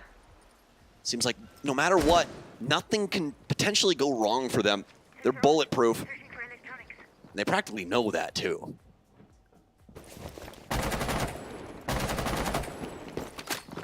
Herds and the rest of W7M continue to look for all opportunity they can find in order to entry their way into this map here. Meanwhile, for M80, Player count. Oh no, once again, Felipak just finds an open window on the extension from M80 and slams it shut. Gomez and now Spoit both eliminated in the first minute and a half of the round here. Nope, having to re-rotate himself back into the site here, at least leave a window open for another one of his teammates to do that here. So once again, Nate just getting away with all these steals on the inside of the site right now. 2 Dread Mines down. Those are the 2 big ones as well. They'll miss the shot on this one, and now they can steal a 3rd one away. Okay, that one will get denied at least, but still already just the 2 ones being stolen away. And the fact that they know that there's a 3rd one already opened up and activated over top of Study. This Nitro, let's see. The lineup! Wow, nicely done from Diaz. Gets one against JV92. Still down by a player, but at least that helps to probably slow things down a bit on the side of W7M. Oh, maybe not so much though, especially if Kino goes down here. He's got the tape rip, or at least tries to for a second, but pays no mind to the Study window. Nate peeks into it and gets a free pick for himself as Kino goes down. Diaz and Iconic scratch that. Just Diaz is all that remains. He's got to take down 4, or this is it. The map is over. No, can't shoot that Candela quickly enough, but he's got the smart glasses to unblind himself. Pops it, but no, the control again is too fast from W7M. A perfect attacking half as they absolutely shut down M80 here on our first map. It seemed like M80 had a chance, but quickly it turned to Snowball's chance in hell, as there was really nothing they could do to W7M. And you see it. You see it. You already see the conversation going back and forth in between these 2 teams. Herd saying, what? You shaking? You shaking, boy? Iconic going, nah, man. You just wait for map 2, baby. You wait for map 2. And listen, man, if this is anything like what we expect out of M80 and out of W7M and out of Iconic, I mean, we could have a heck of a game coming up soon. Ladies and gents, we are going to throw y'all to a very quick break. And when we come back, we'll be here with match 2.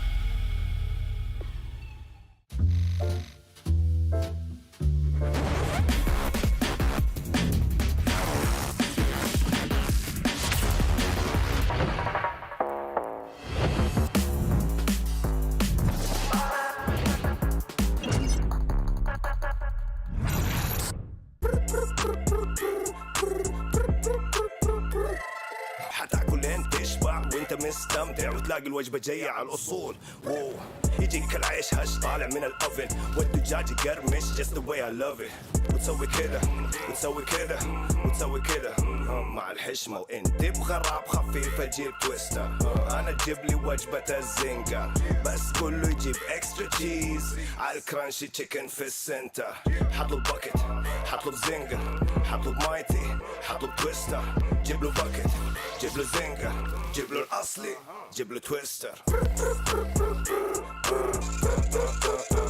delicious yeah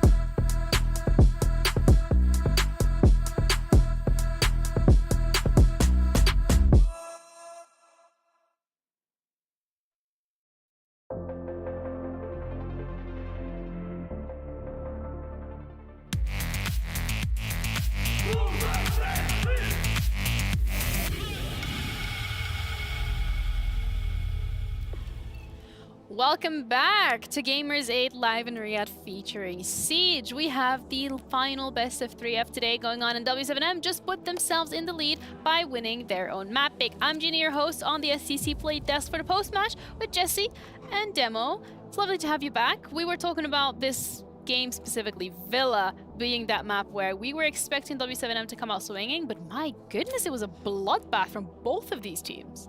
I feel like you hate to see these types of games. You hate to see these games where they start off competitive, you start off getting really good back and forth, and then at one instant, things fall apart. Because the first half was really good. I mean, M80, obviously the 4-2 split, they were feeling strong about their attacks. I thought the intel was really good, the drones were strong, it was giving Spoit some really good picks as he entered in for the opening frags. Did a really good job throughout that first half. And when they swapped sides, you know, the first round, round 7, it didn't really go their way. Round 8, though, Demo, everything just kind of fell to pieces. Yeah, it's where we can go back and say this is where it was won and lost for either side, wasn't it? It was. Yeah, I think so. Such a unique round. That's the only way you can describe it. About 20 different emotions we went through. Yeah. Us in the green room, let alone what the players were thinking about. And obviously, you've seen it was the gestures that came out after it, W7M almost applauding M80 for what they done, and then vice versa, M80 applauding W7M what they've done as well. Love the vibes. Yeah, I mean, I think that kind of gets to you a little bit, right? Yeah, Here's the disaster moment.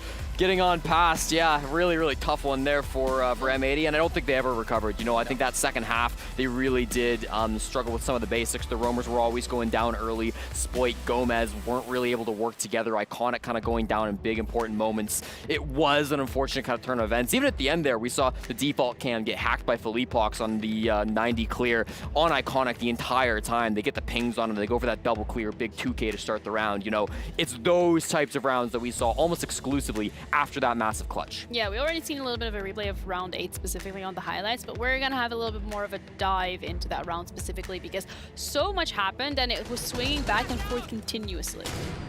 You think at this stage, right, 40 seconds to go, 5v5, this can go anywhere. Never did we think it was going to go where it did. W7M obviously going to try and prioritize the plant. M80 battling back. Kino goes unchecked for the majority. You know, Kino being able to rotate back and walk in is incredible to get to that stage, Jesse. And we're sitting there thinking, okay, yes, it was good from M8, good retake. W7M now are going to be stuck inside of 1v2. But we have Philippox in a great position. It's punted for him to go for the upside and repel. Little do we know, there is a pocket reinforcement. I would be surprised if it's for this, if it's specifically for this, but oh boy, did it work. Up until about, in 2 seconds, it doesn't, Jesse. No, I mean, this is such a genius move from Iconic. Reinforce the wall, forces Philippox to an impossible situation. He just says, screw it, I can run past the guy in the bathroom, in the closet. Kino just lets him go by, despite having such a massive play to start off that round, to pull it into their domain. From the Kino, pushing into bathroom, having some great shots. He just lets it slip at the end. I mean, we all gotta give him a round of applause for that one. Like, they did that. They did that, okay? They're those guys. But it's also when we're looking at Philippox specifically and the weight that he had throughout this game. Jesse, you've been mentioning on the desk over the last couple of days as well. Maybe one of the most underrated players in terms of the roster that he is, because the W7M roster is just so many great gunners. It's kind of sometimes a little bit difficult to stand out. But this game he did. I mean, you look at W7M and you talk about your KZ, you talk about your Herds, you talk about the big gunners that everybody knows and loves. Jesse. Yeah. Remember this. Volts was a great player, right? Obviously snatched off to Team Liquid, and we didn't really see any maybe hope for Team or for W7M. And then Philippox coming into this roster. Not only is he getting every clutch that he needs to, both in the Copenhagen finals and here at Gamers8, but he's IGL in this team too. He's the brains behind the operation, making sure that the attacks go off without a hitch, and they so often do, like every single attacking round on Villa. Just an absurdly good player. Nobody's talking about Philippox enough. He is out of his mind at this event. Team was great. I thought W7M, every time I watch them, I just think, it's a bit of me. That's the kind of It's season a bit I of love me. to see. Shut up! And the Bit of me. The way they play on defense anyway, they're such a unit. Like an actual unit. You look at the roams that they do, it's like a triangle if they're all together. You know, it's like as if you know, you're shoulder to shoulder in a sense, but it's It's so difficult to play against something like that. Yeah. Because you not every team plays like that, so you don't get the practice that you can. You almost just need to keep meeting W7M at events to really know what they're doing. I think the coordination for them is just at another level, you know? It's almost like somebody's playing in third person, dictating where the pieces need to go and making sure, okay, we got a guy here, we got to fight, let's put 3 guys on him and then make sure there's definitely going to be a trade there. It's an unrivaled level of coordination on both attack and defenses from W7M, and it's why so many teams have troubles facing this giant. Yeah, and we were talking about M80 as well, specifically, and one of their players, Spoit, specifically, Demo, one of your favorite players in the game. Jess actually doesn't like Spoit. That's not true. I like Spoit. Spoit's a very good player. No, I've said this time and time again. Right? And then Demo was like, yeah, he has such a good first half. And then Jesse goes, yeah, but what about the second one? He's so half glass empty with Spoit. Yeah, you got to be a little bit you more positive. Spoit, no. Spoit comes with like a big resume, a big hype list, and he does fulfill it. Whenever he came here, NA, we done the exact same question, and we said, is Spoit overrated? You said, yes, he is. No. I said slightly yes. You said I said yes. slightly Oh, agree. yes. Because he's hyped up as like the greatest player ever, and he's very, very good. He's amazing on this roster. He played so well through this first half. I'd say 3 rounds out of the 6 that this first half went through for M80 were really off the back of Spoit, getting amazing entry frags. But then you look at that second half, and off on the roam on the Azami, what's he getting done?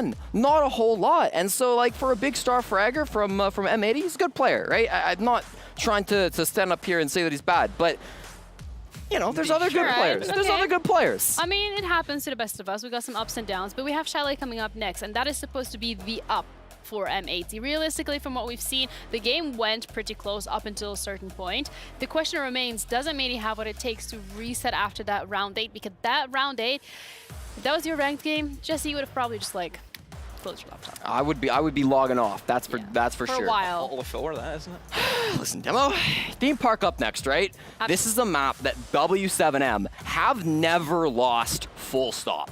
They've played it 4 times and decently recent results as well. Once at Yangtze, twice at SI, once through stage 1. So it's not like we're going back to the archives here. W7M have never lost this map either. Now it's great for M80 on their own 4-game win streak with only 1 loss this year. So they're quite good at it too.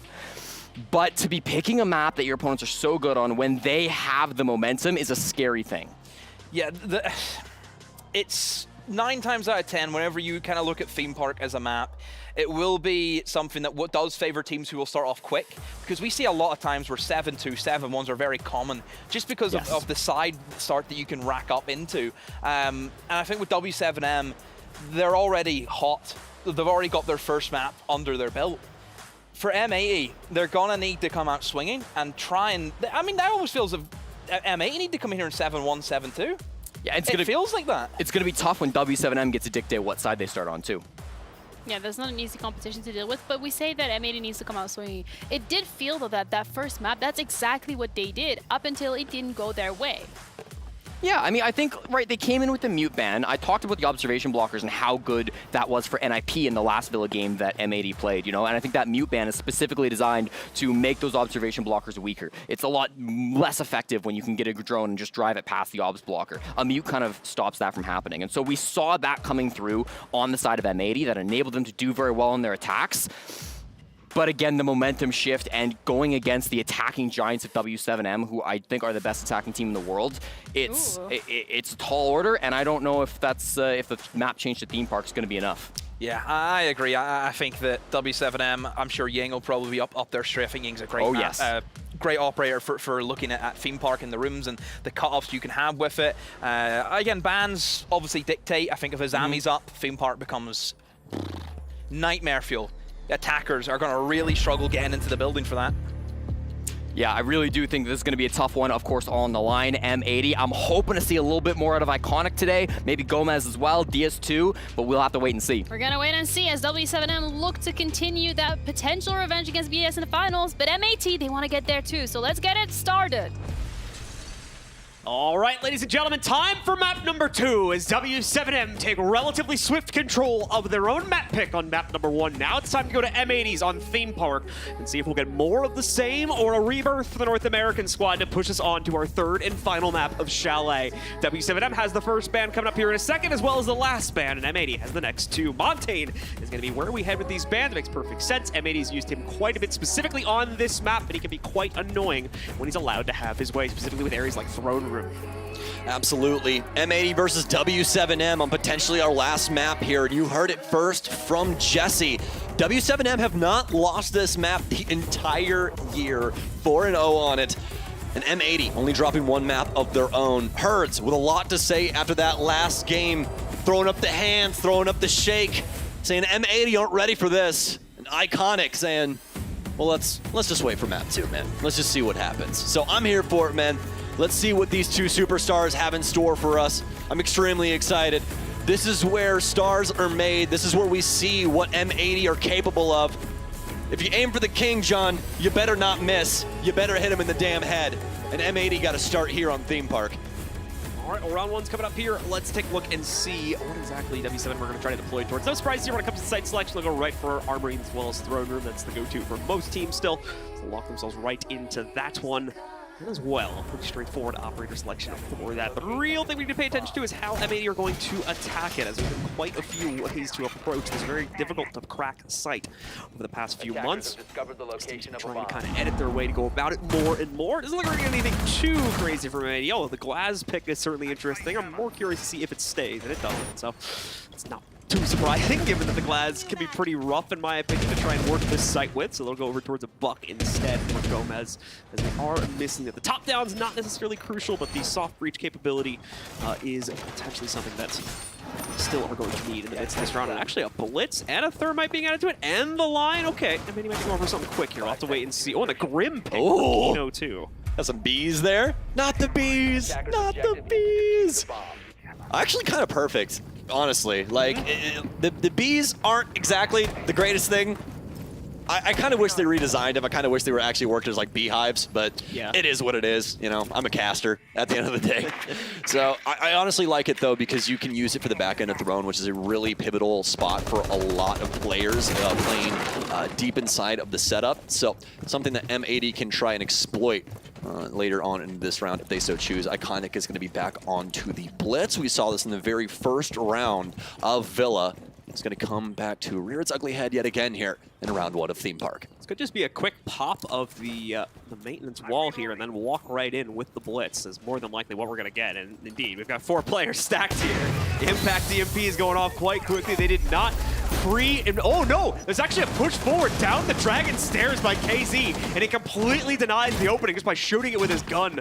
Nice spur of the moment play from him. Is, like I said, as far as I'm aware, M80 was good to go into the site right there. No longer is that the case with that denial. Big problems now for M80. How do they go about dislodging these players up top? Already starting to run into some problems. KZ! Oh, what a moment there for him as he's able to cross the barrier. A perfectly timed Kiba able to save himself. EE1D out the swing coming through, and what a shot there from Kino to take down KZ. But it'll be a quick trade back and forth. JV92 with some nice shots onto DS Lucas. And now these 2 have equalized with only half the round remaining. As we can see, oh no, thought he was ready for a fight, but Spoit's just a little more ready, it seems. He swings the hash. Had to try and hit him with the zone there, whereas Spoit was actually already ADS'd, and that's the key difference, man. Fleepox, though, will be able to yet again find another kill. And this is what I'm really worried about, John. Theme Park is very defensive-oriented, and I 100% agree with what Jesse was saying on that analyst desk. I think that W7M is the best attacking team in the entire world right now. They look unrivaled in their potential, so that means that M80 really need to get a lot done on this offensive side, because we don't really know what the future holds. The disruption from Fleepox as well as a few other members of this Roam team from W7M right now. Seconds to none. Not a whole lot he can do about this. The flash to his face and the pitch from the other side. Tries to close the gap, but yeah, just no winning that fight, unfortunately, for Fleepox. Did the best he could by trying to close the gap and knife Iconic, but it did not work out. So he goes down. That is going to re-equalize the numbers to a 2v2. Nate, of course, with the downing of his teammate, is well aware of this connector push coming forward. He's going to close the gap. Switch over to the M590. Tape rip. Oh, he gets pegged in the face with the Beehive off right there, but still is given the opportunity to pop off, of course. Oh, no. Into Iconic Oh, face, no. he can't survive, and JV92 cuts off his feet to end the round. I can't believe that Kino actually smacked him in the face with the beehive Yeah, there. it's like, oh, you're there. Reminded me of that Austin Powers line where he's like, oh, beehive. You need to calm down back there, mister. Well, first round from W7M, and what a ludicrous one. Right from the jump, we were already getting icing on the cake, man. Great stuff from KZ, because he pretty much single-handedly stops the site play from being a success. Oh, yeah, their full game plan out the window. He notices, like, it's pretty quiet around the map. Also, they have a blitz, so let me just... Oh, yeah, look, hard breach. Boop. He just heard like the sliding of the shield of him moving around the map like a damn train. It's like, oh, I wonder what you guys were doing over at maintenance. Oh, isn't that curious? Oh, that's cool. There's a huge piece of utility here. I'm just gonna shoot that. You only have 2 of those? That really sucks. I only have 1. I'm sorry about your damn luck. That's pretty unfortunate, honestly. And really, I think the one thing that I will say about that is that I'm a little disappointed that M80 didn't at least have somebody over near like 90 to be able to like cover that kind of space. But you know, it is what it is. M80, I mean, if they have literally 1 more second, they blow right onto site, and it's just hell in a handbasket. You really don't know how that one's gonna go. I didn't even realize it there as well, but the Nitro that killed Kino at the end after he hit Nade in the face with the beehive was actually placed inside of the connector, so Kino had to peek it to die to it. Swung around the corner, tried to shoot it, but it blew up literally the moment he did it. It's horrible timing for Kino. Why did you tell me that? Kino has gotten the short end of the stick throughout this entire series, bro. Just horrible timing right there. Poor guy. First things first, he stops. He waited a good like 2-3 seconds too, because Nade was still like, whoa, what did I just get hit with? Like when he got hit in the face with the beehive, he didn't immediately blow it up. So he waited a few seconds, and Kino was like, okay, maybe I can shoot. Oh, no, I'm dead. Like it just... What are you gonna do? You know, like just forget it and move on. This if you're poor Kino kid, right there. dude. Oh, Spoit, meanwhile here, got some pressure thrown at him from the arcade window. See if he can make it out. Looks like he's good now. Herds is backed away, so no additional threat to him for the time being, but certainly gonna be cautious because of that one. Diaz running away. He does sneak off that default theft right before going down. JV92 will notice that, and we'll just pop it away. Holy crap. Only a minute down. Only to 4 drones for M80. Do you think Bravo still has 1 more, so make it 5, but... No Solus as well. Yeah, no Solus either. I think it's just really a combination of the mute jammers is W7M really paying attention to what's going on with this early info game and trying to thwart as much as possible, which is honestly the best thing that you can do. If you can make the offense forcibly face check things, 9 times out of 10, you are in a really good spot for the defense. Herds with an opportunity here. Saw the barricade get open a second ago. Just waiting on that corner. Does not want to hard swing this. That'll more than likely be how he loses his life. So continues to wait this one out nice and patiently. He does have to play for the arcade balcony a little bit here too, as now we're going to see Kino start to swing up towards the top of it. Finds himself a little bit as he tries to go for that. Unfortunately, the Candela not going as far as he would have liked, and now getting the intel on that Mira playing it back. Good follow through this time to prevent a second death in a row. Coming in on Nitro cells there. Spoit also takes down KZ for the entry. That are quickly overwhelming the break room side as well as that arcade balcony. That's not going to leave a lot of room for W7M to play. Unfortunately, Nade, as you can see, trying his best to stay in the fight, but he can't do so with that very nice angle from Diaz just on the outside of Cafe. JV92 knows he's got someone on this Black Mirror, but still can't do anything about it. Has to back away once again into break room, and that'll lead him right into the waiting arms of Spoit. Fast response from M80 to lock us into a 1-1 scoreline. A really good job of trying to mainly focus on things that they had control over. We saw a lot of play coming around that arcade balcony, the great influence there from Kino, and those flashes coming out. Forcing W7M's hand, they have to try and slow down this execute, and really just walked into the waiting arms of M80. A lot of those crossfires working out for them, and finally able to get one over on W7M in a pretty convincing way. Our very first flawless round of this series. Done so far for M80 here, quickly correcting on things, and more importantly, quickly taking away all of the map real estate there from W7M as well. They correct on some of the issues that we were seeing, not only on the last round, of course, but back over on some of the rounds for our first map on Villa as well, and swiftly prevent W7M up to their usual roaming shenanigans that we saw be quite successful on round number 1 there. It's going to be a full repick this time from M80. They just read to the wrong site initially, so that is going to cause all 5 players to change up their operators. Did have a glass shown initially, but that's gone now, and we've once more fallen back to a much more kind of traditional setup to attack this site. You've got the Flores to clear out the drones. Iconic, of course, still bringing the Ying to flash themselves into the site. Gomez will deal with any reinforcements or any utility problems that are going to be sitting behind the walls. So you have a pretty claustrophobic site when everything is said and done as well. And then, of course, you've got your usual assortment of soft breach and hard breach between Spoit and Kino.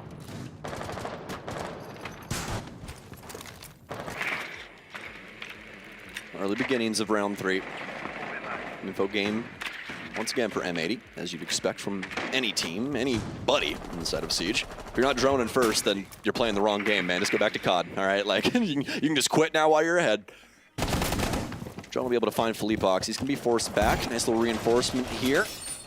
The reinforcements we got left. We actually have quite a few. They got 3 more in their pockets. So you can see they've definitely allowed things to kind of stay open around the map. Getting into where some of these angles are going to be hotly contested by the defense, as well as the clear. Rotero drones in, will at least be able to claim 1 castle barricade, looking for a little bit of extra utility, but that's going to also be our first minute gone. Nice discovery here from W7M's cams. They'll find 2 across the map, so they've recognized where the clear is coming from. Now what do they do about it? Continuing to spam through here in hopes of lining up for an early pick. Nothing to be revealed, of course, here. He's more realistically just kind of opening up real estate for himself to play into later on here if he wants to swing onto Herd's position. Herd's in the meanwhile still maintains the extreme outside here. Now spotted just by Cafe. Able to block off at least part of that breach that was just made in from office, but Iconic still chucking things out. Oh no! Oh no! He actually gets dropped here. Trades going out all over the place. Currently a slight edge to W7M, but look it's at important this to note, yeah, Hurts is locked into a corner. Shoots too soon though. Didn't even know he was here initially. Diaz now takes him down for free. We did see it down onto Gomez in the process, and KZ actually gets the angle to kill him, but killing that player alerts Kino to it and allows him to trade. This rod's going crazy right now. So many little micro mistakes causing 1 or 2 extra players to go down here, bringing it ultimately into a 2 versus 2, where neither team really has a massive advantage over the other right now. All right, Kino. We saw the clutch not exactly work out last time, but this is where we reclaim. M80 can take the lead here. This will be something that they desperately need. Strong players across the entire board here for both respective squads. Really want to see both turn up. Very minimal time remaining here. Remember, you can plant at 0 time in Siege, so not to worry too much, but you still have to dedicate yourself, which leaves 1 other player to try and deal with 2. And what? Diaz just a hop over arcade balcony. Felipox was well peaked for that. So it's an easy pick for him. All of it's down to Kino now in the 1v2. When he has virtually no time remaining here, finds that first kill. But indeed, Felipox is an easy pop for him to trade that one back. W7M retakes control now at 2-1. I mean, he had to go for the dedication, but that hop over from Diaz, most definitely ill-advised. They had no read on any of the W7M members, and he simply trusts Break. You know, it's an uncharacteristic mistake for Diaz there too. Yeah. Diaz has been one of the smarter players looking back at the Villa game, at least with regards to like how his positioning was being played out. So kind of surprised we saw him be the one to mess up a little bit there. Yeah, I'm really surprised he went for that hop, just because there's so much influence from that hallway, as well as you potentially have to deal with a player in like split or something. It was ultimately low time, so like, yeah, I guess exactly. It was just like, all right, guys, I'm gonna make a play and see what happens. And Benefit of the doubt. At the end of the day, I mean, it is still info. That's what you always got to remember is like, yeah, he did die, but now Kino does know where that guy is, and Kino did have an opportunity. He killed 1 and hit the 180. He almost was able to secure that round for M80. So it is what it is at the end of the day. 1-2 in favor of W7M, as these defenses are going pretty swimmingly so far. Good here for W7M to push forward. We did see M80 go for their tack timeout in between rounds right here. That time has expired now. We're already heading back into the game, but important to note, of course, they have used that. They will not have the opportunity to do so later on in the game. Let's see if that pause yields the results necessary and gets them back into this game for another time potentially coming up here. They're going to have to go up against another site, which W7M already controlled earlier on. It's back to the throne room here for our defenders to try and lock in round 3.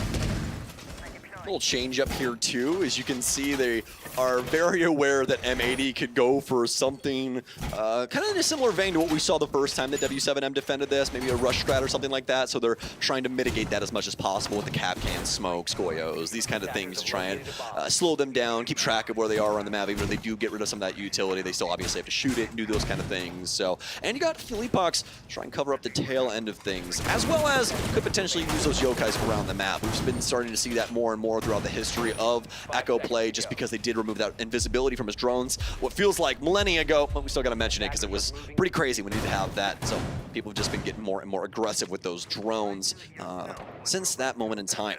KZ, free fire out. He was waiting, John. He had that on the timer. He was waiting for that 250 mark. Free fire outside, see if he can get something. Nice little cheeky setup here. I wonder if he's going to destroy the bottom of the window down low too. You can actually like pop off the like bottom paneling there, and then that sets you up for a hop in from that top floor too. So you don't actually have to run downstairs and punch it. Fun fact for you folks at home if you want to do something cheeky on this side of the building for theme park.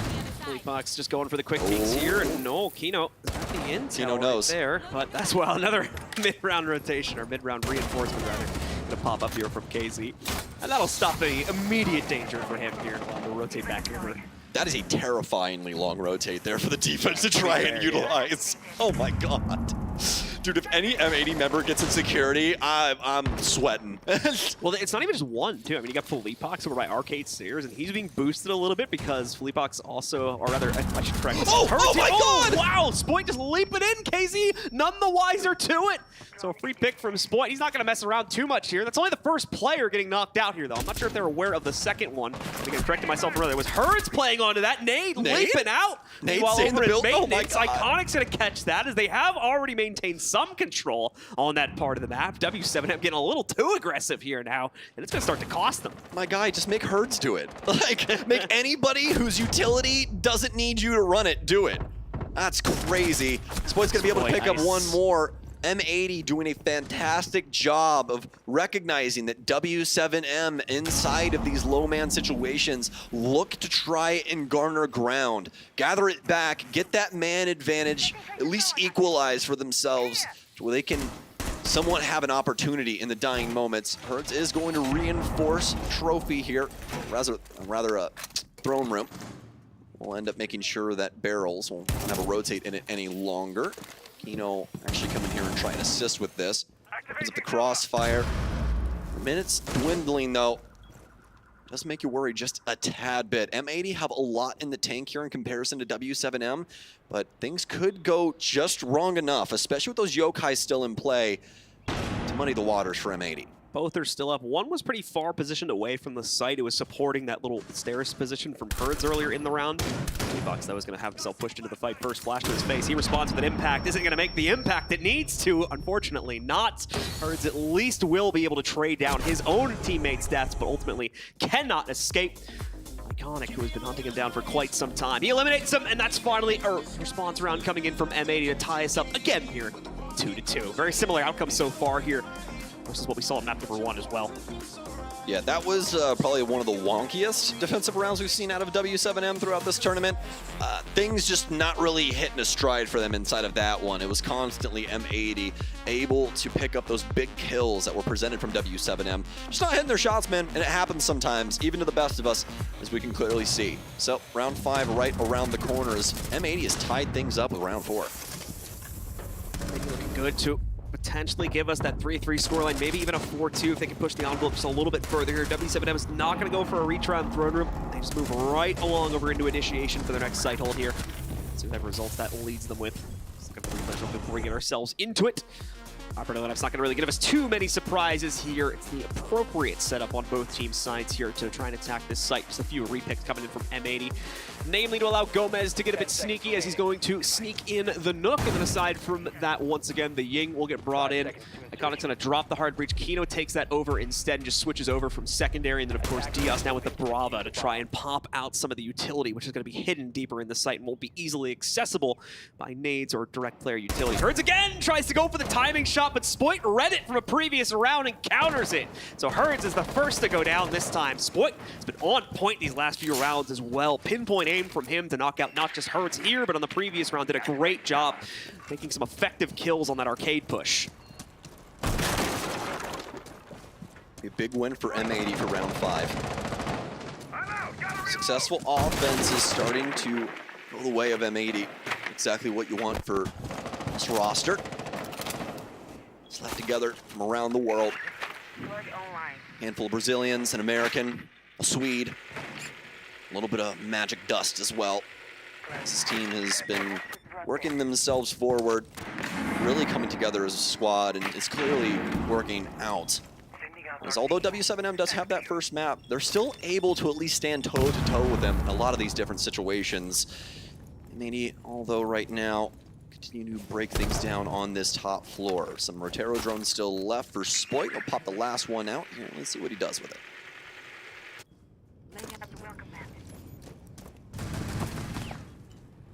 Holy Fox.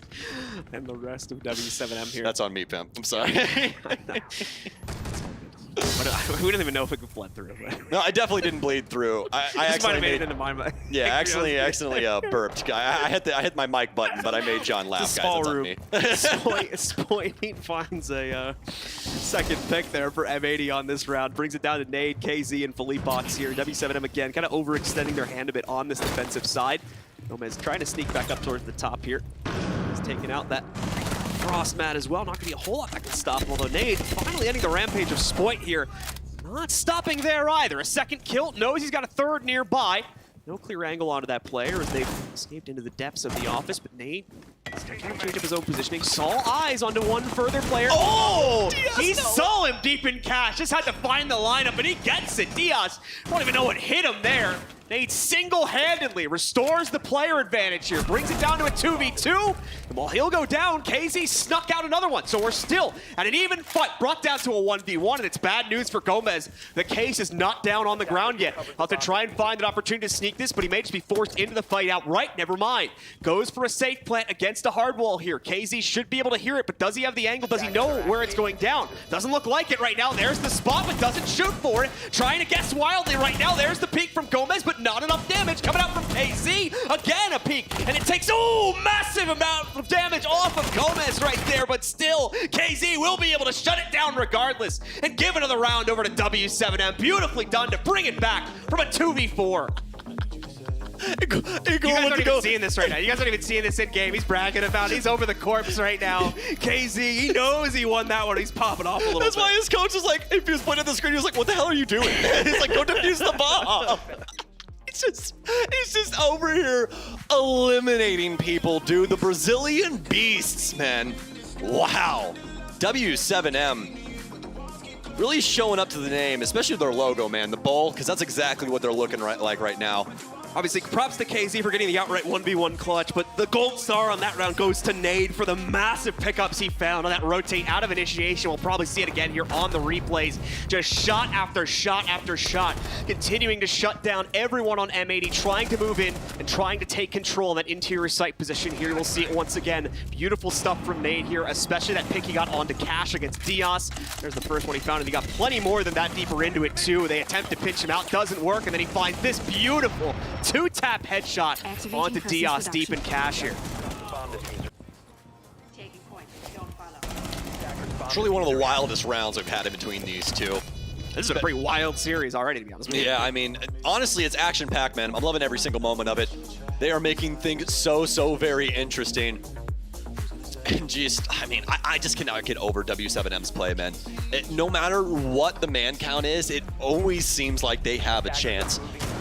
And there's very seldom, a handful of players, especially all on the same team, that you can say that about. We have a lot of players who are like, oh, this player has a clutch gene, this player, that player. All W7M, if they're alive, there is a chance that they take that round. It's just so very scary when you are playing against a team that is so dynamic, so very strong, so very confident, John. They're not worried about what M80 are potentially going to do in a 2v5. They're worried about what they're doing in the 2v5. And they're winning. That's what they're doing. Staying the case. Beautifully done here from the W7M to keep bringing themselves back from the brink time after time again there. Still allow for the comeback to happen. Like Sir said, 2v5 situation. And he's certainly not going to be happy about losing that scenario, but at the same time, they got to focus up and move forward here. Try to still lock in that 3-3 halftime scoreline as the real danger lurks in the second half that the analysis desk was talking about. W7M's attacks are second to none right now when they are allowed to set up and execute along their normal game plan here. And M80 has not had a good track record of getting in the way of that one. So we need to try and find at least one more round here to have good hopes of still being able to close down on map number 2 and send us to that third map on Chalet. This one breathe. Gomez won't, though. Let's quickly dispatch Felipox, and man! Gomez just fragging right now. Yeah, had to do some soul search, and he was like, I forgot I'm him. Okay, cool. Take out two. Two players down, and they're two of the bigger ones here as well. Definitely more of the out-and-about players, but we still have a few danger elements lurking, specifically on the second floor. Herds being one of them. No way! Spoit! You just opened that! What are we doing here? All right, the trade comes in at least from Iconic as he quickly takes that arcade control, but still, shouldn't have gotten away with that second one here. Gomez nicely sprayed, some follow through from him, but he also gets some battle back there. Does a bit of damage to JV92 and Nade, but at the same time loses a good 2/3 of his own personal HP. The kit is also down, I believe, pretty far away from most of M80 here, so this could be a bit of a problem, but okay. Iconic again saving the day, but it's time for Nade to shine once more. He's got that SMG once again here. Already one pick found from it, 2 more to go, and Gomez is really worse for wear right now as well. Gomez did have to wrap all the way back around. Like I mentioned before, the case was in a bit of an awkward spot, so we had to pick it back up. 37 seconds, so plenty of time. They should be able to pinch this out and knock him down pretty easily, assuming they have drone intel on him, which they're certainly going to have in a moment here. Gomez sneaking it in. Certainly should have seen the final position of Nade, or what is going to be more than likely the final position, and yeah, there we go. Nade's just stuck between a rock and a hard place there. It was going to be one of the two to try and challenge him. Just picked the wrong position, unfortunately. So, that'll be M80 regaining the tie, locking us in at 3-3 now with the team switching sides. 3-3 defensive half for W7M, but now they get on their favorite side, even on a defender-heavy map. See how W7M choose to work this one. M80 are going to be going to lab storage for their initial site. Very strong round there from M80 to cap off their offensive side. And what a lead off here from Gomez as he's able to land some very nice shots with the commando. Herds getting away with this double kill as well. Spoit thinking that maybe the swing was going to come in. Probably just didn't have the intel that there was already a Kiba barricade blocking the door, I think is what the thought pattern was right there. And that's why he tried to look further into the actual site, but obviously... Yeah, he had to have not known that that Kiba was there, because that Kiba's not going to allow him to rotate through that. That's the only real reason I could see for him just kind of looking deeper into the site, the fact that he didn't have it on that Kiba. But either way, unfortunate, as I think that wall had literally just been opened, and it unfortunately opened up a pathway for one of his opponents to kill him instead. Yeah, the Selma was only halfway through its process that he died, man. It was something incredible. So... But now, W7M with a full lineup switch is usually this is not the first site that you see a team go to. So W7M have to grab some other tools out of the kit before they show up to the job site. M80 here. Just really going for Throne, which is going to be an interesting choice for them. Does allow for this roam game, obviously, to have a bit more freedom, since you just rely a bit more on the fallbacks to play into on the late round there, but still to cause some problems. We had already seen W7M excelling and locking out these more mobile members of M80 on Villa. And this map, at least in my opinion, plays very similarly to Villa, at least inside of the early and mid round. So it could just be more of the same here with W7M looking to dominate if they're able to carry through that same performance from map number 1. Herds, of course, look to try and steal away all these nice little utility pieces. Spoit, meanwhile, being hunted as he tries to retreat into the depths of the office. He'll make it, but unfortunately 1/3 HP down as that's a player. Oh no, Gomez in the meantime here leaping out from the top side of control. He takes down Felipox outright, eliminating the Ash, getting the first kill of the round and half. Nothing like the taste of your own medicine. M80 deliver on that front. Spoit does get tagged up from that cheeky cross. Something does get held a decent bit, but definitely one that you're always annoyed with when somebody's on that window for the bathroom. Keno will be able to get his nitro cell off of the roof. Some well-placed shell. A nitro cell just waiting as Gomez knows he just has to feed that info back over to his teammate. This sledge is dead to rights. Too late. And now, and they blew up the thing early too. Gomez. Why are we doing this? That was so much utility that he just blew sky high for truly nothing and potentially him being dead. Very close. Very, very close. Gomez is just, he can't get it going for himself right now, at least in this situation. He's been able to find a decent amount of kills, but Hertz, I think he just drone-holed him there too. Incredible. Iconic with some nice shots, but oh, he tries to just hold the pattern, John, down near the bottom. But W7M, these offenses, like we've been talking about, man, they are all over a defensive team when they're the ones that get to control the pace. And Diaz, they even know where he is. He's getting shots set out of him in barrels, hey, look, and he's dead as hell. W7M. It's just like a Venus flytrap. Once you're inside of it, there's no getting out of it, you know? Beautiful stuff once again from W7M, especially once again there for KZ as well. That beautiful swing, I think it was actually Herds, to correct myself there real quick. That beautiful fight he had versus Iconic where he just kind of ducks away from the spray he goes for, just movements himself out of his own death. And and then is able to win that fight on that very aggressive peek on the bathroom 90 just outside of the site. It's going to give W7M the lead, and a dangerous one at that given what happened back on Villa 2. Started out somewhat promising for M80 with that hop out there giving them the opening advantage, but just could not carry it forward. Herds continue to dominate here, continue to cause problems deeper and deeper into the round here. Such strong mechanics from Hertz there in that gunfight. And Iconic didn't even do a bad job. He did what you're technically supposed to do, which is as soon as you hear that first step, just send the shots and hope that pre-fire takes him out, especially with the MP7. The rate of fire is so unbelievably high. Just W7M once again showcasing why they are one of the best teams in the entire world, man. They are not only mechanically gifted, but this strategical depth is unprecedented. Look dire here for M80. Turnaround needs to be shown. Thankfully, just round one being played out there. And I'll bring back what I said at the beginning of that last round. They do go to what is normally a bit of an offsite for a lot of teams to start things out there. They're not going to fall back on the general benefits of throwing them just yet. They'll continue to play things out, and now they go for bunks instead. So similar in the fact that they can still play this usual upstairs extension in those same two rooms, but now they don't have the fallback, so they have to be very, very careful here not to give up any of that extended outside site positioning, such as arcade, such as, of course, the cafe directly next to it as well. That's going to very quickly set W7M up for another knockout execute like we saw at the tail end of round 7 there just now. Which, M80, they've got a very aggressive plan to stop W7M from getting control here, it looks like. He nearly get a very early door swing from Spoit over by Cafe, but he realizes that probably isn't the best idea. I think that's a smart choice as he backs away, just waits things out a bit longer here. That's not one of the players that you want to try and... Jamie92 is on jump out watch right now, I think. Look at what he's standing on, too. Assassin's Creed perch right here. Yeah, there's like a little tiny perch. I'm waiting for the bird to fly around him, and he hops off into the hay. Selma's going in now as they try to pop this wall open. However, Diaz going to be here for the leap pops in the meanwhile. Just leaping right in. They thought it was clear as day. Obviously not. As Diaz once again gets away with the opening kill here for M80. And once more, M80 start the round off with the 5v4 advantage. That was definitely something from Felipox. That was, wow. Well, Herds will at least be able to pick up Gomez. I know some people are around this area after the earlier circumstances. Obviously, it is the site, so they better be home. Herds is flirting. Oh my god, did he actually get through there? I thought he did there for a split second. Oh my. Nade's going to be on quite low HP. I do believe that was across the map there. And it's actually going to be the Capital working his way up the stairwell. Kino trying to hold on to Arcade for now. Drone will get destroyed. The minute remaining. It's 3 versus 3. W7M with an opportunity, but Kino on a triple kill, making up for some earlier disadvantages. JV92, Lone Soul, try and win this out, but M80, their very first defensive round, keeping it neck and neck here on theme. Kino and Diaz shutting it down there as the dynamic duo works it out. Some strong words coming in from the coach. He was excited. He was like, "You're doing great.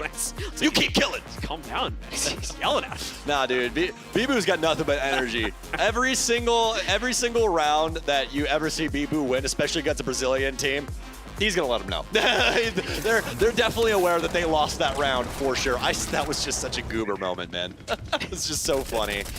But I respect the idea. You saw what he was going for. Toss the Selma, it masked the sound of you swinging through the window, but he didn't do the preventative maintenance of simply checking out what was going on in there before he tried to go for such an aggressive play. But things happen, man. So W7M will almost allow things to get tied up, at least with that initial strategy. It was really just M80 able to find those big frags, especially over towards the arcade balcony, where W7M not able to collapse on M80 in any convincing way. M80 putting up a bit of a stronger stance so far here on their defensive side. The Mark looking to carry it forward and try to push us to that third and final map on Chalet. Still a little ways to go here, but like I said, they're keeping up in W7M's hands to try and change up their own fate. It'll be a very similar hold from M80, just one room over, obviously, as we go over towards initiation instead of the dorms this time around, now that M80 have locked that one down. Execute heavy setup coming in here from W7M. They don't want to have to commit anyone to flank watch if at all necessary, so they do bring the Nomad to establish that flank watch for them. The Ying to execute, of course, alongside Nade to try and take out some of the utility pieces so that they can breach in with smokes as well if necessary. And then you got the Lion to overwatch things if the members of M80 try to get a little too mobile in the midst of this round. I loved what we just saw from M80 setup there. Did you see the Womai desk eat up the Selma? very strong positioning there for that utility to try and make it where they can at least dislodge a couple pieces of hard breach there. And Herds is indeed going to be the only hard breach, so only one more Selma to try and get rid of one of these hard panels, or potentially one of these mirrors out of Iconic, but there's impacts abound for M80, so more than likely a problem that they can solve. JB92 trying to work these angles. Could be a nice little pre-fire angle here for our player inside, but you don't want to see DS overcommit here. We've seen a lot of these seemingly advantages go by the wayside and end up going the way of the other squad instead. KZ with a nice kill, the line working out, and actually that Kiba barrier not working its way through in any convincing way. KZ will though, Nade with a nice frag, those ones transitioning through. It'll be a nice find into a 3 versus 2. Smoke out, Hindela as well. They're looking for this execute, but Gomez is looking for the kills. It's gonna be Kino up next. He'll be able to take down one. Really have to worry about the Warden with those goggles there as Felipox will begin working his way around. Air jabs and smokes all around, and it's going to be Gomez that uses that smoke to its absolute advantage. It's going to be M80 to win out the round and take the lead here on Theme Park. M80 are holding on, not giving up that potential championship position against BDS just yet here. They want to push it forward. They want the opportunity to lift that trophy there in the middle of the stage just as much. W7M wants it here as well. He will keep themselves in this, and that'll prompt a timeout. First time here for W7M, as they need to take a step back and figure out what's going wrong, especially inside of these early round situations here. They're just not finding the same level of control that they were able to do earlier on, both in Villa and, of course, like the first round of this half, too. So we're going to see why that is and find some better ways to isolate out these more aggressively leaned members of M80 that are constantly causing them to trip up here in the early round. All right, well, with minimal time left, let's get a good scoreboard look here. And man, is it pretty darn even, right? And this is what we want, man. This is what we were talking about coming into this. M80 is a team that is still in, I would say, the preparation phase for this squad, right? It's not that they aren't, you know, obviously able to work together and do all these things. It's that there is still a ceiling for them to hit. There's still a lot of potential left in this squad as they continue to work on things. And you can see just how solid of a team this is. They're going up against W7M right now, one of the best teams in the entire world. Major champions. And they are doing fantastic, John. In the case, W7M, certainly some change-ups coming in. It looks like we're actually going to get the gridlock for Herds here. Herds actually fallen off a little bit as well. Still at the top of the scoreboard for his team overall, but he's gone down to an even scoreline at this point. So overall effectiveness, not seeing the same amount out of him. So we'll see now if put into more of a flank watch role here on that gridlock and being able to stabilize the site a bit better helps out his team, especially on the execute too. Never mind though, he'll end up switching back to his original choice and they feel they actually don't need that here. Yana comes back for him instead. Back to the usual shenanigans to see if he can make that initial impact this time around, especially on site entry. For M80, no surprises there either. They still got the Goyo here to delay on the inside of Lab. And those Frost Bats to try and trip up some of the other members of the team. No real surprises outside of that. How does this round go this time around, though?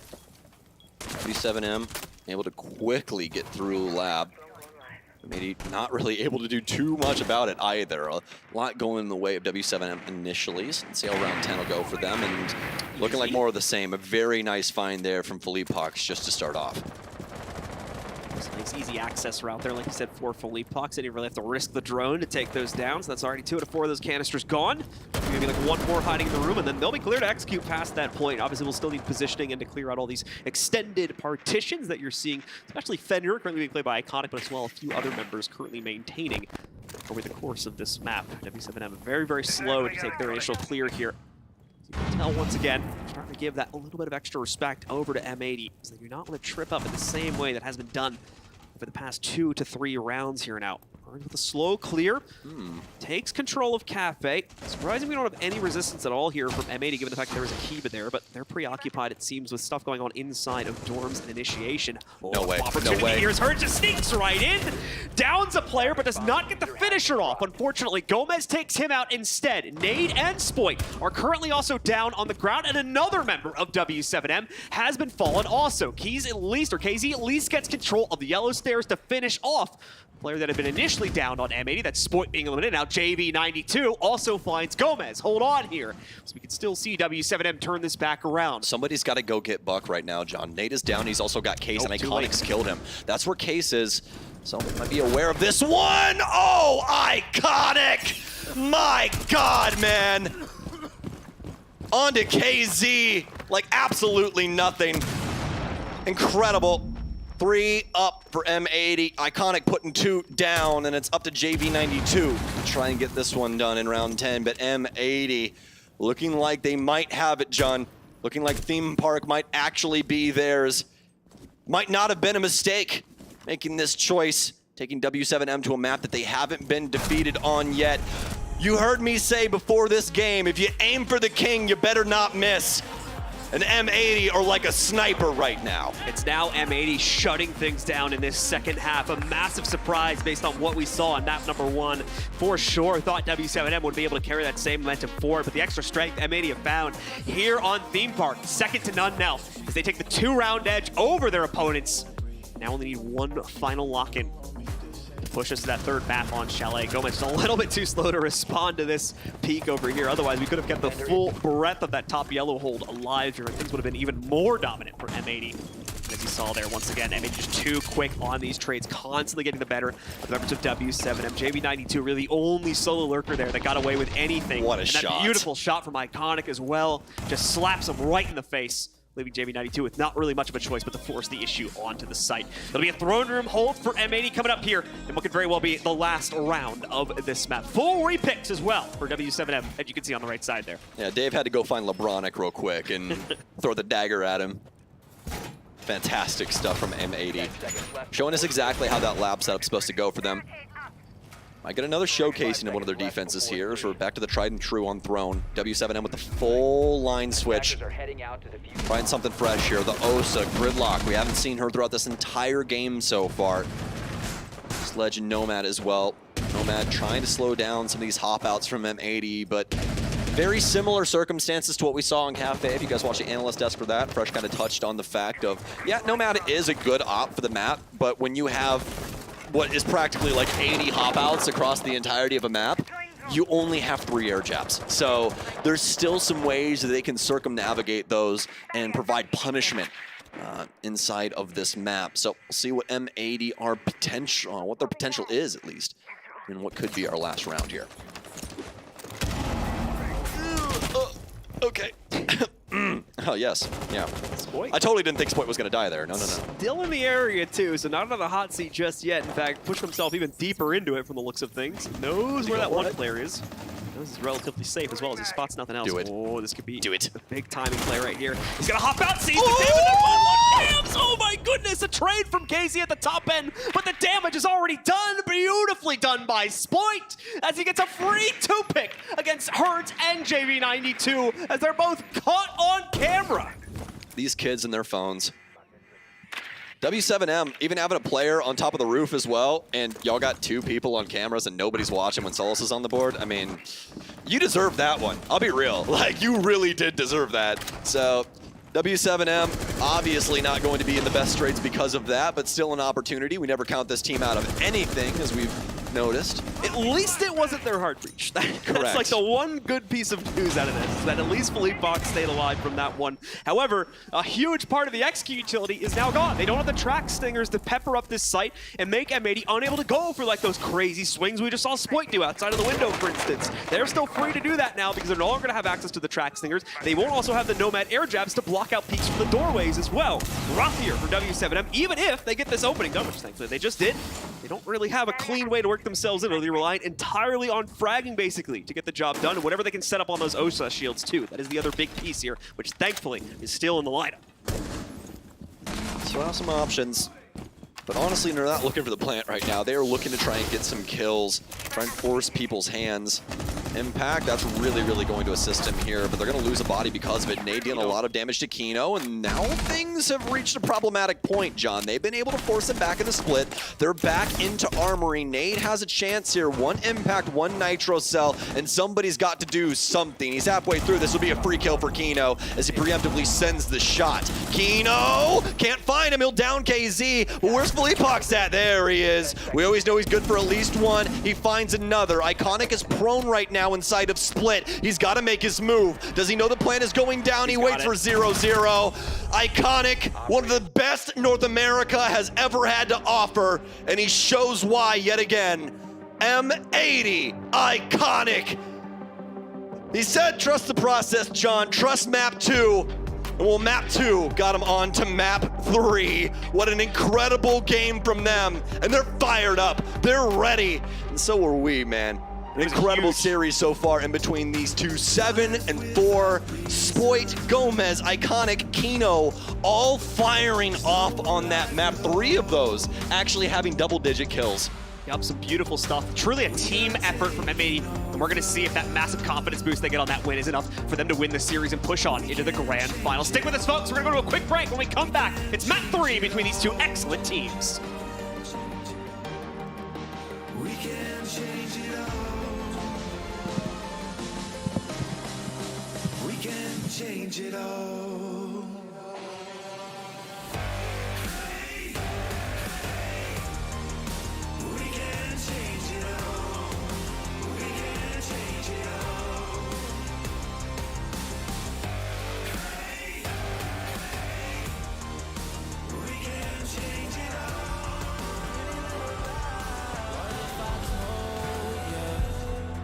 I know exactly what you are. What have they sold you? On that blacktop boulevard. Ooh, I'm doing damage control on my heart and my soul. Oh no, I don't need your help. Said I'm good on my own. Ooh, I'm doing damage control on my heart and my soul. Oh no, I don't need your help. Said I'm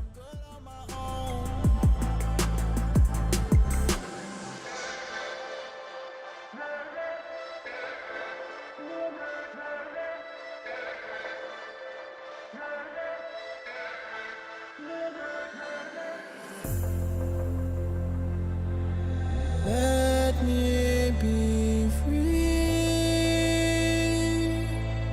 Let me be free. Let me be free. Let me be free. What if I told you I know exactly what you are? What have they sold you? On that red hot boulevard. Ooh, I'm doing damage control on my heart and my soul. Oh no, I don't need your help. Said I'm good on my own. Ooh, I'm doing damage control on my heart and my soul. Oh no, I don't need your help. Said I'm good on my own.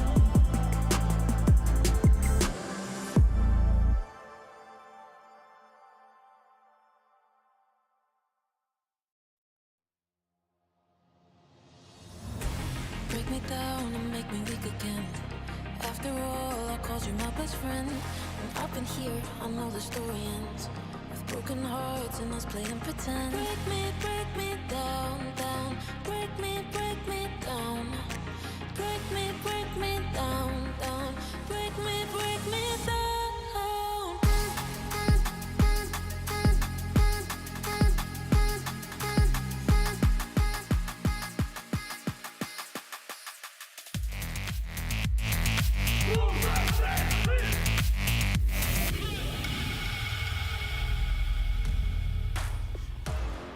Welcome back to day 3 of Gamers8 featuring Siege, where M80 keep the NA dream alive. They win their own map pick Chalet up against W7M in the semi-final. And we're here on the SCC Play Desk to analyze what happened with Jesse and Demo.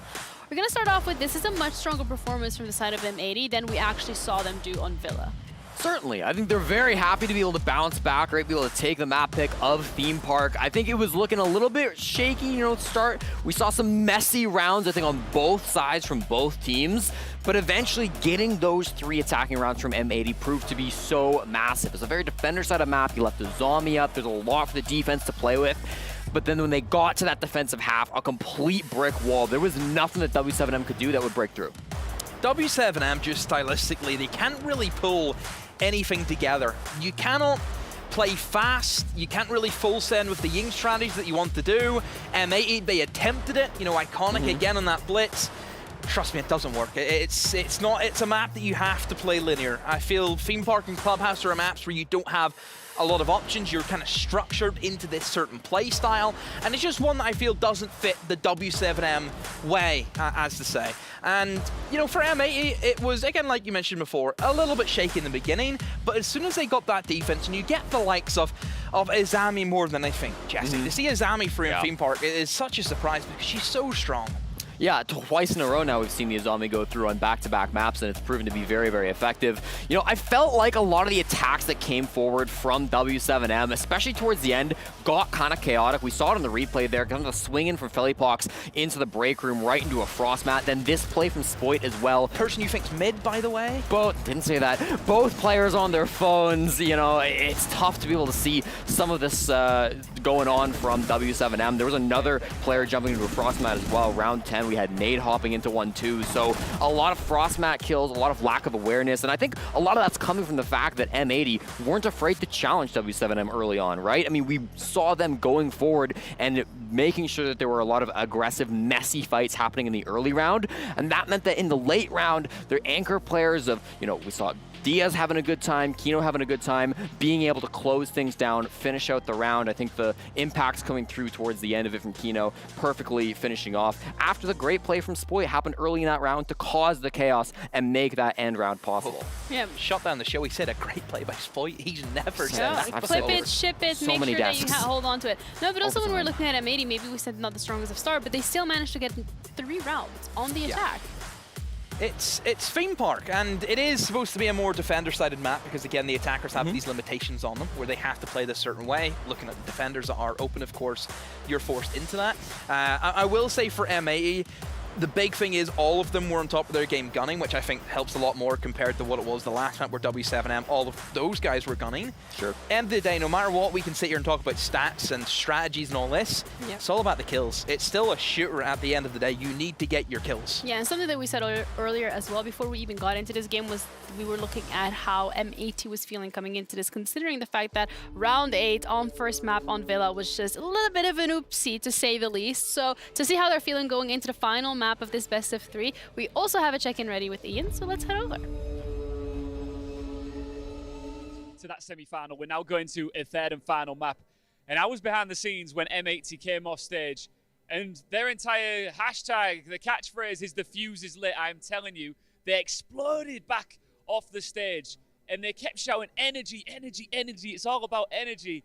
They are fired up, and look, I'm not a betting man, but those guys going into this next map are going to be on fire. W7M are, of course, well equipped to handle this kind of firepower, but man, these guys are in the zone and ready to go. I'm going to see if I can get a quick word. Do I dare? Do I dare see if I can get a quick word?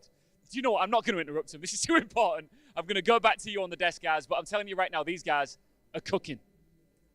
Right, Ian saying he's not much of a betting man, but if he did have to put a bet down, it would be on M80. To be fair, he was also a little biased earlier during lunch, before the game even started. But how are we feeling, Mr. NA representative, who has reclaimed M80 after he said that they were actually a Brazilian team? No, I mean, all NA. Listen, I mean, I think Ian's totally correct. They've got that NA fire behind them now. They're getting excited. They've got that energy. And I think a big part of that is the guy standing behind them.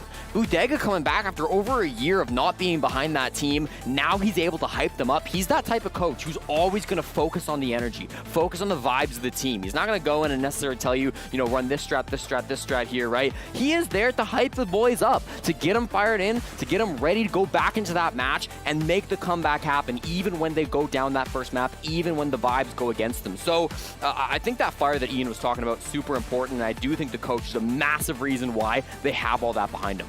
Yeah, I had the privilege of being able to actually see Budega in action. I think for the first time we'd really seen him back at SI21. And he put me in Ollie off casting because we couldn't hear anything. That's the issue that he was causing for us. And yeah, that's obviously going to play into it. Budega is obviously known by the Brazilian community. He's obviously going to know Phillypox used to coach him back in the day in MIBR. So there is a little bit of history there, and you know, I think every Brazilian, they all want to beat M80 because they are Brazilian, but they're not in Brazil. Yeah. No, they're It's like the Brazilians, they also want to all beat Alamau as well. Anyone who's not in Brazil, they want to beat them more. That's how that works. W7M, though, they are going to be looking to defend that title, so it is a bit of a wish team wants it more. I mean, Ian saying it himself, when we're looking at M80, they're very much fired up and they're ready to go. But W7M, it's not just the fact that they have to prove themselves this time around. They already lost to BDS, so it's that revenge arc. Being able to go back into the playoffs, being able into the finals, and giving BDS a run for their money, because they are the only team so far that have shown that at the end of the day, W7M are human, they are beatable. Can M80 replicate that? W7M, if it's up to them, it won't happen.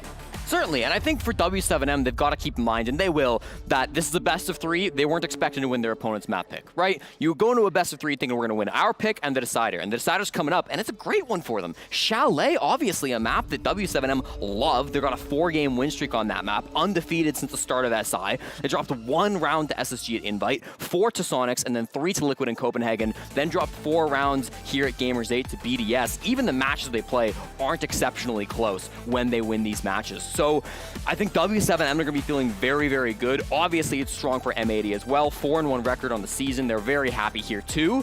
So it's going to be a great game coming forward. And I'm glad Ian's not a betting man, because I wouldn't want to be a betting person either. This game is too hard to call. No, it's a very difficult one, but I'm still going to have to put you in that position, Demo, in terms of Chalet, W7M, M80. What are the odds looking like when we're talking about a historical point of view? W7M on Chalet is that's their playground. That is where the opportunity spotting aspect of this team, where they will see a weakness and they'll exploit you.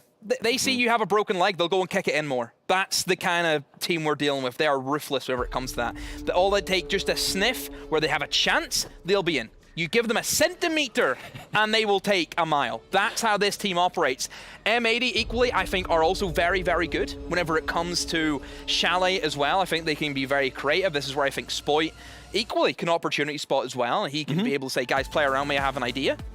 I think both teams are going to be very evenly matched. So ultimately, it's just who's going to get the kills. That's what it's always going to be about. Yeah. So far, W7M as well as M80 have been getting the kills, but who's been getting the most round conversion off of those? In terms of converting the rounds, I think you honestly give it to M80, because a lot of the times in that theme park, because you think back to it, right? We've seen a 2v5 clutch from W7M, which is very worrying for M80.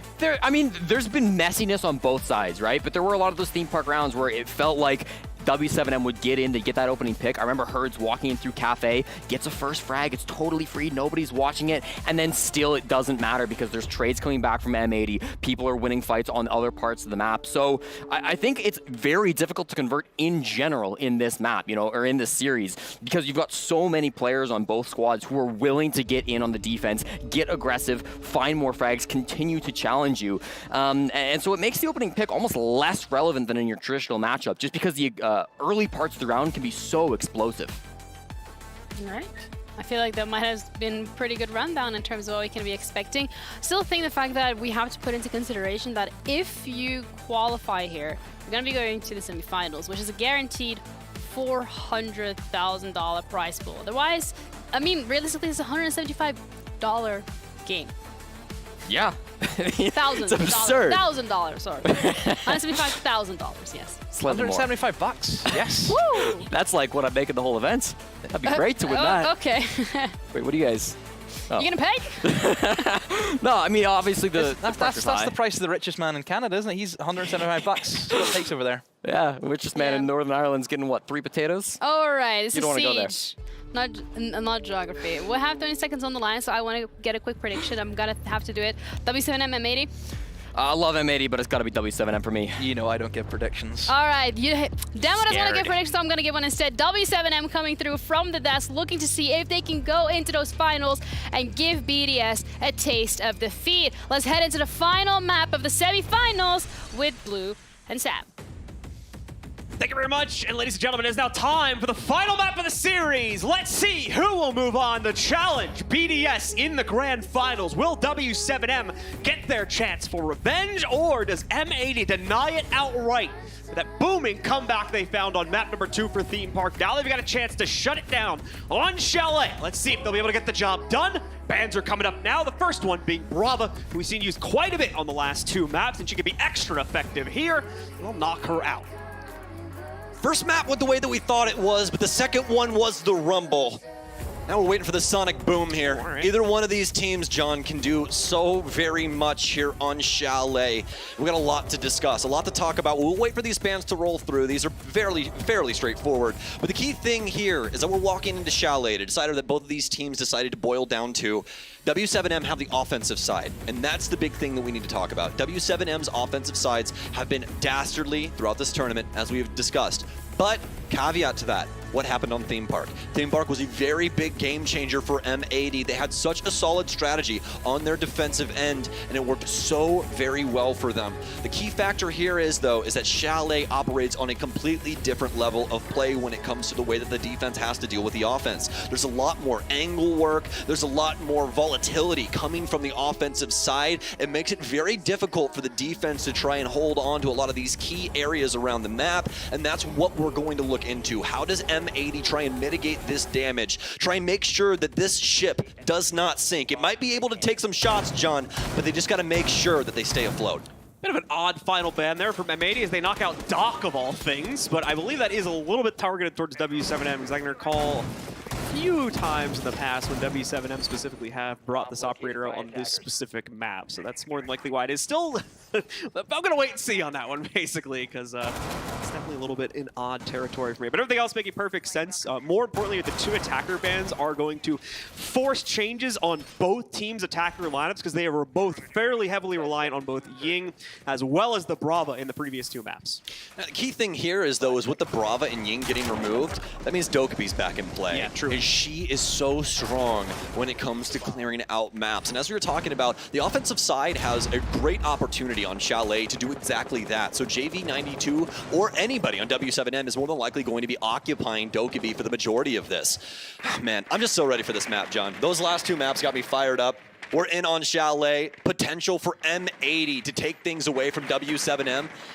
Go on to play against BDS in a best of 5. The last time Iconic was able to get that far was all the way back at the Charlotte Major a while ago with the Strawless, where they ended up losing out against Dark Zero. Last time that Mr. Canadian was able to lift a trophy, and Iconic, no! He goes down to nade, sneaks through, just trying to deal with the drone game, but he doesn't think that somebody's already there. Fortunately enough, though, Kino hits a beautiful shot with the FMG9. Not something you see all too often on Smoke, but a heck of a gun, especially with that 1.5.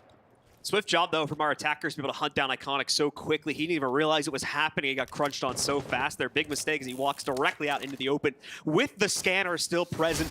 Not even surprises Nate a little bit. It's his first shot. Doesn't even knock him down outright, but he is able to course correct quickly and make sure he locks that down without taking any damage himself. Beautiful trade, though, on to JV92. Has re-equalized the situations, and either team at a massive advantage right now.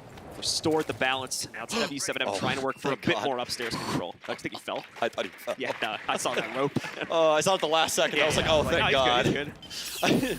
Oh, man. Oh, nade? Taking some heat here as he tries to play out from the inside of that breach once again. That's more resistance coming out, I believe, from either Gomez or Diaz playing out downstairs. The way, though, the damage being impacted. KZ does find the quick one on the Spoit to take him down, and Hurts now finally able to eliminate Gomez, who I believe was the problem causer down on the first floor. Kino might actually be that player, just to correct myself one final time here. He's still maintaining presence on the inside of 90, and he'll try to lurk it through bar as well. He knows W7M went for a lot of control through the front door, and Hurts might just be a free pick from this second doorway that Kino is going to pop out from. No, there's Overwatch instead. Hurts actually switched his own POV to that. Beautiful play continuing on for the previous two maps there on Hurts' POV. Now Diaz is left alone in the 1v4. There's been some great stuff from Diaz over these last two maps, so this is going to be asking for far too much. Even an air jab to add insult to injury here as he's forced into the back of Trophy. No rotation hole opened up to get him back into kitchen, and incendiaries are blocking his path through the double doorway connector. This is just not really a winnable situation for him, especially now that he's down about 5 or so HP. One bullet from pretty much anything is going to knock him down at this point. Nice. Follow through there to be able to take down Keys. 3 more to go, though. Only about 25 seconds to be able to actually get onto that counter defuse. They'll continue to push it through, and Fleetbox will finally shut things down as we do see W7M take the initial round control. Not really no way he's getting out of that one with that HP, but can say this, though, that was not exactly a terrible defensive round from M80. They did a pretty strong job, especially with the first 2 minutes, of trying to keep things at bay from W7M. can see the entire team rolling through the strats page here, making sure that they're all on the same page. Beautiful shots here from Nade as he snuck in down low, and that suppressed shotgun just obliterating Iconic. Even with that first pump, if Iconic ended up staying alive, I mean, he only has like 5 HP. So W7M just really quickly able to deal with a lot of what M80 was throwing at them. Really just the big beneficial factor for them being the amount of time sink that it initially took. But I mean, just such a strong man count going in the favor of the offense that made it practically impossible. Looks like we're gonna end up switching sites here too. Can't exactly blame them after what we saw on that kitchen setup. I really like the basement when it comes to this map. When Chalet initially got reworked, people were really not a fan of this. But ever since then, we've started to see some teams start mitigating the damage and some of the angles that the offense can use. Definitely going to be looking into the play from DS Lucas here. See what he can get done with these Kiba barriers.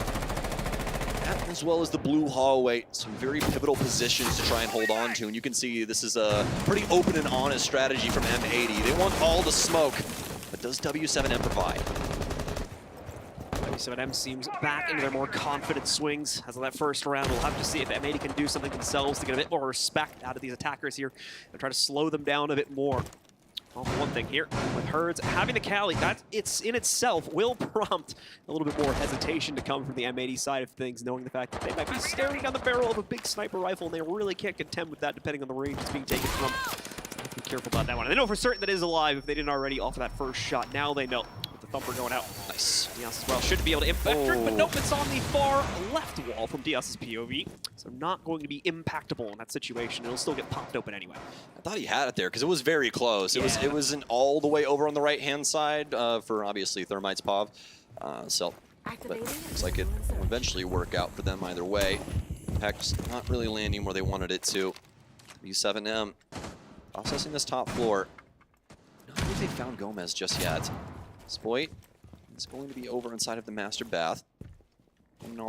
Holding on to the space for the time being. Trying to make sure that I'm really going to go too awry, but as soon as I say that, Gomez gets gunned down inside of Office. No damage dealt to the offense at all either. KZ on Finka, who we haven't seen this entire tournament. But those adrenal surges, we know how potent those can be. Pick up your teammates, heal your teammates. So very, very strong at the end of the day.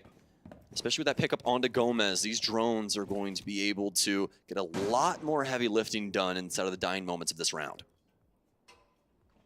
Hesitating moment for both teams right now here. We're going to see nice angle being given towards Nade there. Diaz unfortunately still got away with one though, as Felipox was the first to fall in that fight. But Nade quick to trade it right back in the hands of W7M. They're making sure that they stay ahead of the curve. JV92, as Stokes just noted to here. They've got the intel on this player on the corner. I believe it's Spoit wrapped around it right now. Tries to maintain the upstairs position. More importantly, tries to delay the rest of this execute. As long as JV92 holds this. Oh no, the cross. He's gone out, but he's not confident about it. He backs right back up there. Neither player's going to end up beating each other. Now that's enough room for W7M to try and go for the actual take. Iconic in a tough position to breach right here, though. Kino getting away with one, but no, Iconic over swings, and Spoit also dealt with on the upstairs room, but Kino knocks off another head as Hertz tries to rejoin the fight back down through the main stairs. He's going to be able to establish this flank. Nitro goes forward. That should kill the planter, and nearly takes down Keys as well. Kino shuts it all down as Keys fails to trade it out in the 1v1. And with that M80 battle back, just as we've been seeing on these last two maps, they're right back into it again for another 1-1 tie game. Set up the pins and the kid will knock him down. He keeps the nitro cell in the back pocket. The ace up the sleeve right there, John. M80 get their defensive round, and it's not going to be that easy here on Chalet for W7M. The initial portions of that round looking like they might just go quietly into the night on round 2 for M80's sake, but Kino, nah, man, it's time. Let's see, M80, can we get it done? A heck of a series so far in between these two. Let's roll highlight reels here from round 2. I love this angle from Diaz especially. What a find here onto the stairwell player, but not able to sneak away before Nade with the refrag.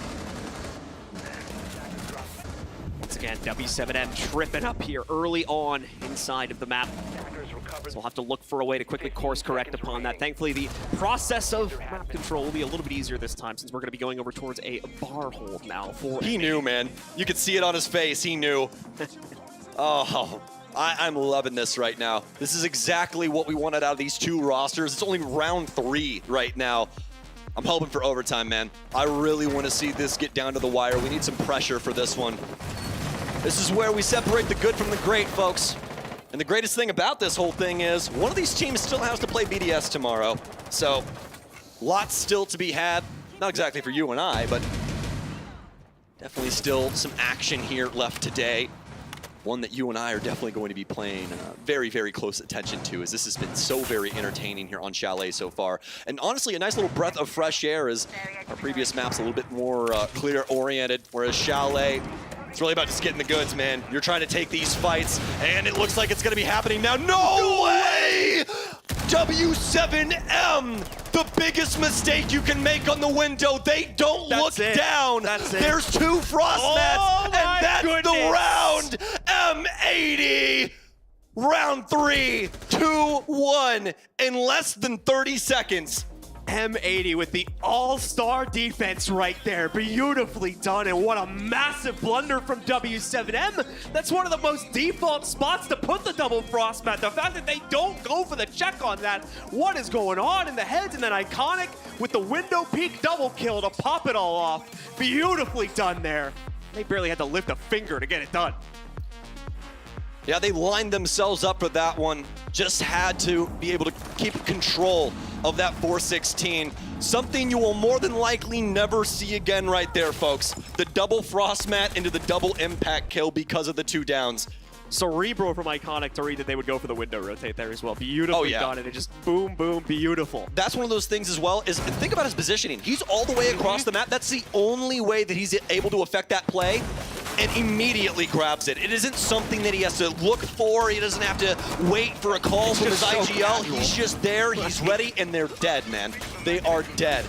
M80 are playing so well right now on this defensive end, and really, I think it took that initial little fire from our teammate there of Kino to really get that into their bellies, man. They're ready for this one, and you heard it from Ian as well. Energy, energy, energy.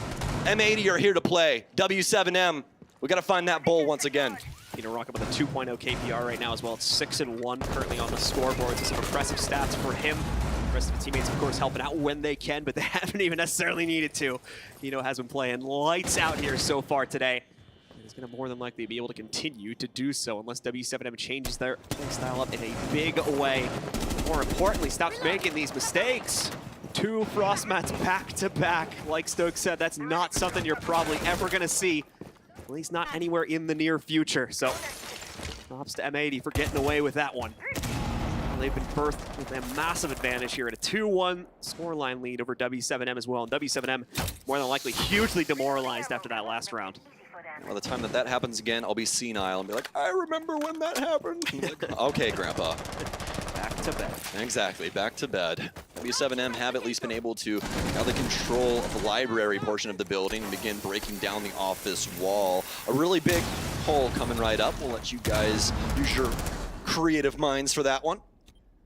7M do have the crossfire set up, and obviously this window play, a little known here. It's a known quantity, is one of the most important portions of this area. So it's going to hold on to that for a little while until we have another addition of Akiba barrier. The blow at the top side as well, and make sure these long angles have to be dealt with by M80. And that's going to force DS's hand as he'll go down to JV92, and Hertz will follow it up as well.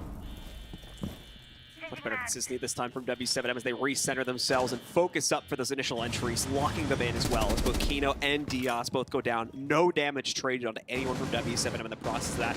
Kill number 3 potentially in the future here too. There we go. This is the W7M that we were missing the last couple of rounds here. Iconic trades one back, but so far that's it. Herds with his 3rd on the round. And now Iconic can't even escape the kitchen as Felipak shuts him down. And W7M gets a quick spot of revenge there. But they unfortunately quickly lost the round before that. W7M are really good at clearing things out for this kitchen site. Full control over on the fireplace library side. Not a single soul can exist over there for M80 without facing some very serious repercussions. And then quickly move that on into a very nice execution. Keep the angles open up top, keep that crossfire there so nobody can really deal with the wall that they're going for with the thermite, and then transitioning that quickly down to get the kitchen wall too, or rather the dining wall. But still, at the end of the day, W7M not really having to, you know, try and reset themselves too much. They're here and they are so very ready for a series like this. And I mean, this is a team that could continue to stand the test of time here, John. Last year they dropped a game, you know, to BDS, but this time around, dude, W7M looking to get things done. Our recent major winners, M80 gonna call the timeout. Does mean that they don't have one for the remainder of the series here. W7M going to be the only ones that can stop this clock in the future. M80, little conversation point about Wine Cellar, as if you guys just joined us, is the site that we saw M80 and more specifically Kino have a huge moment on with his 3K that clutched up the round. Let's see if we can line up for it one more time here for M80 to quickly retake their advantage. At the same time, W7M looking strong after what we just saw on round number 4. They're not taking any prisoners as M80 tried to continue to play into their more aggressive shenanigans with the roam game, but finally were heavily punished for it. W7M barely lost a single player over the course of that exchange. Just one trade, I believe, in the midst of the site take. That round was pretty much over already at that point anyway, so not really much to worry about with respect to that. As W7M looking a lot cleaner now. It's time to see if they can continue that into the basement. I mean, not really changed up a whole lot when it comes to their operator lineup here for the basement hold. Usual suspects coming in here for it. The usual bits of delay as well. Diaz, of course, having the Goyo canister just to slow things down if W7M take too much map control early on. And then a pretty straightforward assortment aside from that. Key thing here is Kino's not going to have access to the pivotal piece of utility we saw from round 2 or 3 there, where he was able to clutch that up. We'll have a Nitro Cell, as he will be playing smoke, but does still have mitigation when it comes to those toxic babes. W7M will start things off on Solarium's side, at least for the Thermite's sake. As we know, W7M kind of likes to keep things tight-knit, but also really enjoy their cutoffs, so could see some of those developed throughout the building. As soon as I say that, Herds gets himself over on the Ego balcony, looking to see if he can potentially give M80 some trouble. An angle already opened on the double window over towards Office, and this might be something that Iconic looks to deal with here momentarily. Box continuing to maintain that position, but Iconic, if it goes right, he's going for it. He knows he's going to be clearing him out in a second, or at least trying to here. Nade bounce, trying to open things up on the inside of bathroom, but I believe there's a Kiva blocking that, so I doubt it's going to do too much. Fox meanwhile still trying to flash in, take down Iconic here, full blind on him, can't find the headshot angle. There is going to be additional pressure coming in from the big window now too, but Iconic will be aware of that and be given the chance to escape as he drops down the hatch and falls back into the bar connector. Count your lucky stars there, Dave. Nobody on the double window on the other side of Library willing to hop in and actually assist Buck with that situation. That could have been a kill as Iconic was staring at the floor.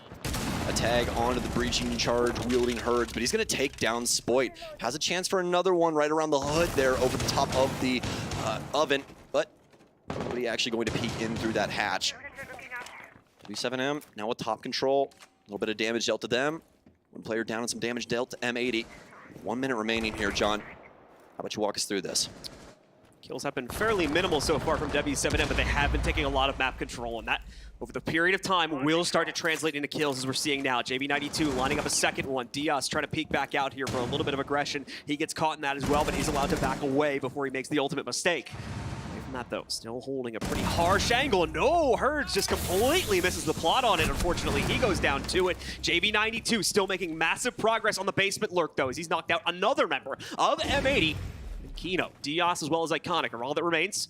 Iconic still maintains control, full control that is as well, of Blue Hall, so has a great cross here to stop this entry, but fires a bit too early. They know he's there now, and they can set up to counter him. The great dash after the flash. Both players now contained on the inside of this blue hallway. Felipox does get down, but he is retrievable. Never mind, more than likely not going to be the case. He's on main stairs right now, and the plant has gone down. A lineup that's dangerous throughout the members on M80, and Iconic will fall because of it. JV92 has the open path from wide, and he'll close the gap on blue to shut down the round. 3-2 in favor of W7M. Neck and neck.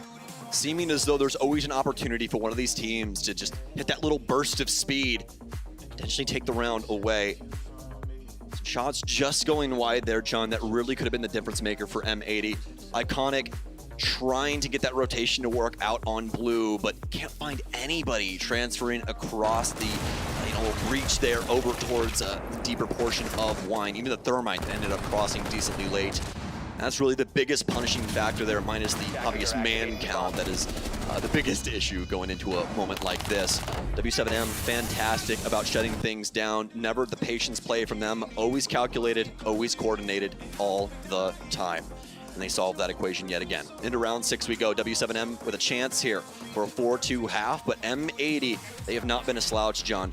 More than likely prepared for what is to come. We saw W7M, I do believe, with a decent rush strat the last time from the garage that we saw them on Chalet. I do believe that was the last time you and I ended up casting them. So some laser gates to try and mitigate that and at least give M80 some inkling as to what could go on in the early beginnings of this round. Yeah, giving over to our attackers one final time here. Oh, there's 2 frost mats, you better watch yourself. Yeah, we do have those frost mats back again, so we'll see if they're going to be as effective. Oh, it's one. It's one. We're giving them the benefit of the doubt. That's the good news. We can only lose one player this time. W7 to make that hop again. So they spread them out a bit more, as you can see. The second and third one, that third one going upstairs in the piano window. And then, of course, the one we just saw back over there by the main stairs window, too. But Box getting a lot of not only info, but, well, not really going to take anything out, unfortunately, with this Terra Trail. But the info is pretty good as he does get a good spot as to what the actual site setup looks like. And more importantly, who is going to be positioned on the inside of the connector hole here. So they know that flashes and smokes will be ineffective against that angle now that they've seen it's the Warden.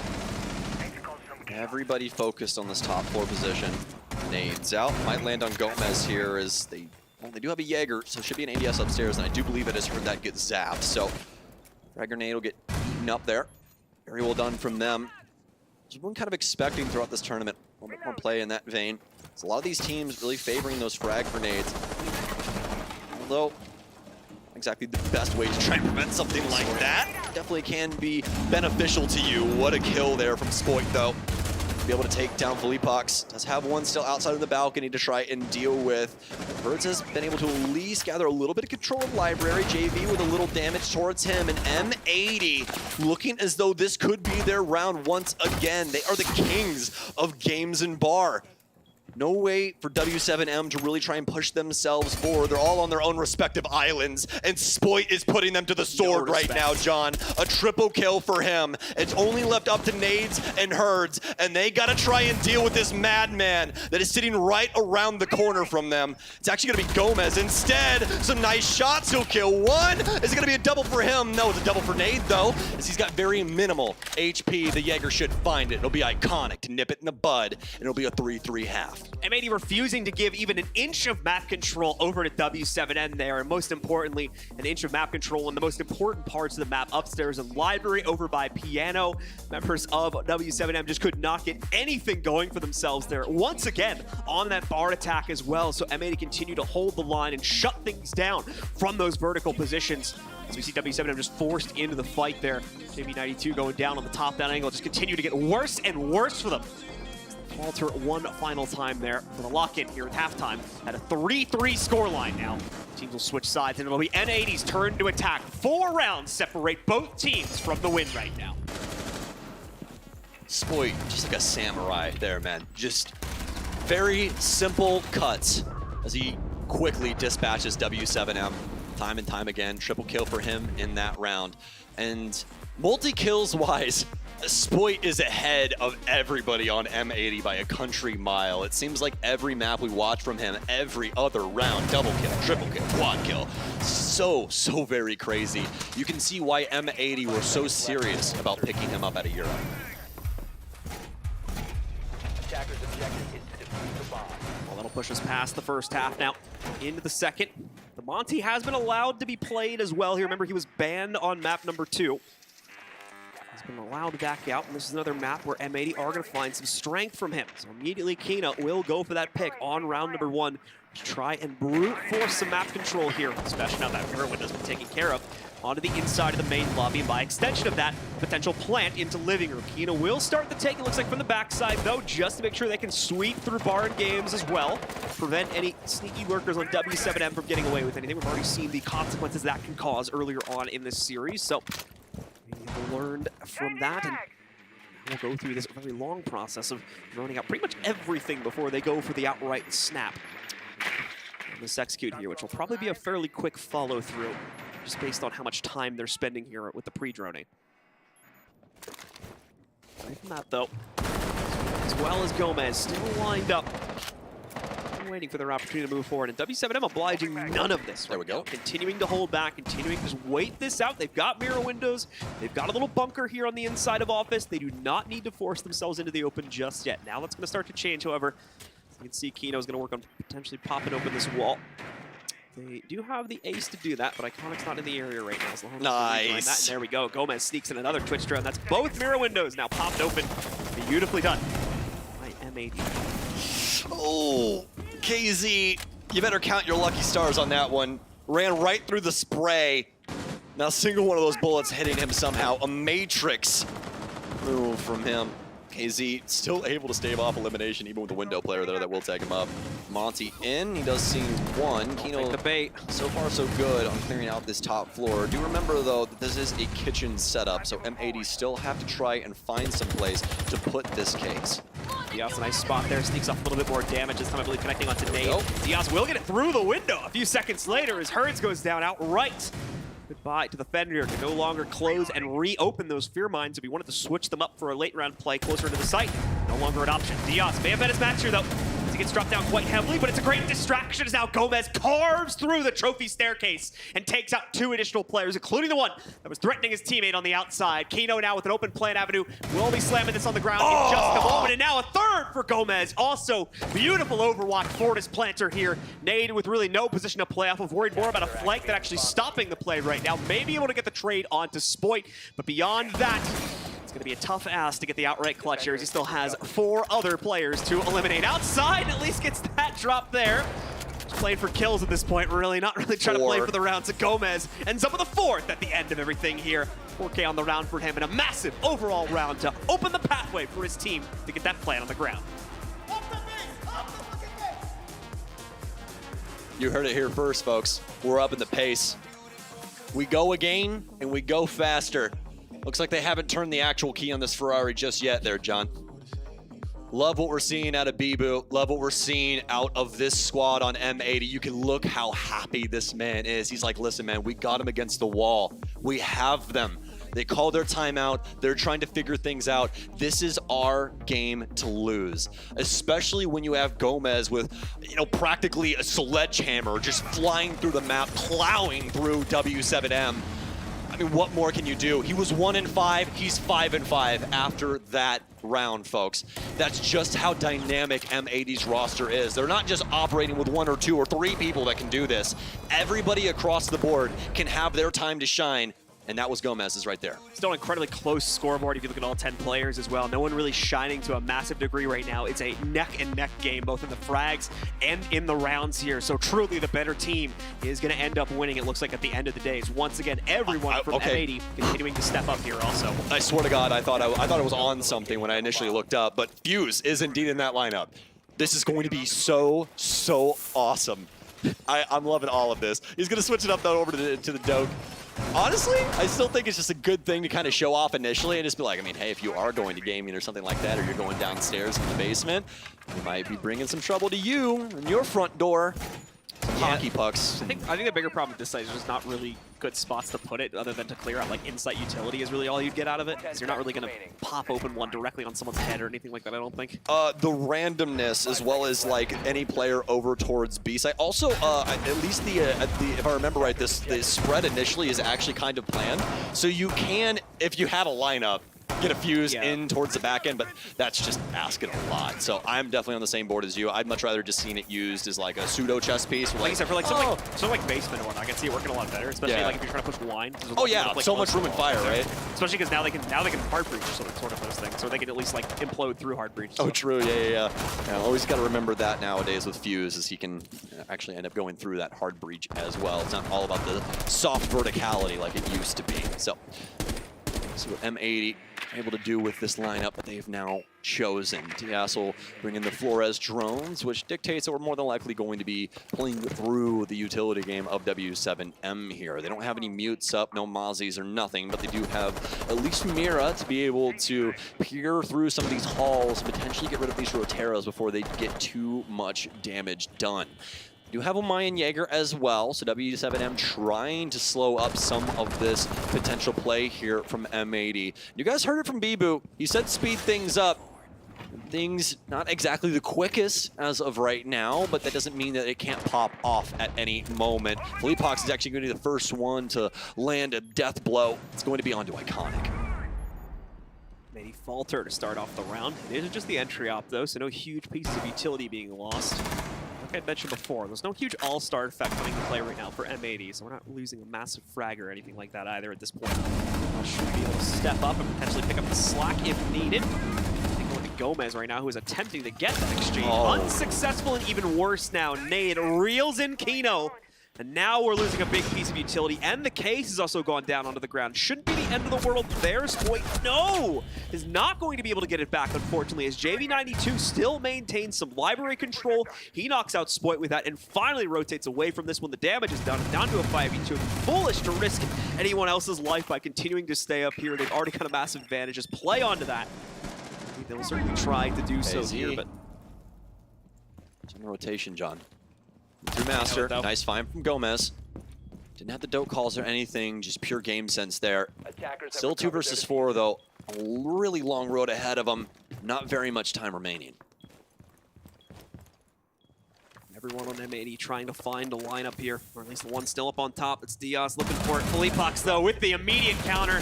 They don't suspect a player to be hiding on basement stairs, so one goes down already. Diaz does catch the push out from the dining room. We stop an outright loss here, but he still has another flank coming from that bottom staircase. He'll know it now. Some shots ring out from that player. Time obviously becoming a bit of an issue here too. Tries to force the issue, but walks right into the cross. There's a successful traded round coming in from W7M. They're not giving up here either after that pause. They find some success. They bring us very, very close once again. Them taking control of the lead. Both of the timeouts wielded well from their respective teams, John. They get around after each one. And Chalet tied up 4-4. It's going to be a wine cellar snowmobile defense out of W7M. M80, you have Glaz in the lineup as of right now. Definitely an interesting fold. Blackbeard coming into play as well for DS. Not exactly something you would expect for this basement setup, but we'll have to see what he could get done. It could be something as simple as just holding a rotation. A nice find there from Fleetpox on the replay. We'll continue to set things up, post these highlights here. This basement defense should bode decently well for W7M, especially with these cap can traps that Herds has to kind of sprinkle around the map. Definitely something to catch M80 off guard, kind of slow them up a bit. Diaz is actually going to move on over to the line. They'll drop the Dokkaebi for the Thermite, and the Fuse will come through. So that's what they're looking for. They're looking to bring the Fuse on this basement site. Last but surely not least, we will have Spoit on this Jackal. And that's going to be a very pivotal piece to this utility game that they have going on, or rather info game really at the end of the day, is if Spoit really tracks anybody down and Diaz hits that EE1D, whoever is being tracked is in the worst series of events that you can potentially be in Rainbow Six. The spin cycle, John. More prowess coming out here from M80 this time around. Like Stokes had mentioned, Gomez committing himself. An operator here. We'll have to see if those nades will be able to pierce the veil and find the impact necessary here to be able to weaken the site to a degree where M80 can force themselves in and take it. So got a few other things to worry about before he gets to that phase of the round, though. He's part of the upstairs clear here. There's quite a bit of upstairs presence from W7M. 3 players currently in position or able to support this in some way. Fleetpox is on the first floor here, watching for the front door entryway as well for the inside of kitchen.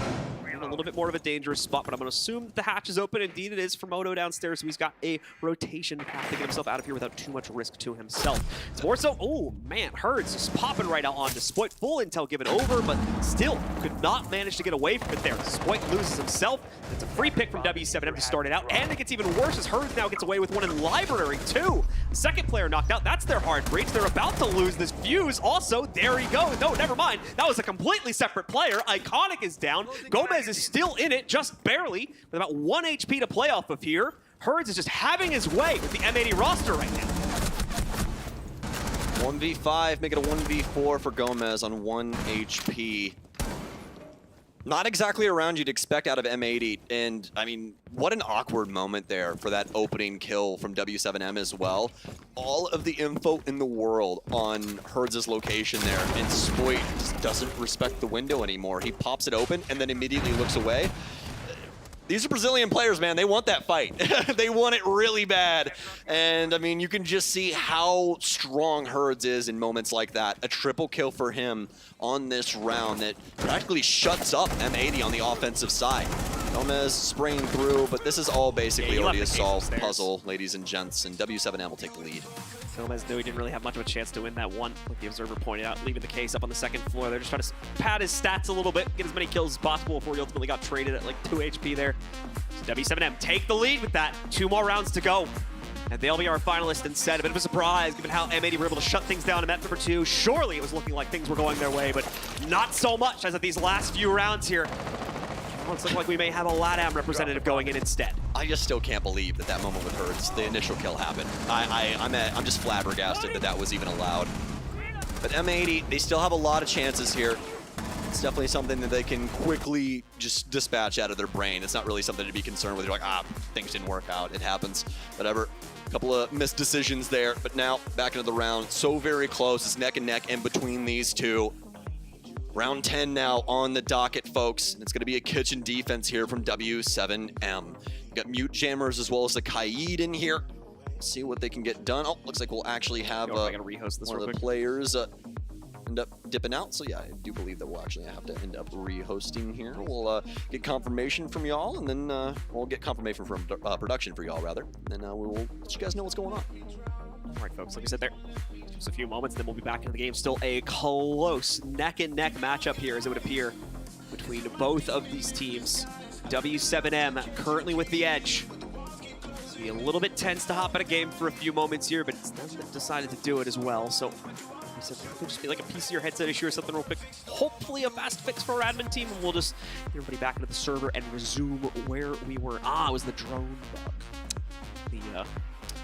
The usual. The worst kind. As I like to call it. The usual. Old reliable. I'm like year 6,000 of that bug here. So. Yeah, that one started before the land of time. Like, actually. The old reliable. First thing, the old reliable. Yeah, that's the first thing that Ubisoft actually made for Rainbow Six Siege was the drone bug. They're like, oh, I got an idea for the game. Yes, guys. I mean, you're all pretty dedicated Siege viewers at this point. Yeah, if you don't know, now you know. All right. You know how it is. Listen, man, I've dealt with this game since beta. All right. Get one. I'm surprised we haven't had one already. This is the first time I've hit one this tournament. Yeah, so we've actually been on a good track record so far. Listen, you better knock on everything, man. Like, come on. Oh man. Hey, we do get to look at the cool AR though. Absolutely the case. And again, just this great stage here that we've got set up for the badass. Venue. So many cool effects. We were like teleporting the players on stage for the walkouts, breaking them out of a pixel box. Like I said, we got that like cool glass effect too. I don't think we've seen it in a while, but I'm like 99% sure we've got the type of glass here that you guys are seeing in front of the players. Once we go in game, that glass frosts itself, so they can't actually see the other team because it looks like they can see them right now. That is proper, yeah. Yep, yeah. Good on you, man. Production just confirmed that. Like I said, I've seen this used at a few other like CS:GO tournaments and stuff. I mean, what have you been doing? We're getting to here. Working here for like 10 years or something? Yeah. Actually. About. Oh man. My favorite piece of lore about you, John, is still the fact that you are the voice of the Summit 1G clip. Yeah. That to this day, I'm like, one of my best friends. I don't brag about that too much. It's no, like, I mean, yeah, it's like a moment, weird right? moment, but like, yeah, it's obviously like a big moment too. Exactly. You know, but it's one of those things where just like, that's just such an oddity. You know what I mean? Yeah, it's not something you expect, and all of a sudden you go back and watch it, and every time I watch it, I always just hear this in my head. Oh no, Summit! It's just such a good moment, dude. But ladies and gents, we are just moments away. I know we're kind of, taking the out of this situation right now, but we're just waiting on one more player to get back in from M80 in this hotly contested series. Both of these teams have been just such a hallmark of what Rainbow Six Siege should be. Fantastic strategy, good team play, trusting your players, clutch moments, everything. It looks so cool, including this. Glass, do it. Oh, I was over to you. Hey! There we go. So you can see it there now. We had that unfrosted a second ago. Now we refrost it. Like I said, now that we get in game. That's so freaking sick. Yeah. Oh. You can see, look, as soon as we get out of the round two, it fades out a bit there. Very cool. That's so cool, man. Can you guys like do that at my house? Like when I close my door and lock it, can I just boom? The whole house is frost. That's like hundreds of thousands of dollars, I probably. don't want a glass house. No. I meant the windows just in my just house the windows. all frost. Would that not be so sick? Yeah. The HOA may have a problem with that, but HOAs are terrible anyways. Once again, folks, we're going to get you back in game as quickly as possible here. We do have all 10 players back in the lobby, so it's just a matter of setting up the server and getting us back into it here, and hopefully we're able to resume without conflict at that point. Both teams readied up, so shouldn't be much holding us back at this point. We'll get ourselves into it. It's time to see, once again, if W7M can complete this set. They're on the run for it right now, but at the same time, M80 is right behind them. Absolutely. Literal moments away from jumping back into this one, folks. As you said earlier, John, looking to see if M80 can pierce this veil. W7M are going to be the Bulls in the Bronx.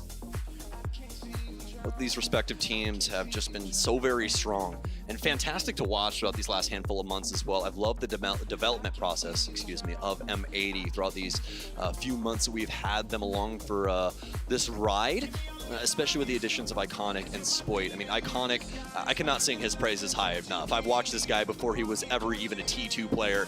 I mean, he's just such an amazing guy, just as a human being. And then you also add the fact that he's one of the most badass players in all of North America when it comes to beating up some people in Rainbow Six Siege, and makes for a pretty interesting story. So, love to see Dave get to this final, at least for my NA heart, but I mean, back and forth in between these two. You can never count W7 out, and really, at the end of the day, John, you know me. I'm just here for some good Siege, man. As long as we're entertained, that's all I care about, and it'll just be another piece of the story for either one of these teams, another slot in the history books of Siege here in 2023. Always important to talk about the mental aspect of a long tech pause like this. Obviously, some players are kind of heated up in the moment of those rounds. Some players are not in the best mental state. So this oftentimes has a massive kind of double-edged sword effect based on the mood of any individual player. For some players, this type of pause is going to be a great thing, because if they're kind of frustrated with their gameplay, it gives them a chance to get out of game, kind of reset, recenter themselves, if they have the mental strength to do that. But at the same time, for players that are hot, it could lead to them kind of cooling down a bit, as they're no longer in that kind of hyped mindset that they might have been off of winning the past few rounds here. So, oh, look at this. We're even like aim training on the server menu there. Players flicking his mouse back and forth. So like I said there, everybody just trying to stay heated up, trying to stay warm for these matches. That's why you see players doing things like that here, is they don't want to lose that focus that they've had already for the past like 7 to 8 rounds now. Focus up here, make sure that they are just hot as possible to get themselves back in the game, especially with how close it is right now. We appreciate your patience as always, folks, while we work to get ourselves back into it here. Like I said before, it shouldn't be too much of a delay at this point. He's working on the A-OK from the production side of things, and then we should be good to go to get ourselves back into this matchup and find a winner to move on to face-off. Spoiler alert, I've already said it multiple times, but I'm going to say it this time. Face-off against BDS tomorrow. That was a winner from our previous matchup today. Eliminating the local heroes and the Falcons. Did not get to see them make it all the way forward this time like they did last year, but that does mean that BDS as well have the opportunity for the 2-time championship here. They were also the victors of Gamers8 2022 for Rainbow Six, looking to make the comeback run on that one more time and lift that same trophy this year as well. Oh, man. Can't wait for Shaiko to ask what color our Bugatti is here in the future if he ends up winning this tournament. My gosh, he's gonna have so much money to his name. It's actually just crazy. What the hell? I mean, if Merc buys a Nissan GTR after winning what hammer, like what the hell is this guy gonna do? Dude, it's a really good thing that Alamau did not win this. Oh my god, dude, he just set that money on fire so fast. Very close affair between both of these teams, incredibly back and forth too. Another point to mention as well, once more, aside from a little bit of heroics out of one of the members from W7M, this has been a very, very team-oriented series. No huge standout individual player that's really making the difference on any one team right now. It's the team strategies working together. You got moments where a player is able to get away with a 2K or 3K, but they're not doing it on every single round, like I said before. So whoever has the strongest overall roster seems to be able to confirm these rounds here. Shut down the maps, it seems to be the winner. So it's going to be a very well-deserved final position for whichever team ends up closing down this map. Get closer and closer to the resolution of this game one final time. Let's see here once again. Just a little update on what we got going on in the lobby. And bumps. Yep, just about ready to start. So let's get back into it, folks. resuming the game right where we left it back off. Huge apologies, of course, for that delay of game. Well, your time as well, so we thank you very much for your patience as we are finally heading back into it. Once again, if you are just joining us, it's M80 versus W7M, currently tied 1-1 on map number 3. W7M is up, but only by 1 round at 5-4. Just 2 rounds needed for our defenders right now, and W7M will be moving on to the finals. Kitchen dining defense here from W7M. M80. A heck of a lineup too. Bring the fuse back in. I really want to talk about this Maru, potential for that hatch plant coming through. Also have the Kaid and some other very interesting characters here for W7M. Love the mutes coming through for Nade that can try and hold up these walls, forcing M80's hand to try and clear this out. Kino and Gomez will be on the Lion and Dokkaebi respectively, and that's going to be the biggest part of this puzzle for M80 is their ability to lock down W7M and make them more of a known quantity throughout the map. Finally into it. Take a look and see if there's going to be any crazy setups from W7M, but from the looks of things, we've got a pretty straightforward lineup of operators and should have a pretty straightforward setup to go along with it. The usual setups on the outside of Library just to boost this and prevent an easy clearance from M80. More importantly, if they're able to keep this Library setup alive, it's going to seriously get into the way of a potential clearance from Kino. So we'll be bringing the Montaigne in once again. Last time we did see them try to take the kind of main living room route to push themselves over towards dining. A bit of an issue with that though, so we'll see if they can find better success on it this time, if they're able to clear out, again, this extension towards Library, as KZ is going to continue to maintain a very strong position until he's been dealt.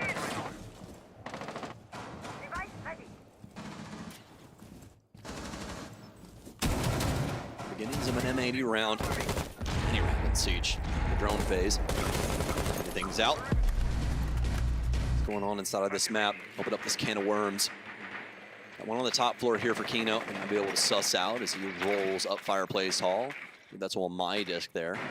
Potential Dread Mine as well. I found the Electro Claw. Spoit, actually worried about somebody right around the corner there. I do believe that he just ends up blowing to open the door on Mud, and yes, indeed. Nobody home, though, for Gomez. Is everyone actually up right above him? Able to see there initially. So he'll rotate his way back. Spoit with the very first big kill, and that's going to be on a JV92. He still had another Electro Claw. I'm very surprised that it actually ended up going the way that it did. AZ with some impacts, but Kino takes barely any damage from that at all. And a very nice find from Iconic as M80 set up on this top floor quickly dispatches two. You know, continuing to clear things out here. A little uneventful for him, obviously, as it is fully cleared already. That player holding on the mid-stairs landing for blue currently. Turns will be pretty powerless to stop this player at home. Okay, Kino is unshielded right now. His back is revealed. If they're unaware of that player on blue stairs, well, here's your moment, Hertz. Are you going to be able to capitalize it? He's moved forward, but no, no longer. Drone spotted him out. Loses that opportunity to not have the courage to go for the peek. That'll be a massive loss here considering they're already down 2 players. And there's now someone waiting for him on the lower landing of blue. Beautifully done by Gomez to knock out Hertz, your M80 back in the driver's seat right now. Nade being pushed into a corner, pushed into a kill box, it seems, as Diaz knocks him out. Philippox, all that remains for the 1v5. He's not even on the site. Plant should be coming any moment here. Philippox does have a slight top-down edge to potentially stop this plant from going onto the ground, but more than likely not with Kino doing it. Philippox trying to be oh so careful about every little move he makes. But at this point, again, it's nigh impossible to close down on the actual round. Even denied one more time of that potential pick of Iconic. Just does not work out. See an outright shutdown from M80 here to resume the game. Flawless round from them, and they tie us up at 5-5. Very well done from M80. And as you said, a flawless round. I'm sorry, I was looking at my notes right there. Was it a flawless? Yeah. Wow, very well done from them, especially after such a long break. M80 able to at least keep some of that energy, propel themselves forward. Nice find there from Spoit. We'll walk you guys through the remainder of that via highlights. And round 11 up next, though. Excited to see what M80 are going to do now that W7M are kind of back into the server now. What's going to be going on. A fresh look, a fresh face going into this next round. I believe it's going to be all the way downstairs. We'll have a look-see here as we get in. No, it's going to be bar gaming instead here for W7M. They will be bringing the frost mats, though. That's were really the biggest issue for them when they actually ended up going for this site. At least the initial time, where they went for a very quick execute, ended up plopping 2 of them right into those frost mats directly inside of gaming. 5 seconds left before insertion. With nearly a full repick for that as well. The top 4 players, everyone except Spoit, ends up changing their operator there, but it's not going to end up with anything crazy here. More than likely just expected the wrong site and needed to thematically change things up a little bit here. Kino as well also going to bring a Capitao into the fold, not something we tend to see super often here. It could be great specifically for their ability to box out potentially that connector position or somewhere else. We're not going to have the usual Warden to play into that one, but at the same time on the defense, have more than enough to fend off this challenge, especially if they continue to be a menace here on the inside of Wyvern. Last round wasn't really so much, though. M80 cleared it with relative ease. Already, JB92's position is going to be forced out here. He does not feel the need to stick around and try to go for an opening pick. Philippe is playing way on the outside around the corner. Could potentially try to jump out or peek from that window there to get some extra damage onto these players playing on the roof balcony right now, but unfortunately no real proficient angle is going to be given just as of yet here, unfortunately. So not a whole lot of play potential being lined up for Philippe just yet. All quiet around Chalet. Snow-capped mountains surely helping with that, but also bounce back a lot of the audio from the report of these weapons. Surprised we never caused an avalanche, actually, on this map. Is some of these guns are pretty dang loud, man. Gotta watch yourself on the mountains.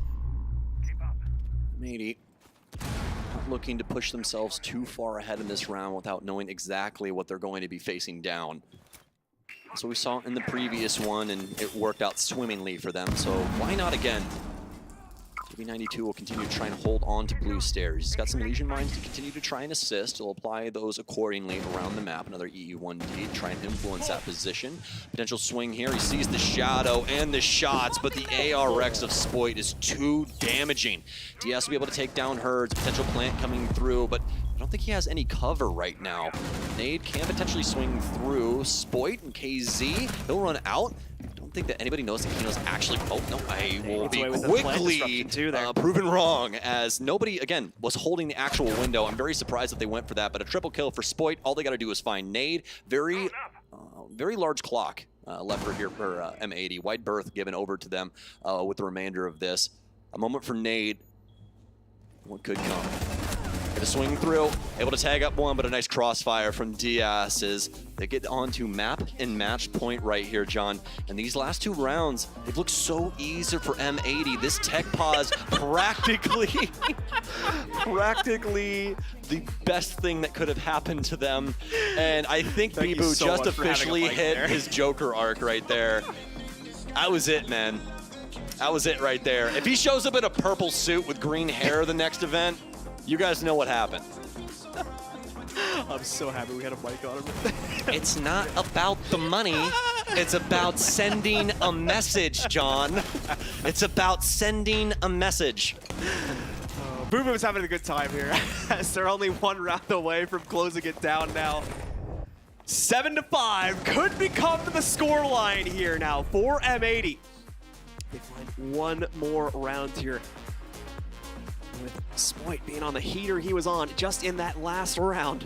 It's not looking like there's a whole lot on W7M's side that can stop them right now. Who's going to step up to the plate to potentially prevent this outright ending of the game here and now? More importantly, will W7M be able to push this to overtime? But let's find out.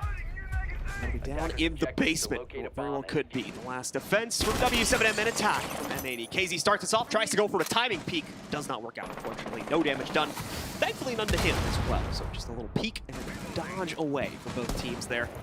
As M80 are going to go for quite a bit of map control, specifically in the basement here, as they've got a pretty split spawn to start things out. One team's going to obviously work on the snowmobile garage. Another one works on the car garage pressure also.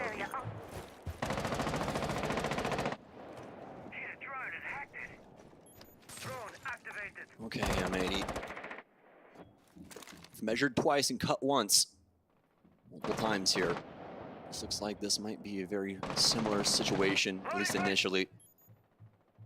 Break down Chalet, try and get these angles built up for yourself. Shut down the rotations from W7M.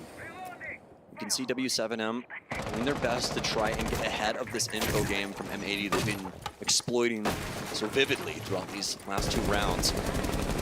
Shots, but it's not going to find too much as there is going to be a hard wall on the other end of that bathroom where Herds is. There could be a call out as well. the Jackal track, but it shouldn't last too long. I believe Spoit got some old footsies there, so won't be exactly the most amount of scans that he can get out of that, but he's found him again. It's going to force him back off of this top floor. And this is the beauty of Jackal. I mean, just such an influential operator, something that can always apply pressure to you because you don't know where you're going to be potentially getting shot from.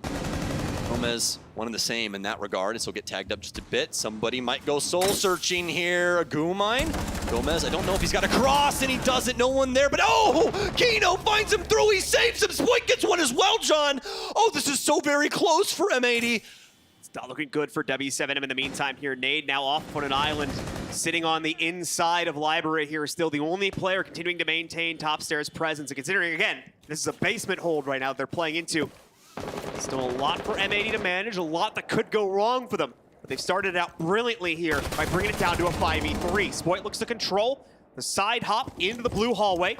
Gomez at the same time now drops down to start taking control closer to the basement. There's a minimal player count for W7M, if anyone at all really, in the basement. And yeah, we get confirmation on it here. It's just JV92 currently holding on to it. They did find success in denying the snowmobile garage, so M80 do not have access to that route.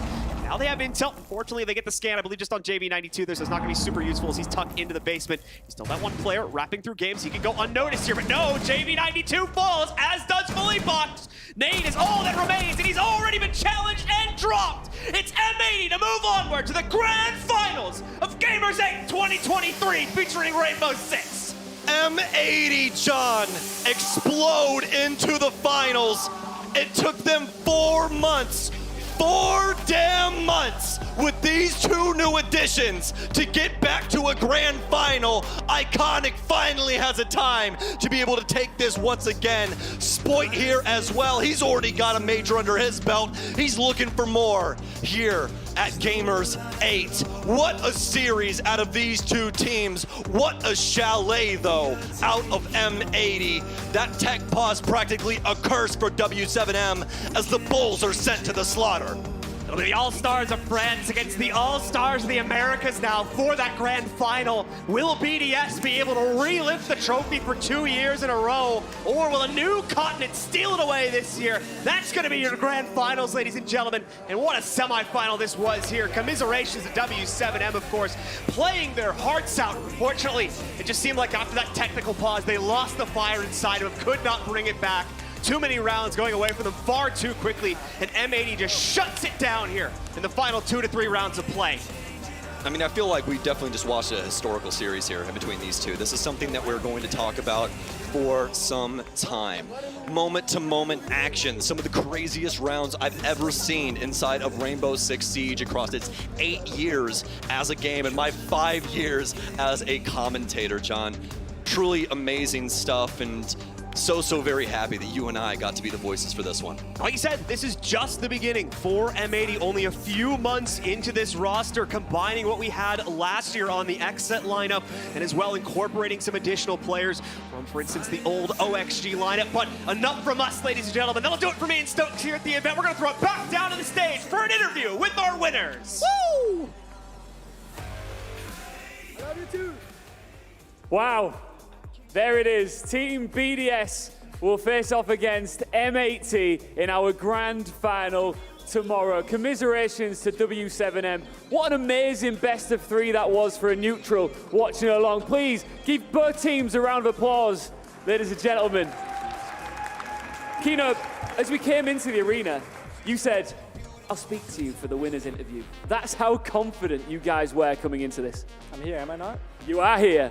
And it was, these guys, you know, they won the last major. They're very tough opposition. And it was tough in the server as well, wasn't it? Oh, I can easily say this was the hardest game of my entire career. These guys are good.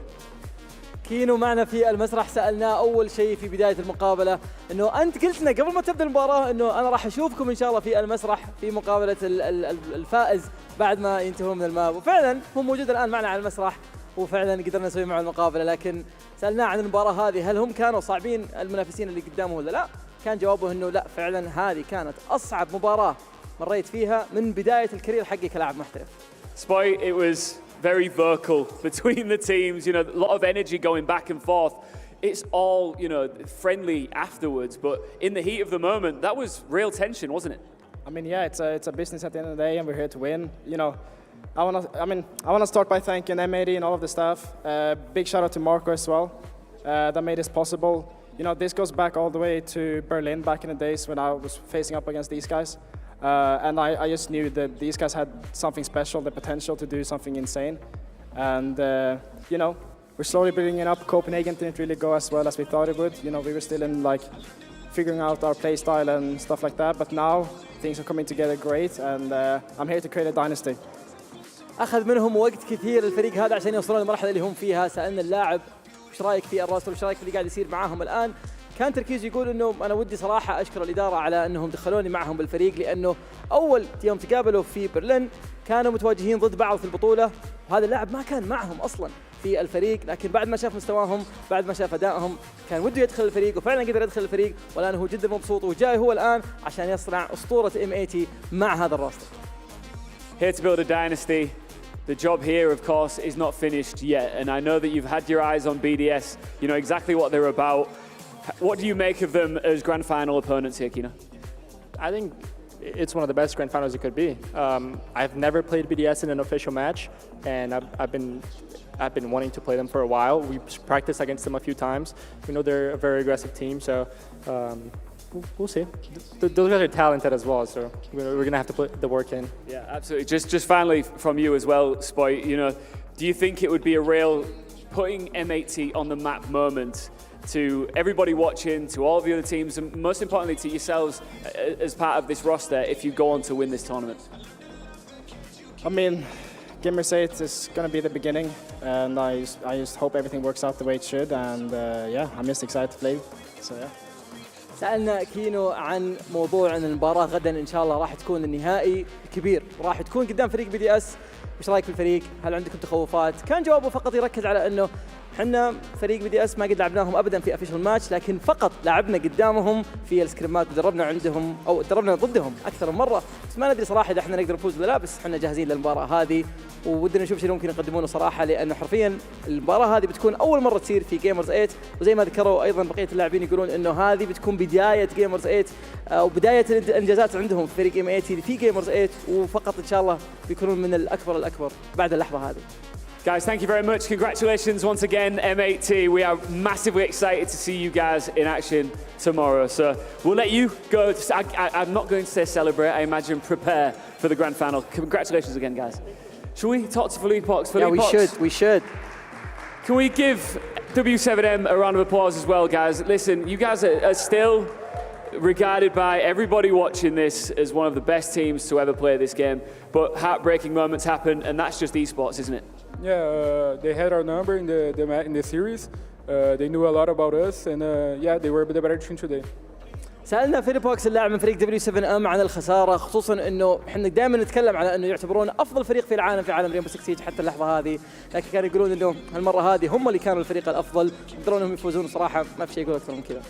Philippox, third place, of course, you still get a cut of the pie, and I know that you'll be still very disappointed that you didn't make it to the top, but you will be back, right? Yeah, we will be back. Now we get some rest, like some well-deserved rest, I think, for our stage 2. Like we can change a lot of things, and yeah, that's it. فيليبوكس قاعد يقول انه هذا الوقت الان اللي نقدر ان نرتاح فيه، صحيح انهم بياخذون قسمه كبيره من الجائزه بقيمه $2,000,000، بياخذون قسمه كبيره منها، لكن الوقت هذا بيرتاحون فيه، وطبيعي انه بيقدرون انهم يرجعون مره ثانيه عندنا في المسرح، ممكن نشوفهم في السنوات القادمه ان شاء الله، ما حد يدري. Philippox, commiserations. Thanks for coming out here to all of your team as well, and for putting on some incredible performances for us throughout this entire tournament. So commiserations again, and enjoy the rest of your stay here in Riyadh. All right, we're going to wrap this up now. That's both of our semi-finals complete, and we now know our grand final is, of course, M80 versus BDS, which is set to be an absolute barn-burner. تكون من افضل المباريات معنا في تاريخ ريمبو 6 سيج اعزائنا المشاهدين، زي ما احنا عارفين المباراه هذه ما قد حدثت ابدا في مسرح عالمي ولا قد صارت ابدا في تاريخ ريمبو 6 سيج. M80 ضد فريق BDS تكون من اجمل ما يكون، مره متحمس اللحظه هذه. Back to the desk.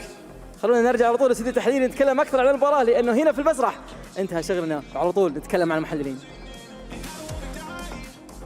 Welcome back to the STC Playdesk, where we're going to be trying to analyze exactly what just happened, because MAT, they're going into the finals, and W7M, a team that we had such a high regard for, one of the best teams to ever touch this game. Unfortunately, they end their run here, but they do get $225,000 as well for being third, fourth, alongside Falcons, so not too shabby.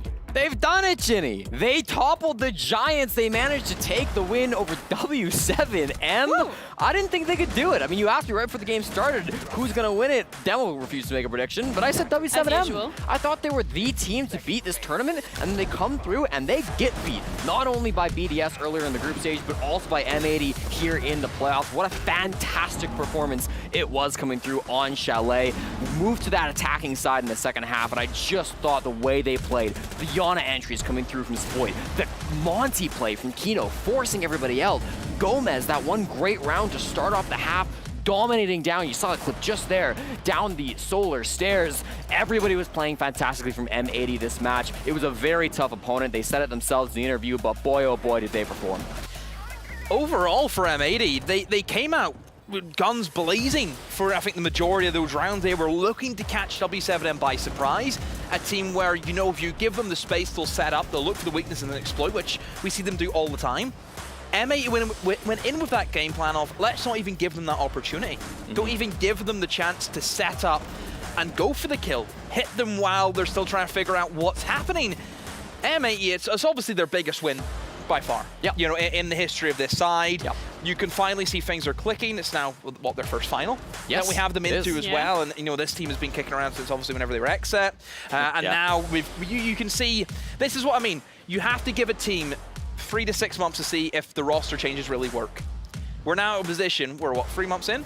Yeah. Roster changes have worked. They've worked. They've worked. They have definitely worked for M80. And when we're talking about the roster changes, one of them being Spoit added onto that edition. And I mean, this guy was just, we highlighted him as one of those players that can continuously show up, and he did exactly that for the team. He was doing so much and getting them so much pressure. No wonder that he's going to be the MVP. Yeah, I'm calling it. Yeah, I mean, I think so. Well-deserved, right? I mean, Spoit absolutely showing up with the frags. Again, we saw in that first map, the intel helping him out. Did a great job finding those opening picks, pushing the team forward. The second half of the map didn't really go their way on Villa, but then he showed right back up on Theme Park. You know, the way they were able to move around, the jump out on the Solus to end that map was so impactful for the team, really having everything that he could bring to the roster. And then again, Chalet, the way it ended out, him on Yana is just one of the scariest sights to face up against in Rainbow Six Siege. Just Spoit. That's it. It's a household name. You walk in and you see it up in lights. He's so good. He really is. You can't... It's very rare we see prodigies come in now and then, considering we're so stacked with talent these days. And I think it's been a while since we've seen a new prodigy. You know, this guy came into the scene, you know, a year ago, and he lit the world on fire. He really did ignite the fuse, I suppose, which is, of course, you know, the slogan that M80 go with. But my goodness, he's on fire. And if he plays well, he'll win you championships. We knew that. That's why they picked him up. Potentially. I mean, they are in the finals tomorrow, and he's going to be there. So this is an international title that they're looking to claim. Yeah, and I think it's important that they have him on the roster, because obviously, in many ways, this is still a young team. You know, they've been together for a long time, and I think it's getting to the point where we have to stop calling them that. But still, they've never been here before. For 4 of these players, this is uncharted territory. Spoit's been in a grand final before. So has Dave. Been in front of a crowd. Has Iconic been in a grand... Astralis? Yeah, you're right. Okay, you're the NA expert. All right, we have our Spoit is a champion, you know, and that type of mentality, to bring that into the team, to be able to show the other teammates, you know, this is how we win, this is the mentality that we've got to keep with the squad. I think that's going to be massively impactful for the team. Yeah, we have the Kitty MVP of this series specifically on Spoit. We already highlighted him as a lot coming into the series. You said it really relies on this individual player performing, but I felt like this time around, when we were looking at the performance of M80, it wasn't just Spoit, it was the entire roster coming together, and the communication was just so on point. Yeah. Kino today. This has been the tournament of his life. Yeah. I think every series he's went into, it's been lights out from the get-go. I think he's earned his stripes, as up there with, he's at least top 3 supports in the world now for me. Undoubtedly. Has to be. So I think you have to give credit to Kino and the backline, because again, Kino, I mean, I'll be honest, he does play some difficult rules, but also has some fun rules. Like, he is the designated Ying as well, and that's always a good way of getting yourself into the scoreboard. Yeah. But I have to give a lot of credit to Iconic as well, because this is the first tournament where we've really seen him develop into that flex position, that flex role, and that's not an easy transition. That guy was known as being the main entry for his Astralis side for a very long time, and now he's had to learn a whole new role, which, you know, to do that in such a short space of time, I think it's credit to himself, but also credit to the team itself for enabling him and probably giving him a bit of help, the coaching staff, one-on-one sessions, wherever it is. So overall for M80, they're finally getting the rewards that is deserved for them, because they've been trying for a very long time, and they're finally here and they're ready to play. Yeah, both M80 and BDS are the ones to claim those rewards today. They are now both going into the finals. So having a look at the Colonel's choice of today's highlights, I mean, the matches have been pretty close, especially when we're looking at M80 up against W7M, but even BDS up against Falcons, that was a one for the history books. Certainly. I mean, we got the rematch from the grand finals last year, you know, and again, BDS taking the W once more. They are going to be an extremely formidable opponent for M80 in the grand finals. If this was the toughest game that M80 had ever played, it's going to get even tougher when they've got to go against this French giant tomorrow. They're a scary team today, that BDS. That Skyscraper just was a display of sheer terror for any it doesn't matter. Obviously, it had to be Falcons, but that could have been any team to play against BDS and Skyscraper, and I feel as though every single one of them would have been torn to shreds. I think you've got a very scary BDS roster who obviously is out for blood after a very disappointing season. They're looking to get back in, and this always happens with BDS. They look, at some points, you know, some of the worst seeds they played, which was, of course, last stage, Invitational as well. And it's just something ignites within them, and then they just switch on, and we see them bounce back into the next tournament, and they're unstoppable. Yeah, well, I think a lot of it is probably the mentality that, like, you know, they did it to themselves stage one, but in a lot of ways, like, they were really screwed over in terms of just small results didn't get them there. They were close, right? They win one game in groups, they're in a better position for the stage overall. They win one game in the qualifier, they're going to get there, and I think having such close losses that impact you so hard, like they lost out on so many, you know, SI points and prize money throughout stage one, that's going to get you fired up. That's going to make you say, listen, we're going to this next tournament, we're going to put everything on the line. They had a very tough game to get here, just in Gamers Without Borders. You know, that best of 5 grand finals against Wild went the distance, but they pulled it off, and now they pushed themselves to the grand finals. M80 as well, a team that have had to rebuild themselves after making some roster moves. I think if you're either of these two teams, you're very, very happy. And if you're M80 in particular, I think you're asking one or two questions. Orange, you glad you picked up Spoit and Iconic? Did you just really say orange, you glad? Because there's oranges inside. Oh. I write his scripts for him. I actually write his lines. That is a double Okay, joke. that I have to give explains credit. a lot. It's been a long day, huh? Hasn't it? Okay. It has. It has definitely been a long day. Let's have a look at the El Habib save of the day, because we need to be safe from this situation, because these two are definitely losing their minds. But when we're looking, completely sane. Yeah, I you don't know think where so? this is coming from. All right, let's bring up the clip. When it comes to El Habib save of the day, this is from the BDS Falcons game specifically.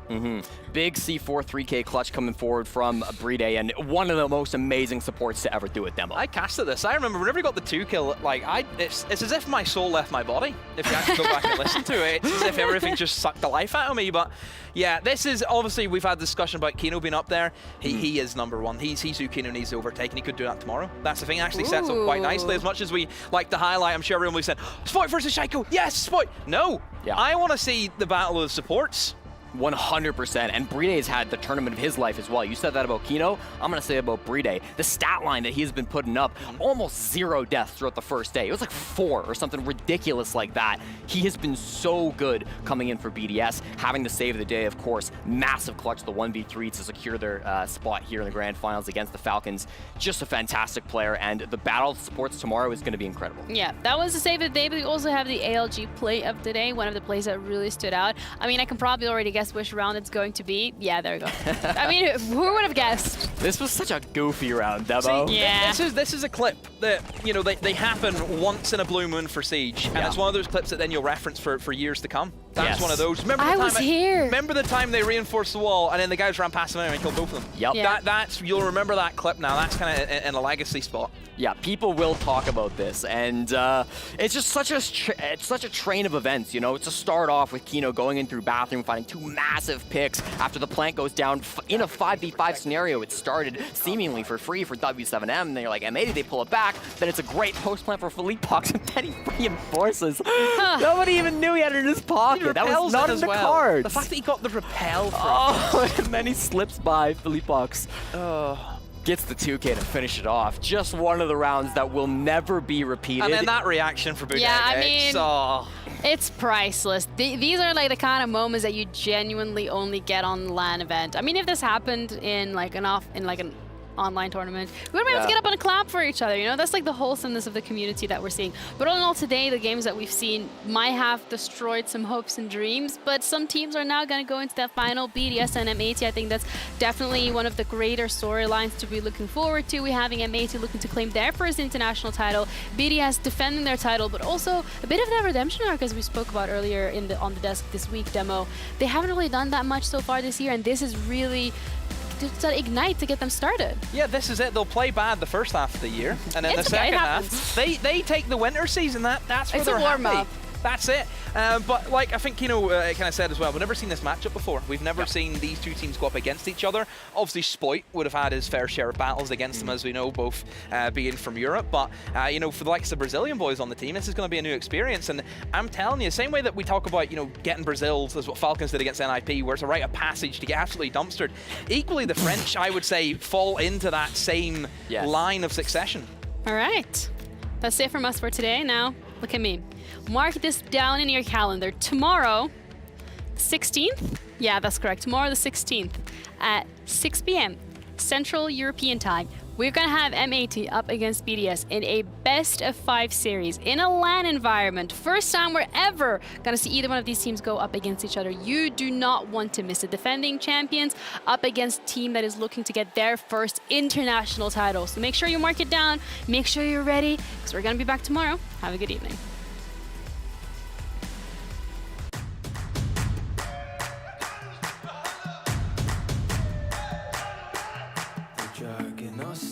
Face on the ground, but still we're so proud. Just look at the crowd. We're making some noise, making some sound. We ain't got a choice, they're hearing us now.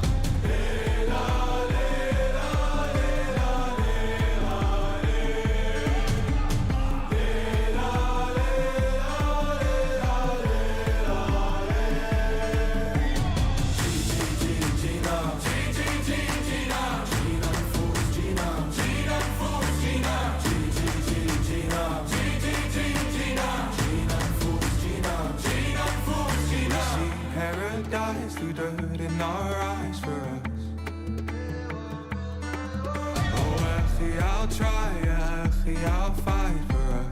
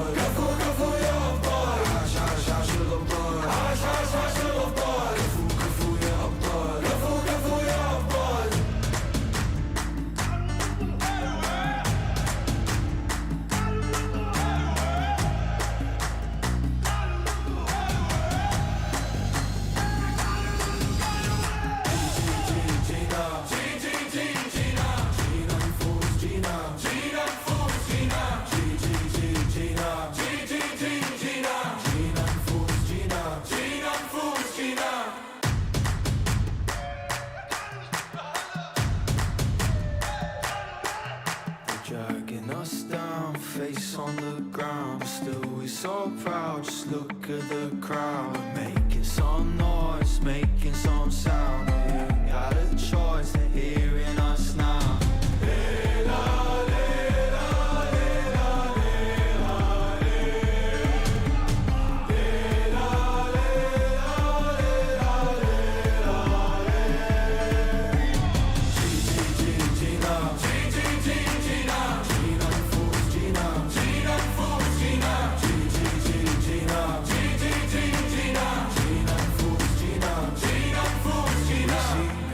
dies through dirt in our